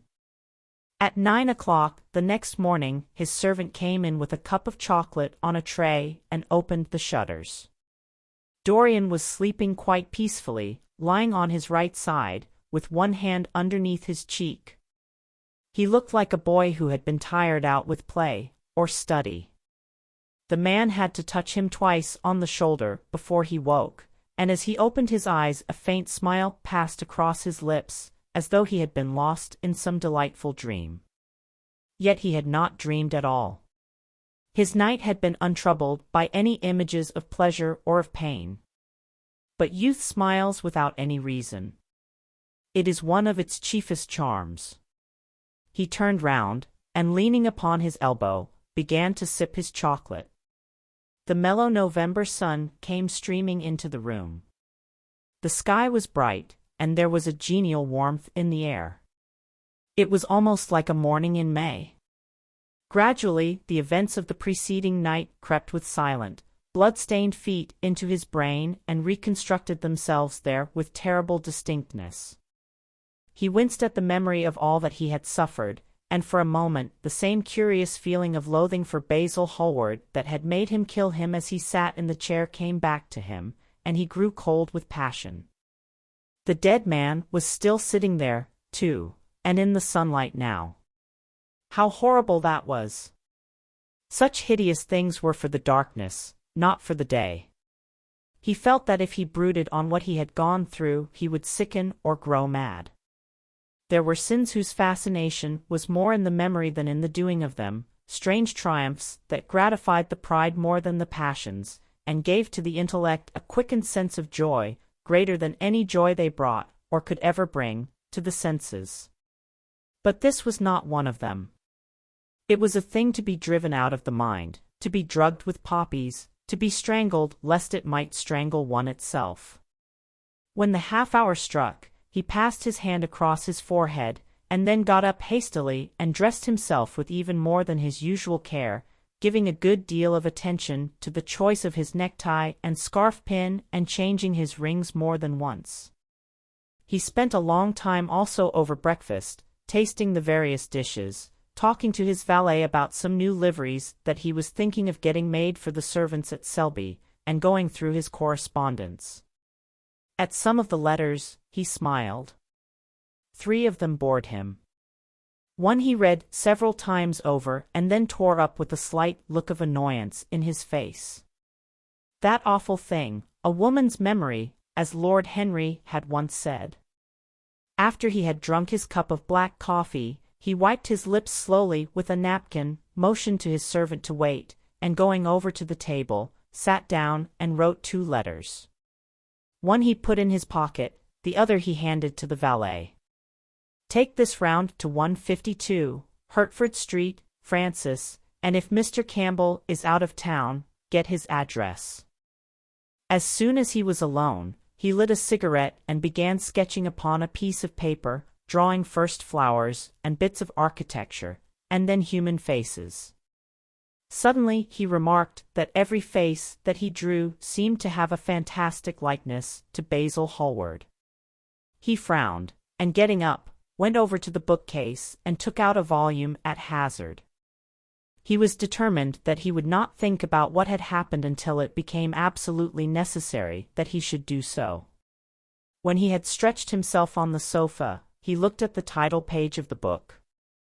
It was Gautier's Amo et Cames, Charpentier's Japanese paper edition, with the Jacquemart etching. The binding was of citron green leather, with a design of gilt trellis work and dotted pomegranates. It had been given to him by Adrian Singleton. As he turned over the pages, his eye fell on the poem about the hand of Lacenaire, the cold yellow hand du supplice encore mal lavé, with its downy red hairs and its doigts de faune. He glanced at his own white taper fingers, shuddering slightly in spite of himself, and passed on, till he came to those lovely stanzas upon Venice. Sur une gamme chromatique. Le Seine de perles ruisselant. La Venus de l'Adriatique.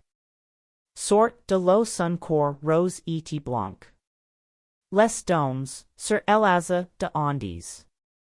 Suivant la phrase au per contour. S'enflant comme de gorges rondes. Qui soulève un soupir d'amour. L'esquif à bord et me depose. Jetant son amour au pilier. Devant une façade rose. Sur le marbre d'un escalier. How exquisite they were! As one read them, one seemed to be floating down the green waterways of the pink and pearl city, seated in a black gondola with silver prow and trailing curtains. The mere lines looked to him like those straight lines of turquoise blue that follow one as one pushes out to the Lido. The sudden flashes of color reminded him of the gleam of the opaline iris-throated birds that flutter round the tall honeycombed campanile or stalk, with such stately grace, through the dim, dust-stained arcades. Leaning back with half-closed eyes, he kept saying over and over to himself, "Devant un façade rose. Sur le marbre d'un escalier." The whole of Venice was in those two lines. He remembered the autumn that he had passed there, and a wonderful love that had stirred him to mad delightful follies. There was romance in every place. But Venice, like Oxford, had kept the background for romance, and, to the true romantic, background was everything, or almost everything. Basil had been with him part of the time, and had gone wild over Tintoret. Poor Basil! What a horrible way for a man to die! He sighed, and took up the volume again, and tried to forget. He read of the swallows that fly in and out of the little café at Smyrna where the Hajis sit counting their amber beads, and the turbaned merchants smoke their long tasseled pipes and talk gravely to each other. He read of the obelisk in the Place de la Concorde that weeps tears of granite in its lonely sunless exile and longs to be back by the hot, lotus-covered Nile, where there are sphinxes, and rose-red ibises, and white vultures with gilded claws, and crocodiles with small barrel eyes that crawl over the green steaming mud. He began to brood over those verses which, drawing music from kiss-stained marble, tell of that curious statue that Gautier compares to a contralto voice, the monstre charmant that couches in the porphyry room of the Louvre. But after a time the book fell from his hand. He grew nervous, and a horrible fit of terror came over him. What if Alan Campbell should be out of England? Days would elapse before he could come back. Perhaps he might refuse to come. What could he do then? Every moment was of vital importance. They had been great friends once, 5 years before, almost inseparable, indeed. Then the intimacy had come suddenly to an end. When they met in society now, it was only Dorian Gray who smiled. Alan Campbell never did. He was an extremely clever young man, though he had no real appreciation of the visible arts, and whatever little sense of the beauty of poetry he possessed he had gained entirely from Dorian. His dominant intellectual passion was for science. At Cambridge he had spent a great deal of his time working in the laboratory, and had taken a good class in the natural science tripos of his year. Indeed, he was still devoted to the study of chemistry, and had a laboratory of his own in which he used to shut himself up all day long, greatly to the annoyance of his mother, who had set her heart on his standing for Parliament and had a vague idea that a chemist was a person who made up prescriptions. He was an excellent musician, however, as well, and played both the violin and the piano better than most amateurs.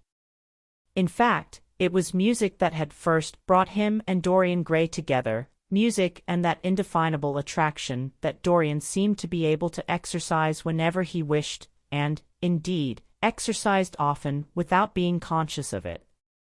They had met at Lady Berkshire's the night that Rubinstein played there, and after that used to be always seen together at the opera and wherever good music was going on.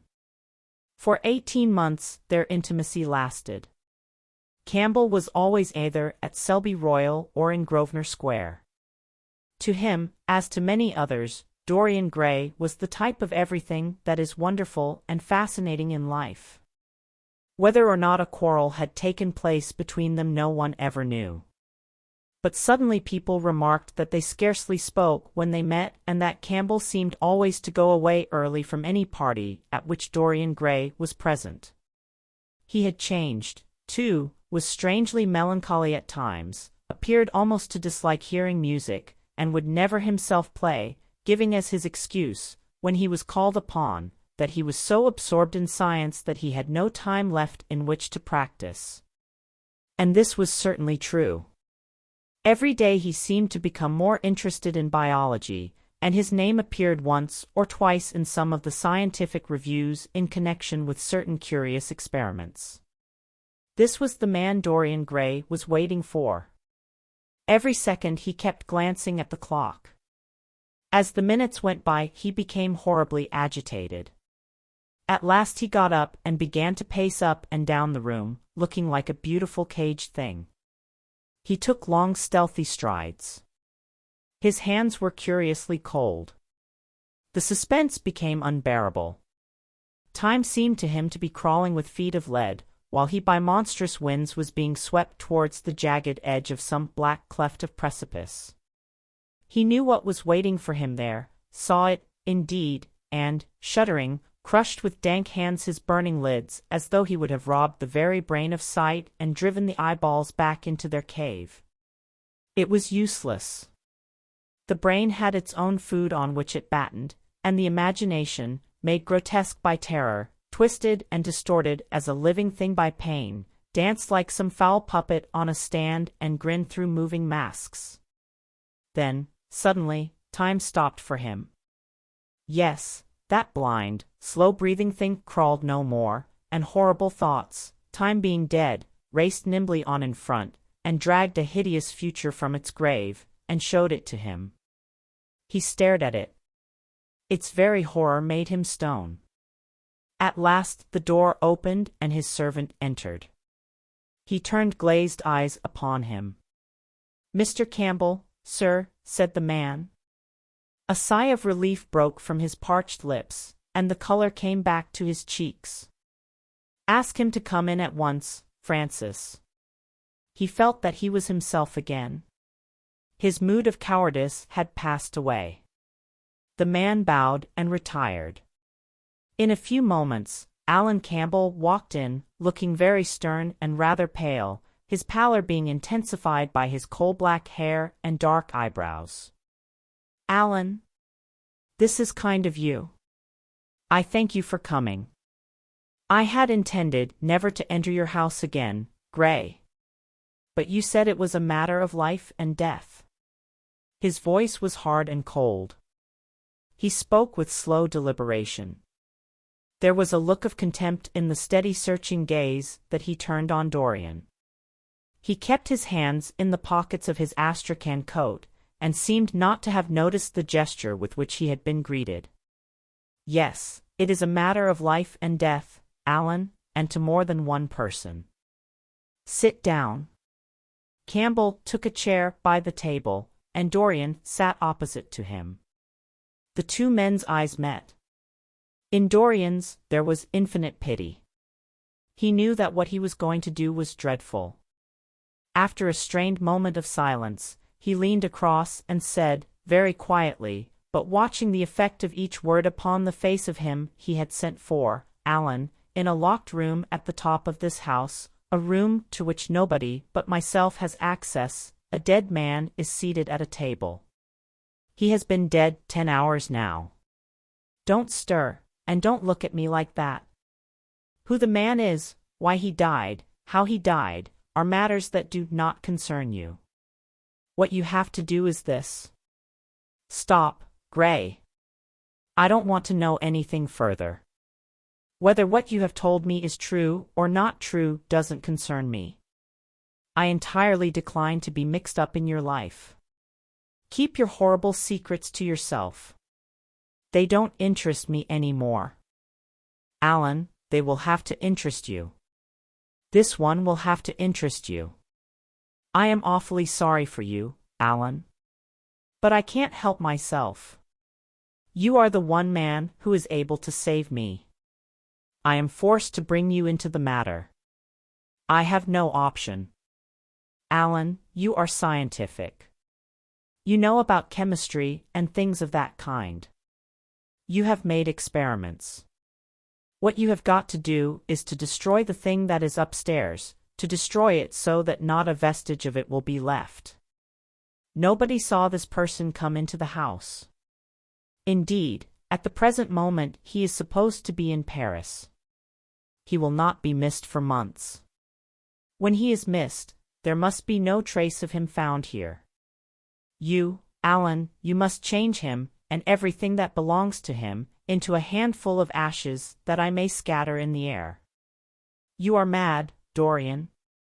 Ah! I was waiting for you to call me Dorian.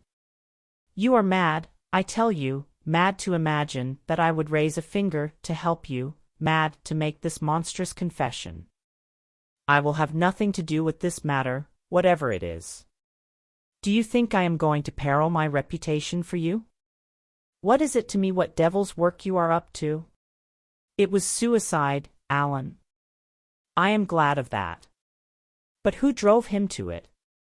You, I should fancy. Do you still refuse to do this for me? Of course I refuse. I will have absolutely nothing to do with it. I don't care what shame comes on you. You deserve it all. I should not be sorry to see you disgraced, publicly disgraced. How dare you ask me, of all men in the world, to mix myself up in this horror? I should have thought you knew more about people's characters. Your friend Lord Henry Wotton can't have taught you much about psychology, whatever else he has taught you. Nothing will induce me to stir a step to help you. You have come to the wrong man. Go to some of your friends. Don't come to me. Alan, it was murder. I killed him. You don't know what he had made me suffer. Whatever my life is, he had more to do with the making or the marring of it than poor Harry has had. He may not have intended it, the result was the same. Murder! Good God, Dorian, is that what you have come to?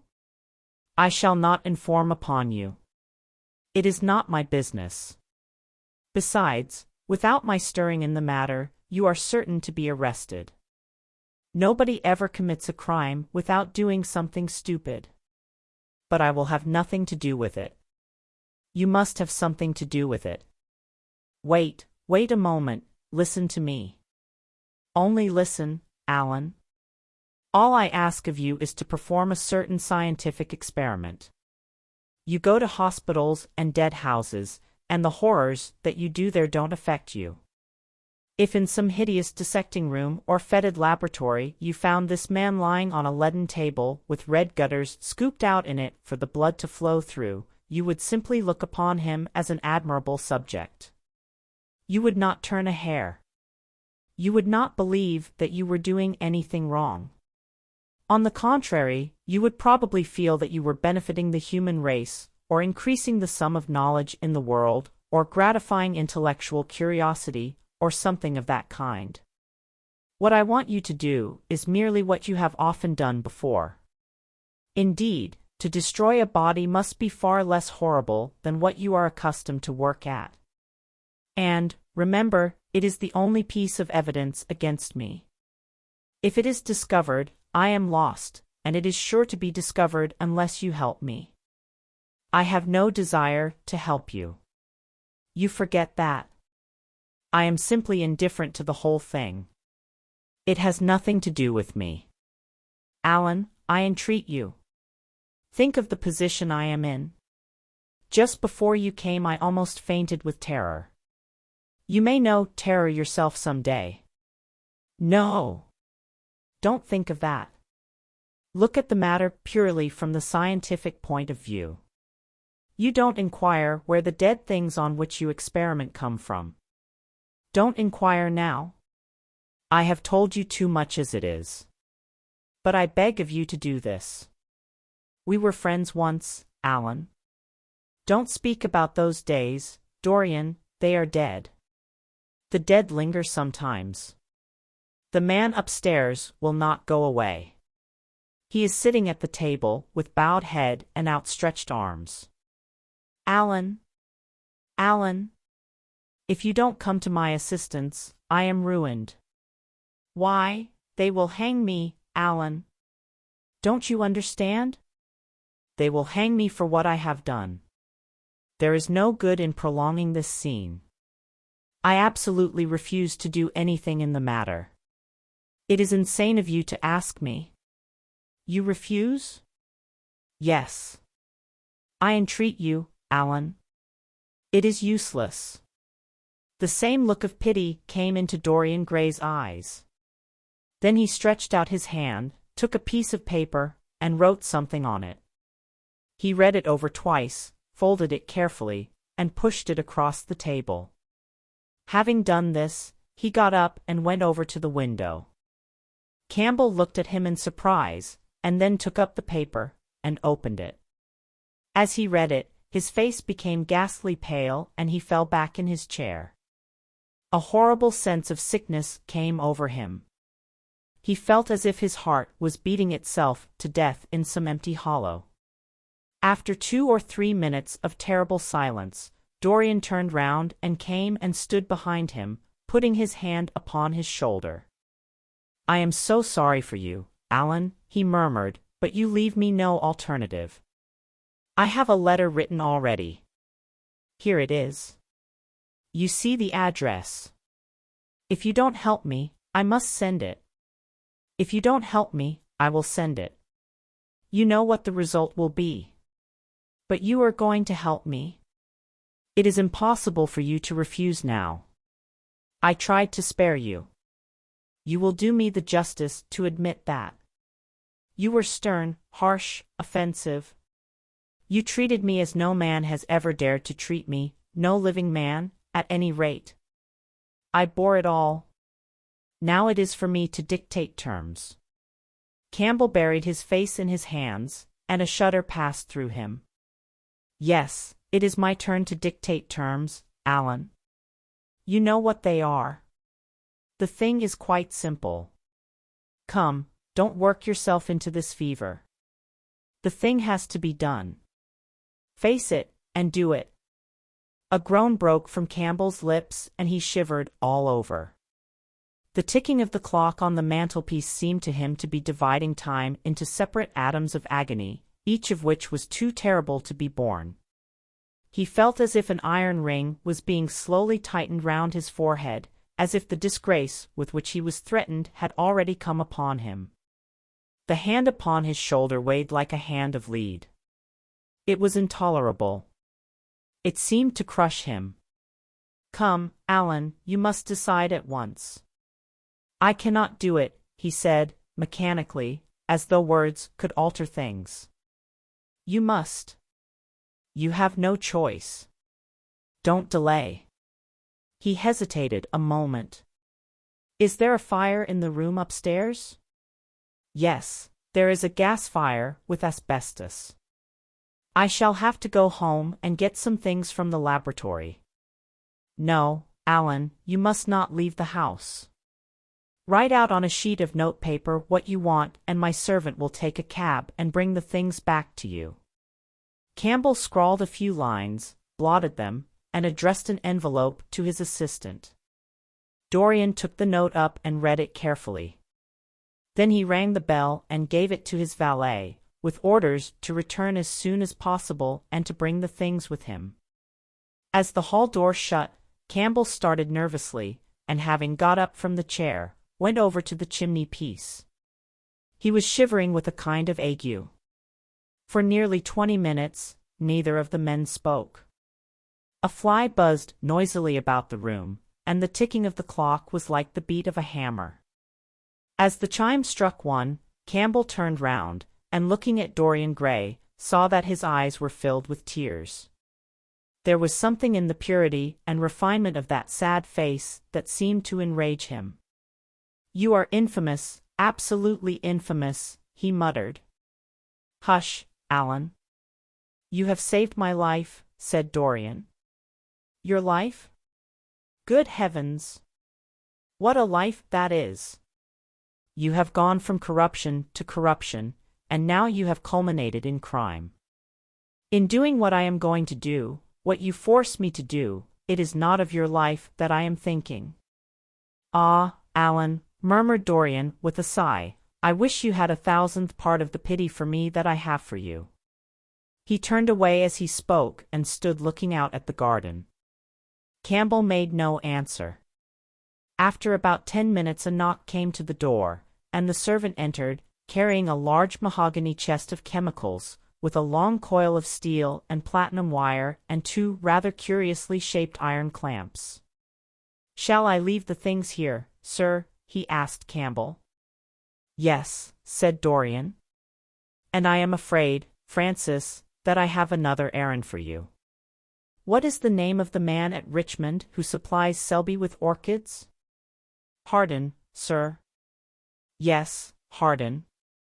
You must go down to Richmond at once, see Harden personally, and tell him to send twice as many orchids as I ordered, and to have as few white ones as possible.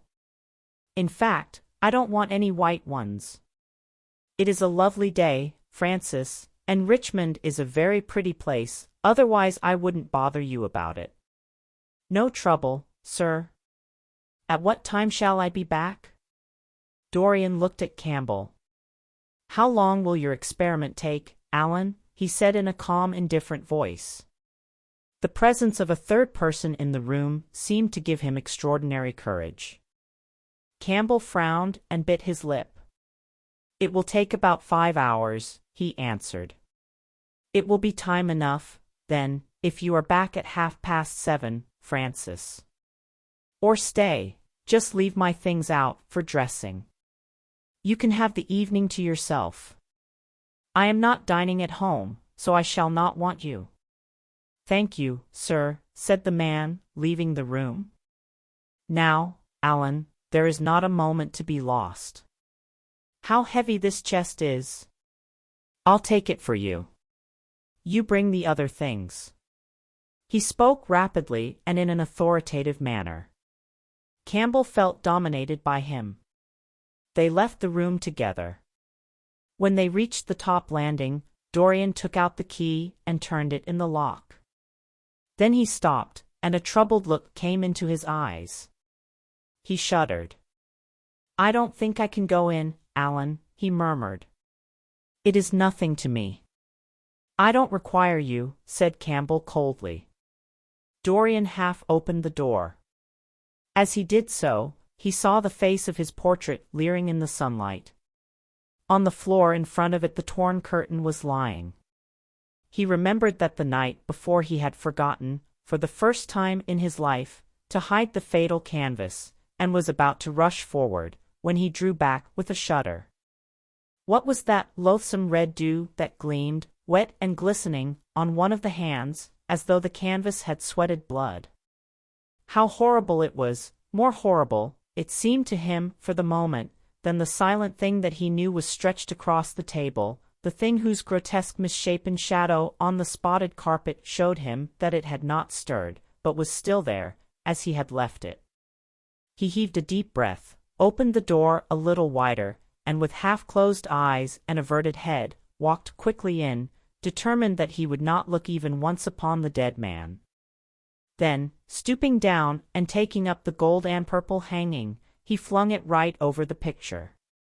There he stopped, feeling afraid to turn round, and his eyes fixed themselves on the intricacies of the pattern before him. He heard Campbell bringing in the heavy chest, and the irons, and the other things that he had required for his dreadful work. He began to wonder if he and Basil Hallward had ever met, and, if so, what they had thought of each other. "Leave me now," said a stern voice behind him. He turned and hurried out, just conscious that the dead man had been thrust back into the chair and that Campbell was gazing into a glistening yellow face. As he was going downstairs, he heard the key being turned in the lock. It was long after 7 when Campbell came back into the library. He was pale, but absolutely calm. "I have done what you asked me to do," he muttered. "And now, good-bye. Let us never see each other again. You have saved me from ruin, Alan." "I cannot forget that," said Dorian simply. As soon as Campbell had left, he went upstairs.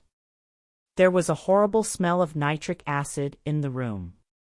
But the thing that had been sitting at the table was gone. Chapter 15. That evening, at 8:30, exquisitely dressed and wearing a large buttonhole of Parma violets, Dorian Gray was ushered into Lady Narborough's drawing-room by bowing servants. His forehead was throbbing with maddened nerves, and he felt wildly excited, but his manner as he bent over his hostess's hand was as easy and graceful as ever.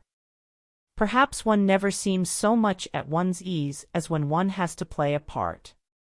Certainly no one looking at Dorian Gray that night could have believed that he had passed through a tragedy as horrible as any tragedy of our age. Those finely shaped fingers could never have clutched a knife for sin, nor those smiling lips have cried out on God and goodness. He himself could not help wondering at the calm of his demeanor, and for a moment felt keenly the terrible pleasure of a double life.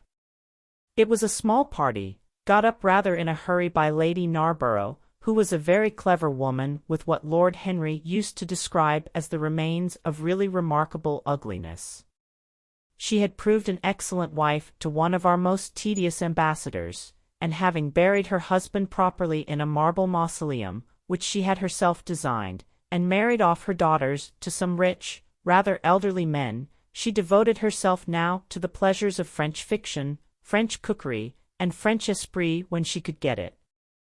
Dorian was one of her especial favorites, and she always told him that she was extremely glad she had not met him in early life. "I know, my dear, I should have fallen madly in love with you," she used to say, "and thrown my bonnet right over the mills for your sake. It is most fortunate that you were not thought of at the time. As it was, our bonnets were so unbecoming, and the mills were so occupied in trying to raise the wind, that I never had even a flirtation with anybody." However, that was all Narborough's fault. He was dreadfully short-sighted, and there is no pleasure in taking in a husband who never sees anything. Her guests this evening were rather tedious. The fact was, as she explained to Dorian, behind a very shabby fan, one of her married daughters had come up quite suddenly to stay with her, and, to make matters worse, had actually brought her husband with her. "I think it is most unkind of her, my dear," she whispered. "Of course I go and stay with them every summer after I come from Hamburg, but then an old woman like me must have fresh air sometimes, and besides, I really wake them up. You don't know what an existence they lead down there. It is pure unadulterated country life. They get up early, because they have so much to do, and go to bed early, because they have so little to think about. There has not been a scandal in the neighborhood since the time of Queen Elizabeth, and consequently they all fall asleep after dinner. You shan't sit next either of them. You shall sit by me and amuse me." Dorian murmured a graceful compliment and looked round the room. Yes, it was certainly a tedious party.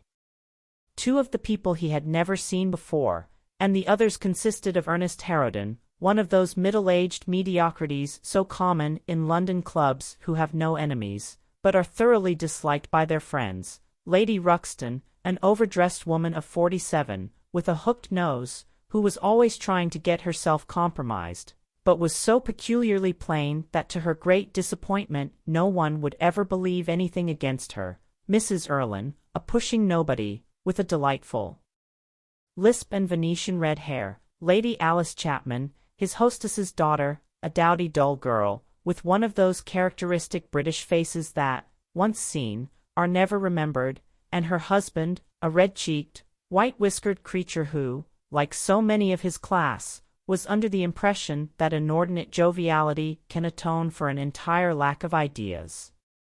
He was rather sorry he had come, till Lady Narborough, looking at the great ormolu gilt clock that sprawled in gaudy curves on the mauve-draped mantelshelf, exclaimed, "How horrid of Henry Wotton to be so late.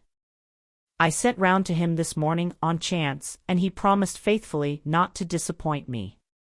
It was some consolation that Harry was to be there, and when the door opened and he heard his slow musical voice lending charm to some insincere apology, he ceased to feel bored.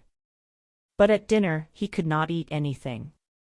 Plate after plate went away untasted. Lady Narborough kept scolding him for what she called an insult to poor Adolphe, who invented the menu specially for you, and now and then Lord Henry looked across at him, wondering at his silence and abstracted manner.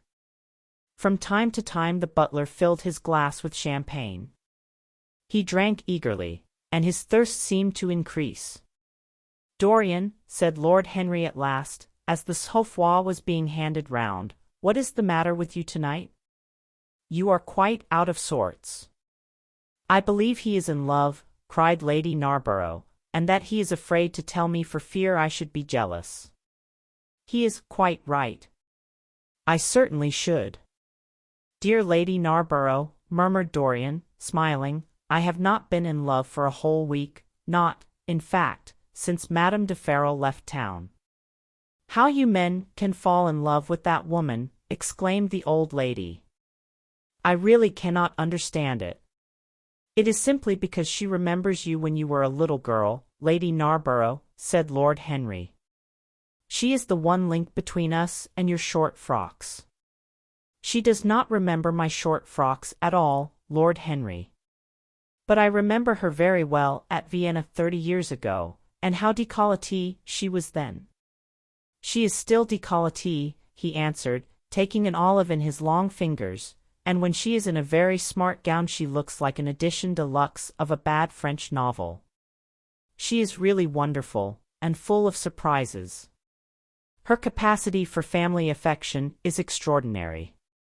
When her third husband died, her hair turned quite gold from grief."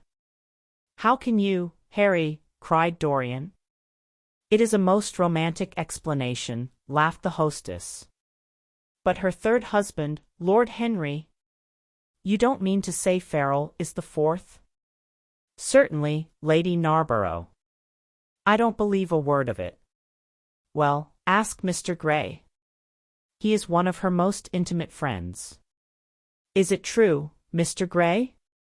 "She assures me so, Lady Narborough," said Dorian. "I asked her whether, like Marguerite de Navarre, she had their hearts embalmed and hung at her girdle. She told me she didn't, because none of them had had any hearts at all. For husbands. Upon my word, that is trop de zèle." "Trop d'audace, I tell her," said Dorian. "Oh. She is audacious enough for anything, my dear. And what is Ferrol like?" "I don't know him." "The husbands of very beautiful women belong to the criminal classes," said Lord Henry, sipping his wine. Lady Narborough hit him with her fan. "Lord Henry, I am not at all surprised that the world says that you are extremely wicked." "But what world says that?" asked Lord Henry, elevating his eyebrows. "It can only be the next world. This world and I are on excellent terms." "Everybody I know says you are very wicked," cried the old lady, shaking her head. Lord Henry looked serious for some moments. "It is perfectly monstrous," he said, at last, "the way people go about nowadays saying things against one behind one's back that are absolutely and entirely true." "Isn't he incorrigible?" cried Dorian, leaning forward in his chair. "I hope so," said his hostess, laughing. "But really, if you all worship Madame de Ferrol in this ridiculous way, I shall have to marry again so as to be in the fashion." "You will never marry again, Lady Narborough," broke in Lord Henry. "You were far too happy. When a woman marries again, it is because she detested her first husband. When a man marries again, it is because he adored his first wife. Women try their luck, men risk theirs." "Narborough wasn't perfect," cried the old lady. "If he had been, you would not have loved him, my dear lady," was the rejoinder. "Women love us for our defects. If we have enough of them, they will forgive us everything, even our intellects. You will never ask me to dinner again after saying this, I am afraid, Lady Narborough, but it is quite true." "Of course it is true, Lord Henry. If we women did not love you for your defects, where would you all be? Not one of you would ever be married. You would be a set of unfortunate bachelors. Not, however, that would alter you much. Nowadays all the married men live like bachelors, and all the bachelors like married men. Fin de siècle, murmured Lord Henry. Fin du globe, answered his hostess. I wish it were fin du globe, said Dorian with a sigh. Life is a great disappointment. Ah, my dear, cried Lady Narborough, putting on her gloves, don't tell me that you have exhausted life. When a man says that, one knows that life has exhausted him. Lord Henry is very wicked, and I sometimes wish that I had been, but you are made to be good, you look so good. I must find you a nice wife. Lord Henry, don't you think that Mr. Gray should get married? I am always telling him so, Lady Narborough, said Lord Henry with a bow. Well, we must look out for a suitable match for him. I shall go through Debrett carefully tonight and draw out a list of all the eligible young ladies. With their ages, Lady Narborough, asked Dorian. Of course, with their ages, slightly edited. But nothing must be done in a hurry. I want it to be what the Morning Post calls a suitable alliance, and I want you both to be happy. What nonsense people talk about happy marriages, exclaimed Lord Henry. A man can be happy with any woman, as long as he does not love her. Ah! What a cynic you are, cried the old lady, pushing back her chair and nodding to Lady Ruxton. You must come and dine with me soon again. You are really an admirable tonic, much better than what Sir Andrew prescribes for me. You must tell me what people you would like to meet, though. I want it to be a delightful gathering. I like men who have a future and women who have a past, he answered. Or do you think that would make it a petticoat party? I fear so, she said, laughing, as she stood up. 1,000 pardons, my dear Lady Ruxton, she added, I didn't see you hadn't finished your cigarette. Never mind, Lady Narborough. I smoke a great deal too much. I am going to limit myself, for the future. Pray don't, Lady Ruxton, said Lord Henry. Moderation is a fatal thing. Enough is as bad as a meal. More than enough is as good as a feast. Lady Ruxton glanced at him curiously. You must come and explain that to me some afternoon, Lord Henry. It sounds a fascinating theory, she murmured, as she swept out of the room. Now, mind you don't stay too long over your politics and scandal, cried Lady Narborough from the door. If you do, we are sure to squabble upstairs. The men laughed, and Mr. Chapman got up solemnly from the foot of the table and came up to the top. Dorian Gray changed his seat and went and sat by Lord Henry. Mr. Chapman began to talk in a loud voice about the situation in the House of Commons. He guffawed at his adversaries. The word doctrinaire, word full of terror to the British mind, reappeared from time to time between his explosions. An alliterative prefix served as an ornament of oratory. He hoisted the Union Jack on the pinnacles of thought. The inherited stupidity of the race, sound English common sense he jovially termed it, was shown to be the proper bulwark for society. A smile curved Lord Henry's lips, and he turned round and looked at Dorian. Are you better, my dear fellow? He asked. You seemed rather out of sorts at dinner. I am quite well, Harry. I am tired. That is all. You were charming last night. The little Duchess is quite devoted to you. She tells me she is going down to Selby. She has promised to come on the 20th. Is Monmouth to be there, too? Oh, yes, Harry. He bores me dreadfully, almost as much as he bores her. She is very clever, too clever for a woman. She lacks the indefinable charm of weakness. It is the feet of clay that make the gold of the image precious. Her feet are very pretty, but they are not feet of clay. White porcelain feet, if you like. They have been through the fire, and what fire does not destroy, it hardens. She has had experiences.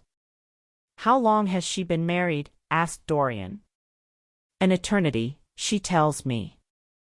I believe, according to the peerage, it is 10 years, but 10 years with Monmouth must have been like eternity, with time thrown in. Who else is coming? Oh, the Willoughbys, Lord Rugby and his wife, our hostess, Geoffrey Clouston, the usual set. I have asked Lord Grotrian. I like him, said Lord Henry. A great many people don't, but I find him charming. He atones for being occasionally somewhat overdressed by being always absolutely overeducated. He is a very modern type. I don't know if he will be able to come, Harry. He may have to go to Monte Carlo with his father. Ah! What a nuisance people's people are! Try and make him come. By the way, Dorian, you ran off very early last night. You left before 11. What did you do afterwards? Did you go straight home? Dorian glanced at him hurriedly and frowned. No, Harry, he said at last, I did not get home till nearly 3. Did you go to the club? Yes, he answered. Then he bit his lip. No, I don't mean that. I didn't go to the club. I walked about. I forget what I did. How inquisitive you are, Harry. You always want to know what one has been doing. I always want to forget what I have been doing. I came in at 2:30, if you wish to know the exact time. I had left my latchkey at home, and my servant had to let me in. If you want any corroborative evidence on the subject, you can ask him. Lord Henry shrugged his shoulders. My dear fellow, as if I cared. Let us go up to the drawing-room. No sherry, thank you, Mr. Chapman. Something has happened to you, Dorian. Tell me what it is. You are not yourself tonight. Don't mind me, Harry. I am irritable, and out of temper. I shall come round and see you tomorrow, or next day. Make my excuses to Lady Narborough. I shan't go upstairs. I shall go home. I must go home. All right, Dorian. I dare say I shall see you tomorrow at tea-time. The Duchess is coming. I will try to be there, Harry, he said, leaving the room. As he drove back to his own house, he was conscious that the sense of terror he thought he had strangled had come back to him. Lord Henry's casual questioning had made him lose his nerve for the moment, and he wanted his nerve still. Things that were dangerous had to be destroyed. He winced. He hated the idea of even touching them. Yet it had to be done. He realized that, and when he had locked the door of his library, he opened the secret press into which he had thrust Basil Hallward's coat and bag. A huge fire was blazing. He piled another log on it. The smell of the singeing clothes and burning leather was horrible. It took him 3/4 of an hour to consume everything.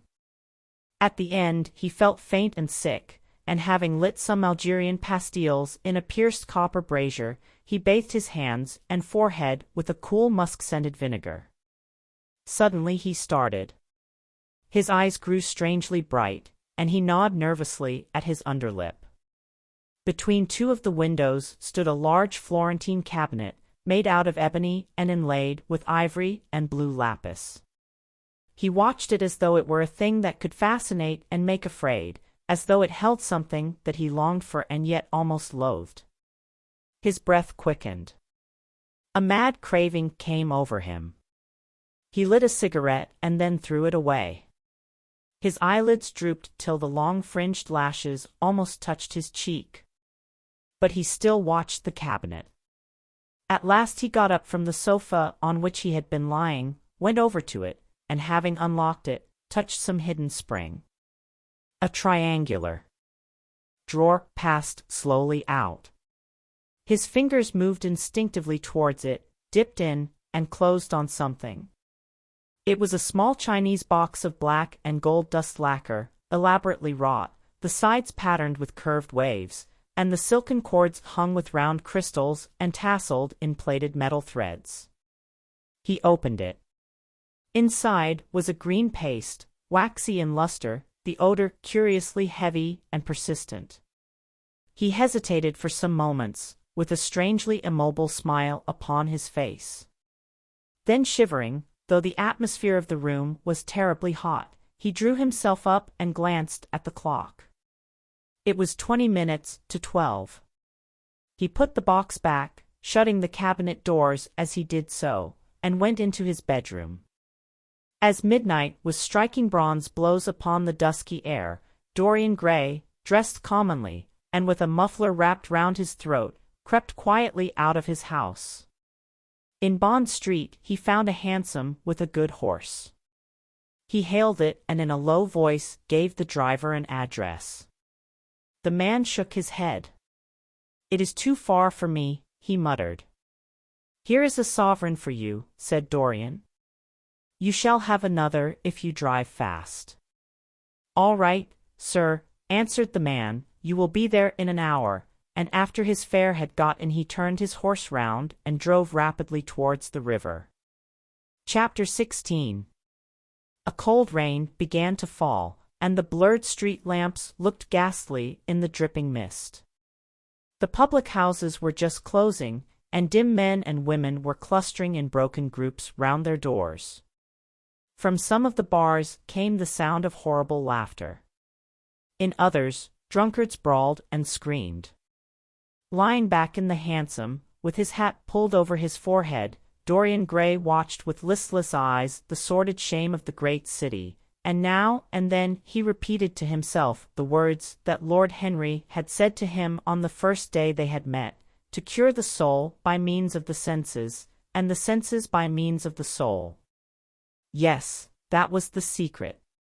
He had often tried it, and would try it again now. There were opium dens where one could buy oblivion, dens of horror where the memory of old sins could be destroyed by the madness of sins that were new. The moon hung low in the sky like a yellow skull. From time to time a huge misshapen cloud stretched a long arm across and hid it. The gas lamps grew fewer, and the streets more narrow and gloomy. Once the man lost his way and had to drive back half a mile. A steam rose from the horse as it splashed up the puddles. The side windows of the hansom were clogged with a gray flannel mist. To cure the soul by means of the senses, and the senses by means of the soul. How the words rang in his ears! His soul, certainly, was sick to death. Was it true that the senses could cure it? Innocent blood had been spilled. What could atone for that? Ah! For that there was no atonement, but though forgiveness was impossible, forgetfulness was possible still, and he was determined to forget, to stamp the thing out, to crush it as one would crush the adder that had stung one. Indeed, what right had Basil to have spoken to him as he had done? Who had made him a judge over others? He had said things that were dreadful, horrible, not to be endured. On and on plodded the hansom, going slower, it seemed to him, at each step. He thrust up the trap and called to the man to drive faster. The hideous hunger for opium began to gnaw at him. His throat burned and his delicate hands twitched nervously together. He struck at the horse madly with his stick. The driver laughed and whipped up. He laughed in answer, and the man was silent. The way seemed interminable, and the streets like the black web of some sprawling spider. The monotony became unbearable, and as the mist thickened, he felt afraid. Then they passed by lonely brick fields. The fog was lighter here, and he could see the strange, bottle-shaped kilns with their orange, fan-like tongues of fire.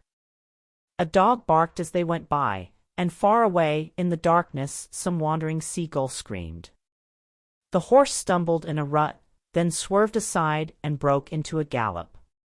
After some time they left the clay road and rattled again over rough paven streets. Most of the windows were dark, but now and then fantastic shadows were silhouetted against some lamplit blind. He watched them curiously. They moved like monstrous marionettes and made gestures like live things. He hated them. A dull rage was in his heart. As they turned a corner, a woman yelled something at them from an open door, and two men ran after the hansom for about 100 yards. The driver beat at them with his whip. It is said that passion makes one think in a circle. Certainly with hideous iteration the bitten lips of Dorian Gray shaped and reshaped those subtle words that dealt with soul and sense, till he had found in them the full expression, as it were, of his mood, and justified, by intellectual approval, passions that without such justification would still have dominated his temper. From cell to cell of his brain crept the one thought, and the wild desire to live, most terrible of all man's appetites, quickened into force each trembling nerve and fiber. Ugliness that had once been hateful to him because it made things real, became dear to him now for that very reason. Ugliness was the one reality.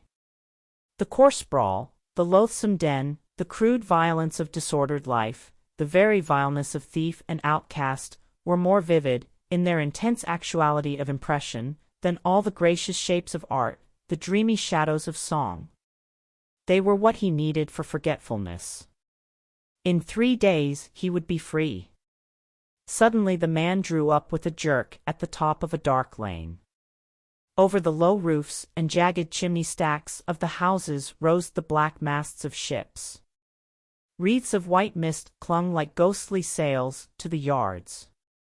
"Somewhere about here, sir, ain't it?" he asked huskily through the trap. Dorian started and peered round. "This will do," he answered, and having got out hastily and given the driver the extra fare he had promised him, he walked quickly in the direction of the quay. Here and there a lantern gleamed at the stern of some huge merchantman. The light shook and splintered in the puddles. A red glare came from an outward-bound steamer that was coaling. The slimy pavement looked like a wet mackintosh. He hurried on towards the left, glancing back now and then to see if he was being followed. In about 7 or 8 minutes he reached a small shabby house that was wedged in between two gaunt factories. In one of the top windows stood a lamp. He stopped and gave a peculiar knock. After a little time he heard steps in the passage and the chain being unhooked. The door opened quietly, and he went in without saying a word to the squat misshapen figure that flattened itself into the shadow as he passed.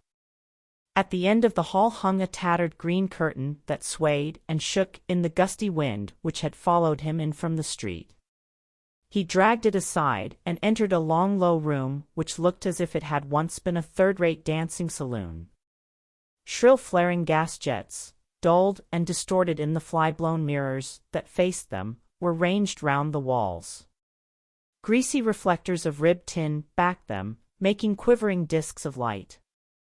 The floor was covered with ochre-colored sawdust, trampled here and there into mud, and stained with dark rings of spilled liquor. Some Malays were crouching by a little charcoal stove, playing with bone counters and showing their white teeth as they chattered. In one corner, with his head buried in his arms, a sailor sprawled over a table, and by the tawdrily painted bar that ran across one complete side stood two haggard women, mocking an old man who was brushing the sleeves of his coat with an expression of disgust. "He thinks he's got red ants on him," laughed one of them, as Dorian passed by. The man looked at her in terror and began to whimper. At the end of the room there was a little staircase, leading to a darkened chamber. As Dorian hurried up its 3 rickety steps, the heavy odor of opium met him. He heaved a deep breath, and his nostrils quivered with pleasure. When he entered, a young man with smooth yellow hair, who was bending over a lamp lighting a long thin pipe, looked up at him and nodded in a hesitating manner. "You here, Adrian?" muttered Dorian. "Where else should I be?" he answered, listlessly. "None of the chaps will speak to me now." I thought you had left England. Darlington is not going to do anything. My brother paid the bill at last. George doesn't speak to me either. I don't care, he added with a sigh. As long as one has this stuff, one doesn't want friends. I think I have had too many friends. Dorian winced and looked round at the grotesque things that lay in such fantastic postures on the ragged mattresses. The twisted limbs, the gaping mouths, the staring lusterless eyes, fascinated him.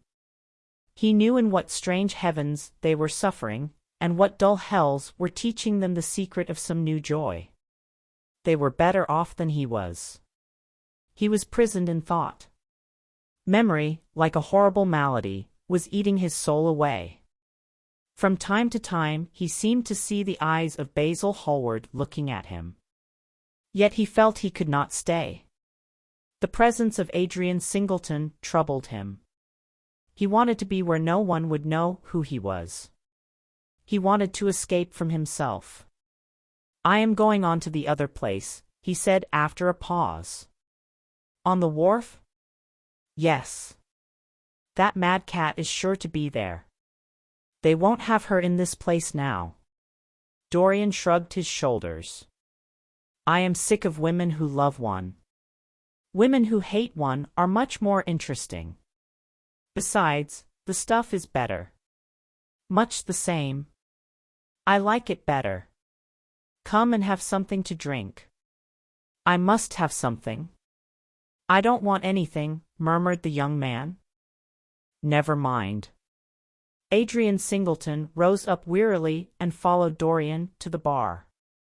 A half-caste, in a ragged turban and a shabby ulster, grinned a hideous greeting as he thrust a bottle of brandy and 2 tumblers in front of them.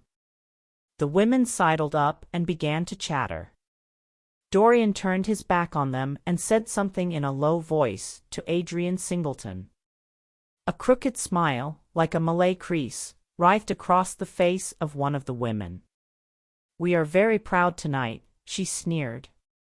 For God's sake don't talk to me, cried Dorian, stamping his foot on the ground. What do you want? Money? Here it is. Don't ever talk to me again.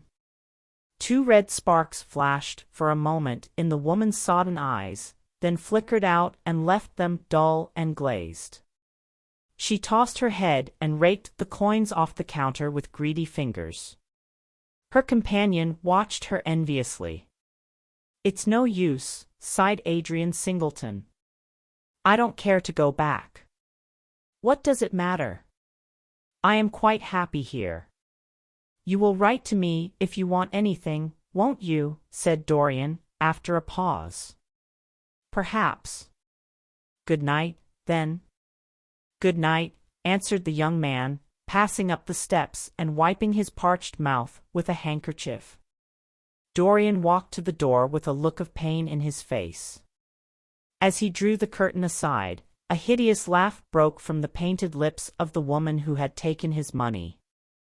There goes the devil's bargain, she hiccuped, in a hoarse voice.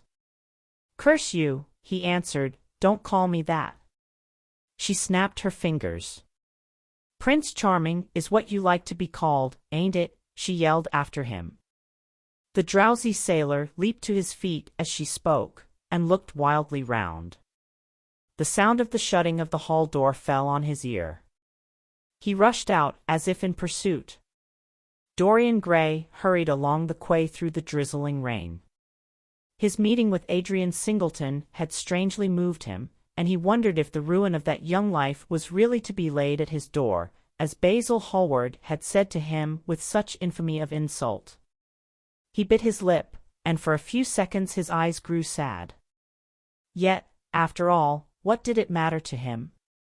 One's days were too brief to take the burden of another's errors on one's shoulders. Each man lived his own life and paid his own price for living it. The only pity was one had to pay so often for a single fault. One had to pay over and over again, indeed. In her dealings with man, destiny never closed her accounts. There are moments, psychologists tell us, when the passion for sin, or for what the world calls sin, so dominates a nature that every fiber of the body, as every cell of the brain, seems to be instinct with fearful impulses. Men and women at such moments lose the freedom of their will. They move to their terrible end as automatons move. Choice is taken from them, and conscience is either killed or, if it lives at all, lives, but to give rebellion its fascination and disobedience its charm. For all sins, as theologians weary not of reminding us, are sins of disobedience. When that high spirit, that morning star of evil, fell from heaven, it was as a rebel that he fell. Callous, concentrated on evil, with stained mind, and soul hungry for rebellion, Dorian Gray hastened on, quickening his step as he went, but as he darted aside into a dim archway, that had served him often as a short-cut to the ill-famed place where he was going, he felt himself suddenly seized from behind, and before he had time to defend himself, he was thrust back against the wall, with a brutal hand round his throat. He struggled madly for life, and by a terrible effort wrenched the tightening fingers away.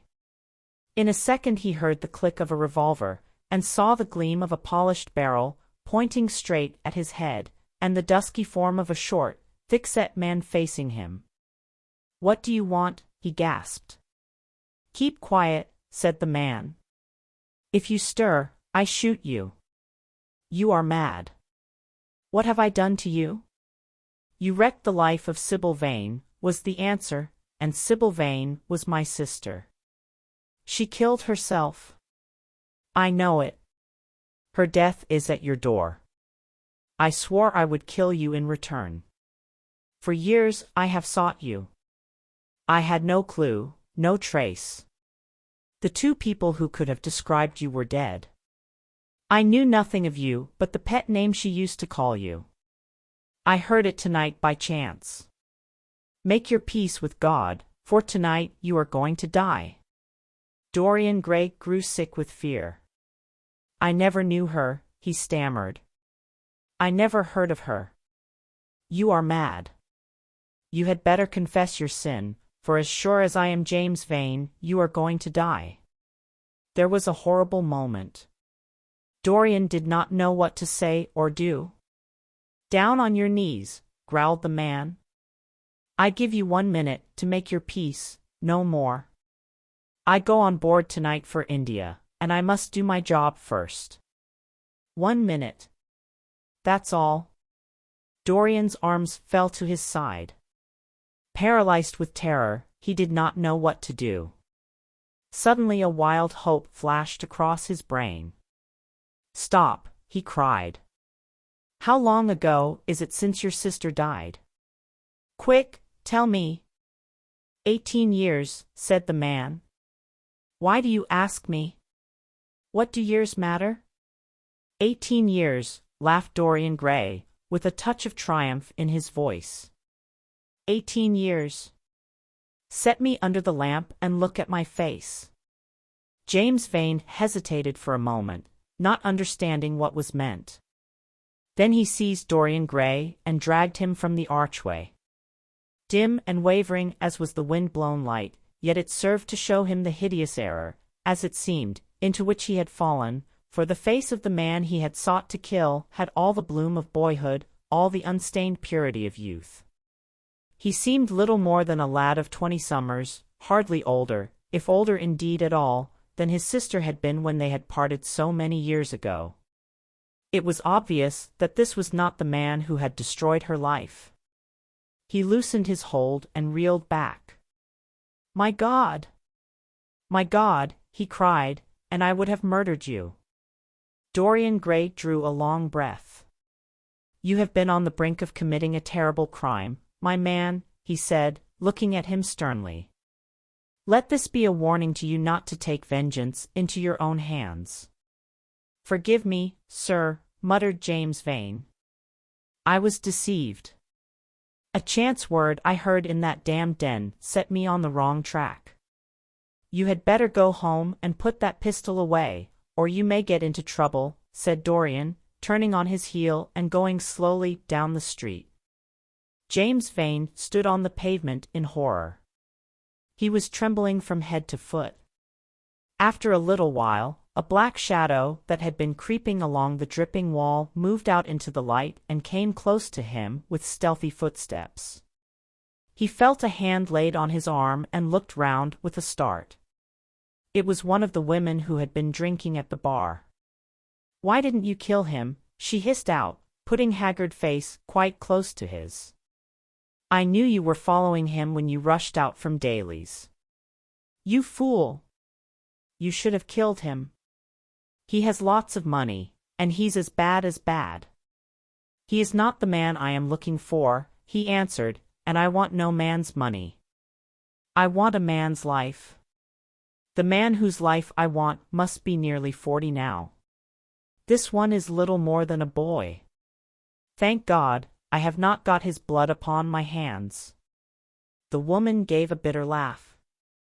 "Little more than a boy," she sneered. "Why, man, it's nigh on 18 years since Prince Charming made me what I am." "You lie," cried James Vane. She raised her hand up to heaven.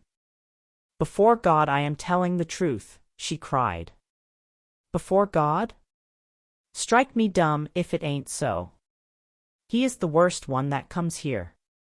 They say he has sold himself to the devil for a pretty face. It's nigh on 18 years since I met him. He hasn't changed much since then. I have, though," she added, with a sickly leer. "You swear this?" "I swear it," came in hoarse echo from her flat mouth. "But don't give me away to him," she whined. "I am afraid of him. Let me have some money for my night's lodging." He broke from her with an oath and rushed to the corner of the street, but Dorian Gray had disappeared. When he looked back, the woman had vanished also. Chapter 17. A week later Dorian Gray was sitting in the conservatory at Selby Royal, talking to the pretty Duchess of Monmouth, who with her husband, a jaded-looking man of 60, was amongst his guests. It was tea-time, and the mellow light of the huge, lace-covered lamp that stood on the table lit up the delicate china and hammered silver of the service at which the Duchess was presiding. Her white hands were moving daintily among the cups, and her full red lips were smiling at something that Dorian had whispered to her. Lord Henry was lying back in a silk-draped wicker chair, looking at them. On a peach-colored divan sat Lady Narborough, pretending to listen to the Duke's description of the last Brazilian beetle that he had added to his collection. 3 young men in elaborate smoking suits were handing tea cakes to some of the women. The house party consisted of 12 people, and there were more expected to arrive on the next day.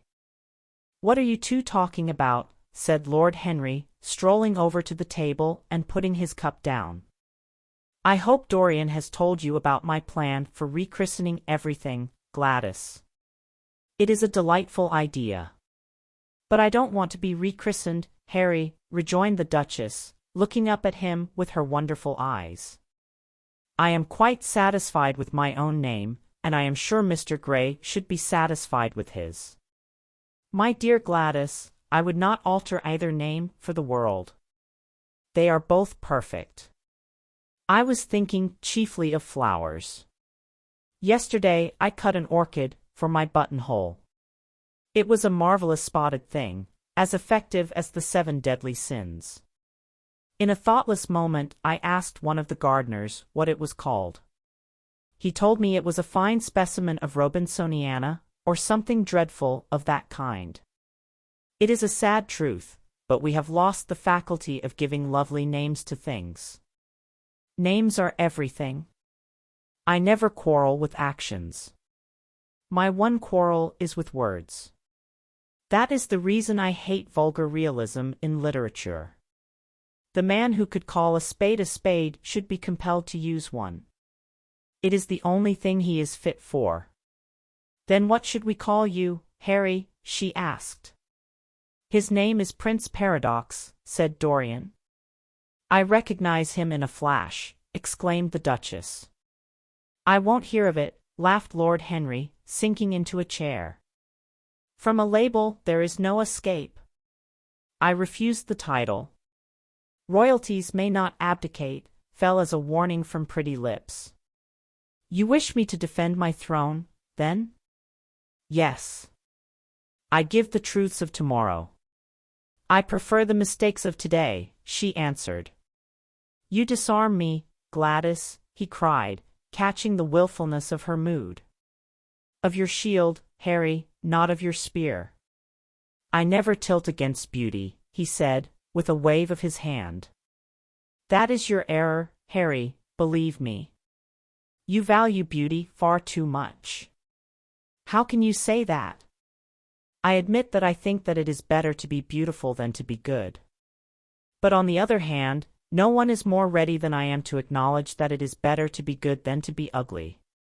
Ugliness is one of the 7 deadly sins, then, cried the Duchess. What becomes of your simile about the orchid? Ugliness is one of the 7 deadly virtues, Gladys. You, as a good Tory, must not underrate them. Beer, the Bible, and the 7 deadly virtues have made our England what she is. You don't like your country, then? She asked. I live in it. That you may censure it the better. Would you have me take the verdict of Europe on it? He inquired. What do they say of us? That Tartuffe has emigrated to England and opened a shop.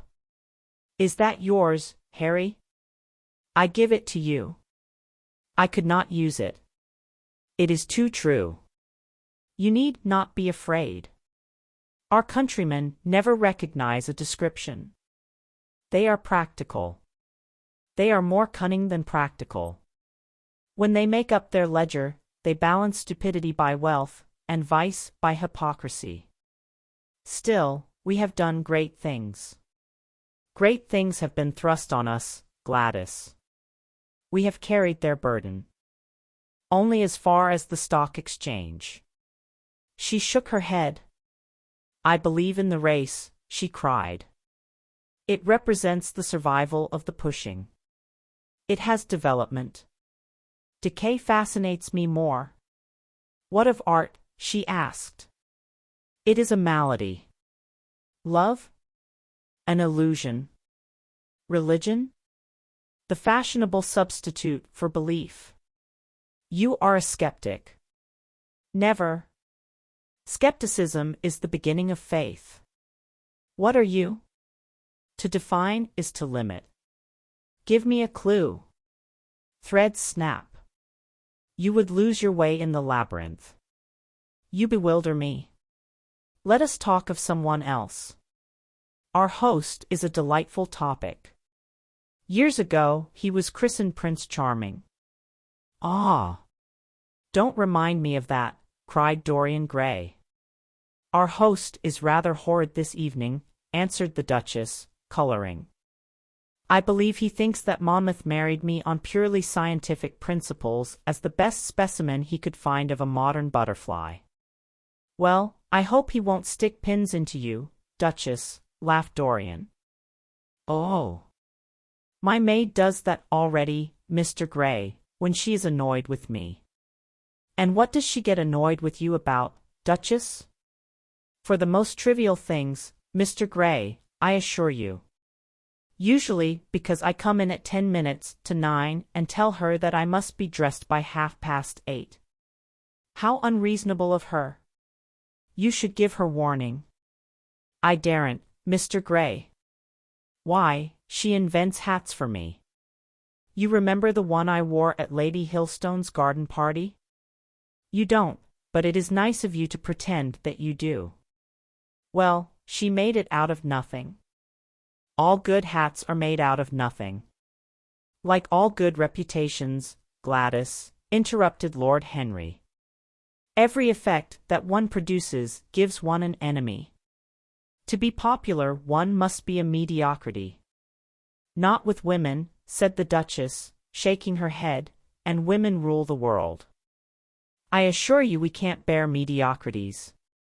We women, as someone says, love with our ears, just as you men love with your eyes, if you ever love at all.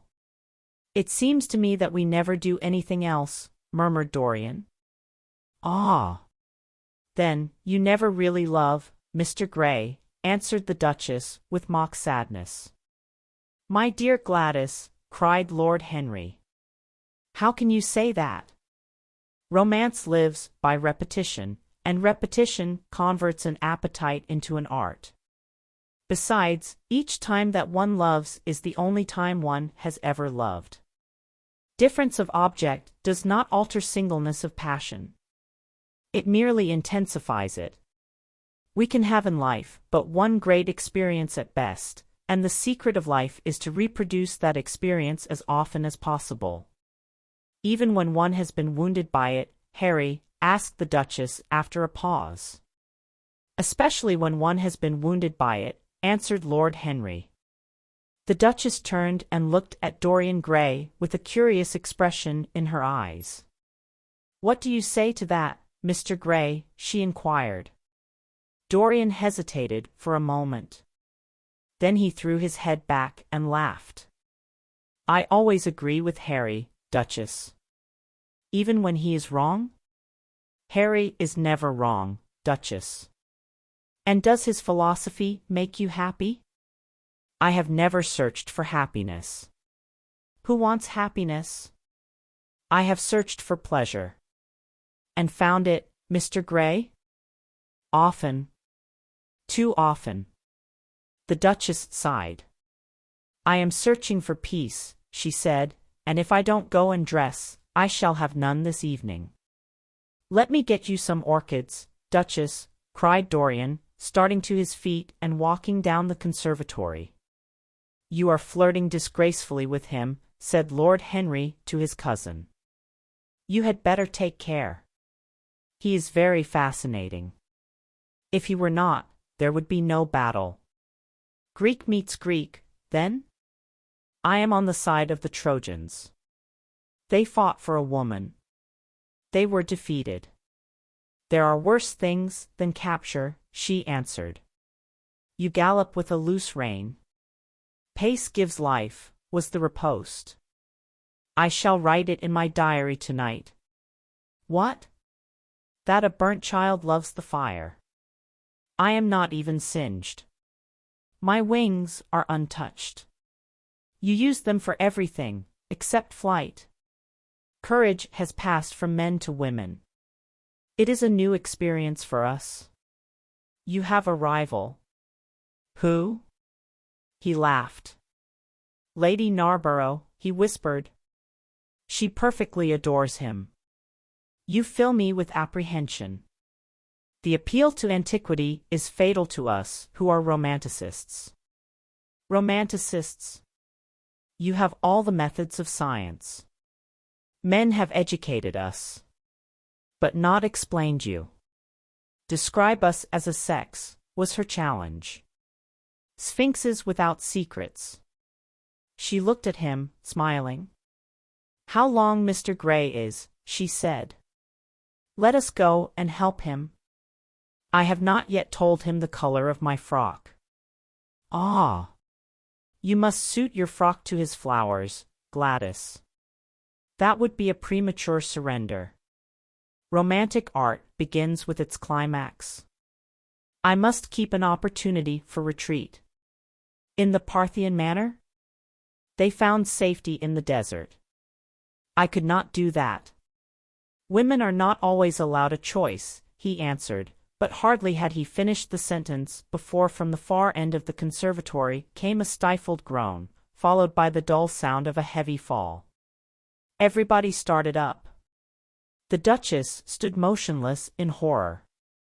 And with fear in his eyes, Lord Henry rushed through the flapping palms to find Dorian Gray lying face downwards on the tiled floor in a death-like swoon. He was carried at once into the blue drawing-room and laid upon one of the sofas. After a short time, he came to himself and looked round with a dazed expression. What has happened? He asked. Oh! I remember. Am I safe here, Harry? He began to tremble. My dear Dorian, answered Lord Henry, you merely fainted. That was all. You must have overtired yourself. You had better not come down to dinner. I will take your place. No, I will come down, he said, struggling to his feet. I would rather come down. I must not be alone. He went to his room and dressed. There was a wild recklessness of gaiety in his manner as he sat at table, but now and then a thrill of terror ran through him when he remembered that, pressed against the window of the conservatory, like a white handkerchief, he had seen the face of James Vane watching him. Chapter 18. The next day he did not leave the house, and, indeed, spent most of the time in his own room, sick with a wild terror of dying, and yet indifferent to life itself. The consciousness of being hunted, snared, tracked down, had begun to dominate him. If the tapestry did but tremble in the wind, he shook. The dead leaves that were blown against the leaded panes seemed to him like his own wasted resolutions and wild regrets. When he closed his eyes, he saw again the sailor's face peering through the mist-stained glass, and horror seemed once more to lay its hand upon his heart. But perhaps it had been only his fancy that had called vengeance out of the night and set the hideous shapes of punishment before him. Actual life was chaos, but there was something terribly logical in the imagination. It was the imagination that set remorse to dog the feet of sin.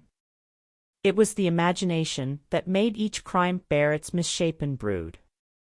In the common world of fact the wicked were not punished, nor the good rewarded. Success was given to the strong, failure thrust upon the weak. That was all.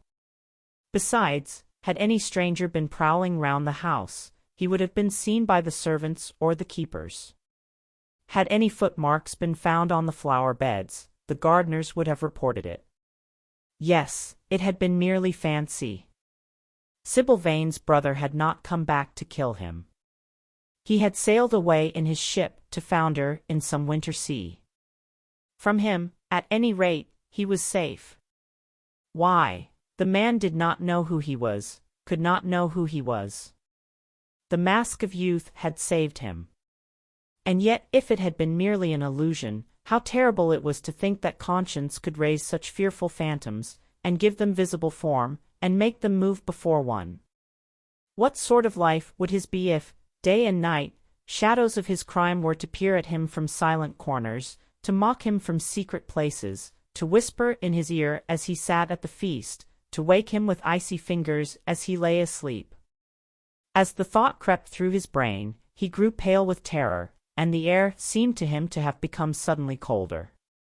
Oh! In what a wild hour of madness he had killed his friend! How ghastly the mere memory of the scene! He saw it all again. Each hideous detail came back to him with added horror. Out of the black cave of time, terrible and swathed in scarlet, rose the image of his sin. When Lord Henry came in at 6 o'clock, he found him crying as one whose heart will break. It was not till the third day that he ventured to go out. There was something in the clear, pine-scented air of that winter morning that seemed to bring him back his joyousness and his ardor for life. But it was not merely the physical conditions of environment that had caused the change. His own nature had revolted against the excess of anguish that had sought to maim and mar the perfection of its calm. With subtle and finely wrought temperaments it is always so. Their strong passions must either bruise or bend. They either slay the man, or themselves die. Shallow sorrows and shallow loves live on. The loves and sorrows that are great are destroyed by their own plenitude. Besides, he had convinced himself that he had been the victim of a terror-stricken imagination, and looked back now on his fears with something of pity and not a little of contempt. After breakfast, he walked with the Duchess for an hour in the garden and then drove across the park to join the shooting party. The crisp frost lay like salt upon the grass. The sky was an inverted cup of blue metal. A thin film of ice bordered the flat, reed-grown lake. At the corner of the pine wood he caught sight of Sir Geoffrey Clouston, the Duchess's brother, jerking 2 spent cartridges out of his gun.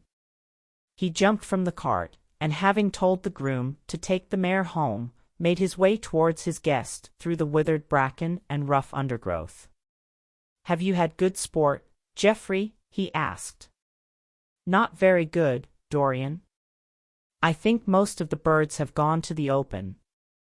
I dare say it will be better after lunch, when we get to new ground." Dorian strolled along by his side.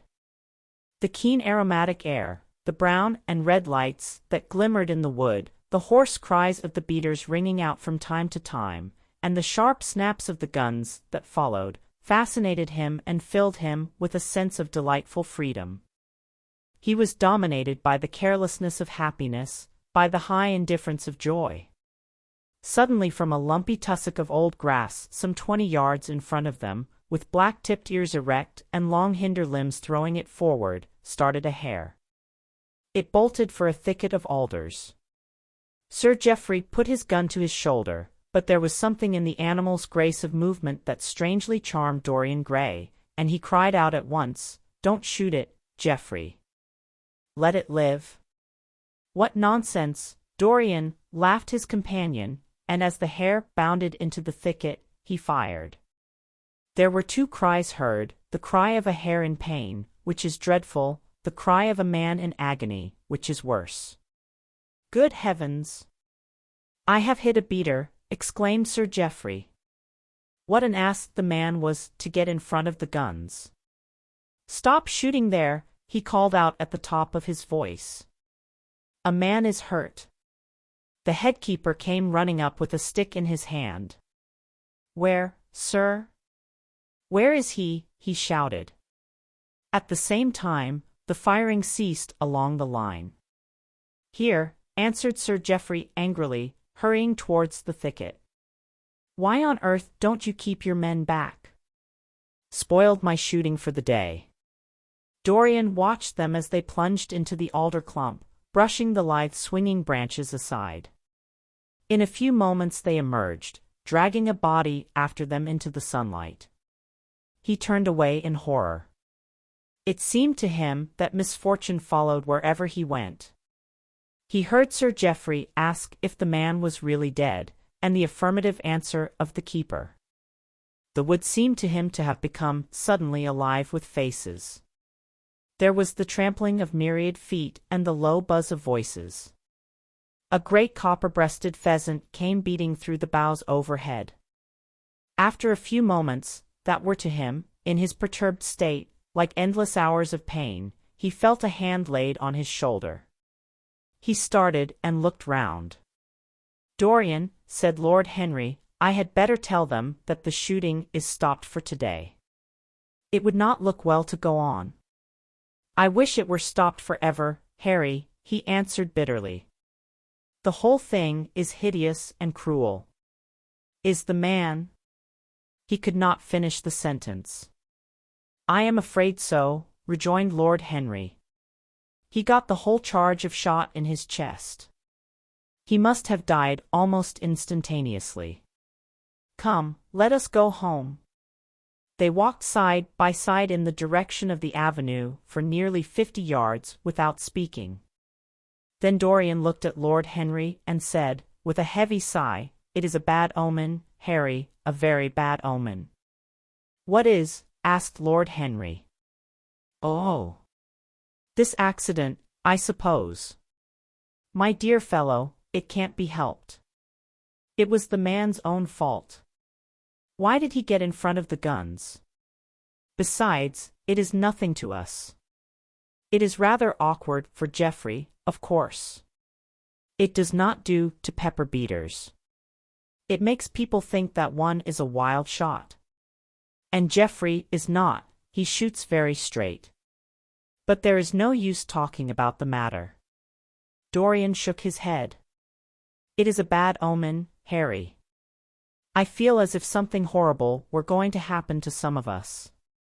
To myself, perhaps," he added, passing his hand over his eyes, with a gesture of pain. The elder man laughed. The only horrible thing in the world is ennui, Dorian. That is the one sin for which there is no forgiveness. But we are not likely to suffer from it unless these fellows keep chattering about this thing at dinner. I must tell them that the subject is to be tabooed. As for omens, there is no such thing as an omen. Destiny does not send us heralds. She is too wise or too cruel for that. Besides, what on earth could happen to you, Dorian? You have everything in the world that a man can want. There is no one who would not be delighted to change places with you. There is no one with whom I would not change places, Harry. Don't laugh like that. I am telling you the truth. The wretched peasant who has just died is better off than I am. I have no terror of death. It is the coming of death that terrifies me. Its monstrous wings seem to wheel in the leaden air around me. Good heavens! Don't you see a man moving behind the trees there, watching me, waiting for me? Lord Henry looked in the direction in which the trembling gloved hand was pointing. Yes, he said, smiling, I see the gardener waiting for you. I suppose he wants to ask you what flowers you wish to have on the table tonight. How absurdly nervous you are, my dear fellow. You must come and see my doctor when we get back to town. Dorian heaved a sigh of relief as he saw the gardener approaching. The man touched his hat, glanced for a moment at Lord Henry in a hesitating manner, and then produced a letter, which he handed to his master. Her Grace told me to wait for an answer, he murmured. Dorian put the letter into his pocket. Tell Her Grace that I am coming in, he said, coldly. The man turned round and went rapidly in the direction of the house. How fond women are of doing dangerous things, laughed Lord Henry. It is one of the qualities in them that I admire most. A woman will flirt with anybody in the world as long as other people are looking on. How fond you are of saying dangerous things, Harry. In the present instance, you are quite astray. I like the Duchess very much, but I don't love her. And the Duchess loves you very much, but she likes you less, so you are excellently matched. You are talking scandal, Harry, and there is never any basis for scandal. The basis of every scandal is an immoral certainty, said Lord Henry, lighting a cigarette. You would sacrifice anybody, Harry, for the sake of an epigram. The world goes to the altar of its own accord, was the answer. I wish I could love, cried Dorian Gray with a deep note of pathos in his voice. But I seem to have lost the passion and forgotten the desire. I am too much concentrated on myself. My own personality has become a burden to me. I want to escape, to go away, to forget. It was silly of me to come down here at all. I think I shall send a wire to Harvey to have the yacht got ready. On a yacht one is safe. Safe from what, Dorian? You are in some trouble. Why not tell me what it is? You know I would help you. I can't tell you, Harry, he answered sadly. And I dare say it is only a fancy of mine. This unfortunate accident has upset me. I have a horrible presentiment that something of the kind may happen to me. What nonsense! I hope it is, but I can't help feeling it. Ah! Here is the Duchess, looking like Artemis in a tailor-made gown. You see we have come back, Duchess. I have heard all about it, Mr. Gray, she answered. Poor Geoffrey is terribly upset. And it seems that you asked him not to shoot the hare. How curious! Yes, it was very curious. I don't know what made me say it. Some whim, I suppose. It looked the loveliest of little live things. But I am sorry they told you about the man. It is a hideous subject. It is an annoying subject, broke in Lord Henry. It has no psychological value at all. Now if Geoffrey had done the thing on purpose, how interesting he would be. I should like to know someone who had committed a real murder. How horrid of you, Harry, cried the Duchess. Isn't it, Mr. Gray? Harry, Mr. Gray is ill again. He is going to faint. Dorian drew himself up with an effort and smiled. It is nothing, Duchess, he murmured, my nerves are dreadfully out of order. That is all. I am afraid I walked too far this morning. I didn't hear what Harry said. Was it very bad? You must tell me some other time. I think I must go and lie down. You will excuse me, won't you? They had reached the great flight of steps that led from the conservatory on to the terrace. As the glass door closed behind Dorian, Lord Henry turned and looked at the Duchess with his slumberous eyes. Are you very much in love with him? He asked. She did not answer for some time, but stood gazing at the landscape. I wish I knew, she said at last. He shook his head. Knowledge would be fatal. It is the uncertainty that charms one. A mist makes things wonderful. One may lose one's way. Always end at the same point, my dear Gladys. What is that? Disillusion. It was my debut in life, she sighed. It came to you crowned. I am tired of strawberry leaves. They become you. Only in public. You would miss them, said Lord Henry. I will not part with a petal. Monmouth has ears. Old age is dull of hearing. Has he never been jealous? I wish he had been.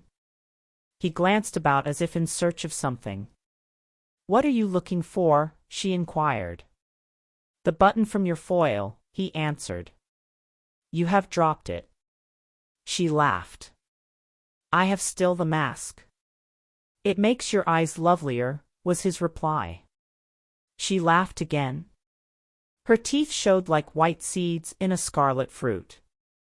Upstairs, in his own room, Dorian Gray was lying on a sofa, with terror in every tingling fiber of his body. Life had suddenly become too hideous a burden for him to bear. The dreadful death of the unlucky beater, shot in the thicket like a wild animal, had seemed to him to prefigure death for himself also. He had nearly swooned at what Lord Henry had said in a chance mood of cynical jesting. At 5 o'clock he rang his bell for his servant and gave him orders to pack his things for the night express to town, and to have the brougham at the door by 8:30. He was determined not to sleep another night at Selby Royal. It was an ill-omened place. Death walked there in the sunlight. The grass of the forest had been spotted with blood. Then he wrote a note to Lord Henry, telling him that he was going up to town to consult his doctor and asking him to entertain his guests in his absence. As he was putting it into the envelope, a knock came to the door, and his valet informed him that the head-keeper wished to see him. He frowned and bit his lip. Send him in, he muttered, after some moments' hesitation. As soon as the man entered, Dorian pulled his checkbook out of a drawer and spread it out before him. I suppose you have come about the unfortunate accident of this morning, Thornton, he said, taking up a pen. Yes, sir, answered the gamekeeper. Was the poor fellow married? Had he any people dependent on him? Asked Dorian, looking bored. If so, I should not like them to be left in want, and will send them any sum of money you may think necessary. We don't know who he is, sir. That is what I took the liberty of coming to you about. Don't know who he is, said Dorian, listlessly. What do you mean? Wasn't he one of your men? No, sir. Never saw him before. Seems like a sailor, sir. The pen dropped from Dorian Gray's hand, and he felt as if his heart had suddenly stopped beating. A sailor, he cried out. Did you say a sailor? Yes, sir. He looks as if he had been a sort of sailor, tattooed on both arms, and that kind of thing. Was there anything found on him? Said Dorian, leaning forward and looking at the man with startled eyes. Anything that would tell his name? Some money, sir, not much, and a six-shooter. There was no name of any kind. A decent-looking man, sir, but rough-like. A sort of sailor, we think. Dorian started to his feet. A terrible hope fluttered past him. He clutched at it madly. "Where is the body?" he exclaimed. "Quick! I must see it at once." "It is in an empty stable in the home farm, sir. The folk don't like to have that sort of thing in their houses. They say a corpse brings bad luck." "The home farm? Go there at once and meet me. Tell one of the grooms to bring my horse round." "No. Never mind. I'll go to the stables myself. It will save time."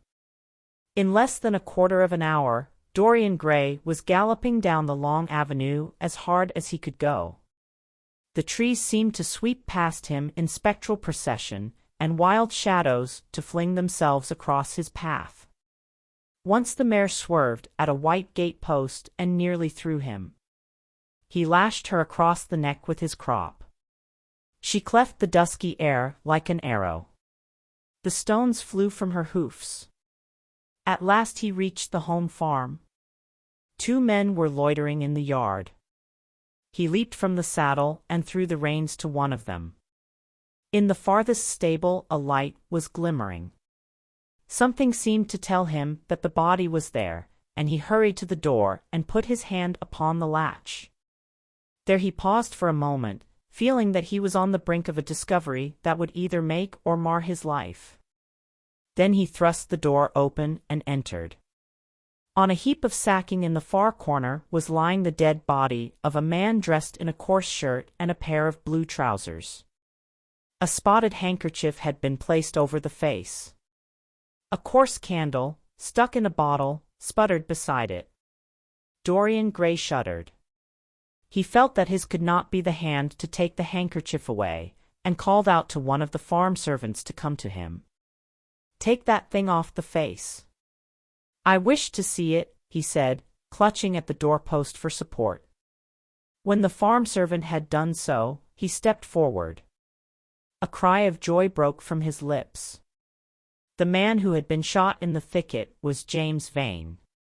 He stood there for some minutes looking at the dead body. As he rode home, his eyes were full of tears, for he knew he was safe. Chapter 19. "There is no use your telling me that you are going to be good," cried Lord Henry, dipping his white fingers into a red copper bowl filled with rosewater. "You are quite perfect. Pray, don't change." Dorian Gray shook his head. "No, Harry, I have done too many dreadful things in my life. I am not going to do any more. I began my good actions yesterday." "Where were you yesterday?" "In the country, Harry. I was staying at a little inn by myself." "My dear boy," said Lord Henry, smiling, "anybody can be good in the country. There are no temptations there. That is the reason why people who live out of town are so absolutely uncivilized. Civilization is not by any means an easy thing to attain to. There are only 2 ways by which man can reach it. One is by being cultured, the other by being corrupt. Country people have no opportunity of being either, so they stagnate." "Culture and corruption," echoed Dorian. "I have known something of both. It seems terrible to me now that they should ever be found together. For I have a new ideal, Harry. I am going to alter. I think I have altered. You have not yet told me what your good action was."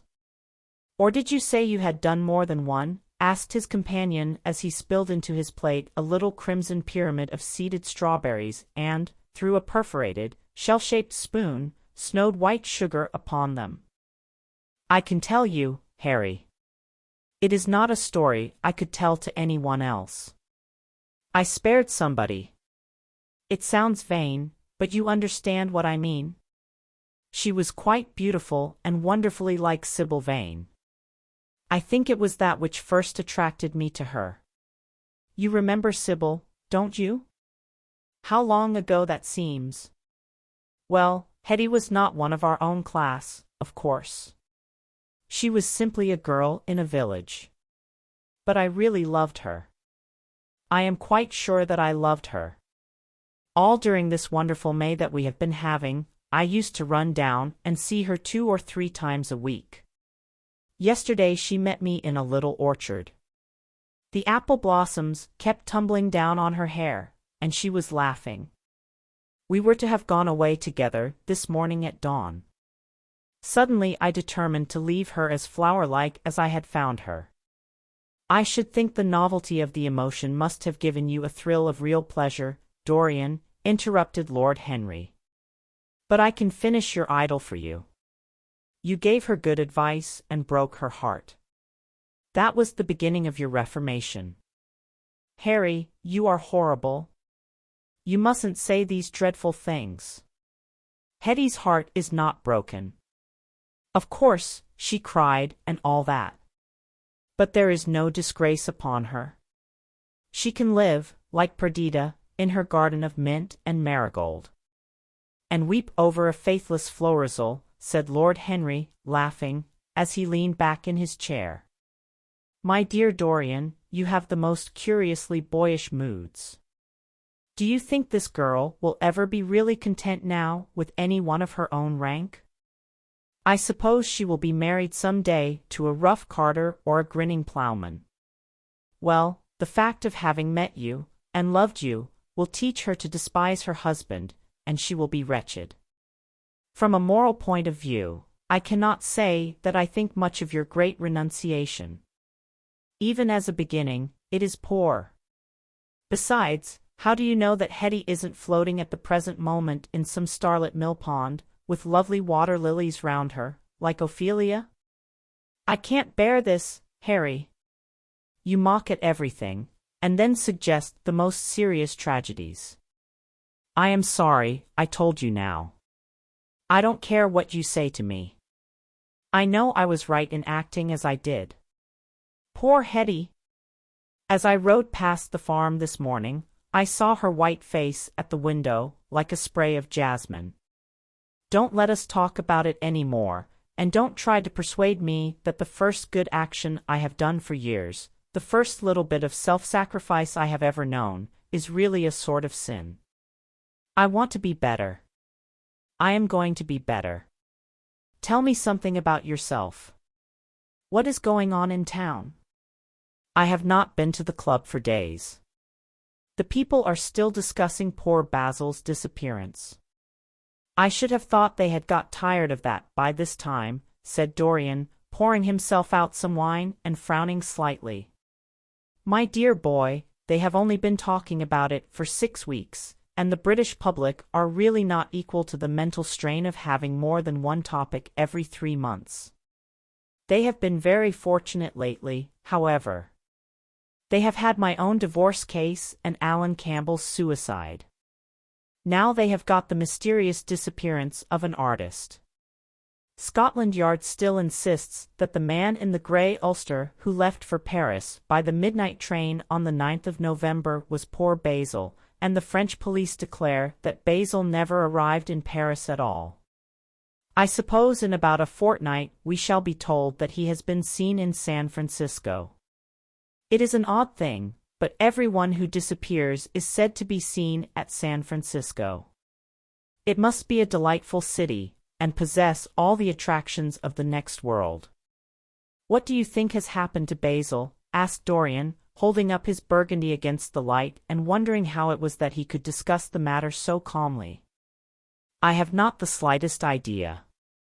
If Basil chooses to hide himself, it is no business of mine. If he is dead, I don't want to think about him. Death is the only thing that ever terrifies me. I hate it.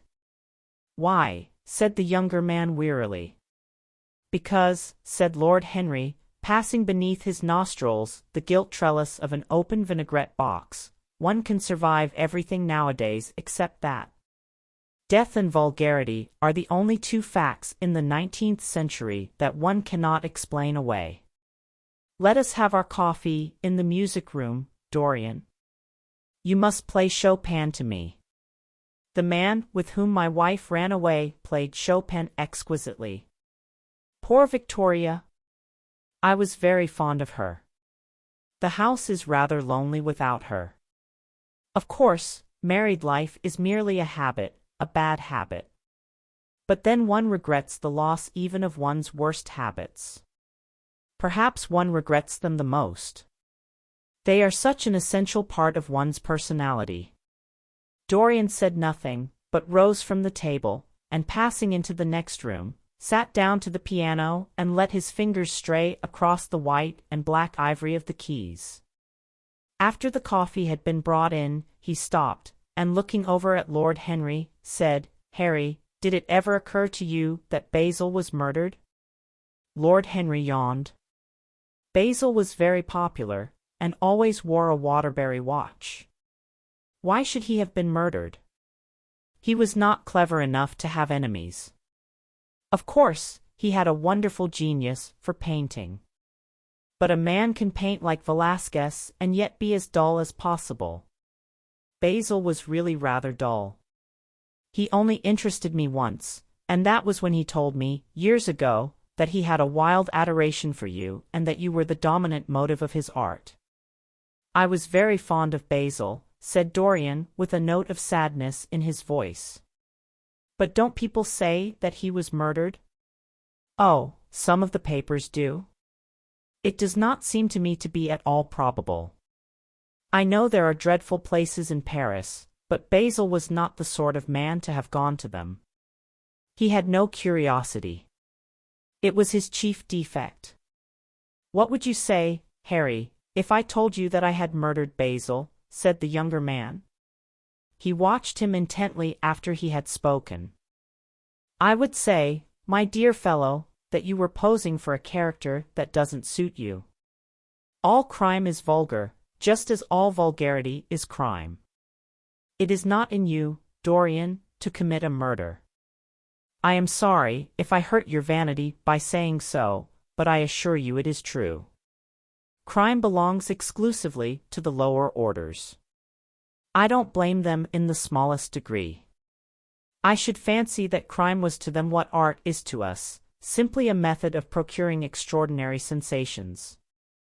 A method of procuring sensations? Do you think, then, that a man who has once committed a murder could possibly do the same crime again? Don't tell me that. Oh. Anything becomes a pleasure if one does it too often, cried Lord Henry, laughing. That is one of the most important secrets of life.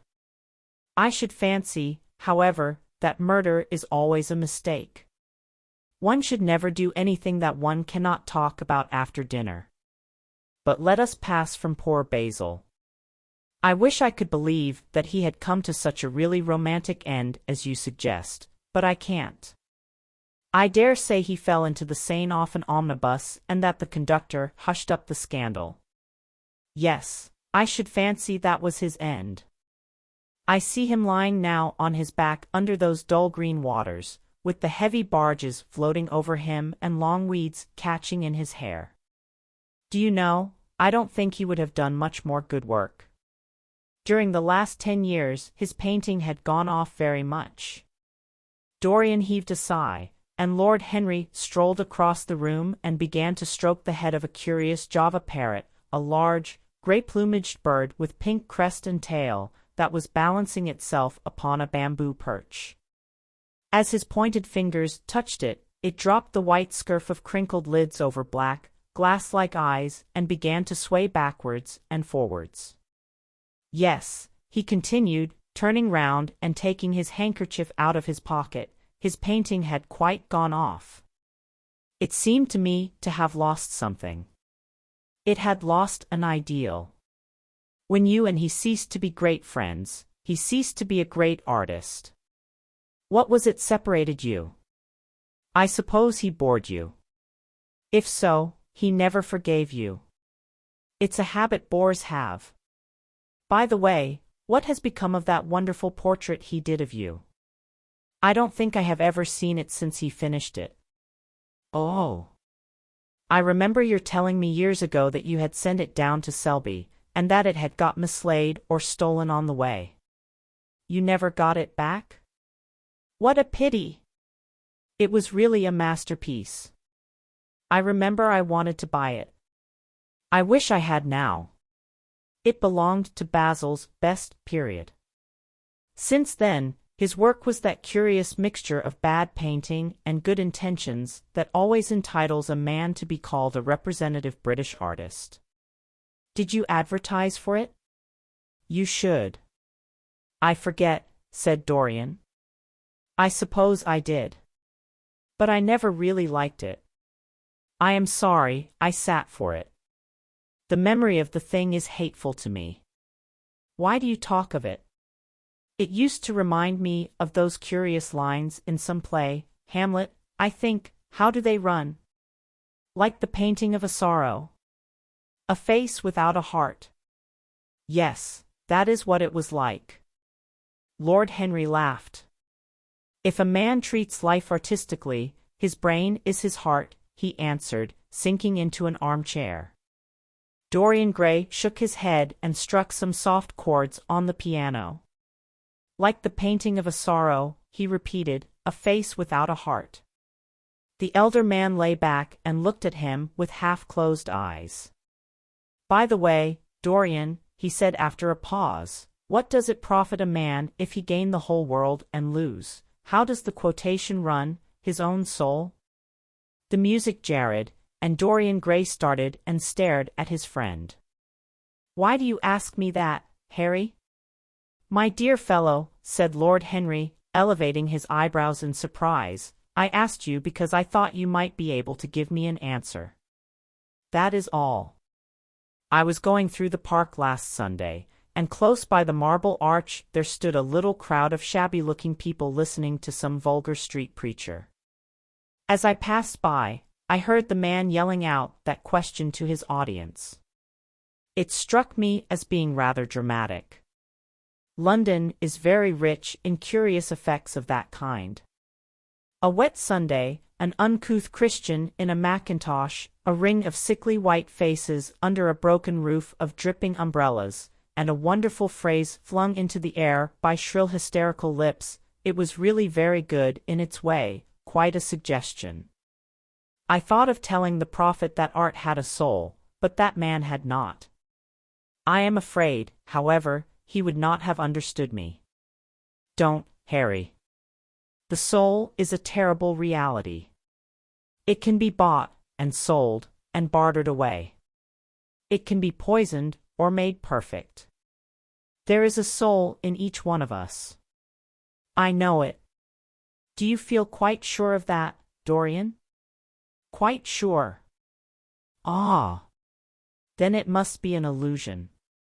The things one feels absolutely certain about are never true. That is the fatality of faith, and the lesson of romance. How grave you are. Don't be so serious. What have you or I to do with the superstitions of our age? No, we have given up our belief in the soul. Play me something. Play me a nocturne, Dorian, and, as you play, tell me, in a low voice, how you have kept your youth. You must have some secret. I am only 10 years older than you are, and I am wrinkled, and worn, and yellow. You are really wonderful, Dorian. You have never looked more charming than you do tonight. You remind me of the day I saw you first. You were rather cheeky, very shy, and absolutely extraordinary. You have changed, of course, but not in appearance. I wish you would tell me your secret. To get back my youth I would do anything in the world, except take exercise, get up early, or be respectable. Youth! There is nothing like it. It's absurd to talk of the ignorance of youth. The only people to whose opinions I listen now with any respect are people much younger than myself. They seem in front of me. Life has revealed to them her latest wonder. As for the aged, I always contradict the aged. I do it on principle. If you ask them their opinion on something that happened yesterday, they solemnly give you the opinions current in 1820, when people wore high stocks, believed in everything, and knew absolutely nothing. How lovely that thing you are playing is. I wonder, did Chopin write it at Majorca, with the sea weeping round the villa and the salt spray dashing against the panes? It is marvelously romantic.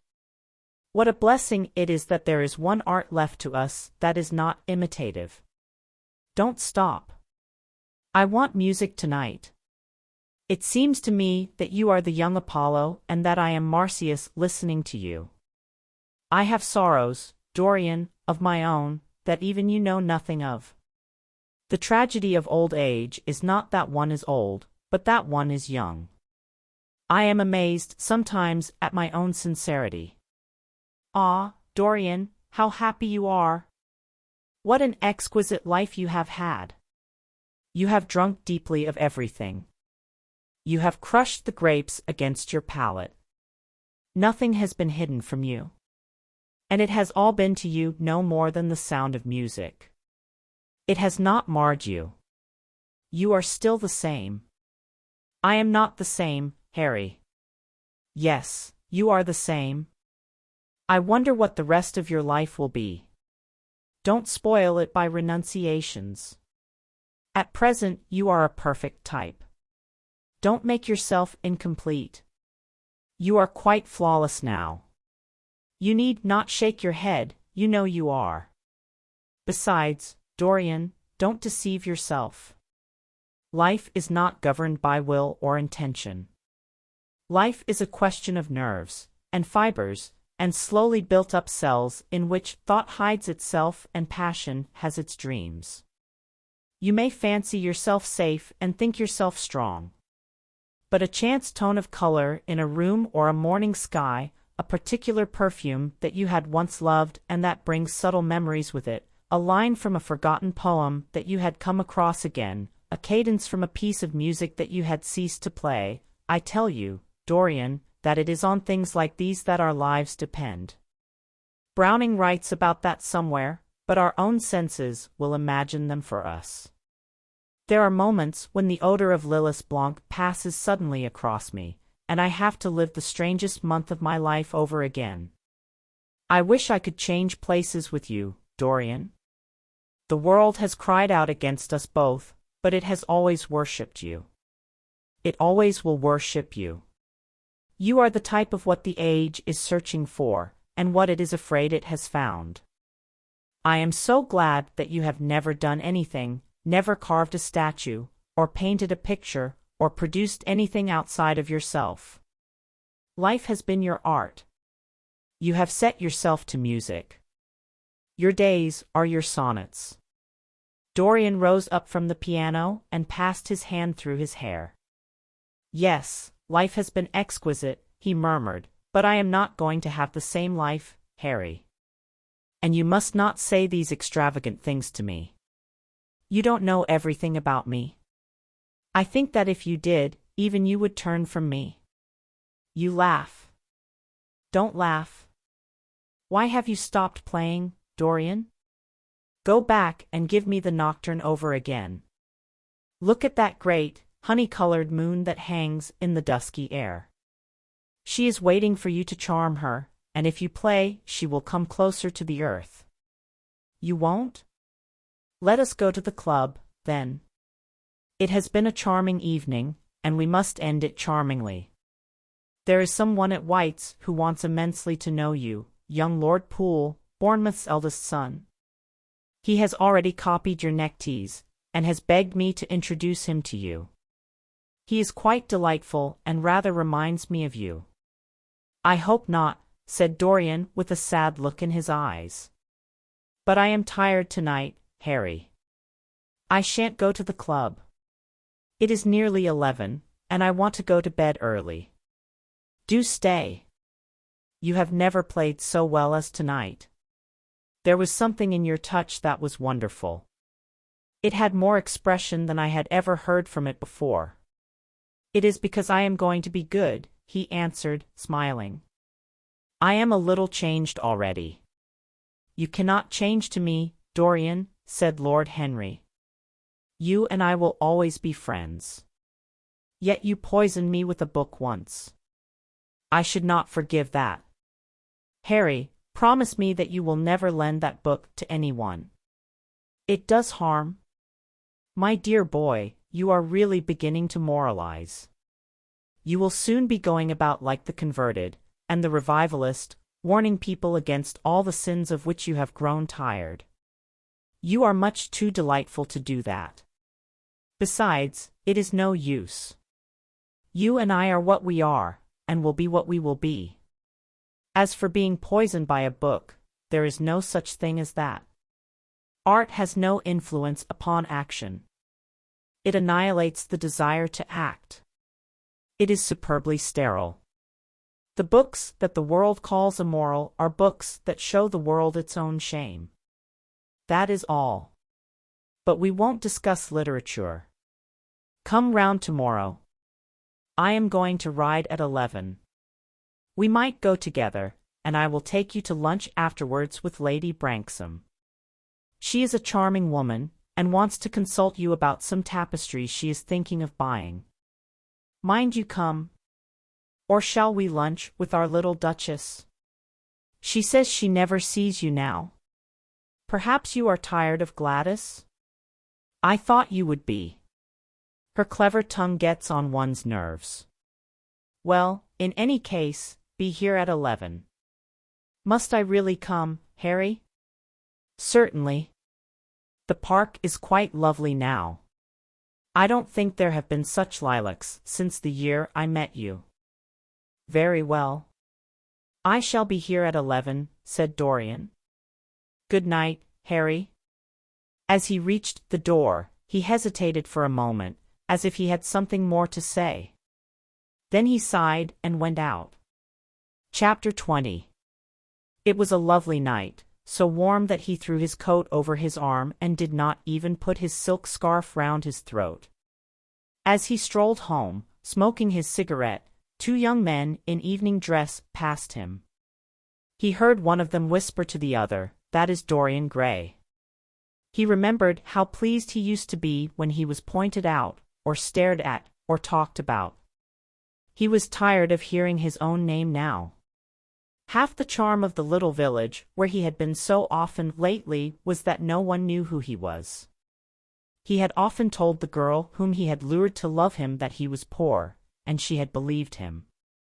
He had told her once that he was wicked, and she had laughed at him and answered that wicked people were always very old and very ugly. What a laugh she had, just like a thrush singing. And how pretty she had been in her cotton dresses and her large hats. She knew nothing, but she had everything that he had lost. When he reached home, he found his servant waiting up for him. He sent him to bed, and threw himself down on the sofa in the library, and began to think over some of the things that Lord Henry had said to him. Was it really true that one could never change? He felt a wild longing for the unstained purity of his boyhood, his rose-white boyhood, as Lord Henry had once called it. He knew that he had tarnished himself, filled his mind with corruption and given horror to his fancy, that he had been an evil influence to others, and had experienced a terrible joy in being so, and that of the lives that had crossed his own, it had been the fairest and the most full of promise that he had brought to shame. But was it all irretrievable? Was there no hope for him? Ah! In what a monstrous moment of pride and passion he had prayed that the portrait should bear the burden of his days, and he keep the unsullied splendor of eternal youth. All his failure had been due to that. Better for him that each sin of his life had brought its sure swift penalty along with it. There was purification in punishment. Not "forgive us our sins," but "smite us for our iniquities" should be the prayer of man to a most just God. The curiously carved mirror that Lord Henry had given to him, so many years ago now, was standing on the table, and the white-limbed cupids laughed round it as of old. He took it up, as he had done on that night of horror when he had first noted the change in the fatal picture, and with wild, tear-dimmed eyes looked into its polished shield. Once, someone who had terribly loved him had written to him a mad letter, ending with these idolatrous words: "The world is changed, because you are made of ivory and gold. The curves of your lips rewrite history." The phrases came back to his memory, and he repeated them over and over to himself. Then he loathed his own beauty, and flinging the mirror on the floor, crushed it into silver splinters beneath his heel. It was his beauty that had ruined him, his beauty and the youth that he had prayed for. But for those two things, his life might have been free from stain. His beauty had been to him but a mask, his youth but a mockery. What was youth at best? A green, an unripe time, a time of shallow moods and sickly thoughts. Why had he worn its livery? Youth had spoiled him. It was better not to think of the past. Nothing could alter that. It was of himself, and of his own future, that he had to think. James Vane was hidden in a nameless grave in Selby churchyard. Alan Campbell had shot himself one night in his laboratory, but had not revealed the secret that he had been forced to know. The excitement, such as it was, over Basil Hallward's disappearance would soon pass away. It was already waning. He was perfectly safe there. Nor, indeed, was it the death of Basil Hallward that weighed most upon his mind. It was the living death of his own soul that troubled him. Basil had painted the portrait that had marred his life. He could not forgive him that. It was the portrait that had done everything. Basil had said things to him that were unbearable, and that he had yet borne with patience. The murder had been simply the madness of a moment. As for Alan Campbell, his suicide had been his own act. He had chosen to do it. It was nothing to him. A new life. That was what he wanted. That was what he was waiting for. Surely he had begun it already. He had spared one innocent thing, at any rate. He would never again tempt innocence. He would be good. As he thought of Hetty Merton, he began to wonder if the portrait in the locked room had changed. Surely it was not still so horrible as it had been? Perhaps if his life became pure, he would be able to expel every sign of evil passion from the face. Perhaps the signs of evil had already gone away. He would go and look. He took the lamp from the table and crept upstairs. As he unbarred the door, a smile of joy flitted across his strangely young-looking face and lingered for a moment about his lips. Yes, he would be good, and the hideous thing that he had hidden away would no longer be a terror to him. He felt as if the load had been lifted from him already. He went in quietly, locking the door behind him, as was his custom, and dragged the purple hanging from the portrait. A cry of pain and indignation broke from him. He could see no change, save that in the eyes there was a look of cunning and in the mouth the curved wrinkle of the hypocrite. The thing was still loathsome, more loathsome, if possible, than before, and the scarlet dew that spotted the hand seemed brighter, and more like blood newly spilled. Then he trembled. Had it been merely vanity that had made him do his one good deed? Or the desire for a new sensation, as Lord Henry had hinted, with his mocking laugh? Or that passion to act a part that sometimes makes us do things finer than we are ourselves? Or, perhaps, all these? And why was the red stain larger than it had been? It seemed to have crept like a horrible disease over the wrinkled fingers. There was blood on the painted feet, as though the thing had dripped, blood even on the hand that had not held the knife. Confess? Did it mean that he was to confess? To give himself up and be put to death? He laughed. he felt that the idea was monstrous. Besides, even if he did confess, who would believe him? There was no trace of the murdered man anywhere. Everything belonging to him had been destroyed. He himself had burned what had been below stairs. The world would simply say that he was mad. They would shut him up if he persisted in his story. Yet it was his duty to confess, to suffer public shame, and to make public atonement. There was a God who called upon men to tell their sins to earth as well as to heaven. Nothing that he could do would cleanse him till he had told his own sin. His sin? He shrugged his shoulders. The death of Basil Hallward seemed very little to him. He was thinking of Hetty Merton. For it was an unjust mirror, this mirror of his soul, that he was looking at. Vanity? Curiosity? Hypocrisy? Had there been nothing more in his renunciation than that? There had been something more. At least he thought so. But who could tell? No. There had been nothing more. Through vanity he had spared her. In hypocrisy he had worn the mask of goodness. For curiosity's sake he had tried the denial of self. He recognized that now. But this murder, was it to dog him all his life? Was he always to be burdened by his past? Was he really to confess? Never. There was only one bit of evidence left against him. The picture itself, that was evidence. He would destroy it. Why had he kept it so long? Once it had given him pleasure to watch it changing and growing old. Of late he had felt no such pleasure. It had kept him awake at night. When he had been away, he had been filled with terror lest other eyes should look upon it. It had brought melancholy across his passions. Its mere memory had marred many moments of joy. It had been like conscience to him. Yes, it had been conscience.